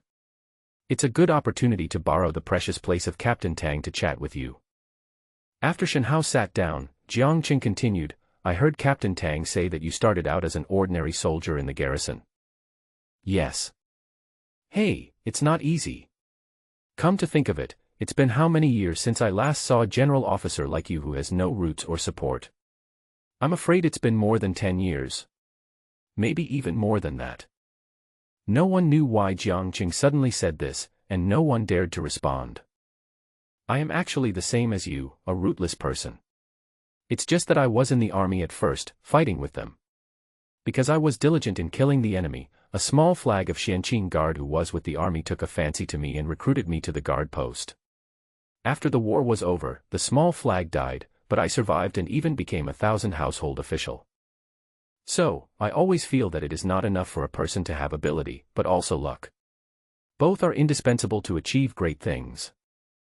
You, Shen Hao, are a man of both ability and luck." "Very good." This wave of praise caught Shen Hao off guard. Is it necessary to be so direct?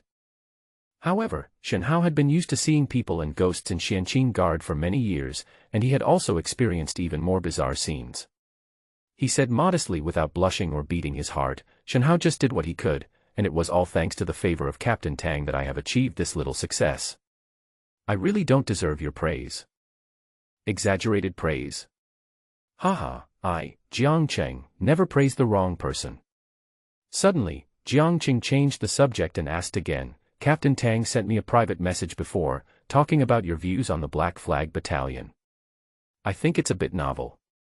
Now that you have handled the first major case of the Xianqing Guard internal investigation in the country, you should have some insights, right? Why don't you talk about it? How about it? View? Is this a political question?" Shen Hao first glanced at Tang Qingyuan, who was sitting next to him with a smile, without leaving a trace, and found that the other party nodded slightly. Only then did he feel a little relieved.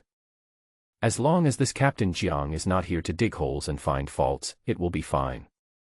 As for some opinions about the Black Flag Camp, Shen Hao can definitely speak freely. Then I will just say a few random words, please forgive me, sir. Go ahead. Shen Hao paused, organized his words, and then said, "Since I took office as the chief of the Black Flag Battalion of the Xianqing Guard in Liqing, I have been trying to figure out the purpose of the court setting up the Black Flag Battalion as an internal investigation agency. After experiencing the previous Li family rebellion in Liqing case, I deeply felt the foresight of the court. The purpose of the Black Flag Camp is both internal and external. Internally, the Black Flag Camp should make drastic measures to cut off the internal problems that have become stubborn diseases and remove the cancer.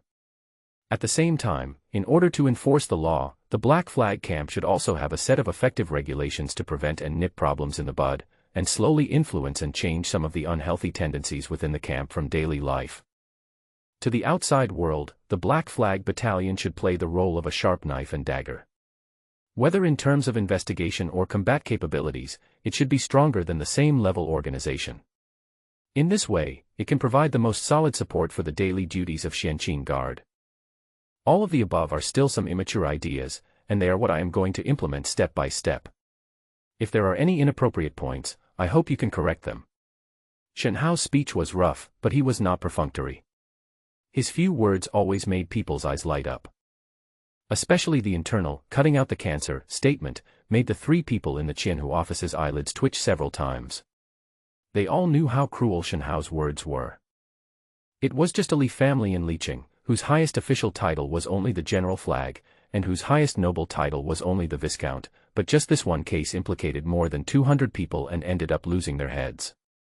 And this was the result after Jiang Qing had covered up the matter.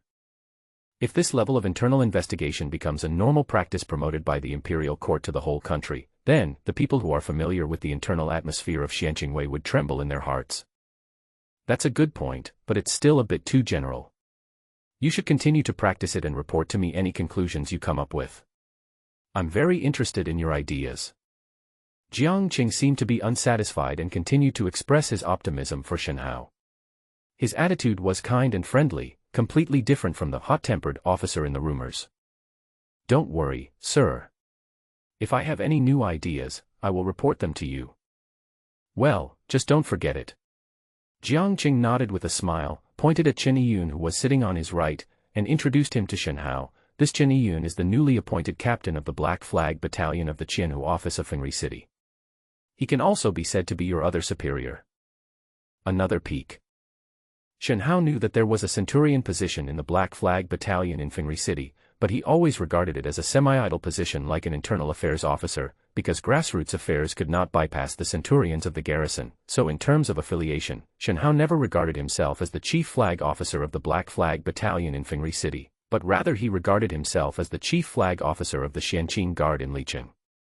But now, Jiang Qing introduced Chen Yiyu in front of Tang Qingyuan and Shenhao with such cautionary words. There is something fishy about this. It sounds like he is trying to calm down Chen Yiyun. Shenhao quickly stood up and bowed, not being careless with the etiquette, and said, "Greetings, sir." But in his heart he was thinking, who should I listen to from now on? Jiang Qing did not continue to keep the secret, but took out an order, opened it, and let Shenhao and Tang Qingyuan, who looked a little unhappy, pass it through. The content of the order is a notice from the Xianqingwei commander's office. It is not confidential, but its scope of knowledge is restricted and it can be circulated in a limited manner. After Shenhao finished reading it, he finally understood why Jiang Qing suddenly said such a thing today. There was a reason for it, and it was all pressure from above. This notification from the Xianqingwei commander's office can be simply summarized as follows. According to feedback from various garrisons, grassroots Black Flag battalions encountered numerous obstacles in the course of carrying out their duties, and their affairs were difficult and severely restricted. So in order to make the Black Flag battalions in various places face less resistance and more confidence, the organization of the Black Flag Battalion was specially raised by half a threshold from the general flag to a trial organization of 100 households. Moreover, the affiliation of the Black Flag Battalion changed from being solely under the control of the Xianqing Guard's 100 Households Division to being under dual jurisdiction, that is, it was under the management of both the 100 Households Division and the command of the Black Flag Battalion of the 1000 Households Division. One son, two me. At first glance, it seems absurd, but it is important to understand that even the 100 household units are subject to the control of the 100 household units, and the Black Flag Battalion under the 100 household units is on par with the 100 household units in terms of organization. In the past, these so-called internal affairs officers of the 100 household units were not taken seriously by the external officials because the internal affairs officers could not intervene in the local areas. But now the situation has changed subtly. At least for now, it seems that Chen Yiyun, who is also a centurion, has the right to directly intervene in related matters when facing the many centurions below. This right is even very great. Because there are 300 household offices under the 1000 household office in Fengri City alone, covering 43 cities. In this way, whether in terms of jurisdiction or number, Chen Yiyun's cards far surpass Tang Qingyuan, who was in charge of the local area. Even though the titles of both of them remained unchanged. Shenhao felt that he had to stay and savor the many changes caused by the power shift above. However, the changes in his own perception were mixed. The good thing is that he, who has only been the chief flag officer for half a month, is very likely to rise with the rise of the Black Flag Battalion status, and suddenly reach a level that many people cannot reach in their lifetime, becoming a trial centurion and a 6th-rank official. Shenhao himself felt that this speed of promotion was a bit excessive. The downside is that from now on he is likely to become a sandwich, with Tang Qingyuan on the left and Chen Yiyu on the right. It would be easy to deal with if both sides had the same opinion, but if there was a disagreement, he would be in trouble no matter who he listened to. However, it seems that even the Xianqing Guard commander's office is not particularly clear about the construction of the Black Flag camp. This is normal. After all, it is a brand new power institution, and it is completely necessary to make constant adjustments at the beginning of its establishment. As for what the Black Flag camp will become in the future, Shen Hao couldn't answer. Jiang Qing put away the order after the two of them finished reading it. Then he said, "The official document will be issued at the end of this month or the beginning of next month, but you three can do some communication in advance. What I mean is that Captain Chen is mainly responsible for controlling the overall direction of the Black Flag camp, while Captain Tang is responsible for coordinating external affairs of the Black Flag camp. And Shen Hao, you must also make a clear distinction and don't cause trouble for the two captains with irrelevant matters." Jiang Qing temporarily divided the matter into two parts, one inside and one outside, and also warned Shen Hao with words, asking him to figure out the situation clearly and not to cause trouble for the two centurions. With Jiang Qing's words, the situation became much more harmonious, at least on the surface. Tang Qingyuan happily said that he would do his best to provide stable external support to the Black Flag Battalion, and Chen Yiyun also said that any future actions of the Black Flag Battalion would reach a consensus with Tang Qingyuan. Only Shen Hao could only sit aside with a smile on his face, not daring to speak. A banquet was held in the evening. Jiang Cheng and the other two were in high spirits. Shen Hao also toasted them with a lot of wine, and he drank even more. It was not until late at night that the three of them were arranged to sleep in Jinxiu Pavilion. All the way back home. This was Shen Hao's first time home in half a month. When I entered my bedroom, I found a pair of small feet sticking out from under the quilt. That silly girl, Xia Nu, actually fell asleep in his bed again. There was no need to be polite when dealing with such a stupid slave. Shen Hao reached out and grabbed Miss Xia's pointed ears, then used some force and twisted it half a circle. Ouch! Ouch! What are you shouting for? Ha! Master! Why are you back? Can't I come back? Stop talking nonsense, get up quickly and get me some water to take a bath, and then go get me a bowl of hand-rolled noodles. Go quickly, I'm hungry. Oh, I'll be there right away. The fox girl was startled awake from her nap, and dared not say anything. She got out of bed and ran to get some water. She took a hot bath, ate a bowl of hand-rolled noodles, lay down on the bed, and fell asleep quickly. Outside the door, Miss Xia saw that her master seemed to have forgotten to pursue the matter of her falling asleep on the bed without her permission, so she covered her chest and breathed a long sigh of relief. Although Miss Xia's own bed was also very soft, for some reason it was never as comfortable to sleep on as her master's bed. It seemed as if there was something missing. I don't know what she was thinking about, but the little fox girl's face turned red. Early in the morning, Shen Hao was awakened by the sound of gongs and drums outside. The sound sleep that he hadn't had for more than half a month was disturbed like this. Shen Hao looked gloomy. He turned over and got up to see which bastard was picking on him. But when Shen Hao came out putting on his clothes, he saw Miss Xia running towards him excitedly, and she even bumped into him without stopping. What the hell? Yes, I'm sorry, master. Why are you running away for no reason? Shen Hao was a little irritated. Although this little fox girl was soft and didn't hurt but was quite comfortable when she bumped into him, whose slave would be like her and make a lot of noise all day long. Master, no, it's because there are many people coming to the government office to congratulate you. There are so many people beating gongs and drums. Butler who asked me to wake you up. Miss Xia quickly forgot about the incident of bumping into her master just now, and happily told Shen Hao what happened outside. She pulled Shen Hao to wash up, and quickly tidied up Shen Hao to look handsome. You said they were from the government. What are you congratulating them for? Master, you have been admitted to the noble family, a viscount of the first rank. After hearing this, Shen Hao finally understood what was going on. Immediately, the grumpiness in his heart disappeared, and was replaced by a new kind of joy. Unexpectedly, after more than 8 years of life and death, he finally made something of himself. Becoming a noble is equivalent to entering the upper class of this country. Even if he is at the end of the upper class, he is still upper class. He straightened his shirt, put his hands behind his back, and walked towards the main room without Miss Xia urging him. There were already 4 people standing in the main room. Shen Hao had seen them all, but he couldn't be said to be familiar with them. Those who came were the chief officer, adjutant, yamen officer, and master of the Liqing yamen. When these 4 people saw Shen Hao coming out, they hurriedly congratulated each other with smiles on their faces. They looked happier than Shen Hao, as if they were the ones who won the title. Congratulations to Mr. Shen Qi, congratulations to Mr. Shen Qi. Congratulations. According to the custom of the Jingzhou dynasty, when someone has both a formal title and a title, the title will be given priority, so these people did not come up and shout, "Sir, Lord, Lord." Then a lot of flattery came over and they were photographed. Compared with the guys in Xianqing Guard, the officials in the 4 places in front of them were better at the art of language. Even Shen Hao was unconsciously a little distracted when he was photographing. "You are so polite, please take a seat." Shen Hao didn't have much smile on his face. He didn't need to smile when seeing people now.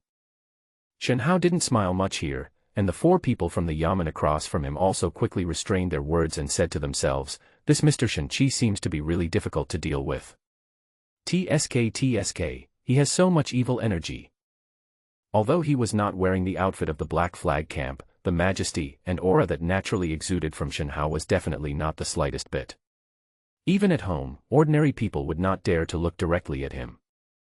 In addition, Shen Haotsai presided over the execution of more than 200 people in the East Market yesterday, which was naturally very evil in the eyes of these yamen officials.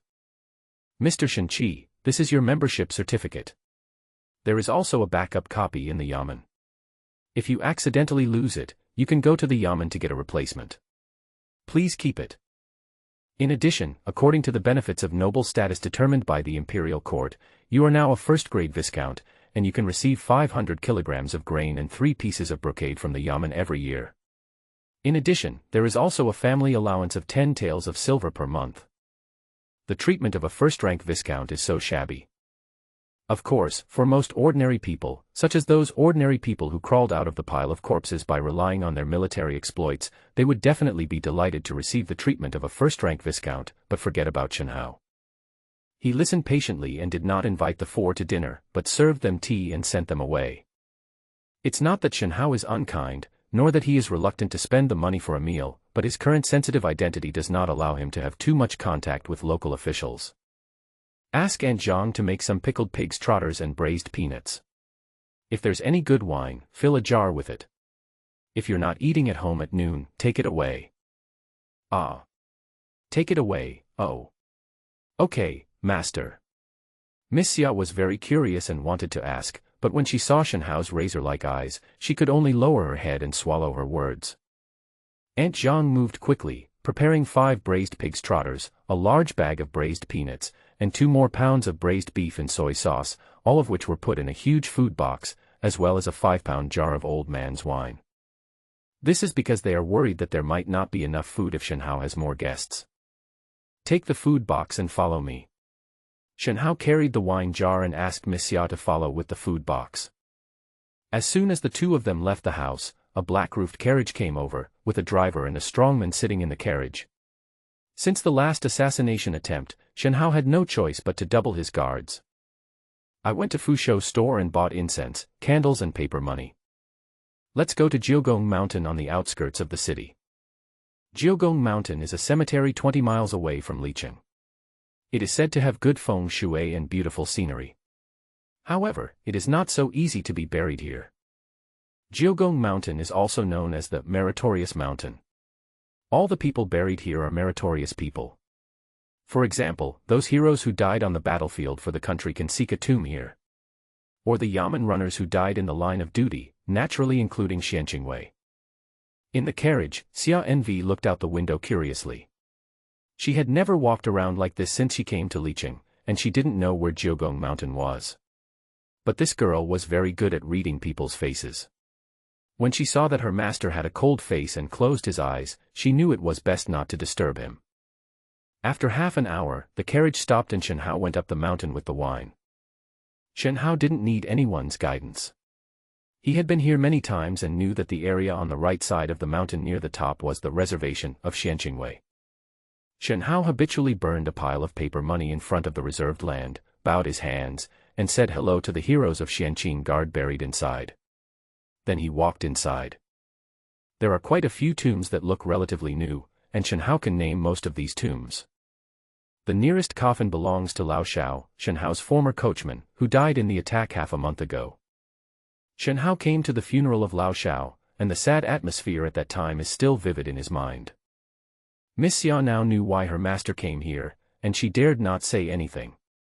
She was busy taking out the food from the food box and placing it in front of several tombstones according to Shen Hao's request. Shen Hao personally lit incense, candles and paper money, and toasted to each grave he knew one by one. He poured a little and took a sip, chatting with them from time to time, as if the people in these graves were still alive. A jar of wine was half poured and half drunk, and Shen Hao ate all the braised pig's trotters. He also ate a lot of braised beef and braised peanuts. He shared the rest with Miss Xia and the two guards.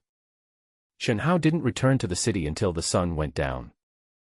Only those who are familiar with Shen Hao know that Shen Hao comes to Jiugong Mountain almost once a month. Tang Qingyuan fulfilled his promise to Shen Hao and gave him a 6-day rest. However, he asked Shen Hao not to travel far during these 6 days, so that it would be more convenient to find him in case of any urgent official business. In fact, Shen Hao had never thought about traveling far, and he didn't have the leisure time to do so. After all, for a cultivator, leisure time is a way to practice. Ever since that near-death assassination attempt, Shen Hao discovered that his progress in cultivation had changed again. Because he had eaten an evil core and dozens of yin tofu before, the black beast tattoo on his chest converted the energy of these dark clouds into true qi that could be absorbed by Shen Hao, and then slowly transferred into his body through practice. During the peak period, Shen Hao's daily gains from practice were 15 times more than before. But the assassination attempt more than half a month ago forced Shen Hao to go on a rampage. He saved his life after the rampage, but the huge source of energy for the rampage was the true energy reserves that should have been gradually transferred into his body. In other words, all the internal energy stored in the tattoo on Shen Hao's chest was consumed by this one rampage, and even if there was some left, it would not be much. Fortunately, the souls of the 5 killers were finally absorbed by Shen Hao as sour plum powder, which made up for some of the pain. However, the speed of cultivation dropped from 15 times the peak to 7 or 8 times in the past few days, a drop of more than half. However, Shen Hao was not in a hurry at all. He was now a completely different person than before. He did not need to rely solely on meditation to practice. He could make use of sufficient external assistance in a planned way, elixirs. When he solved the Qi family murder case in Wuyang City, he was rewarded with 2 Xiao Pei Yuan pills. When he solved the Li family treason case, he was rewarded with 4 more. With a total of 6 Xiao Pei Yuan pills in hand, Shen Hao even felt that he had basically enough pills to advance to the 7th level of Qi refining. So, since it was a day off and he couldn't go out for a trip, and he had so many pills in his hands to take for the first time, Shen Hao set up a simple magic circle outside his study and then went into seclusion. Retreat. This is definitely an extremely luxurious behavior for low-level monks. At least Shen Hao didn't have the conditions to do so before. According to his habit, Shen Hao first spent an hour meditating to clear his mind and enter the best state of emptiness and clarity for cultivation. Then he began to take the Xiao Pei Yuan Den one by one. After taking the first small Pei Yuan pill, Shen Hao did not feel much increase in his true qi. The effect was slightly worse than the one he took when he was at the 5th level. An hour later, the effect of the first Xiao Pei Yuan pill disappeared. Shen Hao did not continue to swallow it, but tried his best to consolidate the improvement brought by this pill. After half a day, Shen Hao continued to swallow the second pill. And so on. In 5 days, Shen Hao stopped and walked, to use up all 6 small Pei Yuan Dan in his hand, and his cultivation level was successfully advanced from the 6th level of Qi refining to the 7th level of Qi refining. It is different from the previous realm improvement. The 7, 8, and 9 small realms of the Qi refining realm are collectively referred to as the 3 post-Qi refining realms, and the improvement effect is more significant than that of the first 3 realms and the middle 3 realms. Let's take Shen Hao's own experience as an example. He is holding the Yanji Dao and slashing it out. A palm-sized sword light will fly out from the knife, and it can fly 6 or 7 feet away before dissipating. When the sword's light breaks away from the blade, it is no longer the mang that was contained but not released before. It can be called the sword's gang. However, a distance of only a few feet is still the initial stage of sword power. Swish. Shen Hao was already very satisfied when he saw the millstone being split into 2 pieces by his sword energy. Although his sword energy was only at the entry level, its power was definitely several times that of the previous one, and it was even a qualitative improvement. As a soldier who rose from the bottom of society, Shen Hao has never been greedy, and he understands the principle of taking one step at a time. 5 days passed in a flash, and during this period Butler, who actually received many visiting cards, some of which were invitations to Shen Hao for a banquet, and some were coming to congratulate him. Anyway, Shen Hao had just been awarded the title, and those big shots in Liqing all wanted to take this opportunity to curry favor with him. At the very least, they could at least make themselves familiar to him, right? Unfortunately, Shen Hao had been in seclusion for 5 days and kept everyone out. Even the gifts these people brought were rejected. In this way, a saying about Shen Hao spread in Liqing. General Shen Qi of Black Flag Camp was very difficult to contact. In fact, Shen Hao is not unreasonable. On the contrary, he is far more clear and aware of what he should do in interpersonal interactions than ordinary people. As for what those insignificant people think, it has never been within Shen Hao's consideration. May 21st. On the last day of Xiaomu, Shen Hao held a banquet at home. There are 2 groups of guests for the banquet. One group is all the warriors, school commanders, and Xiaoqi in the Black Flag Camp, which belong to Shen Hao's own people. The other group is all the general banners and trial 100 households in the Xianqing Guard station in Liqing, as well as the 100 official Tangqing Yuan. These people belong to the relationship that Shen Hao needs to socialize with. A person can live like a wolf, but it is best not to live like a lone wolf, otherwise the end will generally not be good. Since there was a banquet for guests, the cook at home was a little stretched, so the housekeeper Hu Tian went to Zuixinlu to invite 2 master chefs and also borrowed a lot of pots, pans, and utensils. However, in addition to the chef's dishes, Shen Hao also made 3 side dishes by himself: sweet and sour pork ribs, tofu with green onions, and twice-cooked pork. The people below were not qualified to eat the dishes cooked by Shen Hao, so these 3 dishes were only served at the table where Tangqing Yuan was sitting. Compared to the skills of the restaurant chef, Shen Hao's cooking skills were naturally not good enough, but after hearing that these 3 dishes were cooked by Shen Hao himself, everyone at the table, including Tangqing Yuan, felt that these 3 dishes were the best, and they were quickly eaten up. Everyone even showed more kindness to Shen Hao than before. Why? He is the chief flag officer, a newly promoted first-rank viscount, and the most sought-after person in Liqing. He is willing to cook for you personally. Is this giving you enough face? Is this considered a gesture of goodwill? The last meal was a great success for both the host and the guests, and they drank more than 30 jars of wine. Shen Hao was not drunk. His alcohol tolerance was unrivaled in this world. Unless he cheated by relying on his cultivation, it was basically a dream for him to pass out after drinking this 10-proof liquor. Tangqing Yuan was not drunk either. Firstly, he could drink a lot, and secondly, he had the highest status and no one dared to persuade him to drink. Before the show ended, Tangqing Yuan patted Shen Hao on the shoulder and said something that made Shen Hao think about it for a long time afterwards. Shen Hao, do you know Chen Yun? No, I have never heard of it before.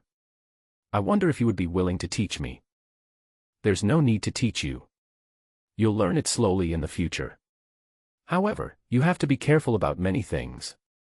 Chen Yun is not the same kind of person as you and I. Many of his ideas are simply beyond our comprehension. Humph, this time he was able to become the Black Flag Battalion captain of the Qianhu office. I guess even Qianhu Jiang would accept it reluctantly. Shen Hao wanted to ask more, but Tangqing Yuan waved his hand and said with a smile, "Go and find out the rest yourself.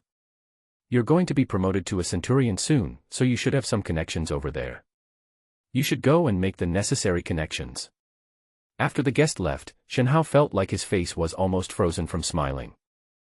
Leaning in the bathtub, feeling very comfortable with my whole body wrapped in hot water, at the same time, my mind was repeatedly pondering over the words Tangqing Yuan said before he left. Was what Tangqing Yuan said deliberately setting up obstacles? Or is it a sincere reminder? Speaking of Chen Yun, Shen Hao really didn't know much about his new boss. Chen Yun's personality, experience, skills, hobbies, nothing was known.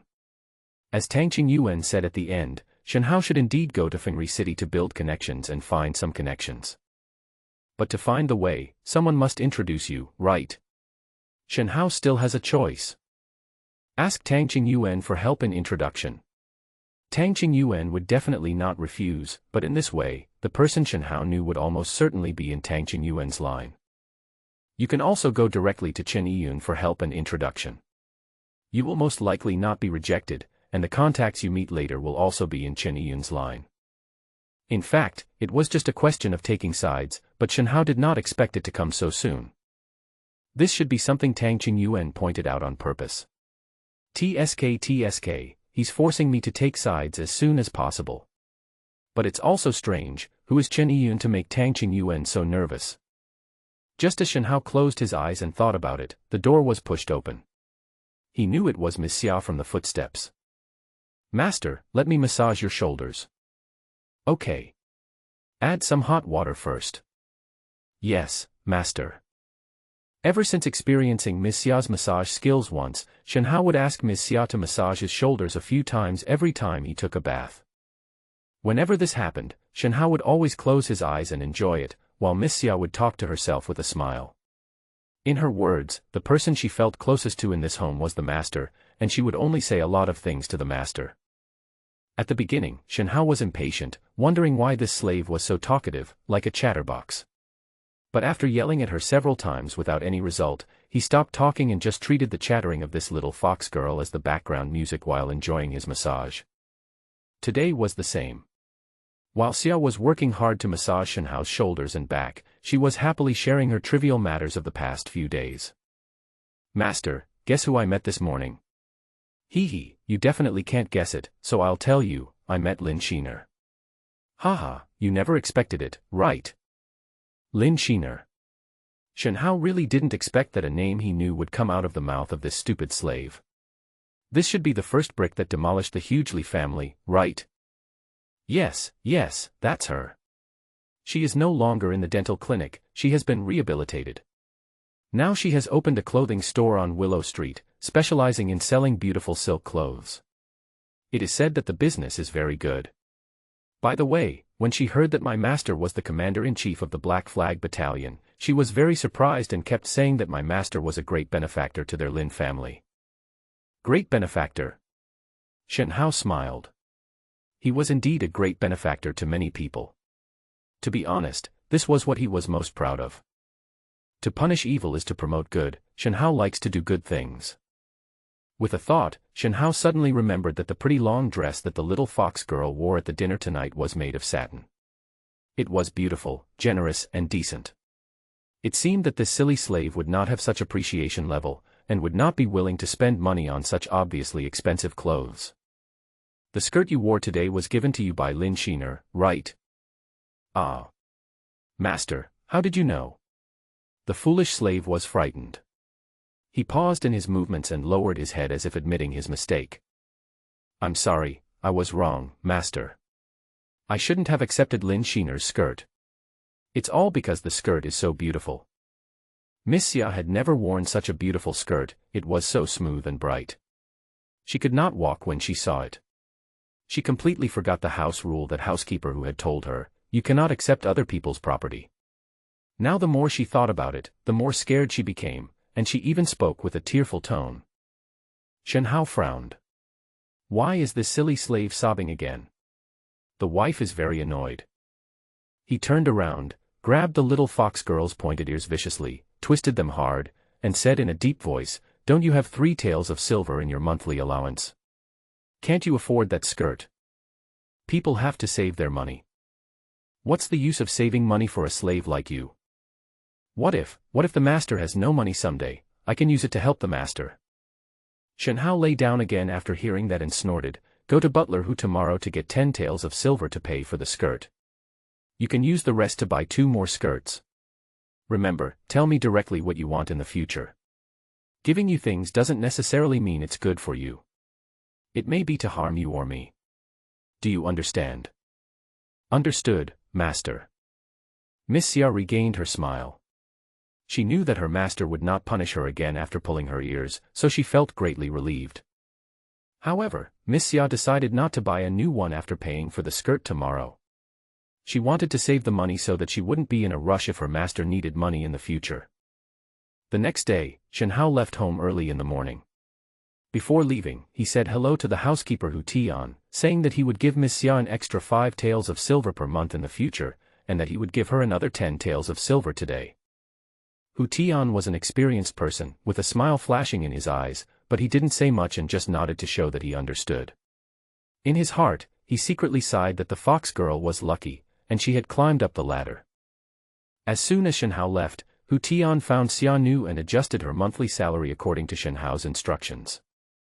However, seeing Xia Nu's unreliable look, I couldn't help but tell her a few more words. Xia Nu, you should be more careful.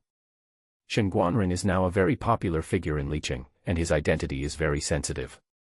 I don't dare to let anyone catch me. We have to be careful about everything in our family so as not to cause trouble to the officials. Do you know that? Never accept other people's things again.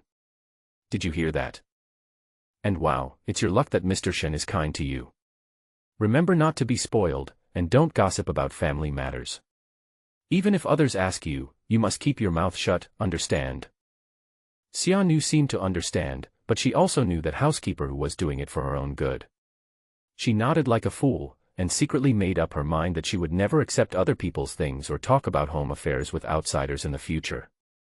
After breakfast, Xia Nu said hello to Butler Hu and went out. She was going to pay for the dress today and bought some saponins on the way. Jumping all the way to Willow Street. Every time Xia goes out, she is very excited. She likes the hustle and bustle of people coming and going on the street. She finds everything new and interesting. She will even squat down and play with a dog if she sees one on the roadside.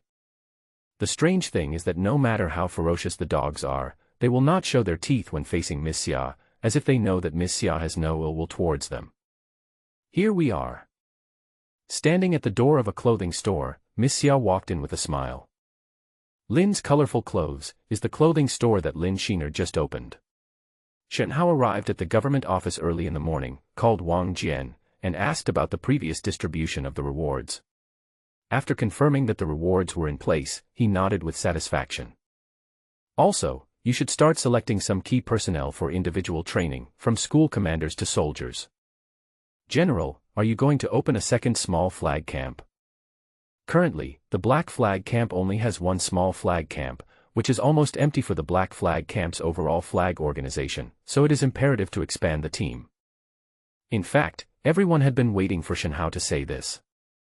So when Wang Jian heard that Shen Hao wanted him to transfer some people for individual training, he immediately thought of the possibility of adding a small flag camp.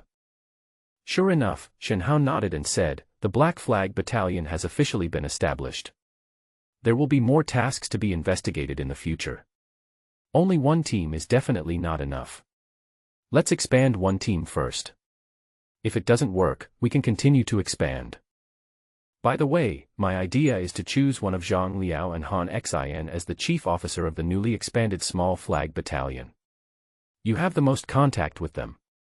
Tell me, who do you think is better? Wang Jian did not hesitate and continued, Zhang Liao. I think Zhang Liao is more suitable to be the chief officer of the new Xiaoqi camp. As for why Wang Jian was more optimistic about Zhang Liao, he didn't say it himself, and Shen Hao didn't ask either. He just nodded to directly agree with the statement, which was very straightforward and saved Wang Jian's face. There's still something else. Sit down. Sit down and we'll talk. After Wang Jian sat down, Shen Hao continued, the affiliation of the Black Flag Battalion will soon change. We will change from being solely affiliated with the Liqing 100 Households Office to being directly governed by the Black Flag Battalion of the Fengriqing 1000 Households Office. Captain Jiang Qing mentioned before that we listen to the Black Flag Battalion of the Captain's Office on specific matters, and in actual operations we are also affected by the Liqing 100 Household Office. The advantage is that our current organization can be raised half a level as a whole, but the disadvantage is that we may be squeezed against the wall and be in a dilemma. What? The amount of information was so overwhelming that Wang Jian was stunned. That's the thing. I think there will be a formal order to confirm it in a few days. I'm telling you this first so you can be mentally prepared. By then, your small flag rank will be changed to a general flag rank. Although he works as a small flag officer, his rank will be changed to 7th rank, which is a half-level promotion. So you have to get promoted too. Well, the threshold is small flag officers, and there is no point for school commanders. After you go down, you can give Zhang Liao and Han Xin a hint of this information in advance. I understand. Okay. Oh, by the way, find a blacksmith to make 10 of these copper cabinets. I want them by the day after tomorrow at the latest. Shen Hao said as he took a piece of paper from the table and handed it to Wang Jian. On the paper were several sketches of a half-man-high square cabinet. There was a small door at the back of the cabinet, and the rest of the cabinet was closed except for a 1-finger-wide and 6-inch-long opening at the top. General, this cabinet is so strange. Wang Jian held the blueprint and swore that he had never built a cabinet like this before. This is called a report mailbox. See. The small door at the back is locked with a magic array lock that only we can open, and the opening above is for people to send letters of complaint in. Report mailbox. Yes. Report mailboxes will be placed on the streets with dense traffic and leeching to receive reports from everyone. Then we will identify the useful information from these reports for investigation and verification, and start investigating if necessary. When Wang Jian heard this, he could no longer sit still and jumped up from the bench in fright. General, are you saying that these copper chests will be placed on the street and anyone can put a petition in them? Complaint. Shen Hao found it a little funny. Wang Jian understood a report as complaint in the government office, which was not accurate or even far from the truth, but the general meaning was still relevant. Can't we put it on the street? This is not a question of whether or not we can do this. Isn't it against the rules for us to directly accept the petitions from ordinary people? Reporting means to report and expose, which is completely different from the complaint you mentioned. And receiving a report does not necessarily mean that we will start investigating. As I said just now, we still need to carefully identify and select. But can we really get useful information this way? And, will the higher-ups agree?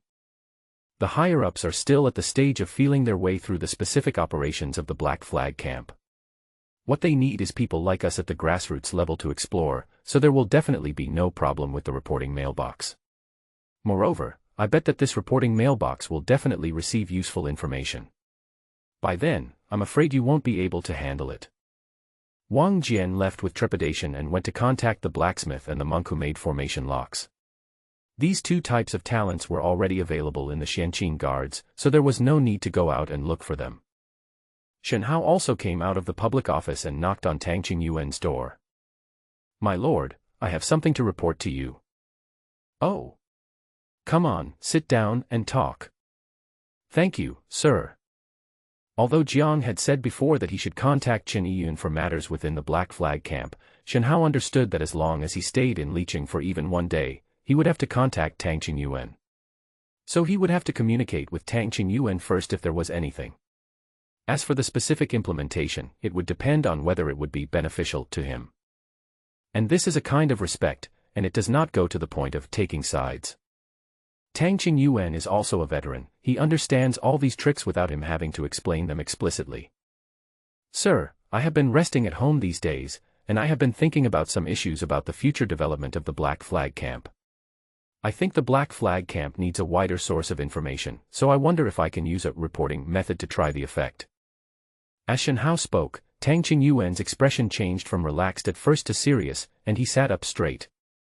But Tang Qingyuan's reaction was not as big as Wang Jian's before, except that his eyelids kept twitching from time to time. Don't you trust the existing sources of intelligence in the garrison? Tang Qingyuan pointed out the core reason behind Shen Hao's plan in just one sentence. Shen Hao nodded directly without denying it. This was indeed a method he had racked his brains to come up with to get rid of Swanking Wei's old intelligence channels. As for building the Black Flag Battalion's own intelligence channel, Shen Hao wanted to do it, but his power was far from enough. This kind of thing could not be done without the support of a big boss at the level of 1,000 households. Hey, Shen Hao, Shen Hao, you have such a bold idea, no wonder Captain Jiang treats you differently. Well, since you want to try it, just go for it. But I want to remind you, you'd better not let that mailbox out of your sight, otherwise it's hard to say what's in it. Also, it would be best to let me know before you do anything to avoid unnecessary trouble. Shen Hao nodded quickly. Tang Qingyuan was the current manager, so he would not go against him. Even at the moment, Chen Yun, who was far away in Fengri City, was not as important as Tang Qingyuan. 2 days later, 10 copper cabinets of strange shapes were placed on the most crowded street in Licheng. They were placed in a conspicuous position, and there was a striking notice next to them to inform people what the cabinet was used for. In this world, ordinary people are under the jurisdiction of the head of the village, who is equivalent to the director of the street office and can handle most minor disputes. Above them is the local government, which basically controls all aspects of people's lives.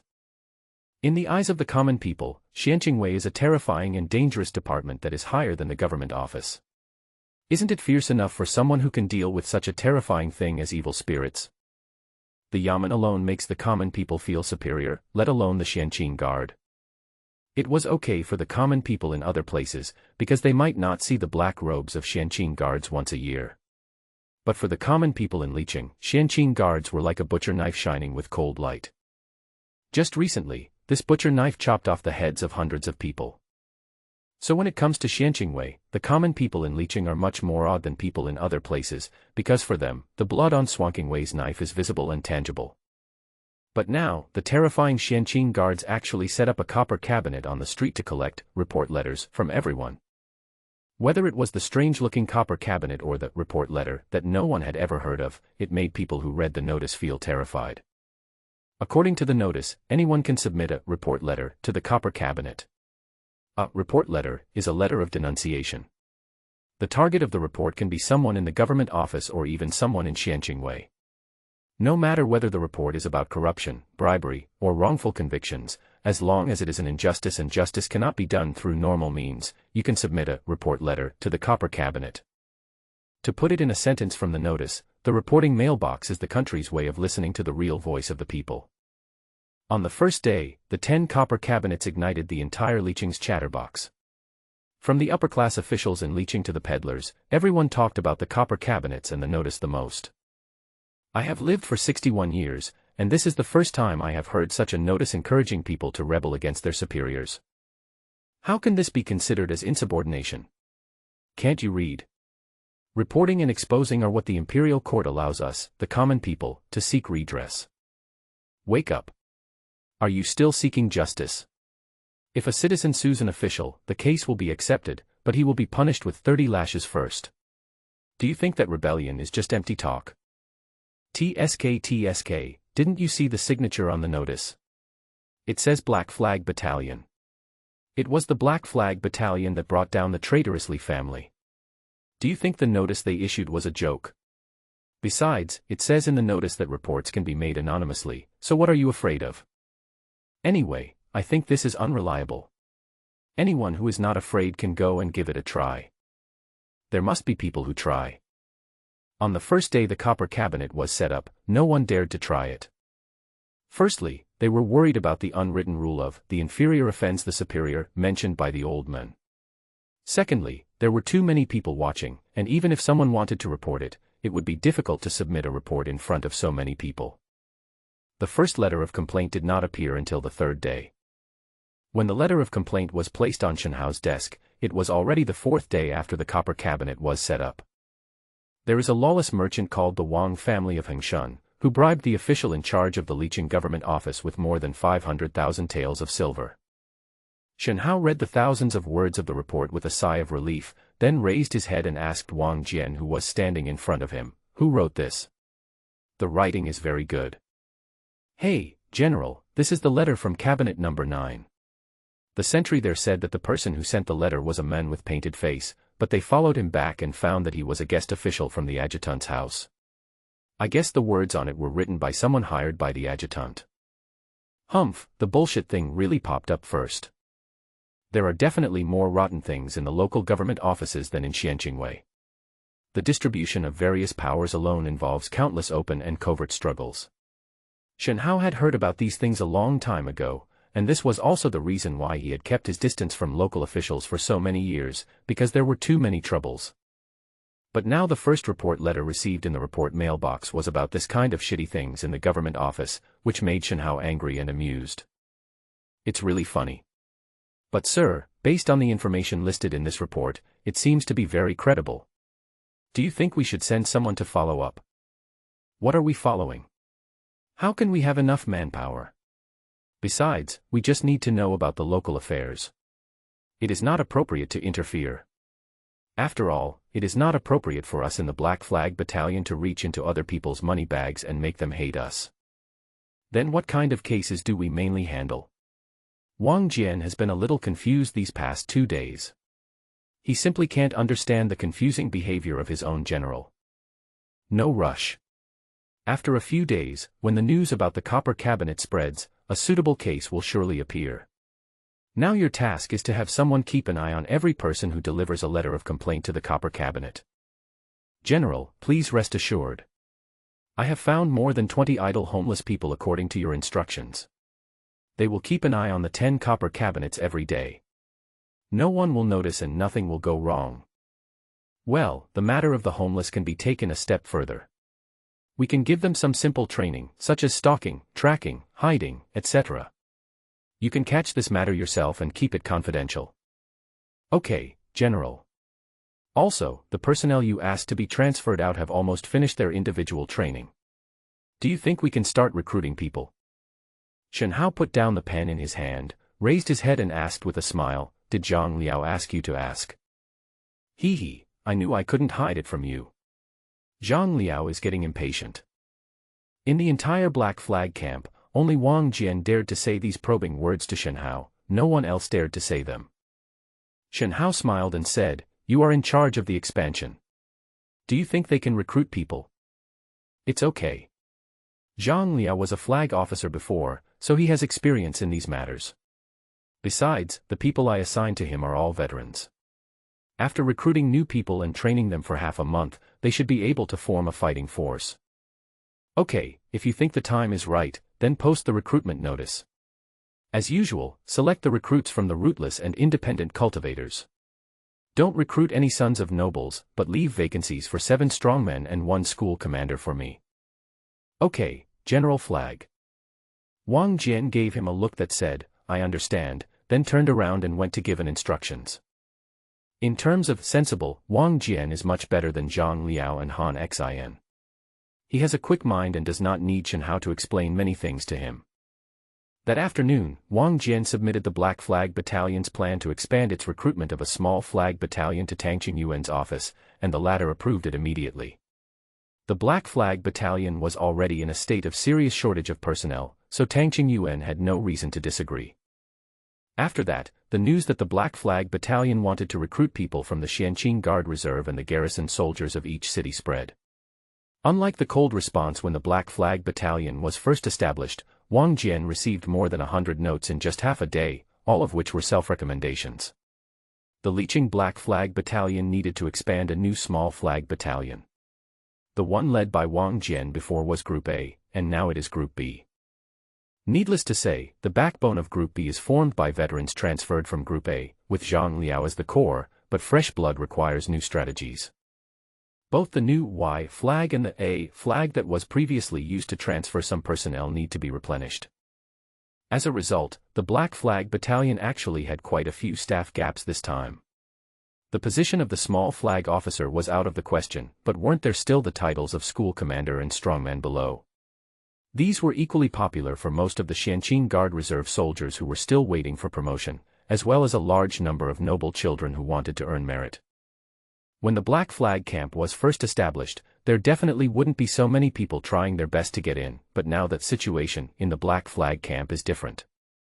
After the Li family was labeled as traitors and their entire family was tortured to death, everyone in Liqing who had a little knowledge or connections knew that the Black Flag camp had successfully established itself and would be a force that no one could underestimate in the future. Especially recently, this case was published twice in Swanking Wei's internal publications. The implication of wanting to set an example was extremely strong. Anyone who is not stupid knows what this means. In this case, those smart people who want to take advantage of the situation will naturally find a way. You will do anything, including finding connections, using money, or even using elixirs to do it. Who told you that in this world, if you want to stay in the upper class of the dynasty for a long time and enjoy most of the resources, you must get a title? And now the dynasty has not used foreign troops, so if you want to earn merit, the most practical place seems to be Xianqing Wei. However, the problem is that the chief officer of the Black Flag camp is a rootless individual like Shen Hao. Many nobles who want to get a job for their children have no idea where to start. On the other hand, when Shen Hao, the chief flag officer of the Black Flag Battalion, was awarded the title, he only had a banquet inside the camp. He was too shabby and was well known for being difficult to approach. In addition, due to his vicious attitude when he tortured the Li family before, the nobles were still a little afraid of him. So the first person to be harassed was Wang Jian, with more than 100 notes stuffed directly into his hands. It was all because he was a member of the noble circle of Liqing, and happened to be in that position, so when people needed to get things done, they naturally thought of him as the first way. As for whether it will succeed, everyone knows that Wang Jian's face probably has little hope, but little hope doesn't mean there is no hope at all, right? In the first 2 days, Wang Jian would explain with a frown, but later he simply moved to the Black Flag camp to sleep, feeling extremely annoyed. In addition to Wang Jian, there are actually many other ways. The most reliable ones are the senior officials of Liqing Xianqingwei. Several general flags, 2 trial centurions, and Tangqing Yuan all received more or less requests. Even some of the warriors or school commanders who have been in Xianqing Guard for many years and have a formal position want to switch to the Black Flag camp. I have to say that there are still many smart people. Shen Hao knew very well that these social customs were unavoidable. One could live a cruel, mean, or even great life, but he could never live too alone. The reason why he had a reputation of being difficult to approach was because he did it deliberately. He would not pay attention to any unnecessary social interactions. Can you give some face to the general officers? You can give some. You can give more face to your former boss Chen Tianwen. What about the 2 trial centurions? Of course, we have to take care of them. As for Tangqing Yuan, should Shen Hao follow his instructions? So before the notice was posted, Shen Hao took away several important positions from Wang Jian in order to deal with the personal relationships that he could not avoid. 7 wrestlers and 1 school commander were missing, which might not seem like a lot, but you have to know that the Black Flag Battalion didn't have many real positions after the total expansion. Shen Hao could only take out 8 of them. Because compared to those who were selected based on their abilities, the uncertainty of these people with connections was too great, so he didn't dare to let in too many, otherwise it would easily hurt himself. Shen Hao handled these trivial matters with ease, and it didn't even affect his work of sorting out the gains from the 10 copper cabinets outside in the past few days. The harvest from the copper cabinet was just as Shen Hao had expected. At first, no one was interested, but later, all kinds of letters of complaint were thrown into it. Can you believe that such a big copper cabinet could be filled up in one day? However, these so-called report letters were not significant enough in Shen Hao's opinion, and were not the kind of content he wanted. But the words are all gorgeous, and each one is much better than those written by him, a general who has been in the officialdom for many years. Could these be the work of ordinary people? General, take a look at these messy letters. They are treating our copper cabinet as a trash can. I am so angry. Wang Jian handed Shen Hao a thick list with a gloomy look on his face.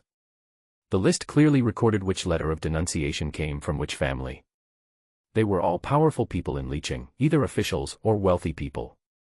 What did these people write in their report letters? In Wang Jian's words, when dogs bite each other, the whole ground is covered with hair. This letter said how much the Zhang family had bribed, that letter said how much the Li family had embezzled, and there were even reports about which wealthy family had taken human lives. As for the letters reporting on several major officials in the Yamen, there were even more of them. It was basically like there were hundreds of bad guys, big and small, living in Liqing. Of course, many of these reports were based on real evidence, which Shen Hao had kept, but he was not prepared to have anyone investigate them for the time being. Keep this list sealed and classified. No one can view it without my consent. No one, understand? Clear. How's your training going with those bums? General, I was just about to give you a report. Those homeless people are either lazy or reckless, and some of them are not quite right in their brains. It's okay to let them simply keep an eye on someone, but it's impossible to train them to be effective. They are all like scabby dogs. Don't we have a medicine called catch until death in the garrison? Give them that medicine, and I guarantee that even if they are really scabby dogs, they will be obedient and learn the training mission. Caught to death. That kind of medicine is hard to get.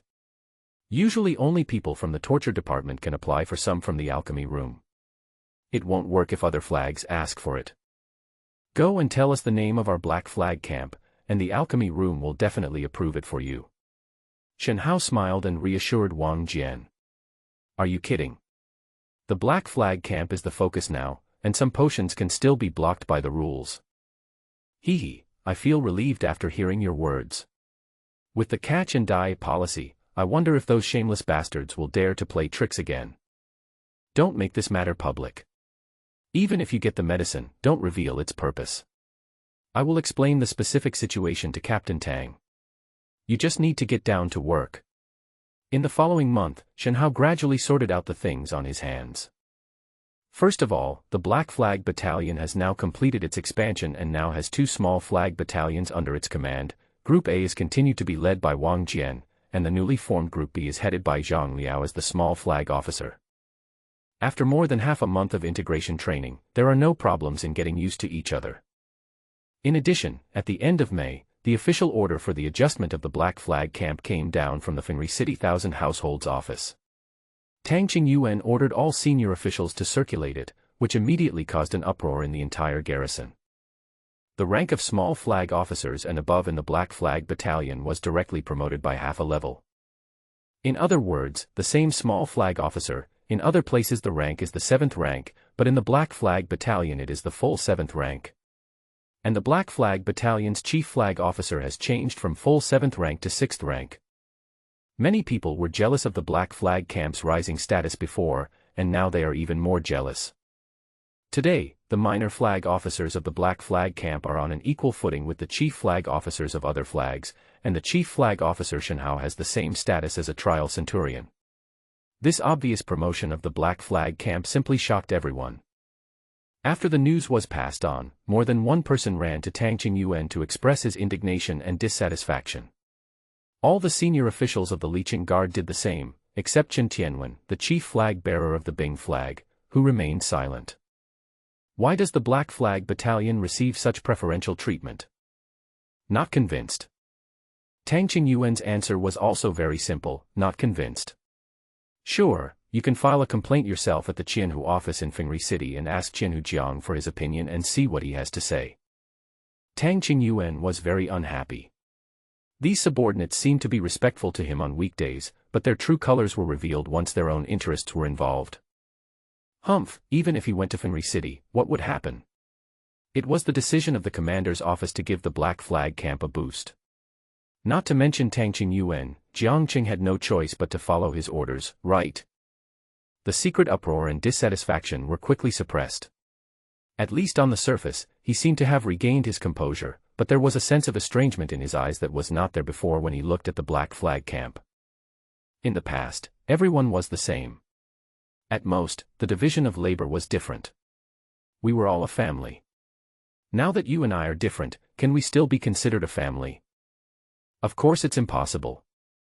Shen Hao felt these changes keenly. However, there are exceptions. Mr. Shen Qi, are you still busy? Ouch, Mr. Chen Qi, why are you here? Please sit down.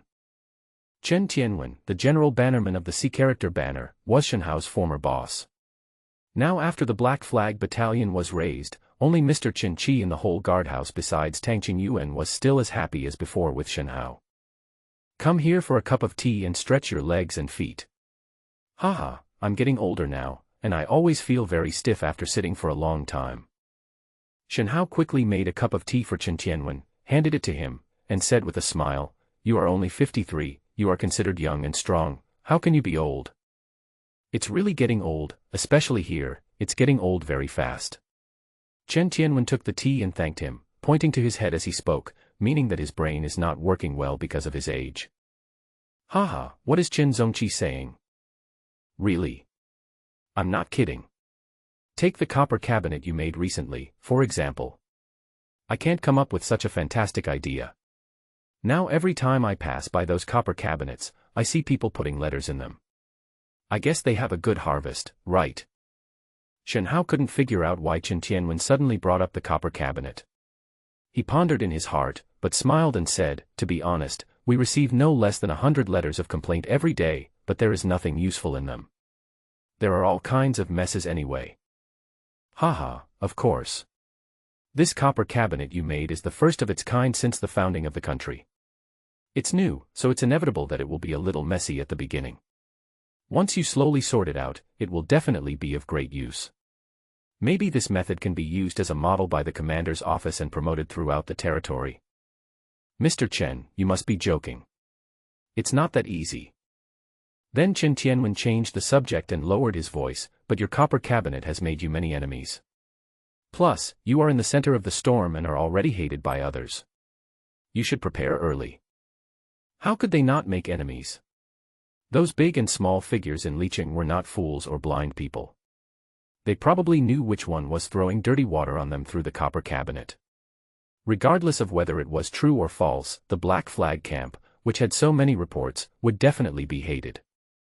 But what does this have to do with Chen Tianwen? Why are we suddenly talking about this? Don't look like you're trying to figure me out.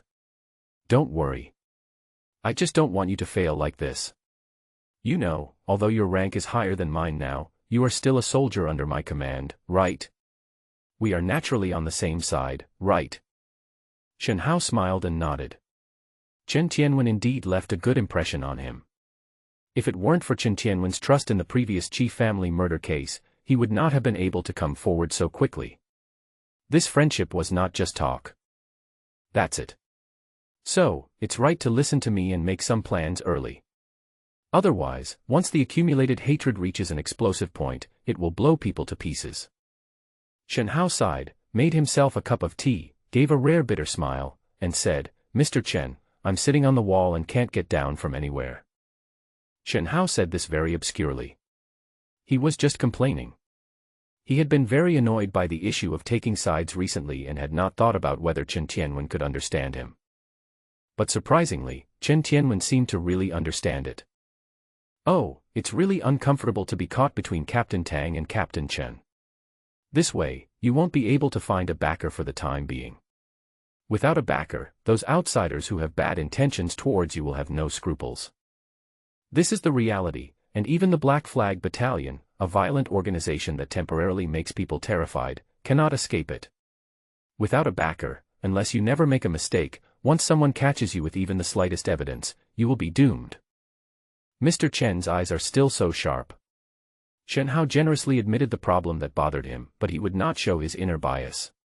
He always left some room for himself when talking to others. Chen Tianwen was an old hand, and he could tell that Shen Hao was holding back. However, he came here today just to take advantage of the situation, and was well prepared, so he didn't care whether Shen Hao had any reservations about him. On the contrary, this would be more beneficial to him. Just listen to Chen Tianwen continue to say, actually, Mr. Shen Qi, you don't have to be so entangled. Neither Tang Baihu nor Chen Baihu are big backers. Facing so many noble and wealthy businessmen in Liqing, their strength will be slightly stronger.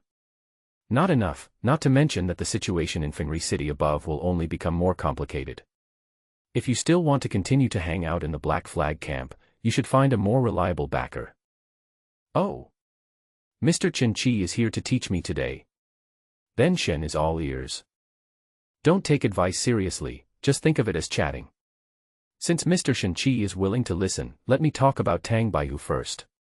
Maybe Mr. Shen doesn't know that Tang Baihu is actually an abandoned disciple of the sect, right? Huh? Abandoned disciple of the sect. Chen Tianwen mentioned the words, abandoned disciple of the sect, which made Shen Hao a little confused. Then Chen Tianwen continued, have you heard about the Gishan Monastery north of Liqing? I've heard of it. It's said to be a first-rate sect in the country. It seems that every 5 years they recruit new disciples within the jurisdiction of the Liqing Guard, right? That's right. Although Gishan Monastery in the country is not as good as the 10 major sects, it is also a first-class sect with thousands of disciples, all of whom are very powerful. The selection process for joining is extremely strict. However, 40 years ago, Tang Baihu was a good cultivator picked out of thousands, and was directly selected by an outer sect deacon of Gishan Monastery and brought back to the sect for instruction. But 2 years later, for some unknown reason, Tang Baihu's foundation in Taoism was greatly damaged, and he also violated some taboos in the sect, so he was directly expelled from Gishan Monastery. However, a lean camel is still bigger than a horse. Even though the foundation of Gishan Monastery was severely damaged and no longer looked down on Tang Baihu's talent, compared with ordinary monks, Tang Baihu was still very powerful, so he was recruited by Xianqingwei and worked his way up to the position of centurion. There is also news that Captain Tang and Captain Jiang of Fengri City are distant relatives, but I don't know if it's true or not. However, I have been in Liqing for so many years and I can see that Captain Jiang is indeed very caring towards Captain Tang, so the rumor is still possible. Shen Hao raised his eyebrows and asked, so Captain Tang and Captain Jiang are actually from the same line? Hey, that's not necessarily the case. Why? Captain Jiang is from the military, which is the largest faction in our Xianqing Guard, but Captain Tang is not from the military. Strictly speaking, Captain Tang should belong to the noble faction. Even if they are relatives, it does not prevent them from belonging to two different factions. I have heard that there are several factions in Xianqingwei. There are the military faction, who came from the military and joined Xianqingwei, there is the noble faction, who are backed by the noble group, and there is the Qing noble faction, who are grassroots. However, things like factions are still a bit far away for Shen Hao. His current rank is only from the 6th rank, so even if he wants to take sides, he is not qualified to be included in the category of faction. The reason? A lowly official, who cares which faction you belong to? In fact, strictly speaking, Tang Qingyuan has just entered the realm of faction. Without waiting for Shen Hao to continue asking, Chen Tianwen continued, after talking about Captain Tang, let's talk about Captain Chen next. Hey, actually there are a lot of messages about Captain Chen in Fengri City. You can easily find out if you just go there and ask around. Let's start with the faction. Captain Chen is neither a military faction nor a noble faction but a repairing faction. Hee, have you ever heard of the term repairing faction? Shen Hao shook his head. The name Xiao clan really sounded a bit weird. Although there are not many cultivators in Xianqingwei, their power cannot be underestimated. They all come from the cultivation families in the country. Although many of them have titles, they are fundamentally different from the nobles. The characteristic of the cultivators is that their cultivation is much higher than that of ordinary cultivators, but a little worse than that of the orthodox cultivation sects. In fact, if you pay more attention to some local affairs, you will find that the 4 factions of the Xiao clan, the military, the nobles, and the Qing nobles have already permeated all aspects of the country, and they exist not only in Xianqingwei. Well, Captain Chen is from the Chen family of Chongping town. It is said that he is the eldest son of the 3rd branch. The Chen family of Chongping town has a large magic weapon workshop and has a close cooperative relationship with the military, so Captain Chen was able to beat other competitors and get the position of the chief officer of the Black Flag Battalion of Qianhu. I also heard that when Captain Chen first took office, he had a direct confrontation with Captain Jiang. A man with a bad temper like Captain Jiang simply couldn't do anything to Captain Chen. You should figure it out yourself. A centurion dared to confront 1,000 household official. And he could force the 1,000 household official to do nothing about him. How could such a thing happen in an organization like Xianqingwei, where violence is rampant? Shen Hao was surprised and even instinctively felt that what Chen Tianwen said was a bit too exaggerated. Seeing Shen Hao's disbelief, Chen Tianwen shook his head and said with a smile, "Don't disbelieve me. These things are not secrets. After a while, when you have connections in Fengri City, you will know whether what I said is true. There is no need to lie to you. Don't mind me, Mr. Chen. It's just that what you said just now was a little abrupt. I was surprised. Please continue. I have learned a lot from following you."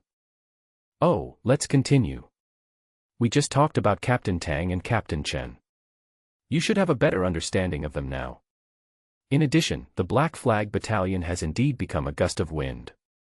If you want to rise to the top, you must choose a side. Otherwise, I am sure you will be transferred within a year. But which side should we choose? From what you said, it seems that Captain Chen's side is much tougher than Captain Tang's side. Should we choose Captain Chen? If I were to choose, I would neither choose Captain Tang nor Captain Chen. I would choose Captain Jiang. Don't worry, just listen to me. Chen Tianwen waved his hand to signal Shen Hao not to worry, and continued, on the surface, Captain Chen may seem like a stronger supporter, but you have to know that the Cultivation clan is famous for being xenophobic. They can't really accept a rootless and independent cultivator like you. At most, they'll just use you to get things done. After all, Captain Tang's foundation was too shallow, and he had no connections higher up. Not to mention whether he could withstand the pressure from Captain Chen, there was no hope for his future if he followed him. So your only way to break the deadlock is to go directly to Captain Jiang and join him. That is the best strategy. I am just a chief flag officer trying out the title of 100 households. It is impossible for Captain Jiang to look down on me, right? Hee, maybe I looked down on you before, but that's not necessarily the case now. You are now being used as a model for the Black Flag camp to be popularized by the imperial court. The benefits of this reputation are much greater than you can imagine. Moreover, your background of being rootless and helpless can be counted as part of the Qinggui faction in the future. The Qinggui faction and the Zhenwu faction have been very close for a long time. This identity can make Captain Jiang less wary of you.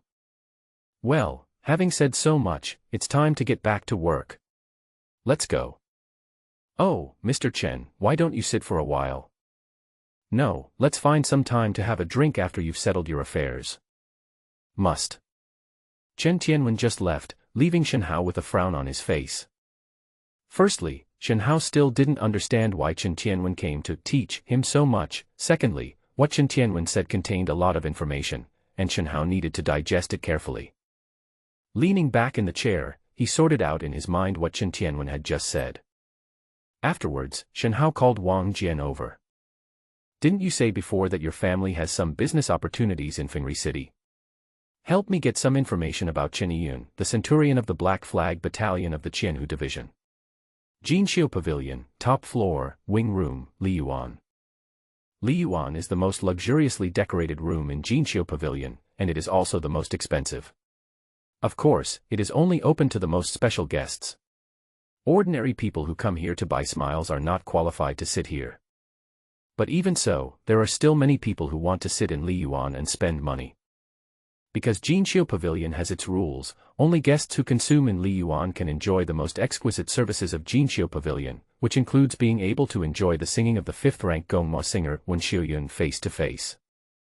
The singing girls in the old Jing dynasty were divided into 9 grades. Unlike the titles of nobility, the grade of singing girls was from the highest grade to the lowest grade. The highest grade of singing girls in all the brothels in Liqing was the 5th grade, Gongma.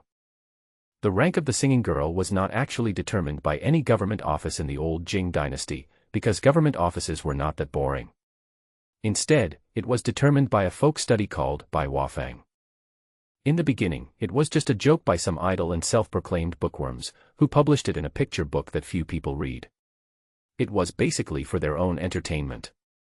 At that time, Bai Wafang was really just a small workshop. Later, this self-entertaining picture book was seen by a wealthy businessman from the capital, who happened to own a large brothel. He suddenly thought and used commercial means to promote the Bai Wafang picture book, which had originally no one interested in. Of course, his purpose was just to promote the singers in his brothel. In this way, people who were originally just selling smiles in brothels suddenly became singers sought after by all kinds of men, and even some romantic love stories with them as the protagonists became widely circulated. It's so absurd that it makes your scalp tingle. Over time, this abnormal phenomenon became a custom.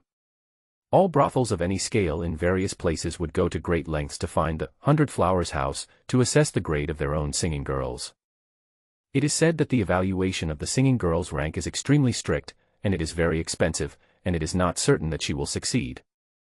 Whenever Shenhao heard people gossiping about the singing girl, he would laugh out loud, as if he was listening to comedy jokes. General, you are so generous. When I came to book a room, the madam refused to let me book this Liyuan. But when she heard that you were the host today, she nodded immediately and even asked if we wanted Wen Xiuyun to come and have a drink with you. TSK. Shenhao smiled, took a sip of the teacup, and looked around. He had heard of this Liyuan for a long time. The decoration was indeed very thoughtful, luxurious but not exaggerated, with a leisurely and warm atmosphere. In particular, the sandalwood floating in the air was very comfortable and relaxing. The environment here is pretty good. Of course, General. The cost of the room alone is 1,000 taels of silver, and it's only for one night. TSK, I could have fun for half a year with this money. It's expensive for a reason. But the price is still too high. We'll see if that Gongma Jai is really as fascinating as the rumors say. Hey, General, you can try to stay in Wen Xiuyun's room later. I heard that she hasn't married yet. Don't dream. How much money did Jinqiu Pavilion spend on her? Isn't it a big loss if someone just takes her away so easily? I think Jinqiu Pavilion will have to keep this Gongma Jai to make money for a few more years before they can hold a courtesan meeting and sell her first prize. So, today we are just drinking, listening to music, and then chatting about something. Don't mess with me, kid. Haha, don't worry, General, nothing will go wrong. Wang Jian was in high spirits today. He had heard of the Li Garden in Jinqiu Pavilion for a long time, and this was his first time here. Moreover, he could see Wen Xiuyun perform, so he dressed up well and even changed into casual clothes and tied his hair into a bun like Shen Hao, dreaming of a beautiful woman falling in love with a handsome man. He completely ignored the fact that no matter how he dressed up, he would not be related to the three words handsome man. Just after the hour of you, the door of the wing room was knocked open, and the madam led two burly middle-aged men in. Wang Jian stood up to greet them, smiling. Hello, Captain Li. Hello, Captain Zhang. The visitor also laughed, and when Wang Jian came up, he patted Wang Jian's arm vigorously and said, I haven't seen you for many years, you have become stronger. Is the old man in good health? Fortunately, Grandpa often talks about the two Qianhu. Sometimes he will talk about the past when he fought side by side with the two Qianhu at Zhuo Pass. He always has to drink half a bottle of wine before he can stop. Ha ha ha, the master still has such a good drinking capacity. Then when things get better here, I must go and have a drink with the master. Definitely. Wang Jian responded with a smile, then stepped aside to let Shen Hao out from behind, and introduced, Gan Qianhu, Zhang Qianhu, this is Mr. Shen from our Black Flag camp in Liqing. Mr. Shen, these two are Gan Qianhu and Zhang Qianhu from Fengri City Guard's Qianhu Station. Shen Hao, who also had a smile on his face, raised his hands to the two of them and said with a smile, I have long admired these two great names of thousands of households.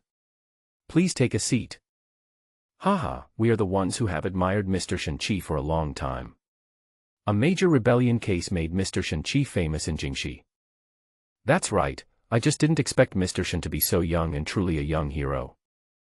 While exchanging pleasantries, the host and the guest sat down.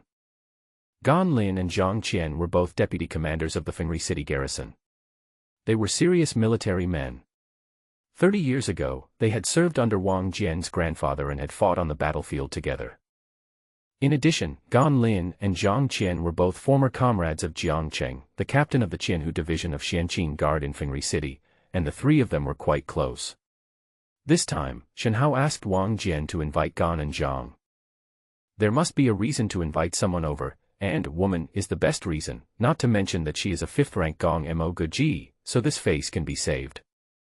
Of course, the singer was just the excuse. Shen Hao naturally had other purposes in wanting to get to know these two. As soon as we sat down, the madam started serving the dishes. Regardless of the taste, the presentation of the dishes was excellent, and it was very appetizing. Coupled with the rich aroma of wine, the whole room was immediately filled with joy. There were not only wine and food in the wing rooms, but also groups of beautiful women coming in. These were also singing girls, and these singing girls were ranked, but the highest was only the 8th rank.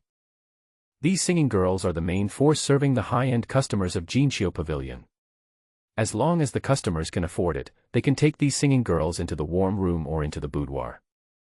After all, no matter how tempting Gong Mo Guji is, the store owner won't sell her to you. You can only look at her but not eat her, which is harmful to your health. These beauties, who are only of the 8th or 9th rank but have good figures and looks, are like meal replacements, to satisfy your cravings. Wang Jian accompanied them and told dirty jokes at will.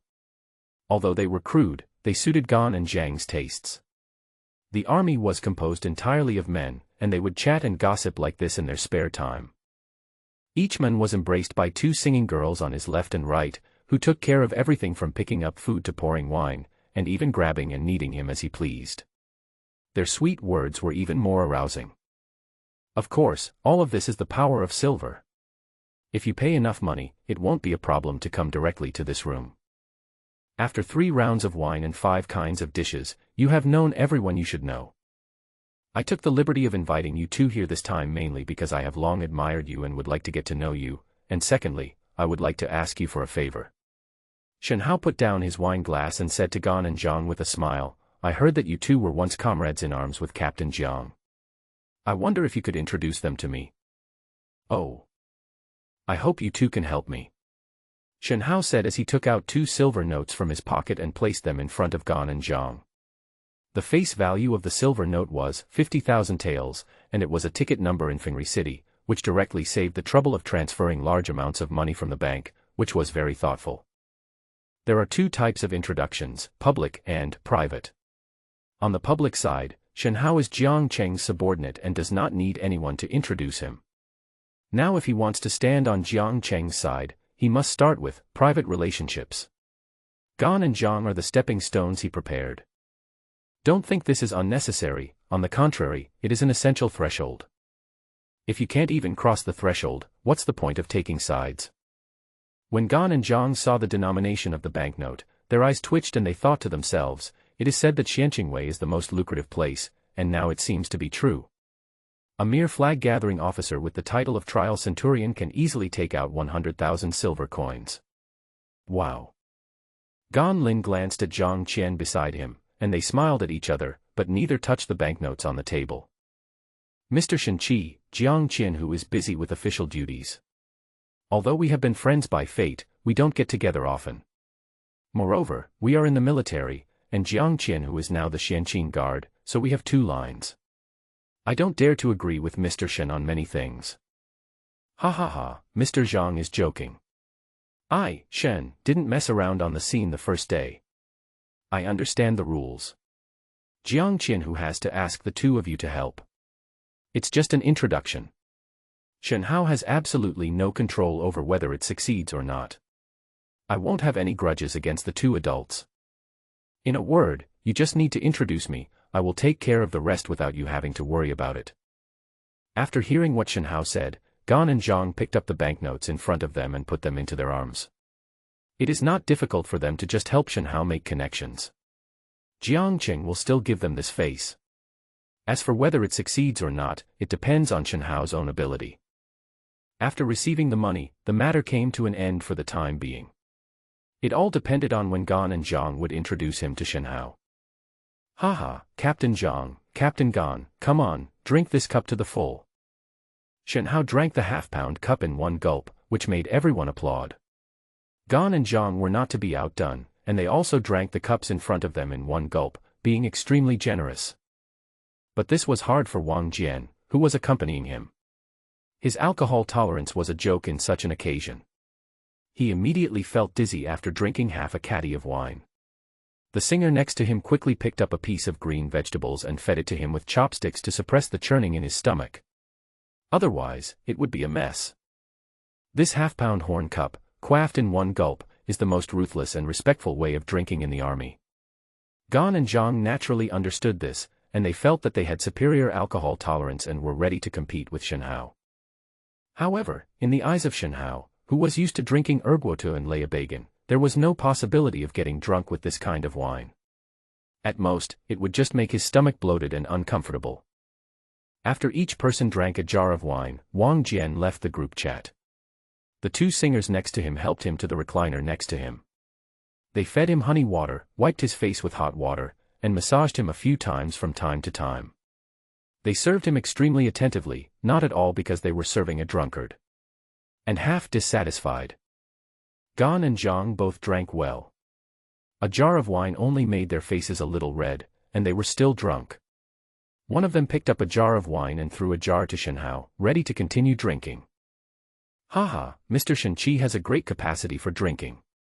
We brothers also like this way of drinking. Let's try it out today. Oh, you 2 adults, why don't you just have a drink together? But it's better to do it at another time. The singer Wen Xiuyun is coming to perform later. I'm afraid you 2 don't want to offend the beauty, right? Shenhao's reminder finally suppressed Gan and Zhang's drinking urges, and they laughed and said they would drink another day. Compared to drinking, the fifth-rank singing girl was obviously more attractive. They chatted for a while and then the door of the wing was knocked again. "My dear uncles, my Xiuyun is here." Following the smug greeting of the madam, a graceful figure walked in from outside the door. She was wearing a sky-blue long skirt, with a slim and graceful figure. She swayed with every step, which was very charming. Especially that pretty face, which was handsome yet charming, and a pair of eyes that seemed to be talking, making people stare at it and not want to look away. Shenhao was stunned. He screamed in his heart, "Wow! This is the grace of the fifth-rank Gong Mojji." However, the true energy stirring in his body made Shenhao sober up quickly. He thought to himself that it was amazing. He had heard that high-quality singers were not ordinary people. They were all unconventional monks who practiced the art of charm. Charm was the specialty of these high-quality singers. However, although it is a charm technique, it is rarely aggressive. At least not to the fifth-rank singer in front of him. With Shenhao's 7th-level Qi training level, it is easy for him to break free from the influence of the charm technique. However, getting rid of the influence of the charm technique cannot eliminate the mysterious charm that the other person has developed over a long period of time practicing the charm technique. This is something that a woman who does not practice the charm technique absolutely does not have. He glanced at Gan and Zhang beside him. These two were obviously veterans in the world of romance. There was no sign of true energy flowing through their bodies. They were just deliberately immersing themselves in the charm brought about by each other's seductive techniques. This reminded Shenhao of the smokers on Earth. "Wen Xiuyun, pay my respects to the 4 gentlemen." "Ha ha ha, Miss Xiuyun, there's no need to be so polite, just stand up." Yes. "Miss Xiuyun, please sit down. Are you thirsty? Would you like to have a few drinks?" The only one who could keep calm on the surface was Shenhao. He was not used to putting himself in any possible danger, so he ignored the influence of the other party's charm. Now in his eyes, Wen Xiuyun could be regarded as a beauty in the world, but he was not so fascinated by her. But if you really want to be picky, Shenhao is the exception. He went to a brothel to drink with a high-class singing girl and actually used his true energy to get rid of the temptation. This is like going to a bathhouse to take a bath without taking off clothes. It's wrong. Wen Xiuyun's every move perfectly showed off the most beautiful side of her body, creating a 360-degree beauty without blind spots. Shenhao secretly exclaimed in his heart how amazing she was. "Xiuyun would like to offer a toast to you gentlemen, but I cannot use the horn cups that you men use. Otherwise, I will get drunk after 2 cups, which is disrespectful." Without saying a word, Zhang Qian asked the old man outside the door to change a small cup, and then happily filled it up for Wen Xiuyun himself. "Thank you, Uncle Zhang. Xiuyun would like to offer a toast to all the uncles." The little mouth, cherry red, opened and the tip of the tongue lightly stroked the wine glass. Just such a simple action made Shenhao feel hot in his heart. Even Shenhao, who had given up his charm, was like this. Wang Jian, Zhang Qian, and Gan Lin beside him had their eyes reddened. Seeing that the men were getting impatient, Wen Xiuyun put down her wine glass, turned around, and walked to the small table where the musical instruments were placed in the side room. "Gentlemen, please listen to Xiuyun singing and playing a song to help you get in the mood while you drink." Late at night, Wen Xiuyun returned to her boudoir looking a little tired. She had attended a drinking party today which only ended now. Wen Xiuyun took off her beautiful long dress and the accessories on her head, and sat in front of the dressing table, looking at herself in the bronze mirror in a daze. She seemed to have suddenly thought of something, and her pretty face instantly turned red all the way to her neck. "Miss, the hot water is ready. How about taking a bath to relieve your fatigue?" "Ah. Oh, okay." Unlike other singers, Wen Xiuyun did not live in Jinqiu Pavilion, but in a small courtyard behind Jinqiu Pavilion. Everything in the courtyard, from the house to the furnishings, was arranged according to her preferences. This was her little nest. The maid Xiaobi was a fellow villager of Wen Xiuyun, 3 years younger than her, and 14 this year. Although she was young, her hands and feet were nimble, and her appearance was also pitiful. Wen Xiuyun was worried that she would suffer a loss, so she insisted on bringing her here to avoid being pushed out to meet customers early. After taking off all her makeup, Wen Shuyan walked into the bathroom wearing a layer of gauze. She reached out to test the water temperature and found it was just right. Then she took off the gauze and soaked herself in the bathtub. "Miss, today I mixed Sol Vanilla, hee. I wonder how fragrant it will be after washing. Use the Sol Vanilla sparingly, otherwise Aunt Chen will complain about my excessive waste next month." Humph. Aunt Chen is so stingy. How much money did the young lady make for the store? She can't bear to give away even a little Sol Vanilla. I don't like her. When Shuyun patted Xiaobi's head and said with a smile, "1 coin of soul grass is worth 100 taels of silver, and a bath costs at least 3 coins. Do you think it's cheap? If it weren't for practicing martial arts, I would feel guilty about taking a bath. It's just throwing money into water." Xiaobai disagreed and replied unconvincedly, "What? I put 4 coins in the bath water for you. It is important for you to practice martial arts. Only when you have a higher level of cultivation can you be evaluated for a higher grade, and you can make more money. As long as you can reach the 3rd grade, Enchen will not dare to threaten you with the contract." 3rd rank. Haha, it's not that easy. And even if you really reach the 3rd rank, it's hard to say what it will be like. Generally speaking, as long as a singer reaches the 3rd rank, the brothel's control over her will be greatly weakened. A singer of this rank can even redeem herself easily, which is a kind of liberation that many singers dream of. It's just that most 3rd rank singers come from large brothels. Those brothels have extremely strong backers, so even if a singer reaches the 3rd rank, she dare not escape easily. At most, she will have more choices. After all, a 3rd rank singer is a cash cow, who would be willing to let her go easily. "Miss, you look a little strange today. Where is that? You came back much later than usual, and you were in a daze for a long time when you were removing your makeup just now, with a shy look on your face. Did you meet some handsome guy today?" Although the two are master and servant, they are of similar age and from the same hometown, so they are more like sisters in their daily lives and do not have many reservations when talking to each other. "Oh my! What are you talking about, you silly girl? Be careful or I'll hit you." "I won't let you hit me." "Miss, you're blushing again, there must be something wrong." When Shuyun's face turned even redder as she couldn't easily capture the little girl because she was soaking in the bathtub without any clothes on. "Miss, tell me, who did you meet today?" "A weirdo." "Weird? What's weird about him? Does he look weird or does he talk weird?"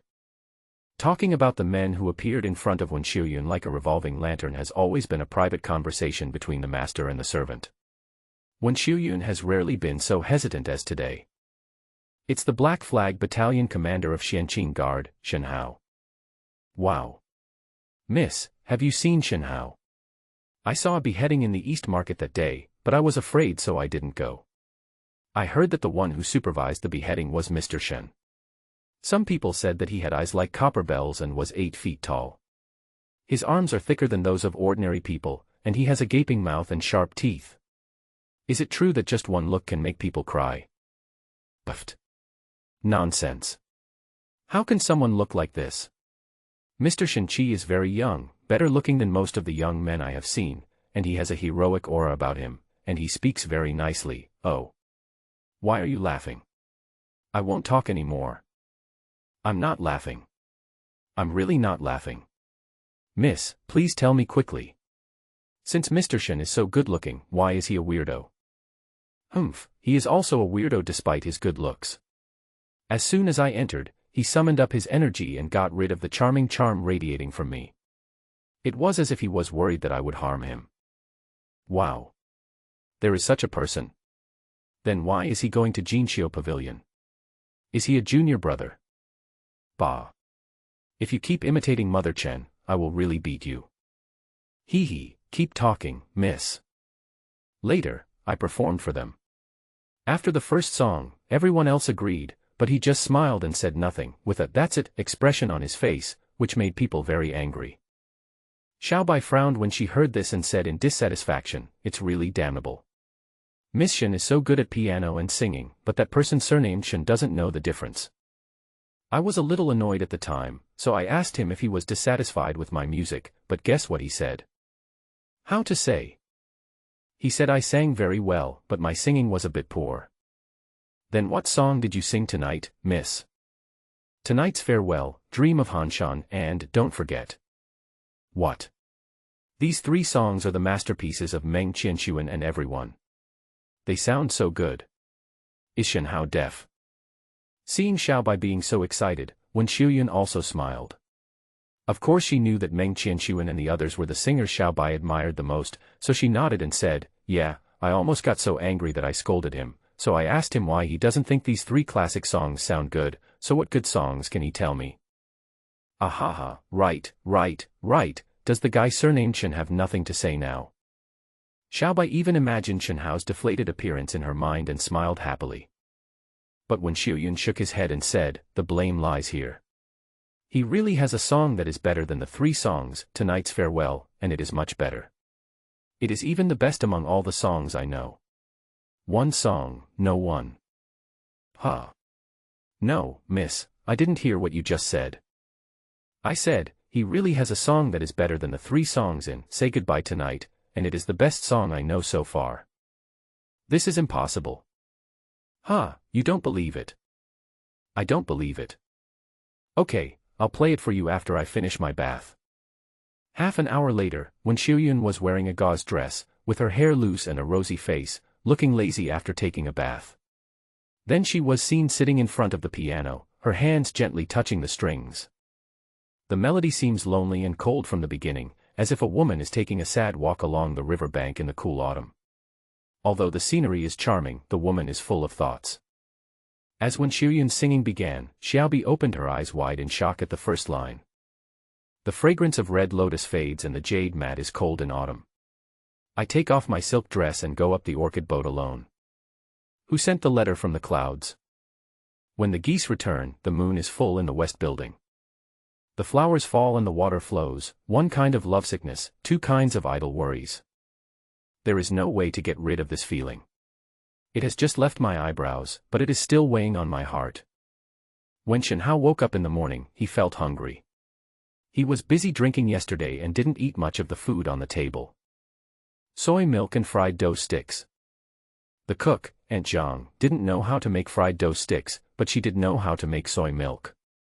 Shenhao had told her about fried dough sticks a few times, and then Aunt Zhang figured it out on her own. The taste was almost the same as what Shenhao remembered. The only regret is that I can't make white sugar for the time being, so I can only use brown sugar instead. Shenhao always believes that sweet soy milk is the best. Master, Sister Xiner said she wanted to visit you at your house and thank you in person for helping their Lin family avenge their great hatred. Miss Xia was standing by and serving Shenhao breakfast while cautiously and tentatively raising the question.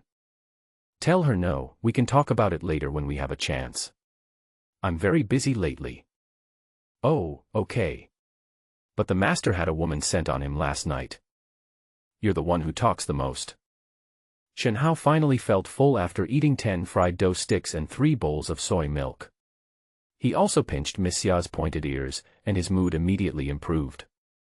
As soon as I sat down in the government office, the servant brought me tea at just the right temperature and placed the documents that had been delivered today on the table. The top 2 are the mission objective plans from Wang Jian and Zhang Liao. This was the task Shenhao had assigned to the 2 of them before, and its main purpose was to let them prepare and decide on the targets of investigation within the authority framework of the Black Flag Battalion. However, after reading the 2 emergency plans, Shenhao shook his head and put them aside. It was obvious that he was not satisfied with the 2 emergency plans.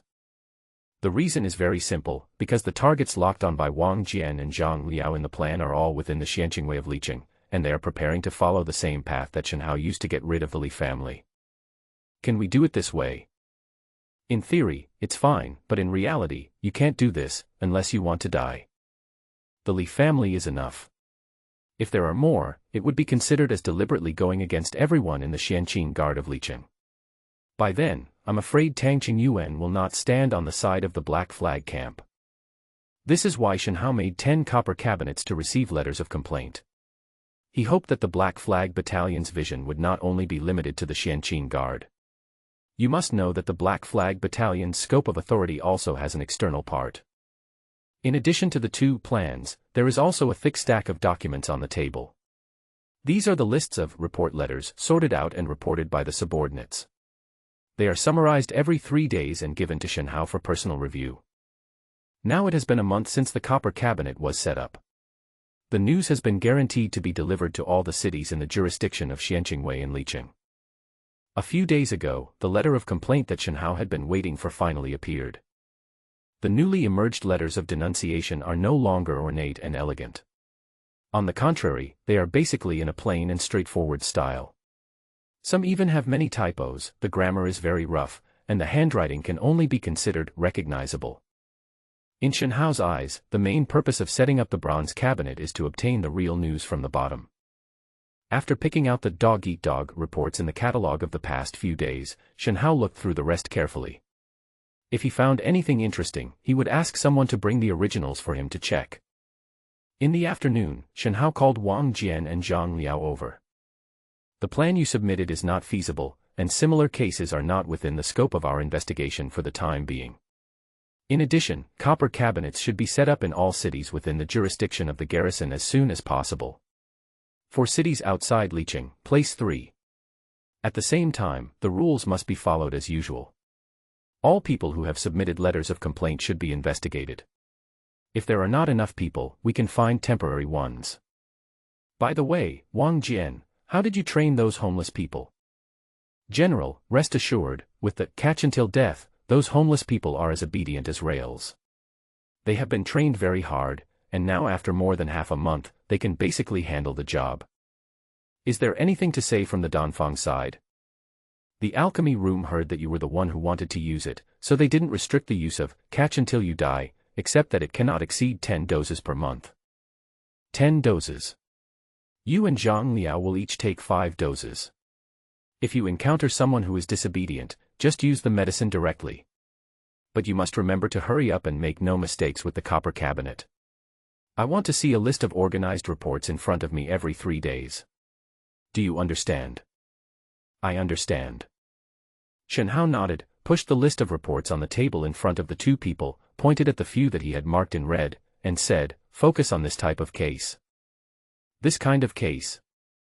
Wang Jian and Zhang Liao looked over immediately after hearing this. Niu Chiyo borrowed 25 taels of silver from my family 2 years ago but refused to pay it back.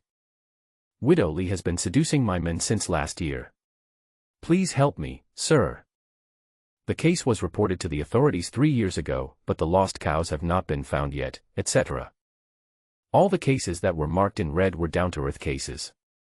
But Wang Jian and Zhang Liao exchanged glances quickly and found that neither of them seemed to understand why these cases were marked in red. They couldn't let the Black Flag Battalion of Xianqing Guard investigate these trivial matters, right? Don't you see the point? I am a stupid subordinate, please let the General Flag tell me clearly. Shen Hao snorted and shook his head, saying, "These are old cases that were reported to the authorities several years ago. The authorities either ignored them or failed to convince the public with their handling of the cases, or the cases have been left unsolved. Strictly speaking, these are all old cases. When you collect reports, focus on these cases. Investigating backlog cases." Wang Jian and Zhang Liao finally understood and quickly nodded in agreement, then left in a hurry to carry out the tasks that Shen Hao had just assigned them. Because they had made 10 copper cabinets before and the molds were ready, the craftsmen in Xianqingwei only took a day and a half to make dozens of brand new copper cabinets and deliver them to the Black Flag camp. Then these copper cabinets were immediately placed in other cities within the jurisdiction of Liqingwei. Shen Hao had planned from the beginning to use Liqing as a pilot and then expand coverage to the entire jurisdiction after the news spread and people began to take this measure seriously.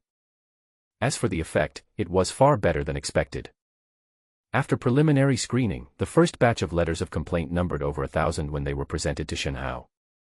Among them, there were more than 100 old cases listed separately by Wang Jian and Zhang Liao. Shen Hao personally sorted out these backlog cases into categories, and then picked them out one by one. Unlike the previous case where the Li family was targeted to death, this time it is the second case of the Black Flag camp. It cannot be an internal case. At the same time, the case must be representative and quite difficult. If the previously family treason case was Shenhao demonstrating the internal investigation capabilities of the Black Flag Camp, then in the second case Shenhao intended to give the Black Flag Camp a decent display of its external investigation capabilities. Among those backlogged cases, if we remove the cases within Xianqingwei and those involving local government offices, and if we remove the cases that are representative, there are not many cases left. In the 21st year of the Jingzhou calendar, the 4-year-old twin daughters of the Hedongshu family in Hejiazhuang disappeared while playing at the entrance of the village. After reporting the case, there has been no result, and there has been no news of the two girls since then. In the 19th year of the Jingzhou calendar, the 6-year-old child of Shui Yongren, the owner of the Haoqing pawn shop, disappeared while playing outside the store. After reporting the case, the whole city was searched but to no avail. There has been no news since then. In the 23rd year of the Jingzhou calendar, in Shilapu, Wuyang City, a 6-year-old child from Xianyui's family disappeared while playing hide-and-seek with his friends. After Shenhao sorted out the first batch of backlog cases from various cities, he found that apart from those trivial matters, the cases that were really worth investigating were actually missing persons cases, and they were cases of missing children. Among the more than 100 cases submitted to us, there were 13 cases of missing children. This is an extremely terrifying number, which naturally attracted Shenhao's attention. Transfer the original files of these 13 missing persons cases, immediately. Yes, General Flag. If the person above says one word, the people below will run themselves ragged. These cases are all ordinary local cases, and the files are not kept in Xianqingwei, but in the case rooms of local government offices. However, Shenhao has spoken, so how dare the local government offices not cooperate? Who doesn't know that there is a big evil star named Shenhao in Xianqingwei, Liqing? However, even though people from all walks of life were working as quickly as possible, it still took most of the day to collect the files of the 13 missing cases from the document rooms in various cities. However, there are obvious differences in the thickness of these files. They are all missing cases, all involving missing children, but some of the files are 2 inches thick, containing detailed records and investigations and evidence collection during the case handling process, etc., while some of the files are very thin, basically just a simple recording of the incident and the confessions of the parties involved, with almost no investigation process. The reason is simply the difference in the backgrounds of the parties involved. The more profound the background, the harder the investigation will be by the government, otherwise, they will just do a perfunctory job or even ignore it completely. That's the reality. With so many cases to deal with throughout the year, the government has limited manpower, so naturally they prioritize those cases with clear clues and easy to handle. For missing persons cases with vague clues, unless your family background is strong enough, who would bother to handle such a thankless case? So as time goes by, there are more and more backlog cases. In fact, there are not only many missing cases among the backlog cases, but there are more such cases in the first batch of backlog cases reported this time. I think the parents of these children are more anxious. After thinking for a while, Shenhao looked at the sky outside. At about 3 p.m., he got up and left the government office. He turned a corner and walked to where Chen Tianwen was. "Mr. Chen, are you still busy?" "Haha, you are just busy and busy. Is Mr. Shenqi looking for something to do with me?" "Well, I have something to ask Mr. Shenqi." "Oh. Then sit down and talk." After sitting down, Shenhao didn't hesitate and went straight to the topic. "I wonder how much Mr. Shenqi knows about Yaxing." "Yaxing?" Chen Tianwen said with a smile. "Has Mr. Shenqi been eyeing those guys from Yaxing?" "Haha, no, Mr. Shenqi misunderstood. But there is a case in hand that involves the issue of missing persons, so I would like to ask Mr. Shenqi about the delivery channels of Yaxing. Are you suspecting that Yaxing is involved in unfair human trafficking?" "We can't talk about it yet. Let's get to know the situation first. You also know that I used to deal with grassroots cases, and I don't know much about these local methods." "Okay, I'll tell you. But if you really want to get into some specific details, I think you'd better go to the dental clinic to find out in person." "Thank you very much, Mr. Chen." Chen Tianwen waved his hand and introduced. The Yahang is the only human trafficking point permitted by the Imperial Court, and it mainly targets foreign slaves and criminals or the families of criminal officials who have been demoted into slavery. I don't need to introduce you to the criminals and their families, right? You should know them all. In addition, since there is no war now, it is said that foreign slaves mainly come from major slave hunting companies. Behind those companies are the top dignitaries in the country, and these people control almost 90% of the foreign slave market. What I just mentioned are all formal channels. As for the gray channels, as far as I know, there are also some, mainly from private trafficking. For example, in disaster-stricken areas, if they can't feed their children, they will go to the slave trade to sign a document and sell the children, which is considered to be a way for the children to survive. Or if they are short of money, they can take their slaves to the slave trade and resell them. The imperial court had very strict control over pawnshops, with many restrictive clauses, and every transaction had to be reported to the local government for record. That's all I know. Shen Hao continued to ask, so there are no loopholes in the slave trade? The slave trade is the most profitable business now, how can they sit still? So what if we can't sit still? As I said before, the biggest beneficiaries now are the slave traders. They are all well-connected people. In order to maintain their current market share, they have been keeping a close eye on the slave trade as the only entrance and exit. Anyone who dares to break the rules will lose their jobs.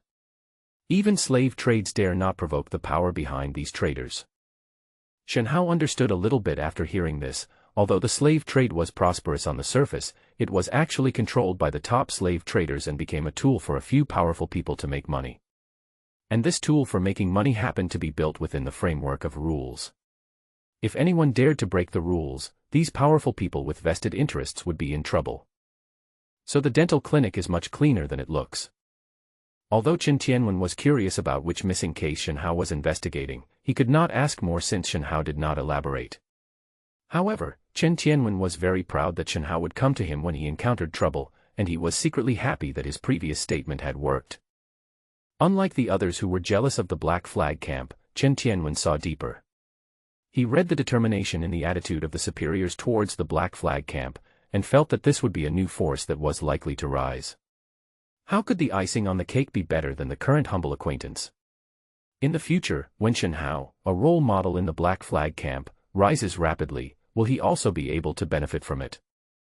After leaving Chen Tianwen's office, Shen Hao returned to his own place and took out the files again to go through them. His plan was to set up a supervision team to specifically target these long-standing missing children cases and form a long-term action. Even if 1 out of 100 unsolved cases can be solved, the response from the public will definitely be extraordinary. So what Shen Hao has to do now is to select a suitable case that still has the possibility of being solved from the 13 cases of missing children in his hands as a breakthrough. But as he watched, Shen Hao's brows suddenly furrowed. He hadn't noticed before that several of the missing children in these 13 cases had the same birth date. The 9th day of the 9th month in the 13th year of the Jingzhou calendar, 2. What a coincidence. The 2nd day of the 2nd month of the 17th year of the Jingzhou calendar, 3. Is that also a coincidence? Shen Hao, who was born into a criminal investigation family, doesn't believe in the word coincidence the most, especially the so-called coincidence that occurs in clusters. There are actually quite a few children born on the same day of the same month of the same year. For example, in a large city like Liqing with a population of over 1 million, hundreds of newborns are born every day. However, it is extremely rare for children to be born on the same day of the same month of the same year and disappear at the same time. But just after the second batch of statistical catalogs of various cities were reported, a classified catalog appeared in front of Shen Hao, with a number marked in red on it, 18. There are a total of 18 cases of people born on the same day of the same month of the same year and disappeared. These cases are scattered across more than a dozen cities in the Liqing area, some in the city, and some in the countryside. If you look at the data of one place alone, you will basically not notice the details such as born on the same day of the same month of the same year. But once you look at the dozens of cities within the jurisdiction of Liqing, the numbers listed will be very eye-catching. Once or twice could be considered a coincidence, but 18 times is definitely not a coincidence. Someone is kidnapping children on purpose.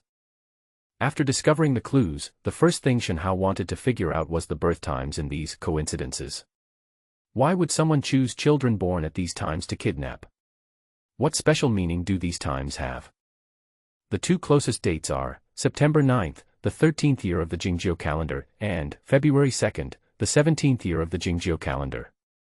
Shen Hao didn't know much about the calendar of this world, but there were many people in the Black Flag camp who had studied this aspect. After all, many people liked divination, and divination was inseparable from the calendar. As far as Shen Hao knew, Zhang Liao was the person who had done in-depth research on the calendar. When Zhang Liao was called to the government office, he only took a few glances to see the specialness of these 2 times. General, the 9th day of the 9th month of the 13th year of the Jingzhou calendar is a yin year, yin month, and yin day that occurs once every 9 years. And the 2nd day of the 2nd month of the 17th year of the Jingzhou calendar is a yang year, yang month, and yang day that occurs once every 9 years. We generally call these times extremely yin days and extremely yang days.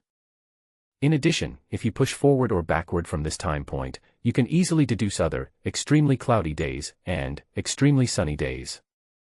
Extremely cloudy day. Extremely solar day.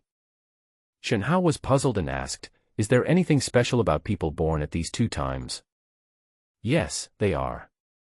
People born at these 2 times will carry very pure, yin meridian blood qi, and yang meridian blood qi, respectively, when they are virgins.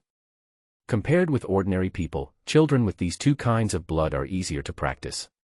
However, once they lose their virginity or are over the age of 13, they no longer have these 2 kinds of blood aura. Besides that, is there anything special? Apart from that, this. Zhang Liao thought about it carefully and shook his head to indicate that he was not sure. Shen Hao waved his hand to dismiss Zhang Liao, but what lingered in his mind were those new terms, yin meridian blood and qi, yang meridian blood and qi, extreme yin day, extreme yang day. In order to figure out these things, Shen Hao got up and left the government office, and went to the library in the guardhouse. Unlike the document storage building, the library is open to all Xianqing guards around the clock for them to look up information or miscellaneous gossip and history. Unlike local libraries, Swanking Wei's library mainly contains things related to cultivators. Shen Hao entered the building and asked the servant who was guarding the library to help him find information about calendar and yin and yang blood and qi. There are only 2 copies. The calendar book is very thick, and the cover is obviously worn. It can be seen that this book is often read. After all, there are many monks who practice divination, and calendar books are considered reference books that are often used. The other book about yin and yang and blood and qi is very thin, with only a dozen pages of content. However, Shen Hao read these 10 pages 3 times. The book mentions this, yin and yang, blood and qi, are the strange phenomena of heaven and earth. Although they cannot last long, they experience many miraculous changes. Many later generations have studied them, but only a few have achieved results. At first glance, this sentence seems to be just the editor's sigh. But if you think about it more deeply, you will find some strange questions. Since many later researchers have done research, and a few have produced results, it means that there are many researchers but few have produced results. But even if there are few, there will still be fruits. But where are the fruits? Why is there nothing solid in the whole book except some vague conclusions and concepts? It was already evening when he walked out of the library. Looking at the setting sun, Shen Hao formed a basic judgment on the 2 aspects. Many later generations have done research on this, and a few. It is nothing more than that the researchers mentioned in the book are not ordinary monks, and are even in a hostile relationship with the monks in the general sense, so the research results of these enemies are naturally few and not recorded at all, or these results involve some secrets that need to be limited to a certain scope of knowledge and are therefore controlled. When it comes to monks who are regarded as enemies by the general public, Shen Hao naturally thinks of those evil monks he has dealt with before. When it comes to the evil monk, everything becomes complicated again. Perhaps more detailed information can be found in the Qianhu office in Fengri City. However, Shen Hao thought about it and temporarily suppressed the idea of going to Fengri City. It was not the right time yet. Although he was unable to find anything specific in the library, Shen Hao gained a basic understanding of the calendar and yin and yang, blood and qi. The next day, Shen Hao singled out 2 cases of missing persons that had occurred in Licheng. One is the 23rd year of the Jingzhou calendar, which is 3 years ago. The missing person is the son of a pork shop owner in the East Market, named Ma Haotian, who was 6 years old at the time and was born on the extremely yang day of the 2nd day of the 2nd month of the 17th year of the Jingzhou calendar. The file records that because business was very busy that day, Ma Haotian's parents did not keep a close eye on the child.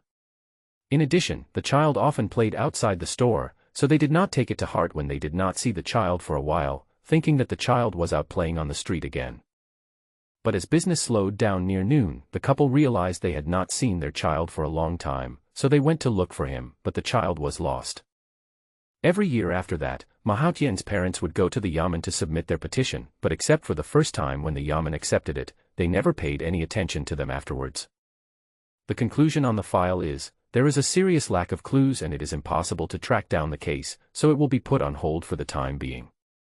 The other is the 22nd year of the Jingzhou calendar, which is 4 years ago. The missing person is Lu Yan, who was 9 years old at the time. Her birth date is 9th day of the 9th month of the 13th year of the Jingzhou calendar, which is an extremely Yin day. Her family sells steamed buns near the west gate of Licheng. The circumstances of this case are exactly the same as the previous one. Both parents were busy with business and temporarily ignored their children. When they turned around, the children were gone. After the case was reported, it became a backlog case in the government office due to limited clues and other reasons and was shelved. The reason why these two cases were put in front of Shenhao was because the two families were still worried and unwilling to let their children disappear in such an unclear manner, so they saw the copper cabinet set up by the Black Flag camp and then delivered letters into it. Try to save the situation. Perhaps, people should have such a heart. Licheng, Ximen. Going out of the west gate is the direction of Wuyang City. There are many caravans coming in and out, and there is always a constant stream of them from the opening of the city to the closing of the city. There is a corner near the west gate where a couple opened a breakfast stall, selling steamed buns, soy milk, porridge and meat patties. Behind the stall is a storefront that is half residential and half commercial, and the couple lives in it. There was a child about 3 years old, babbling and walking unsteadily, with a little saliva hanging from the corners of his chubby face. The strange thing was that there was a rope tied around the child's waist, about 150 meters long, and the other end was tied to the waist of his mother who was busy outside the store. It's almost noon now, and the couple is preparing to close the shop. 2 bowls of soy milk and 5 meat patties. Hey, you're having breakfast now? For lunch. What? Closing the stall. Yes, the pancakes are a little cold. I'll heat them up for you. I'll be right there. Suddenly a business came, and the men immediately greeted him with a smile, not caring whether it was time to close the stall or not, even though they had been busy since before dawn and had not taken a break until now. Because it was the last bit of soy milk, I poured out 2 bowls of the bean dregs that had sunk to the bottom. The meat patties were okay, except that they didn't look very good. However, the portion was large, at least 2 taels each. Hey, that's your child. How old is he? The child swung and hugged the idle man, babbling, Dad. Yes, just 3 years old. The second or the third? Just one baby. A baby. You two look like you're in your 30s, right? You got married late. No. Hee hee. If you didn't get married late, then why do you only have 1 child? And he's so young. Don't mind it, I'm just curious, just asking casually. The woman took the baby away, and she packed up the stall except for the table with the customer. The man was free now, so he took a stool and sat beside it to chat with the customer. How do I tie a rope around a child? What if he accidentally falls down? Hey, isn't this because you're worried that the baby might get lost? TSK, what are you saying? Why are you throwing things away in broad daylight? You are just too careful. For 3 consecutive days, this curious customer came to the breakfast stall in Ximen before lunchtime and ordered 2 bowls of soy milk and 5 meat patties. As the customers came more often and it happened to be free time, the stall owner would chat with the customers. Sometimes he would talk about what to eat with soy milk, sometimes he would whisper about the prostitutes in the brothel behind the lady boss's back. That guest was still very talkative. Although we didn't sit down for long each time, he could always make the conversation very pleasant with just a few words. By the way, why is your child still tied up with a rope? He is not a dog, don't you feel guilty watching him? What's wrong? Last time you were gloomy when I mentioned your baby, don't tell me you don't want him anymore, do you? There are so many clever babies. No, hey, brother, I'll tell you the truth. We tied the rope around the baby because we lost a baby before. It was a 9-year-old girl, and we couldn't find her in the blink of an eye. As the saying goes, once bitten by a snake, you will be afraid of ropes for 10 years. After losing a child, everyone looks like a human trafficker. Is it hard to understand why you tie a rope around your child? If conditions did not allow it, the couple would have wanted to keep the child at home. A 9-year-old can be lost. What's going on? Perhaps he was feeling upset and was willing to talk to someone, and this customer didn't seem to be unreliable in the past few days. The stall owner was silent for a moment, then recounted the past in a slightly gloomy voice. The matter was actually very simple, so simple that the child was lost in a moment of distraction, and the child could not even remember exactly when he or she got lost. He definitely didn't get lost on his own. Your child is already 9 years old. Not to mention he's on this street, it wouldn't be a problem for him to go back and forth to the East Gate. She is not a daughter of a wealthy family. It is impossible for a 9-year-old girl to be so spoiled that she doesn't even know the way. It is even more impossible for anyone to coax her away without being noticed. Right. The stall owner's eyes widened. The friendly man suddenly turned ferocious. He clenched his fists tightly and spoke from between his teeth, "I think so too. My daughter has always been capable and has run errands as far as the suburban horse caravan. How could she get lost? It must be some damn bastard who kidnapped my daughter." "Have you reported it to the police?" "I reported it at the time, but it was useless." "How could that be?" "I visited every store on the street, but no one saw my daughter." "But how could such a big person, who is an acquaintance, walk on the street without seeing anyone?" "No one saw your little girl." "Who did she go with or where did she go?" "No. They are all blind, eh?" Probably because he was angry enough, the stall owner gritted his teeth and cursed softly a few times, but did not let his emotions control him any further. He had a wry smile on his face and his eyes were slightly red. It was obvious that the matter would not fade away from his mind with the passage of time. My wife almost cried herself silly. I originally wanted to take her back to our hometown, but she said, what if the baby is found but we are gone? How pitiful the baby will be." Phew. So she has been suffering until now. Fortunately, I gave birth to my second child the year before last, which took away some of her energy, otherwise she would have worried herself to death sooner or later. The government didn't give any explanation. What explanation can I give? No one has seen my daughter. There is no clue at all. I should be thankful that the police officers can take the time to help find her for 2 or 3 days. Besides, it has been several years now. Don't be discouraged. There is always a chance of something happening. Even though it's been many years, what if the truth comes out? You need to think about it carefully again. What if there is something you overlooked before? The stall owner shook his head but didn't say anything. Over the years, he had recalled the events of that day over and over again, but the despair was that he couldn't remember anything useful. Do you remember what kind of shops were on this street back then? Has there been any change in recent years? Of course I remember these. I remember clearly which ones are old faces and which ones have changed their owners. I also got some information about those who left and roughly know where they are now. Wow. It looks like you put a lot of effort into it. Hey, what can I do? I can't accept this. The copper cabinet set up by the Xianqing guards in the city is said to be able to help people investigate cases. Have you tried it? Hey, to be honest, I tried, but I just wanted to feel at ease. I was worried that the greater the hope, the greater the disappointment. Not this time. The guest drank the last sip of soy milk and stood up to leave, and casually slapped a 10 liang ingot of silver on the table. Hey, big brother, I can't find all these. No need, leave it here. I'll come back to eat it tomorrow. Okay, then you have to tell me your name and I'll keep the account for you. My name is Shenhao. Shenhao had been thinking, and couldn't understand how 9-year-old Lu Yan could be kidnapped in broad daylight, and Northwest One on the street witnessed it. This is very abnormal. There are 2 possibilities. Either Lu Yan's family is lying and the fact is that Lu Yan is already dead, and even died at the hands of her own parents. Their family reported the case to the police just to find an excuse to appease outsiders. The second possibility is that someone covered up Lu Yan's abduction by putting her in a carriage, stuffing her in a box or pocket, and so on.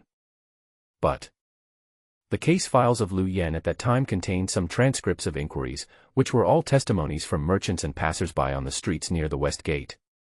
These people were also asked if they had seen people carrying sacks, pushing large boxes, driving covered carriages, passing by during the time of the crime, but the answer was no. This is why the Yamen officers quickly put the case aside, because there was no way to investigate it. In fact, all the signs seemed to suggest that Lu Yan's family was lying. However, it is unclear from the files whether the Yamen runners at the time conducted an investigation into Lu Yan's parents. The file of Lu Yan's case has now been opened to several new pages in Chen Hao's hands. He personally wrote the red comment of reinvestigation and added the newly obtained clues about yin and yang blood and extreme yin and extreme yang in the calendar. It was also written in the last paragraph, it is suspected to be the work of evil monks, and follow-up will be carried out. Knock, knock, knock, General, Wang Jian wants to see you. Let him in. Afterwards, the door of the government office was pushed open, and Wang Jian walked in with a smile. He bowed and said, General, Gan Lin and Zhang Qian have reported back, saying that everything has been arranged, and it will be the day after tomorrow, which is July 5th. Well, then you can come with me. Also, how are the things I asked you to buy for me going? Don't worry, General. The stuff will arrive tonight at the latest. There will be no delay.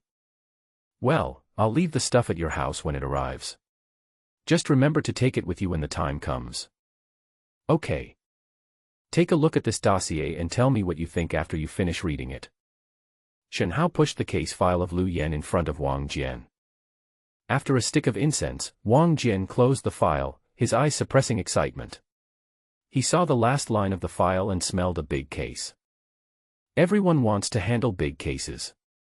Even if you are not the main investigator but just a participant, it is still an impressive qualification. If Shen Hao is promoted again in the future, should the vacant position be taken by whoever has the better qualifications? General, can I follow this case? Oh, tell me what you think first. Wang Jian was silent for a moment before he spoke. I think that in this case, we should first determine whether Lu Yan's parents are lying. If Lu Yan's parents are lying, then everything makes sense.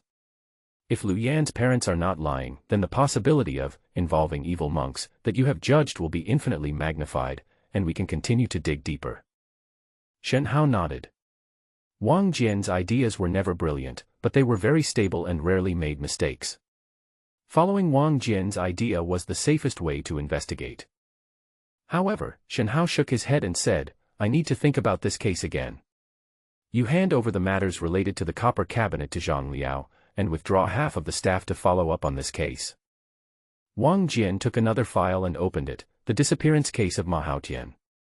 Another missing persons case. Wang Jian quickly looked through the documents and frowned.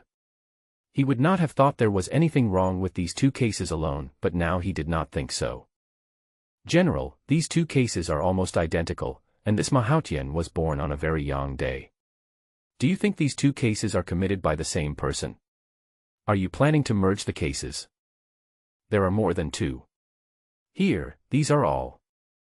Following the direction Shen Hao pointed, Wang Jian saw dozens of old files piled up in the corner, which made him speechless. So much. Backlogged cases are not easy to investigate. Time, clues, and case details can all create obstacles. But these cases are all related to children with yin and yang blood. Do you think it's a coincidence? So, the first thing we need to do is to find a beginning, so that we can use it as a basis to merge other similar cases. Do you understand? Understood, General. I will go down and hand over the copper cabinet matter to Zhang Liao, and then allocate half of the staff to investigate this case. Well, remember, we are still in the stage of exploring the situation. We cannot reveal the details to anyone, including the parties involved. Okay, General Flag. 2 days later, Wang Jian found Shen Hao with the investigation results. General, Ma Haotian's family moved from Liqing to a farm 20 miles outside the East Gate last year. They still sell pork and have a baby boy. The woman at home watches over him all day and never leaves his side. We first checked the Ma family's background and found that they were clean, just ordinary people, natives of Licheng. Then we entered his house on the pretext of verifying the population of the government, mentioned Ma Haotian, and asked him to tell us about the circumstances of Ma Haotian's disappearance. The result was that the Ma family's recollection of the disappearance of their child was the same as the previous Lu Yen case. Not only did the child disappear in the blink of an eye, but also the pedestrians and shops on the street seemed to be blind and did not see the child or any suspicious signs. So, General, based on this, can we first apply to merge the Ma Haotian case and the Lu Yen case? Shen Hao still shook his head. It's not enough. There is a year between the two cases, and the similarities in the cases can be explained away as coincidence. There is still a lack of a decisive factor. What else is missing? A possible motive. Shen Hao knocked on the table, frowning. Why would someone kidnap a child with yin and yang blood? Once we find a motive that can be logically consistent, we can merge the cases. But where can we find out the motive? The library, but it's not the library of our Licheng guards, but the library of the Qian Husuo of Fengri City. There should be more information about yin and yang and blood in it. Yes. The level of secrecy in the Qianhu office is much higher. There must be more information about yin yang and blood qi than what we have seen now. When will the General Flag Officer plan to go there? No rush. Let's go see Captain Jiang tomorrow and see what happens. Well, I will take my leave now. As soon as Wang Jian left, Shen Hao leaned back in his chair and closed his eyes in deep thought. He would meet Jiang Qing tomorrow, which would be considered as taking the initiative to surrender to him. Moreover, there were Tang Qingyuan and Chen Yun between them, so he was not sure that Jiang Qing would definitely accept him. Shen Hao was betting on whether his reputation as the model general of the Black Flag camp was valuable enough in Jiang Cheng's eyes. He was also betting on whether Jiang Qing hated Chen Yun enough. Now Shen Hao had to think about how to deal with the testing methods that Tang Qingyuan and Chen Yun would use against him if he succeeded in joining Jiang Cheng's side. If he failed, how could he find another supporter? Fengri City was located in the southeast of Licheng, 3,000 miles away, with a permanent population of over 3.5 million. It was a giant city in the Jingzhou dynasty and also the military, political, cultural, and commercial center of the Jingxi region. Including Licheng, the regional jurisdiction of a total of 43 cities is under the jurisdiction of Fengri City. It was Shen Hao's first time to come to Fengri City. After coming out of the teleportation array, his first impression was that there were a lot of people. The population was much more densely populated than Licheng. Wang Jian followed him, and Wang Jian was holding a 20-jin wine jar in his hand. The wine jar looked ordinary, but it was worth 130,000 taels of silver. That's why the wine is called divine wine. It is said that the immortal wine has been lost, and the ones that still exist in the world are collections, and few people drink it. At the beginning, this wine was regarded as the holy wine by the leader of the Wanzhuanshishan, the first of the 10 major sects, and then it was gradually hyped up. Monks, especially high-ranking monks, control more than 80% of the world's resources. Even immortal wine, which is essentially useless for cultivation, is controlled by high-ranking monks, and the amount of it in the secular world is pitifully small. So even though the price of 130,000 per jar is ridiculously high, there are many people who have money but cannot buy it. Shen Hao has only been in this world for more than 8 years, and he has no channels to buy the divine wine. He relied on the old connections of the Wang Jian family and bought it through matchmaking. Since Wang Jian was so willing to help, Shen Hao would naturally return the favor, but that's a story for later. The reason why so much money was spent on a jar of wine was mainly because Jiang Qing loved to drink, especially all kinds of rare and good wine. It is said that Jiang Qing had a nickname of wine jar when he was in the army. Once, when he was drunk, Jiang Qing even called himself the immortal in the kingdom of wine. The purpose of buying wine is to flatter people. Firstly, it is to cater to his preferences, and secondly, it is out of necessity. Give money. Shen Hao himself is just a general flag officer and can easily get hundreds of thousands of assets. How rich is Jiang Cheng, who was first a soldier and then 1,000 household officer of Xianqing Guard? Is he short of your money? However, Shen Hao could neither afford nor buy the most important pills, magic weapons, and skills for cultivators, so he had to take a different approach. General, come this way. Gan Lin said that the table is reserved at Hong En Courtyard. Are you familiar with this place? Hey, sorry to make you laugh. When I was young, I often came to Fengri City with a few friends to have fun. After all, this place is far from home, so we can have some fun without worrying about our family finding out. Why don't you play now? Hey, I'm learning from you now, we can talk about playing later. The two chatted as they walked. It was near lunchtime in the afternoon, and there were many people on the street. However, one thing was the same as in Liqing, that is, no matter whether they were dressed elegantly or sloppy peddlers, they would avoid Chen Hao and Wang Jian, who were wearing black robes with gluttonous patterns on their chests. General Flag, that's the one. Following Wang Jian's guidance, Chen Hao looked into the distance and saw a tower-like building at the other end of the street hundreds of meters away. It was 4 stories high and stood out from the crowd. There are no tall buildings in this world. 4-story buildings are rare. At least Chen Hao has never seen such a tall building in Liqing. Hong En Courtyard. General, Hong En Yuan is one of the 3 top-notch brothels in Fengri City. In addition to having a 4th-rank green-waisted singing girl in charge, the most famous thing about this place is the wine and food here, which are better than those in the big restaurants. Just like the previous banquet for Zhang Qian and Gan Lin in Liqing, the room that Chen Hao asked Wang Jian to book this time was also the best one in Hong En Courtyard, named Qingyu Jian. Originally, Chen Hao was not qualified to book Qingyu Jian in Han Genuine with his title of a district centurion and his status as a Liqing Xianqing guard. Even this time, Chen Hao jumped the queue. The reason was that the Madam of Han Genuine heard that the host was Jiang Cheng. But the cost was not a penny less.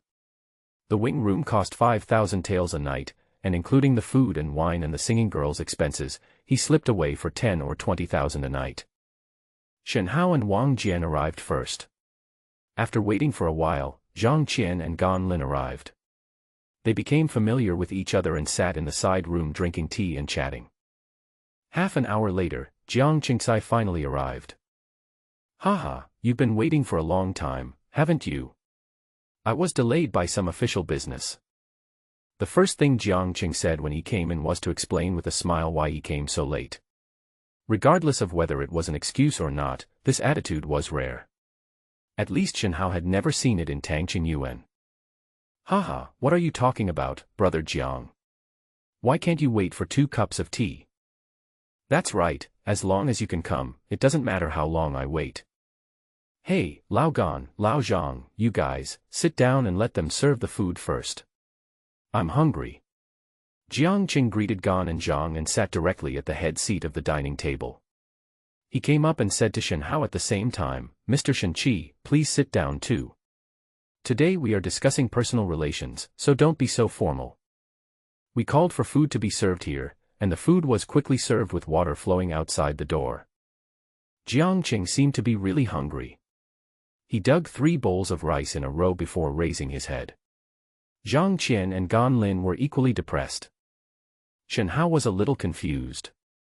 He once saw people at the wine party eating and drinking from the beginning. They didn't say anything, and no one drank. What's going on? But when Jiang Qing put down the bowl, he grinned and said, Okay, there is something in my stomach today, come on, drink how you want. Chen Hao. In a relationship, do you eat something to fill your stomach first and then start drinking? Such a hard drinking game. Look at Zhang Qian and Gan Lin again, looking like they are used to it.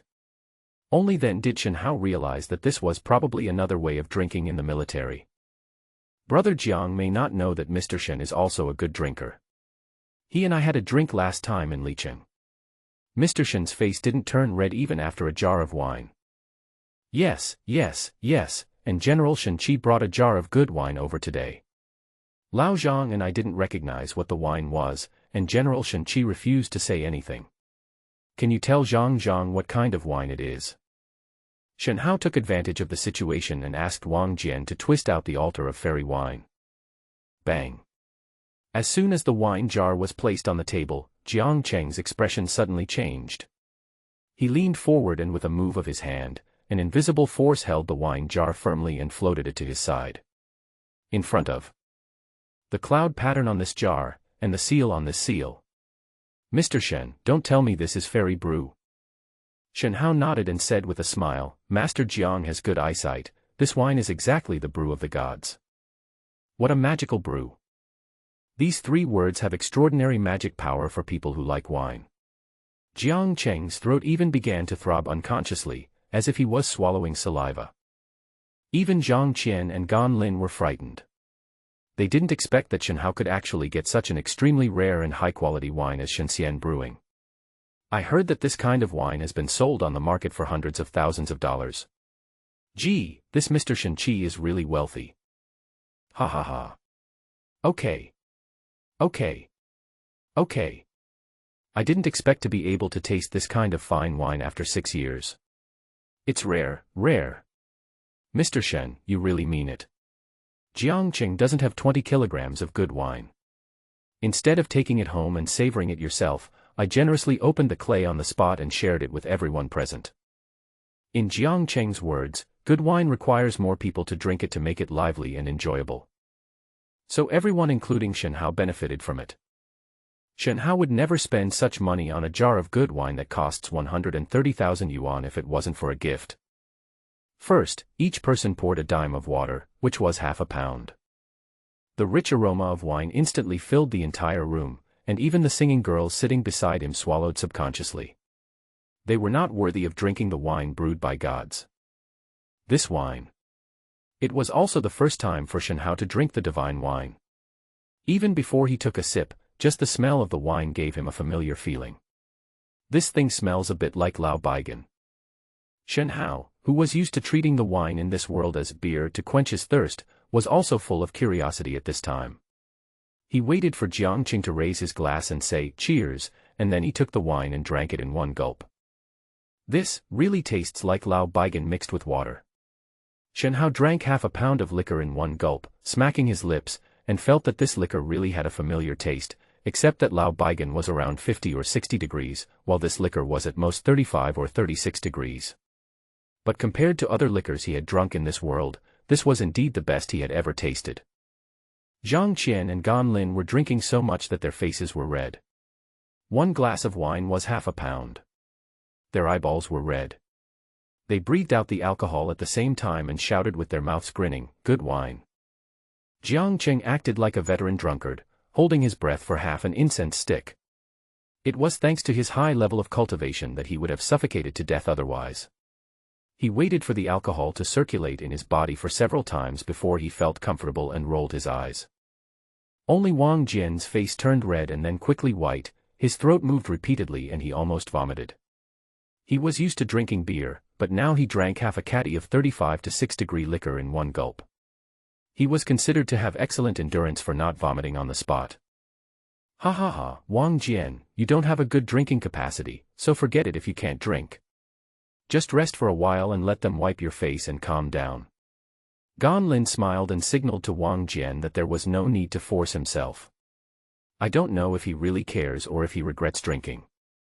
Wang Jian originally wanted to work hard for a while, but his stomach was churning endlessly, and the alcohol had already hit him in just a few breaths, making his head jump and feel as if it was about to explode. How could he dare to speak harshly like this? He didn't even dare to say more. He bowed his hands to the people at the table with a pale face and apologized. Then he was helped by the singers on the left and right to go to the recliner on the other side of the room to relax. "Mr. Shen Qi seems to be drinking well, shall we continue?" "Your Majesty just said it, I just want to take a few more sips of wine." "Ha ha ha, good, good. I like people who are cheerful. Full of them." Jiangqing waved his hand, and the wine jar floated in the air. He poured another full cup for Shen Hao and the other two, another half pound. Dry. The situation was different after the second cup.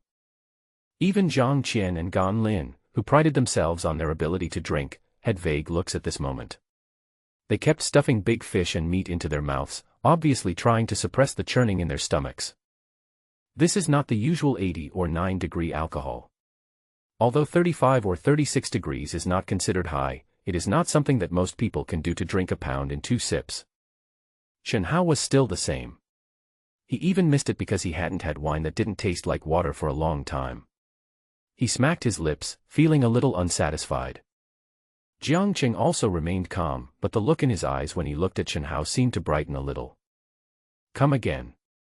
After the third cup, Zhang Qian and Gan Lin couldn't bear it anymore. It is no longer easy to lose 1.5 kilograms in 3 sips of a stick of incense with 35 to 60% alcohol. Fortunately, Zhang Qian and Gan Lin were really familiar with Jiangqing, so they immediately apologized with their tongues tied, saying that they couldn't bear it anymore and would make a fool of themselves if they drank any more, so they had to speak slowly. Perhaps if there were only 3 of them, Zhang Qian, Gan Lin and Jiangqing, they would most likely fall asleep without drinking. However, with the addition of Shen Hao today, the scene was not really about to fight to the death over drinking, and there were still things to talk about. Naturally, Zhang Qian and Gan Lin would not really mess up the table. By the time Zhang Qian and Gan Lin were swaying on the lounge chairs next to them, enjoying the service of their respective singers and slowing down their drinks, only Shen Hao and Jiangqing were left on the wine table, still holding wine glasses. Another 2 cups down. Afterwards, Jiangqing asked, Mr. Shenqi has a huge amount, can he still drink it? Can I still drink it? Isn't this nonsense? Shen Hao can drink 3 kilograms of wine at 60 degrees Celsius. He is known as the alcohol master in the police academy. He can't drink 4 or 5 kilograms of wine at 35 or 36 degrees Celsius. However, you should not be too satisfied with your work, especially when you are preparing to ask someone to do something for you. Just show off your strengths appropriately and let others see them. Just the opposite. So Shen Hao stirred up the energy in his body to make his face look a little red from drunkenness, and then his eyes were a little blurry, and he looked like he was about 70 or 80% drunk after drinking too much. Sir, my lord, my subordinates, you can still accompany me for a drink. Ha ha ha, Mr. Shenqi, you don't have to force yourself. I told you that today is a personal relationship, so there is no need to force it. By the way, I heard from Zhang Qian and Gan Lin that you came here with something to do today, and you've had a few drinks now. Let's talk, let's drink some tea and calm down. To be honest, Jiangqing is not in a much better condition now. He doesn't get to drink strong liquor like Sheng Xianyang very often, and getting drunk is no joke. Shen Hao shook his head pretentiously, then asked the singer beside him to bring him a hot towel to wipe his face. He looked like he was trying hard to keep himself awake, which made Jiangqing, who was sitting opposite him, nod secretly. He liked people who did things in an organized manner. After wiping his face and taking a few sips of strong tea, Shen Hao seemed to be more sober. He said apologetically, I'm sorry to have embarrassed you, sir. I was so drunk that I almost couldn't hold it in. It's okay.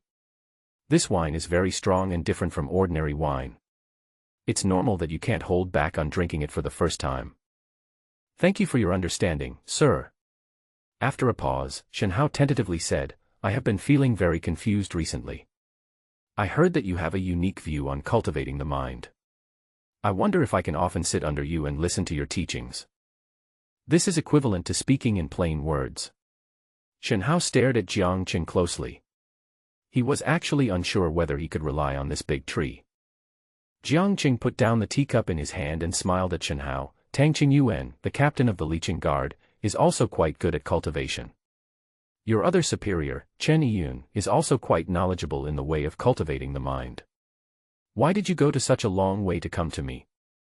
Sir, you have served in the army and fought in hundreds of battles, both large and small. You can be said to have fought 100 battles and returned home. How many ordinary people can compare with you in terms of your understanding of life and death? And then you joined the Xianqing Guard and were promoted from a mere soldier to a senior position of 1,000 households. How many people can compare with you in terms of your human relations? With your example of being so clear-sighted and insightful, how can I not be motivated to study? Please help me. After saying that, Shen Hao bowed and saluted. Shen Hao had prepared these words in his mind beforehand. They didn't seem abrupt and they expressed his thoughts perfectly. Zhang Qian and Gan Lin standing by silently said good in their hearts for what Shen Hao said. The previous mention of Jiangqing's military glory and achievements indirectly answered Jiangqing's question about his cultivation, saying, can Tang Qingyuan's cultivation compare to that of you, a hero who has fought hundreds of battles on the battlefield? The latter sentence mentioned the official career and position, using the 4 words, Ren Hui de Lian, but in fact it was answering Jiang Cheng's question about Chen Yun's cultivation of mind. The implication was that no matter how high Chen Yun's cultivation of mind was, how could he compare to Jiang Cheng, who was so Renhui de Lian? If he was not Renhui de Lian, how could he become such a high official? Jiang Ben originally wanted to see how Shen Hao evaluated Tang Qingyuan and Chen Yun, but he didn't expect Shen Hao to jump out of this language trap directly and didn't say a bad word to his boss. This made Jiang Cheng a little surprised and delighted at the same time. He had not expected that Shen Hao would be so good at dealing with human relationships. You have to think it through. If you want to learn from me, you have to concentrate on your studies. If you slack off or your mind becomes distracted, your studies will be ruined and you will have difficulty achieving anything in the future. Shen Hao understood that Jiang Cheng was warning him, and he immediately said, "Don't worry, sir. I am grateful to you for listening to my teachings. How dare I slack off? That's best." After Jiang Cheng finished speaking, he picked up the wine glass in front of him, and Shen Hao quickly raised his glass with both hands. The two clinked their glasses and drank them down in one gulp at the same time. Done. Shen Hao breathed a sigh of relief. Everything is in the wine. This was already his fifth cup, a full 2.5 kilograms. Even though Jiang Cheng could drink a lot, he still felt drunk. He could only put the cup down and let the singer beside him give him hot compress and bring him tea. Although Shen Hao was fine, he was a little tipsy. However, Jiang Chengdu looked like he needed to sober up, so he naturally couldn't act as if nothing had happened, and he also poured himself onto the singer next to him. The two singing girls supported Shen Hao with laughter and put him on the recliner. Hot water to wipe the face, tea to drink, massage, and hangover soup. It was really comfortable after all this. Especially the sour and spicy hangover soup. After one bowl of it, the stomach felt comfortable immediately, and Shen Hao even lost the only feeling of being tipsy. Jiang Cheng was also sober. He had the highest level of cultivation, so even if he didn't use his true energy to force out the alcohol, his physique was still there. Let Lian Xiang come over and sing a couple of songs. Jiang Cheng rubbed the singing girl beside him and gave a command with a smile. This sentence was not addressed to anyone, and naturally someone outside the door answered. Jiang Cheng turned to Shen Hao and said, "The highest-ranking singer in Liqing is only of the 5th rank, but the one in Hong'an Tower is a 4th-rank green-waisted singer. She is not only extremely beautiful, but also has extraordinary singing skills. Shen Hao, you can see her later." "Now that you say that, sir, I really can't wait any longer." "Haha, then you young men can get closer to her later." Jiang Cheng's voice was a little louder now, and it was obvious that he was more casual. He would never have joked with Shen Hao like this before. Not only Jiang Cheng, but Zhang Qian and Gan Lin, two guys who were also about 60% sober, were also laughing and making a fuss on the side. Their attitude was very different from before. The atmosphere became lively again, and even Wang Jian sat up happily. Although he felt uncomfortable just now, he was not really drunk. Naturally, he knew that his General Flag had done what he had worked so hard to do today. From now on, his General Flag was a member of Captain Zhang's sect, and he, Wang Jian, also followed and stood in the team.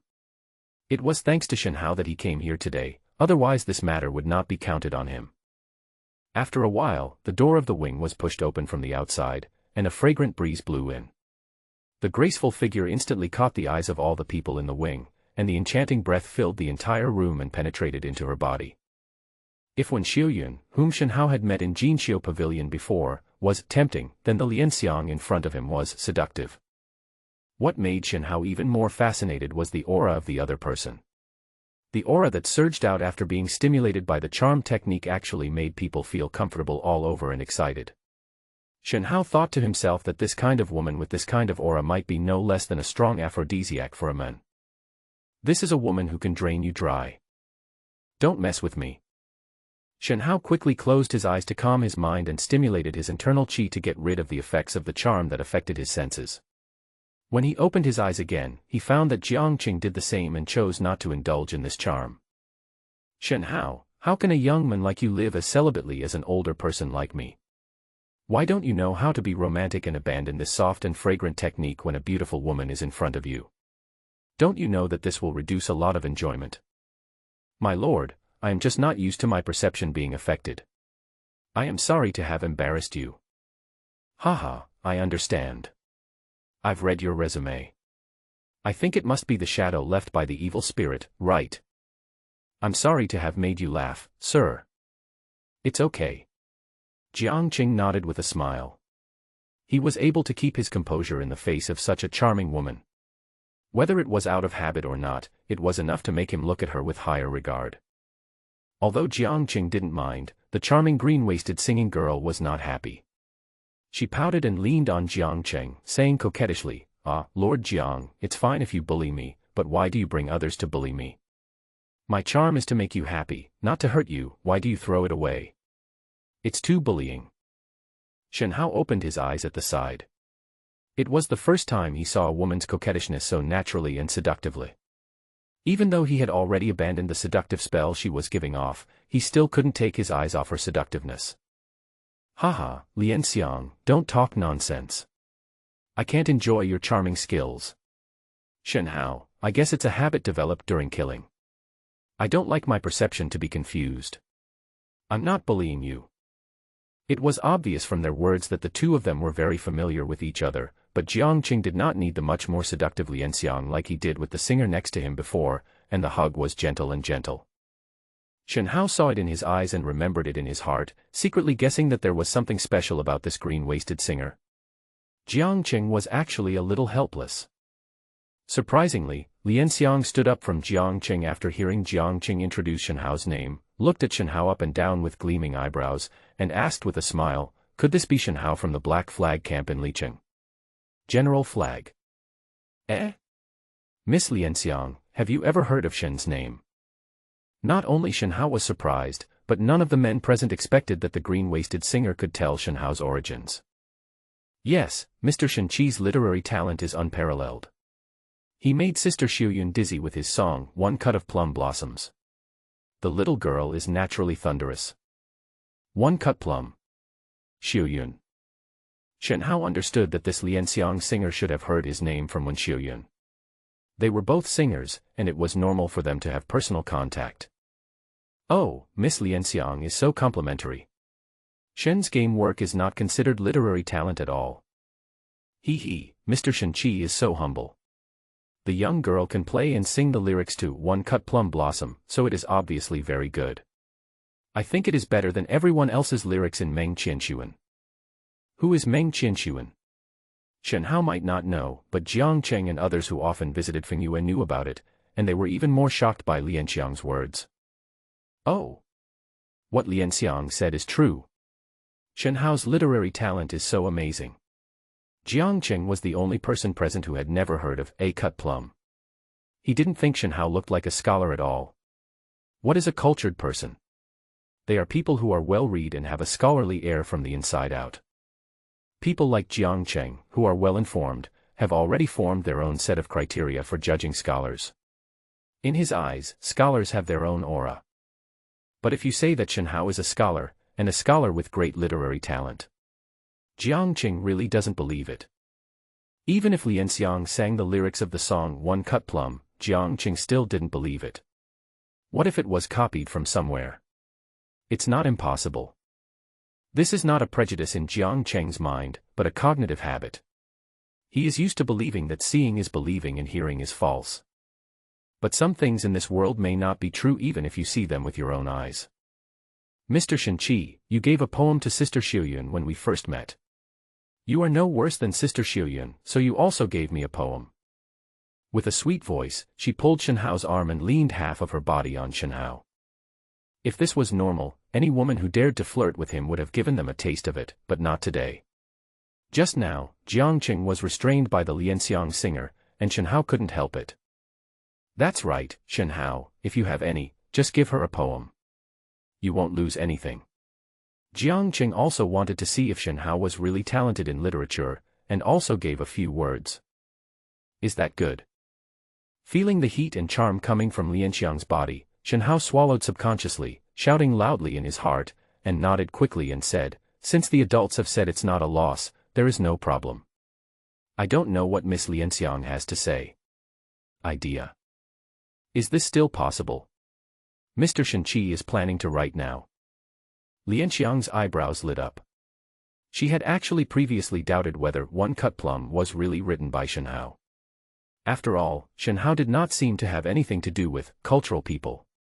But now Shen Hao actually asked her what ideas she had. If this wasn't to write based on her thoughts, what else? Miss Lian Xiang, just say it, it's just a word.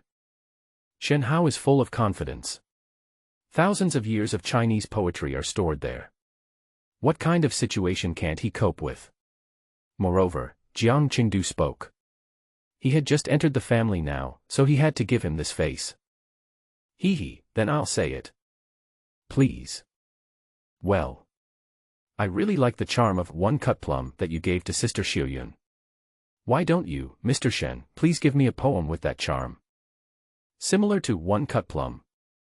Shen Hao nodded and closed his eyes as if he was thinking about something, but in fact he was searching in his mind for the treasures left by the ancestors of the Chinese nation to see which one would be suitable. No one in the room made a sound. Even if they had never eaten pork, they had at least seen pigs run. They guessed that Shen Hao was currently working on his creation and were afraid of disturbing him.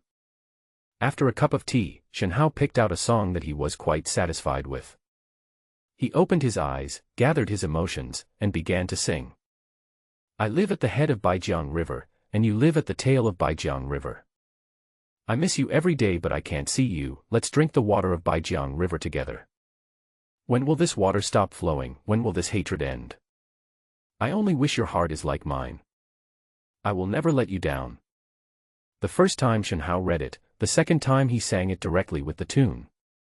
Although Shen Hao's voice was average, his pitch was still good, so the song sounded good after it was sung with the addition of the lyrics. This kind of tune is just like that in the eyes of a few elders in the room. It sounds good, but it is not that appetizing. However, in the ears of Lian Xiang's song, it is like a picture scroll, desolate, melodious and melancholy. Almost subconsciously, I put myself into the situation of the woman in the poem. I don't know whether this poem was written into Lian Xiang's heart or whether she was a very emotional person. Anyway, Lian Xiang's pretty face was already covered with tears as soon as Shen Hao finished singing the song. You, Mr. Shen Qi, you are so bad, you make people cry. While sobbing, she threw herself into Shen Hao's arms and wiped her tears. This green-waisted singer was much harder to resist than the Wen Xiuyun she had seen before. Not everyone could learn this charming and pitiful temperament. Shen Hao shook his head to calm his mind and said with a smile, Miss Lian Xiang, you'd better get up quickly, your makeup will take a long time. Snort. Xiaofan punched her chest, but Lian Xiang still sat up straight. Looking again, there were no traces of tears anywhere, and her makeup was not messed up at all. The men around him laughed. Lian Xiang glanced resentfully at the incomprehensible man next to her, and asked expectantly, what is the name of this poem? Buswanzi, I live in Beijiangtu. The name was changed by one character by Shen Hao. Otherwise, if the original, Yangtze River, is used, how can we explain it? There is no place named Yangtze River in this world. Ah. This name is so weird. What does divination mean? A kind of CI brand name, I thought of it myself. Let's not talk about this, is Miss Lian Xiang still satisfied with this CI? Yeah. I'm very satisfied. It's so beautiful and sounds great. I don't think it's any worse than the Yijianpengmai you gave to Sister Xiuyun. Thank you, Mr. Shen. Well, you don't mind if I try to play and sing it now? I'm a little itchy, Shen is all ears. The beauty's piano songs are naturally not comparable to those of a dabbler like Shen Hao. The sound of the piano is melodious and continues with a beautiful prelude. I live at the head of Baijiang River, and you live at the end of Baijiang River. I miss you every day without seeing you, drinking the water of the Baijiang River together. When the same song, Pxiang, is sung, it feels like the sounds of nature. When people follow the notes, they can involuntarily see the images in the words in their minds, as if they are experiencing the inner ups and downs of a resentful woman. At the end of the song, the applause was well-deserved, and Jiang Qing patted Shen Hao on the shoulder with emotion and said, I didn't expect that a place like our Xianqing Guard, which specializes in killing talents, would actually produce a scholar like you. TSK, this is a good thing, it will help me grow my face in the future. As you command, my lord. Haha, okay, look at the wine, I'm happy today, let's continue drinking. Wang Jian. The next day, Shen Hao shook his head and climbed out of bed. He put a silver note next to the pillow, then got up, washed up briefly, and left Hong'an courtyard.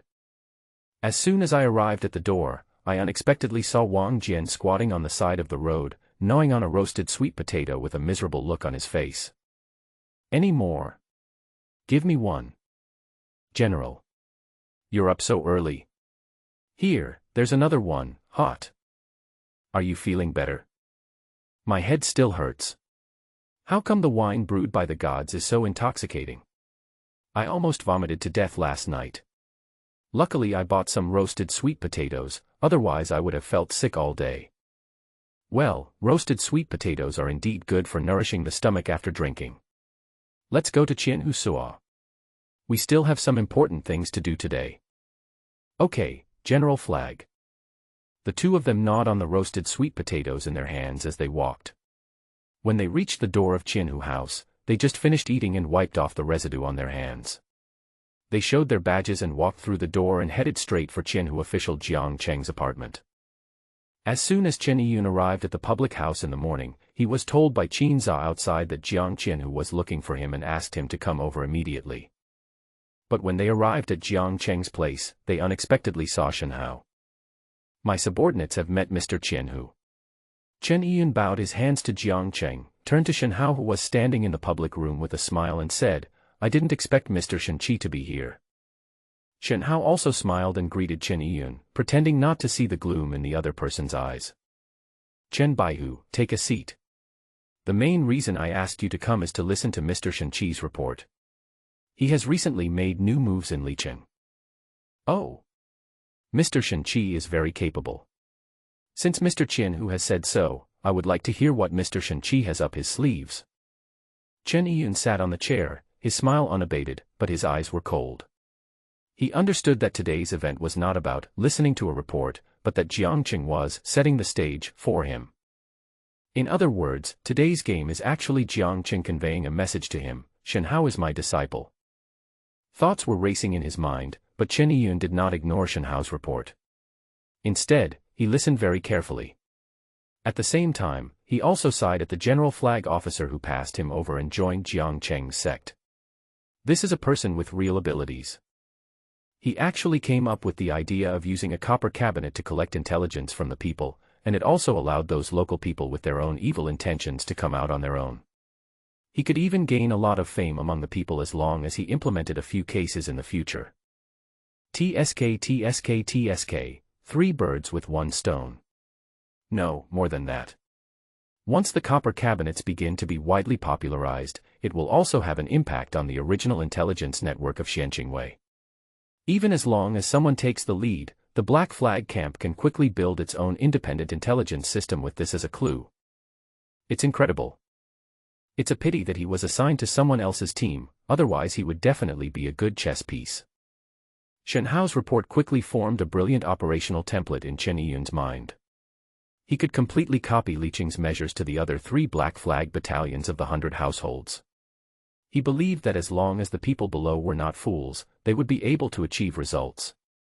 From this point of view, even though Shen Hao has become Jiang Cheng's disciple now, the fact is that the more capable Shen Hao is, the one who benefits the most is actually Chen Yiyun.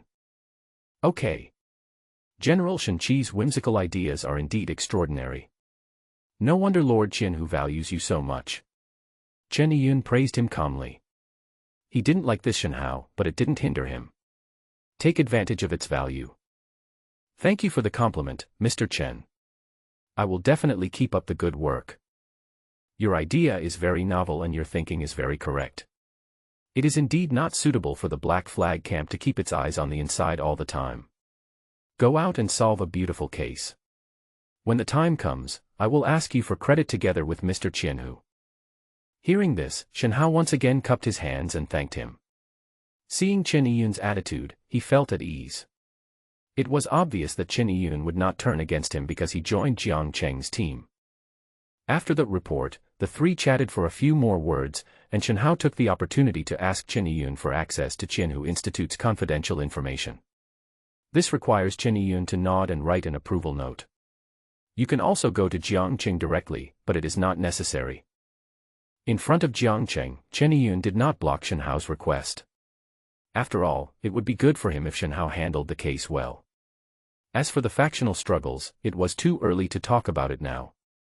After getting the approval slip, Shen Hao said goodbye to Jiangqing and Chen Yun, turned around and went to the library in the Qianhu office, handed the slip in his hand over, and after the guard confirmed it, he led him to the confidential information area. Write what you're looking for on a card and hand it in. The person inside will help you find it. You can only look it up in the designated location. No copying or smuggling of any information is allowed. Violators will be charged with leaking secrets. Do you understand? Clear. Well, go in then. According to the rules that the garrison had told him before, Shen Hao wrote the yin yang and blood qi that he wanted to check on a card, and then handed it to a strongman in the confidential area, who asked Shen Hao to sit in a numbered position and wait. Half an incense stick later, a book an inch thick was placed in front of Shen Hao. You have 3 hours from now until the library closes to look up this material. Please pay attention to the time. Shen Hao responded and opened the book in front of him and started studying it immediately. When Shen Hao saw the thickness of the information, he knew that his previous guess was completely correct.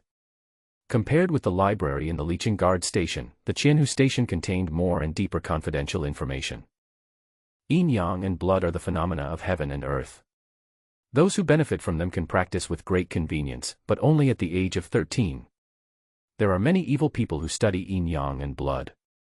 They extract the extremely tiny source of energy from yin-yang and blood, and use it to refine it to perform evil arts.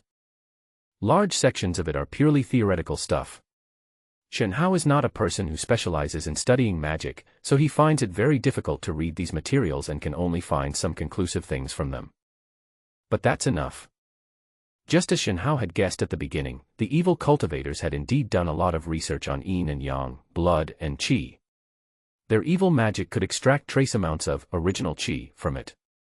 Shen Hao had heard of this thing, which was an extremely rare high-level cultivation resource. With the conclusions in these materials as a reference, Shen Hao unconsciously formed an initial deduction about the series of disappearances in his mind. First of all, the perpetrators are one or several evil cultivators, whose motive is to collect the original energy. Secondly, these evil cultivators are able to accurately grasp the birth dates and addresses of the owners of yin-yang blood and qi. They are very likely to be involved with the population department of a local government office, or they have directly stolen the population department's list. Finally, these evil practitioners must have been active in the Liqing area for a long time, otherwise it would be impossible for them to commit crimes in such a planned and dispersed manner that no one would have suspected anything in the past decade. The reason why I said, nearly 10 years, is because the longest similar case received by Tongwei in various places is no more than 10 years ago. Shen Hao is not sure whether there will be similar cases in the future. In that case, we can go back and sort it out and apply for a joint investigation. After repeatedly forcing himself to memorize the contents of the document and confirming that it was correct, Shen Hao returned the document. Wang Jian, who had been waiting outside for most of the day, came out of the Qianhu office and immediately saw Shen Hao and hurried over. General Flag. Let's talk about it when we get back. Shen Hao interrupted Wang Jian's greetings and walked quickly towards the teleportation array in the city. This is not the place to talk about things because there are so many people talking. After returning to the Black Flag camp in Liqing, Shen Hao told Wang Jian about what he had found in the Qianhu office, and then immediately began to draft an application for merging the cases, and asked Wang Jian to start preparing personnel. Once Tang Qingyuan agreed to merge the cases, all similar cases currently received would need to be investigated in detail, which would be a huge workload. Tang Qingyuan frowned slightly when he took the application for merging the cases submitted by Shen Hao. He did not expect that Shen Hao's new case would once again involve the evil monk. Although solving cases of evil monks can bring fame and fortune, there must be a limit, especially for a powerful figure like Tang Qingyuan who guards a place in the Qianqing Guard. The reason is simple. If there are often evil monks in a place, does it mean that there are big loopholes in this place so that evil monks like to run here? If you really think so, does it mean that the local government and the Qianqing Guards guarding this place are not doing their job well?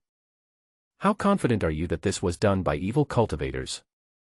Sir, I am 80% sure that this matter has something to do with the evil monks. So sure. Hey, because I asked for an approval slip when I visited Jiang Qianhu before. I went to Qianhu's library and found information about yin and yang blood energy. It clearly stated that evil monks are most eager to use yin and yang blood energy, so there is reason to believe that these children born on extremely yin and yang days were abducted in a planned manner by evil monks, and they meet the conditions for joint investigation. The sentence that seemed to explain the case made Tang Qingyuan's lips twitch. What's the meaning? Visiting Jiang Qianhu. Oh. Mr. Shenqi and Jiang Qianhu still have a personal relationship. Oh, it's not a personal relationship. I just listen to Jiang Qianhu's teachings from time to time. Often. Teaching. How could Tang Qingyuan not understand what Shenhao was saying? He didn't know how he felt in his heart. He always thought that Shenhao would choose him as his backer between him and Chen Yiyun, but who would have thought that he would skip them and choose the largest mountain in Xianqingwei in Jingxi? It's definitely uncomfortable, but it's not that disgusting. It's common sense that people go to higher places and water flows to lower places. Shenhao can catch up with Jiang Qing and naturally he won't look down on him, Tang Qingyuan. He would do the same if it were him. Dry. I didn't expect Mr. Shen to have this opportunity. Congratulations. No, I still need to ask adults for more support. You will have Jiang Qianhu to support you from now on. It is my turn to intervene. Okay, I have approved this case. Once the procedures are completed, you can just follow the rules. But I still say the same thing, don't do it without knowing the seriousness of the case. The case must be I'll report it, do you understand? Please rest assured, sir, I will report any progress in the case to you as soon as possible. After coming out from Tang Qingyuan, the smile on Shenhao's face became even more intense. Just as he expected, after becoming Jiang Cheng's disciple, Tang Qingyuan didn't dare to trip him up even if he felt unhappy. After returning to his office, Shenhao called Wang Jian over and handed him the note for the merger of the cases approved by Tang Qingyuan.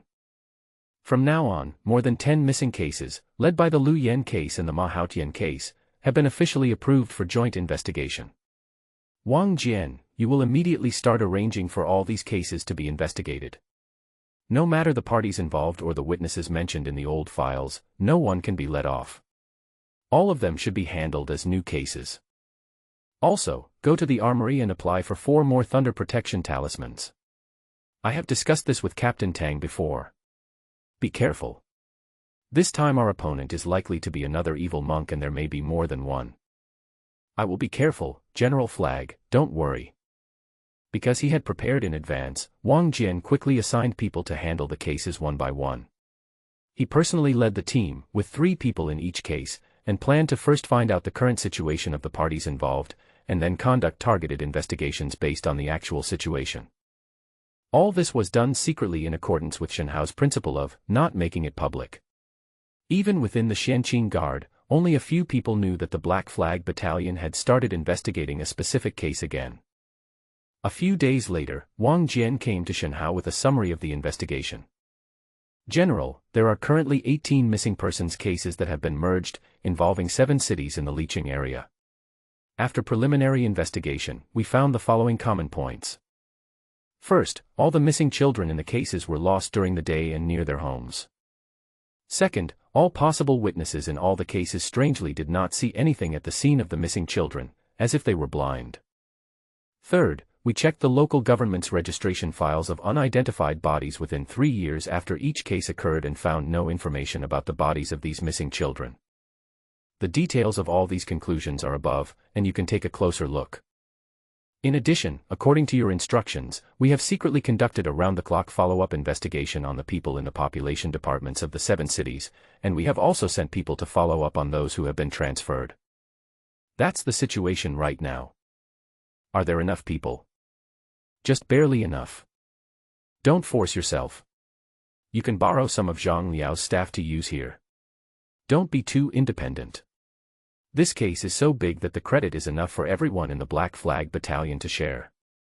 Do you understand what I mean? Wang Jian was somewhat at a loss when he heard this. He had indeed made up his mind not to let team be led by Zhang Liao handle this case. He felt that he was capable and there was no need to share the credit with others. Now that he was exposed, he couldn't help but feel uneasy. He knew that what his general hated most was that someone was scheming and playing tricks when handling a case. He was so obsessed that he violated a taboo. "I know I was wrong, please punish me." Wang Jian understood and knelt down on one knee to apologize. Shen Hao shook his head and said with a smile, "Get up. There's no need to be like this. You've followed me for so many years, and I just don't want your path to get narrower and narrower. The Black Flag camp encourages competition but never allows intrigue. You're an old man, and you can't set a bad example. This time, I won't pursue it for the sake of our friendship. If it happens again, don't blame me for being ruthless. Remember that." "I will remember this. Thank you for your kindness, General." "Well, go ahead. I'll inform Zhang Liao that your Team A will be the main investigator of the case, and Zhang Liao's Team B will be the auxiliary investigator. You can prepare a copy of the case information and send it to him. You can discuss the rest of the matter." "Yes, I understand." After Wang Jian left, Shen Hao shook his head and smiled secretly.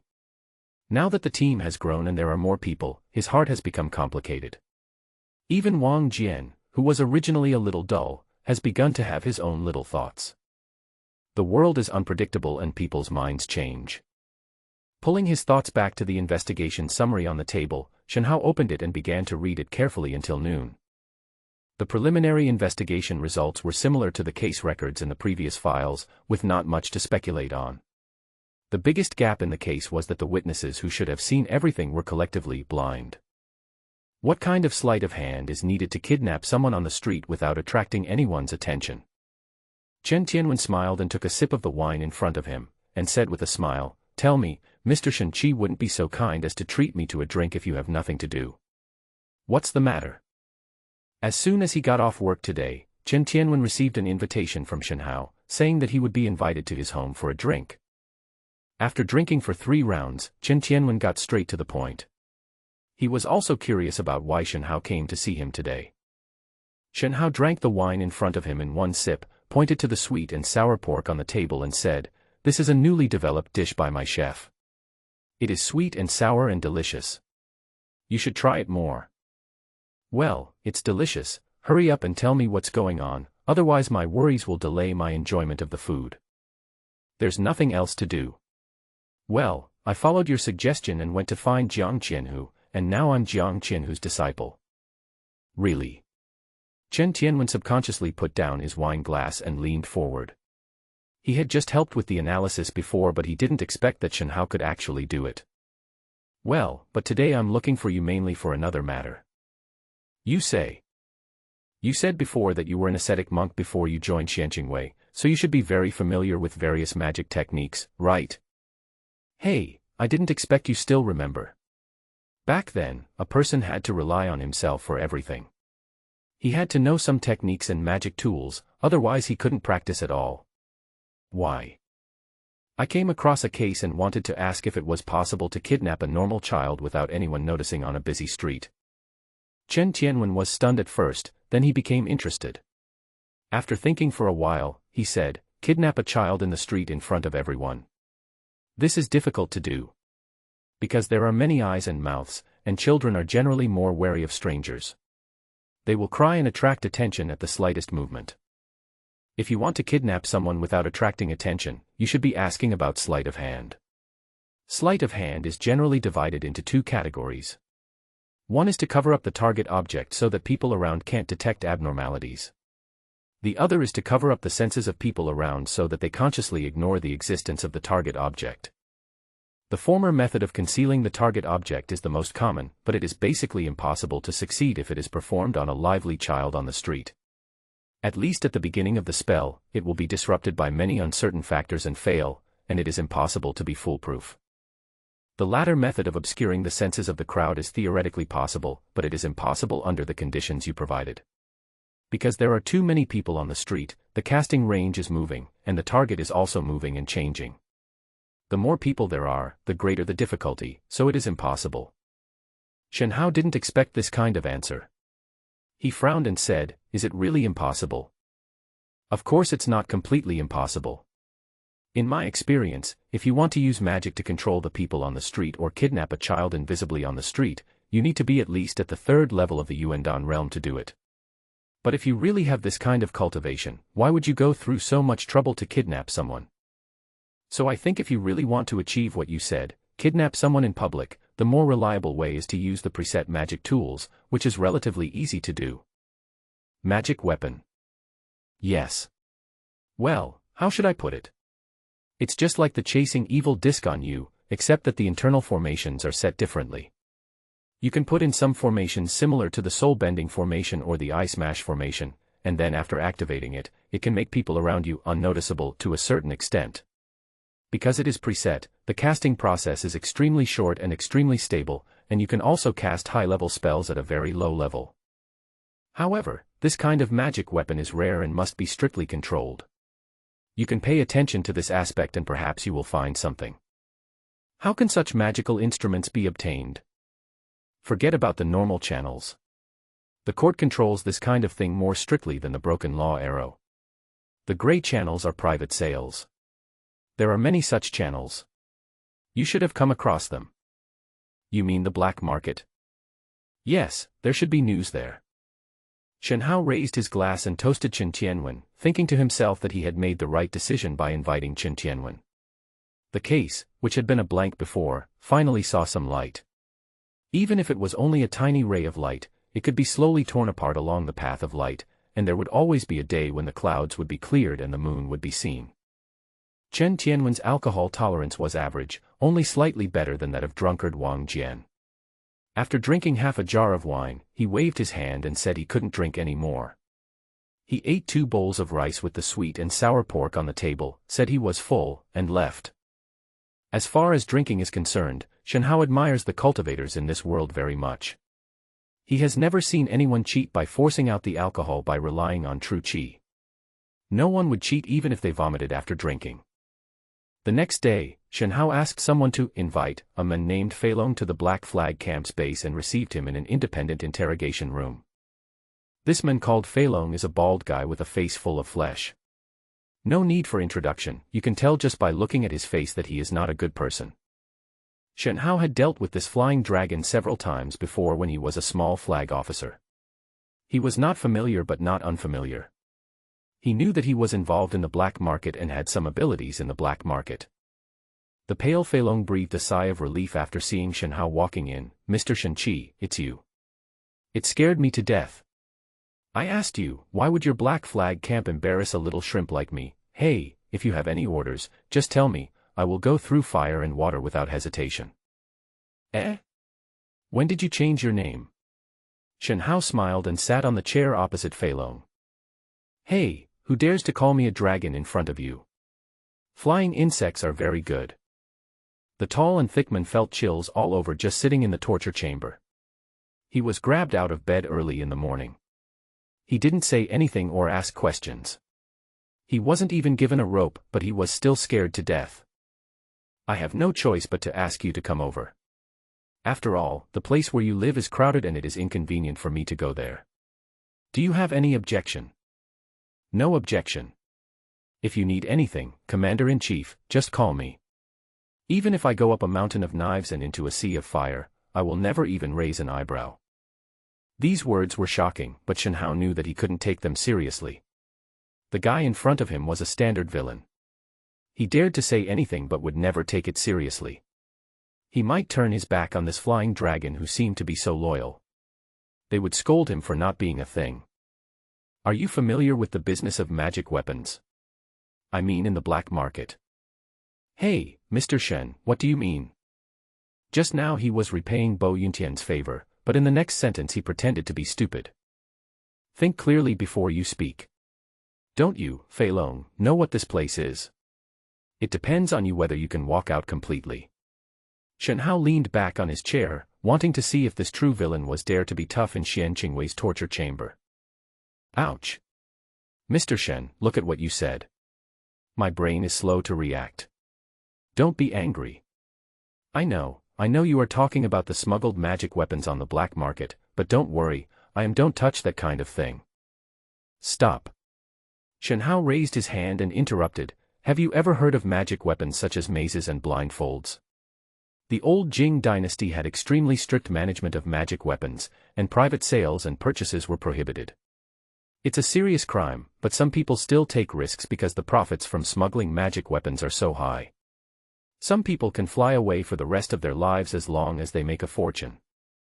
Fei Long doesn't dare to get involved in the business of magic tools. He mainly helps to make connections and get a brokerage fee. He doesn't get involved in buying and selling personally. The advantage of this is that he won't lose his head even if the secret is discovered, and the longer he does it, the more popular he will be.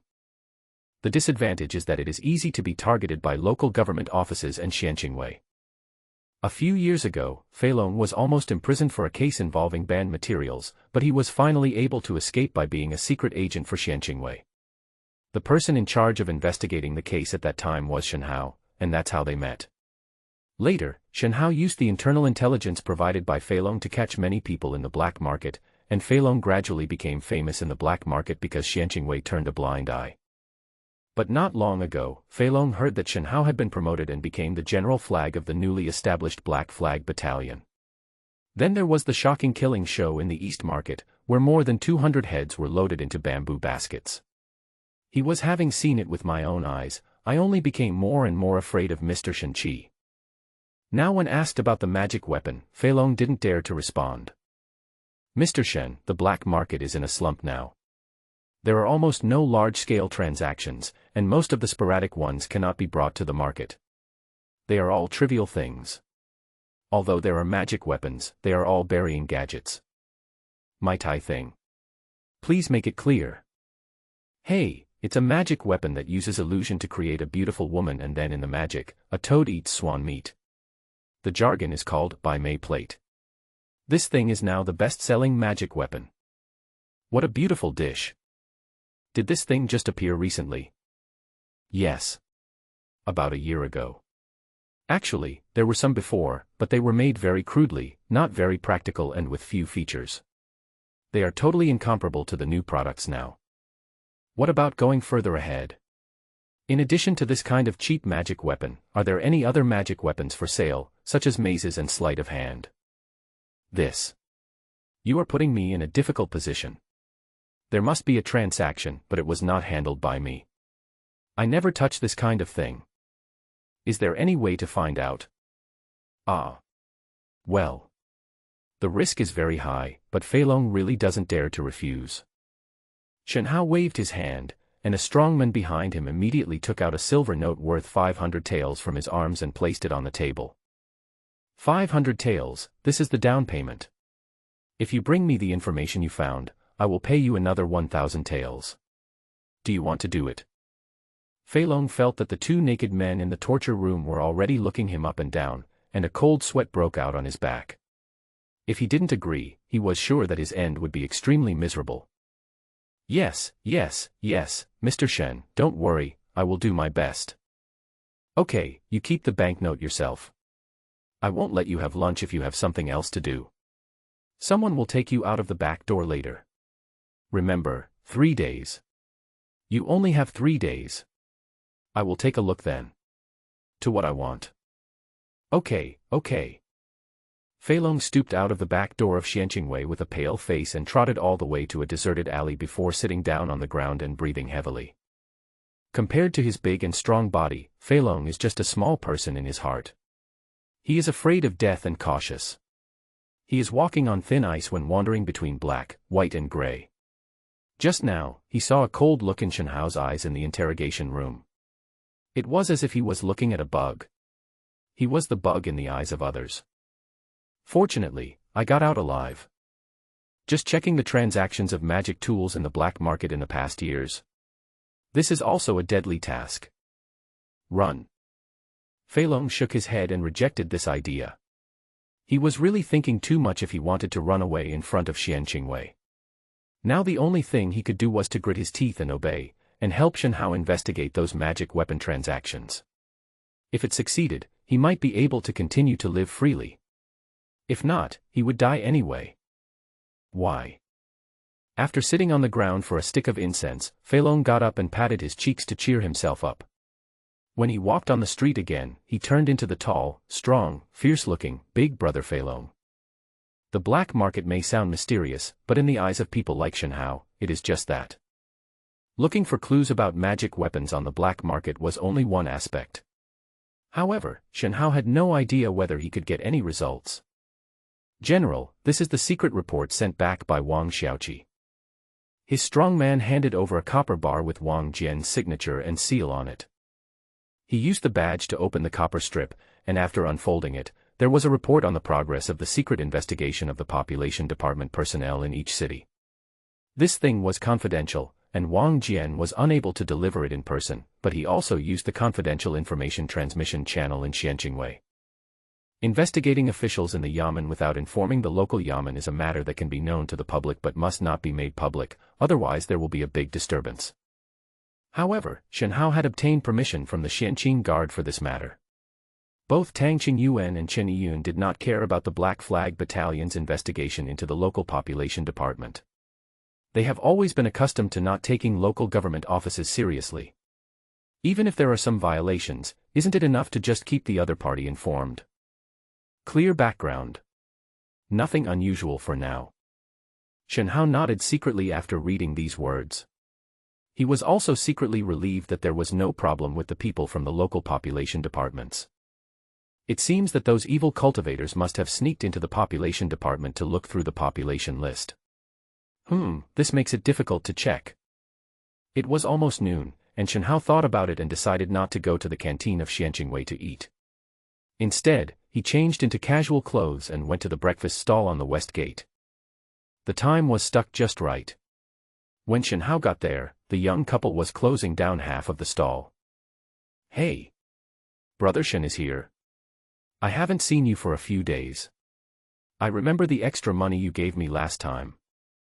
Okay, 2 bowls of soy milk, 5 meat patties, and a bowl of porridge if you have any. I'm hungry." "Okay, sit down first and I'll be here soon." The stall owner did not close the stall when regular customers came. He picked up 5 remaining meatloaf and heated them in a frying pan. He then scooped up 2 large bowls of soy milk and gave them to Shen Hao. I touched a braised egg and placed it beside the bowl. "Braised eggs, I'll give you something to eat." "Oh. Thank you then."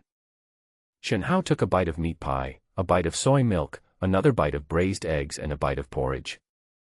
"By the way, boss, do you remember anything about the day your daughter disappeared last time when I asked you to? I heard that a child was also lost in Yuching a few days ago." "Oh, no. If I had, I would have remembered it a long time ago." "No way. I think there must be something. It's impossible for someone to disappear without a sound. Think carefully, is there anything that happened or felt different that day?" "Hey. I remember everything about that day clearly. I'll tell you if you want to hear it." The stall owner has always been kind to those who are concerned about the whereabouts of his child. Even though he didn't want to recall what happened that day, he still poured out the words that had been in his mind for years. Shen Hao ate while listening carefully. Even though he had read these words in the file, he did not lose focus.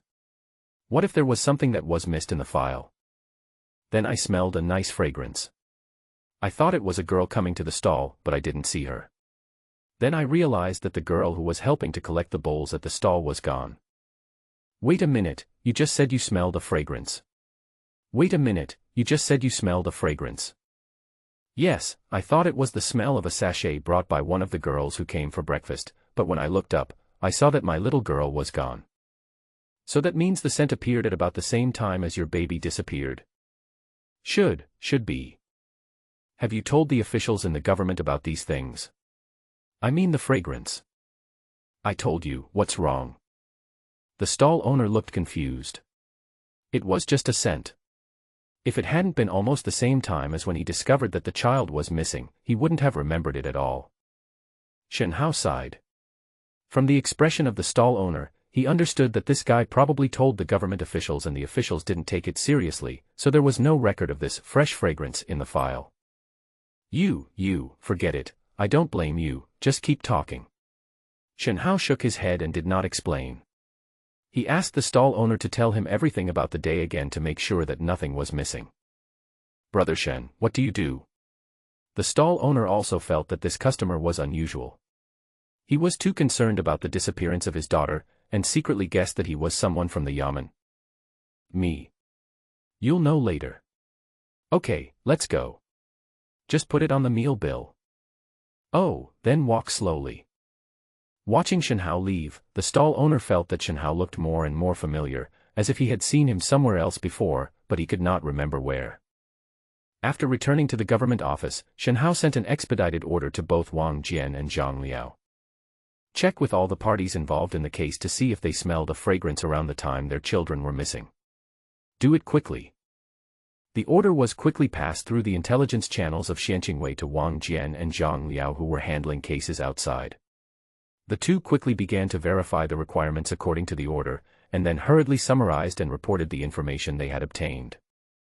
Although every step was completed as quickly as possible, it was not until the afternoon of the next day that Wang Jian and his team's summary reached Shenhao. The material sent back said, among the 18 merged missing cases, the parties involved in 16 cases said that they did smell a strange fragrance, and the time was around the time they found the child. The parties involved in the remaining 2 cases could not remember, so it was uncertain. In addition, Wang Jian and Zhang Liao also conducted a small-scale retrospective investigation on the crime scenes of the 18 cases overnight. According to the memories of the parties involved and the records in the files, the strange fragrance should not have been present at the crime scenes at that time. Some people also suspect that it might be the sachet of a passing woman, but 1 or 2 cases may be coincidences, but are more than a dozen cases all coincidences. Therefore, this fragrance must be related to the missing case. Or it could be the scent that escaped when the criminal performed some method, which is a trace of the crime, but this trace is very hidden and only lasts for a short time, so it is often ignored. Another possibility is that the fragrance is indeed from a sachet, but it is not from a passerby, but from the criminal. If this is the case, the criminal is likely to be a woman. After all, it is almost impossible to see a man carrying a sachet in this world. The sachet, this is a bit troublesome. After finishing his mission, Shenhao did not choose to go home, but instead asked the guards to send him to Jinqiu Pavilion, which was rare. Shenhao has been in this world for more than 8 years, and he is no longer surprised by the pleasures of life. His daily needs are met in these places. It's just a matter of spending money. The officials of Xianqingwei are never short of this little money. However, interest will fade if you play too much, and Shenhao is usually too busy with official duties, so he prefers to use his free time to practice or rest. But today Shenhao had something on his mind, and Hualo was the place he thought could help him the fastest. As soon as he got off the carriage, the madam who was standing at the door and looking around immediately saw Shenhao. Ouch, isn't this Mr. Shen? Come in quickly, come in quickly.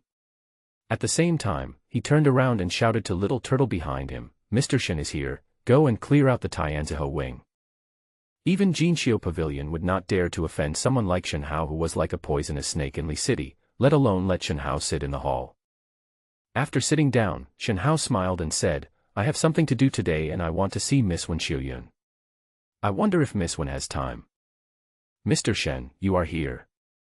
Xiuyun will definitely come to have a drink with you. Please sit down for a while. I will call her right away. The madam smiled so hard that her face wrinkled. Normally she would not have called out her diva so easily, but since Shenhao gave Wen Xiuyun the song One Cut Plum, this Shen the General Flag has become the most popular guest of Jinqiu Pavilion. A good song that can be sung is definitely no less valuable to a singer than a high-quality elixir. As soon as the madam left, the maids immediately brought out plates of wine and food. It's dinner time now, and the guest is alone, so he probably wants to eat something first. There is no need for Shenhao to give orders in this regard, someone will naturally take care of it. It's just that the cost won't be any less. There is no such thing as discount in a place like Hualo. Shenhao was indeed a little hungry, so he asked for food and started eating the dishes on the table without even drinking wine. Not long after, the door of the wing was pushed open, and Wen Xiuyun came. She still looked charming, but it was different from last time. She was wearing a long white dress today, and her hair was draped directly on her shoulders. Xiuyun has met Mr. Shen Qi. Sorry, I was a little hungry, so I used my chopsticks first. You haven't eaten either, right? How about we talk about something while eating? Okay. Wen Xiuyun nodded with a smile and sat down next to Shenhao. Compared to Shenhao, who eats with big mouthfuls, Wen Xiuyun is much more delicate. She eats slowly and delicately, looking elegant. If it were not in a flower house, it would be difficult to equate a woman with this temperament with a singer. Has Miss Xiuyun done any research on sachets? Sachet. I know a little bit. Why is Mr. Shen still interested in these? Haha, I wasn't interested at first, but I have a case in hand, so I'm interested now. I wonder if Miss Xiuyun can introduce me to Shen. Of course you can, but will Mr. Shen-Chi give me another poem? Hee hee, just kidding, but I really thank Mr. Shen-Chi for the poem he gave me before. Now the whole flower house in Jingxi is being sung. By the way, the song, Buswanzi, I live in Beijiangtu, that you gave to Sister Lianxiang is also widely sung. Haha, you can like it, but I don't have any new words recently. I'll talk about it later when I have some inspiration. Yeah, I'll wait. Both of them smiled and picked up the small wine glasses on the table and clinked them. When Xiuyun continued, speaking of sachets, there are mainly two types. One is a sachet that smells after dried and kneaded flowers and plants. This kind is called single fragrance, the other is made from animal fat or body parts, which is called sweet fragrance. Each fragrance type is divided into dozens of detailed fragrance types. Shenhao's lips twitched when he heard this, and he thought to himself, oh my god, is this even a little understanding? Women are terrible. After talking about a stick of incense, Wen Xiuyun stopped temporarily.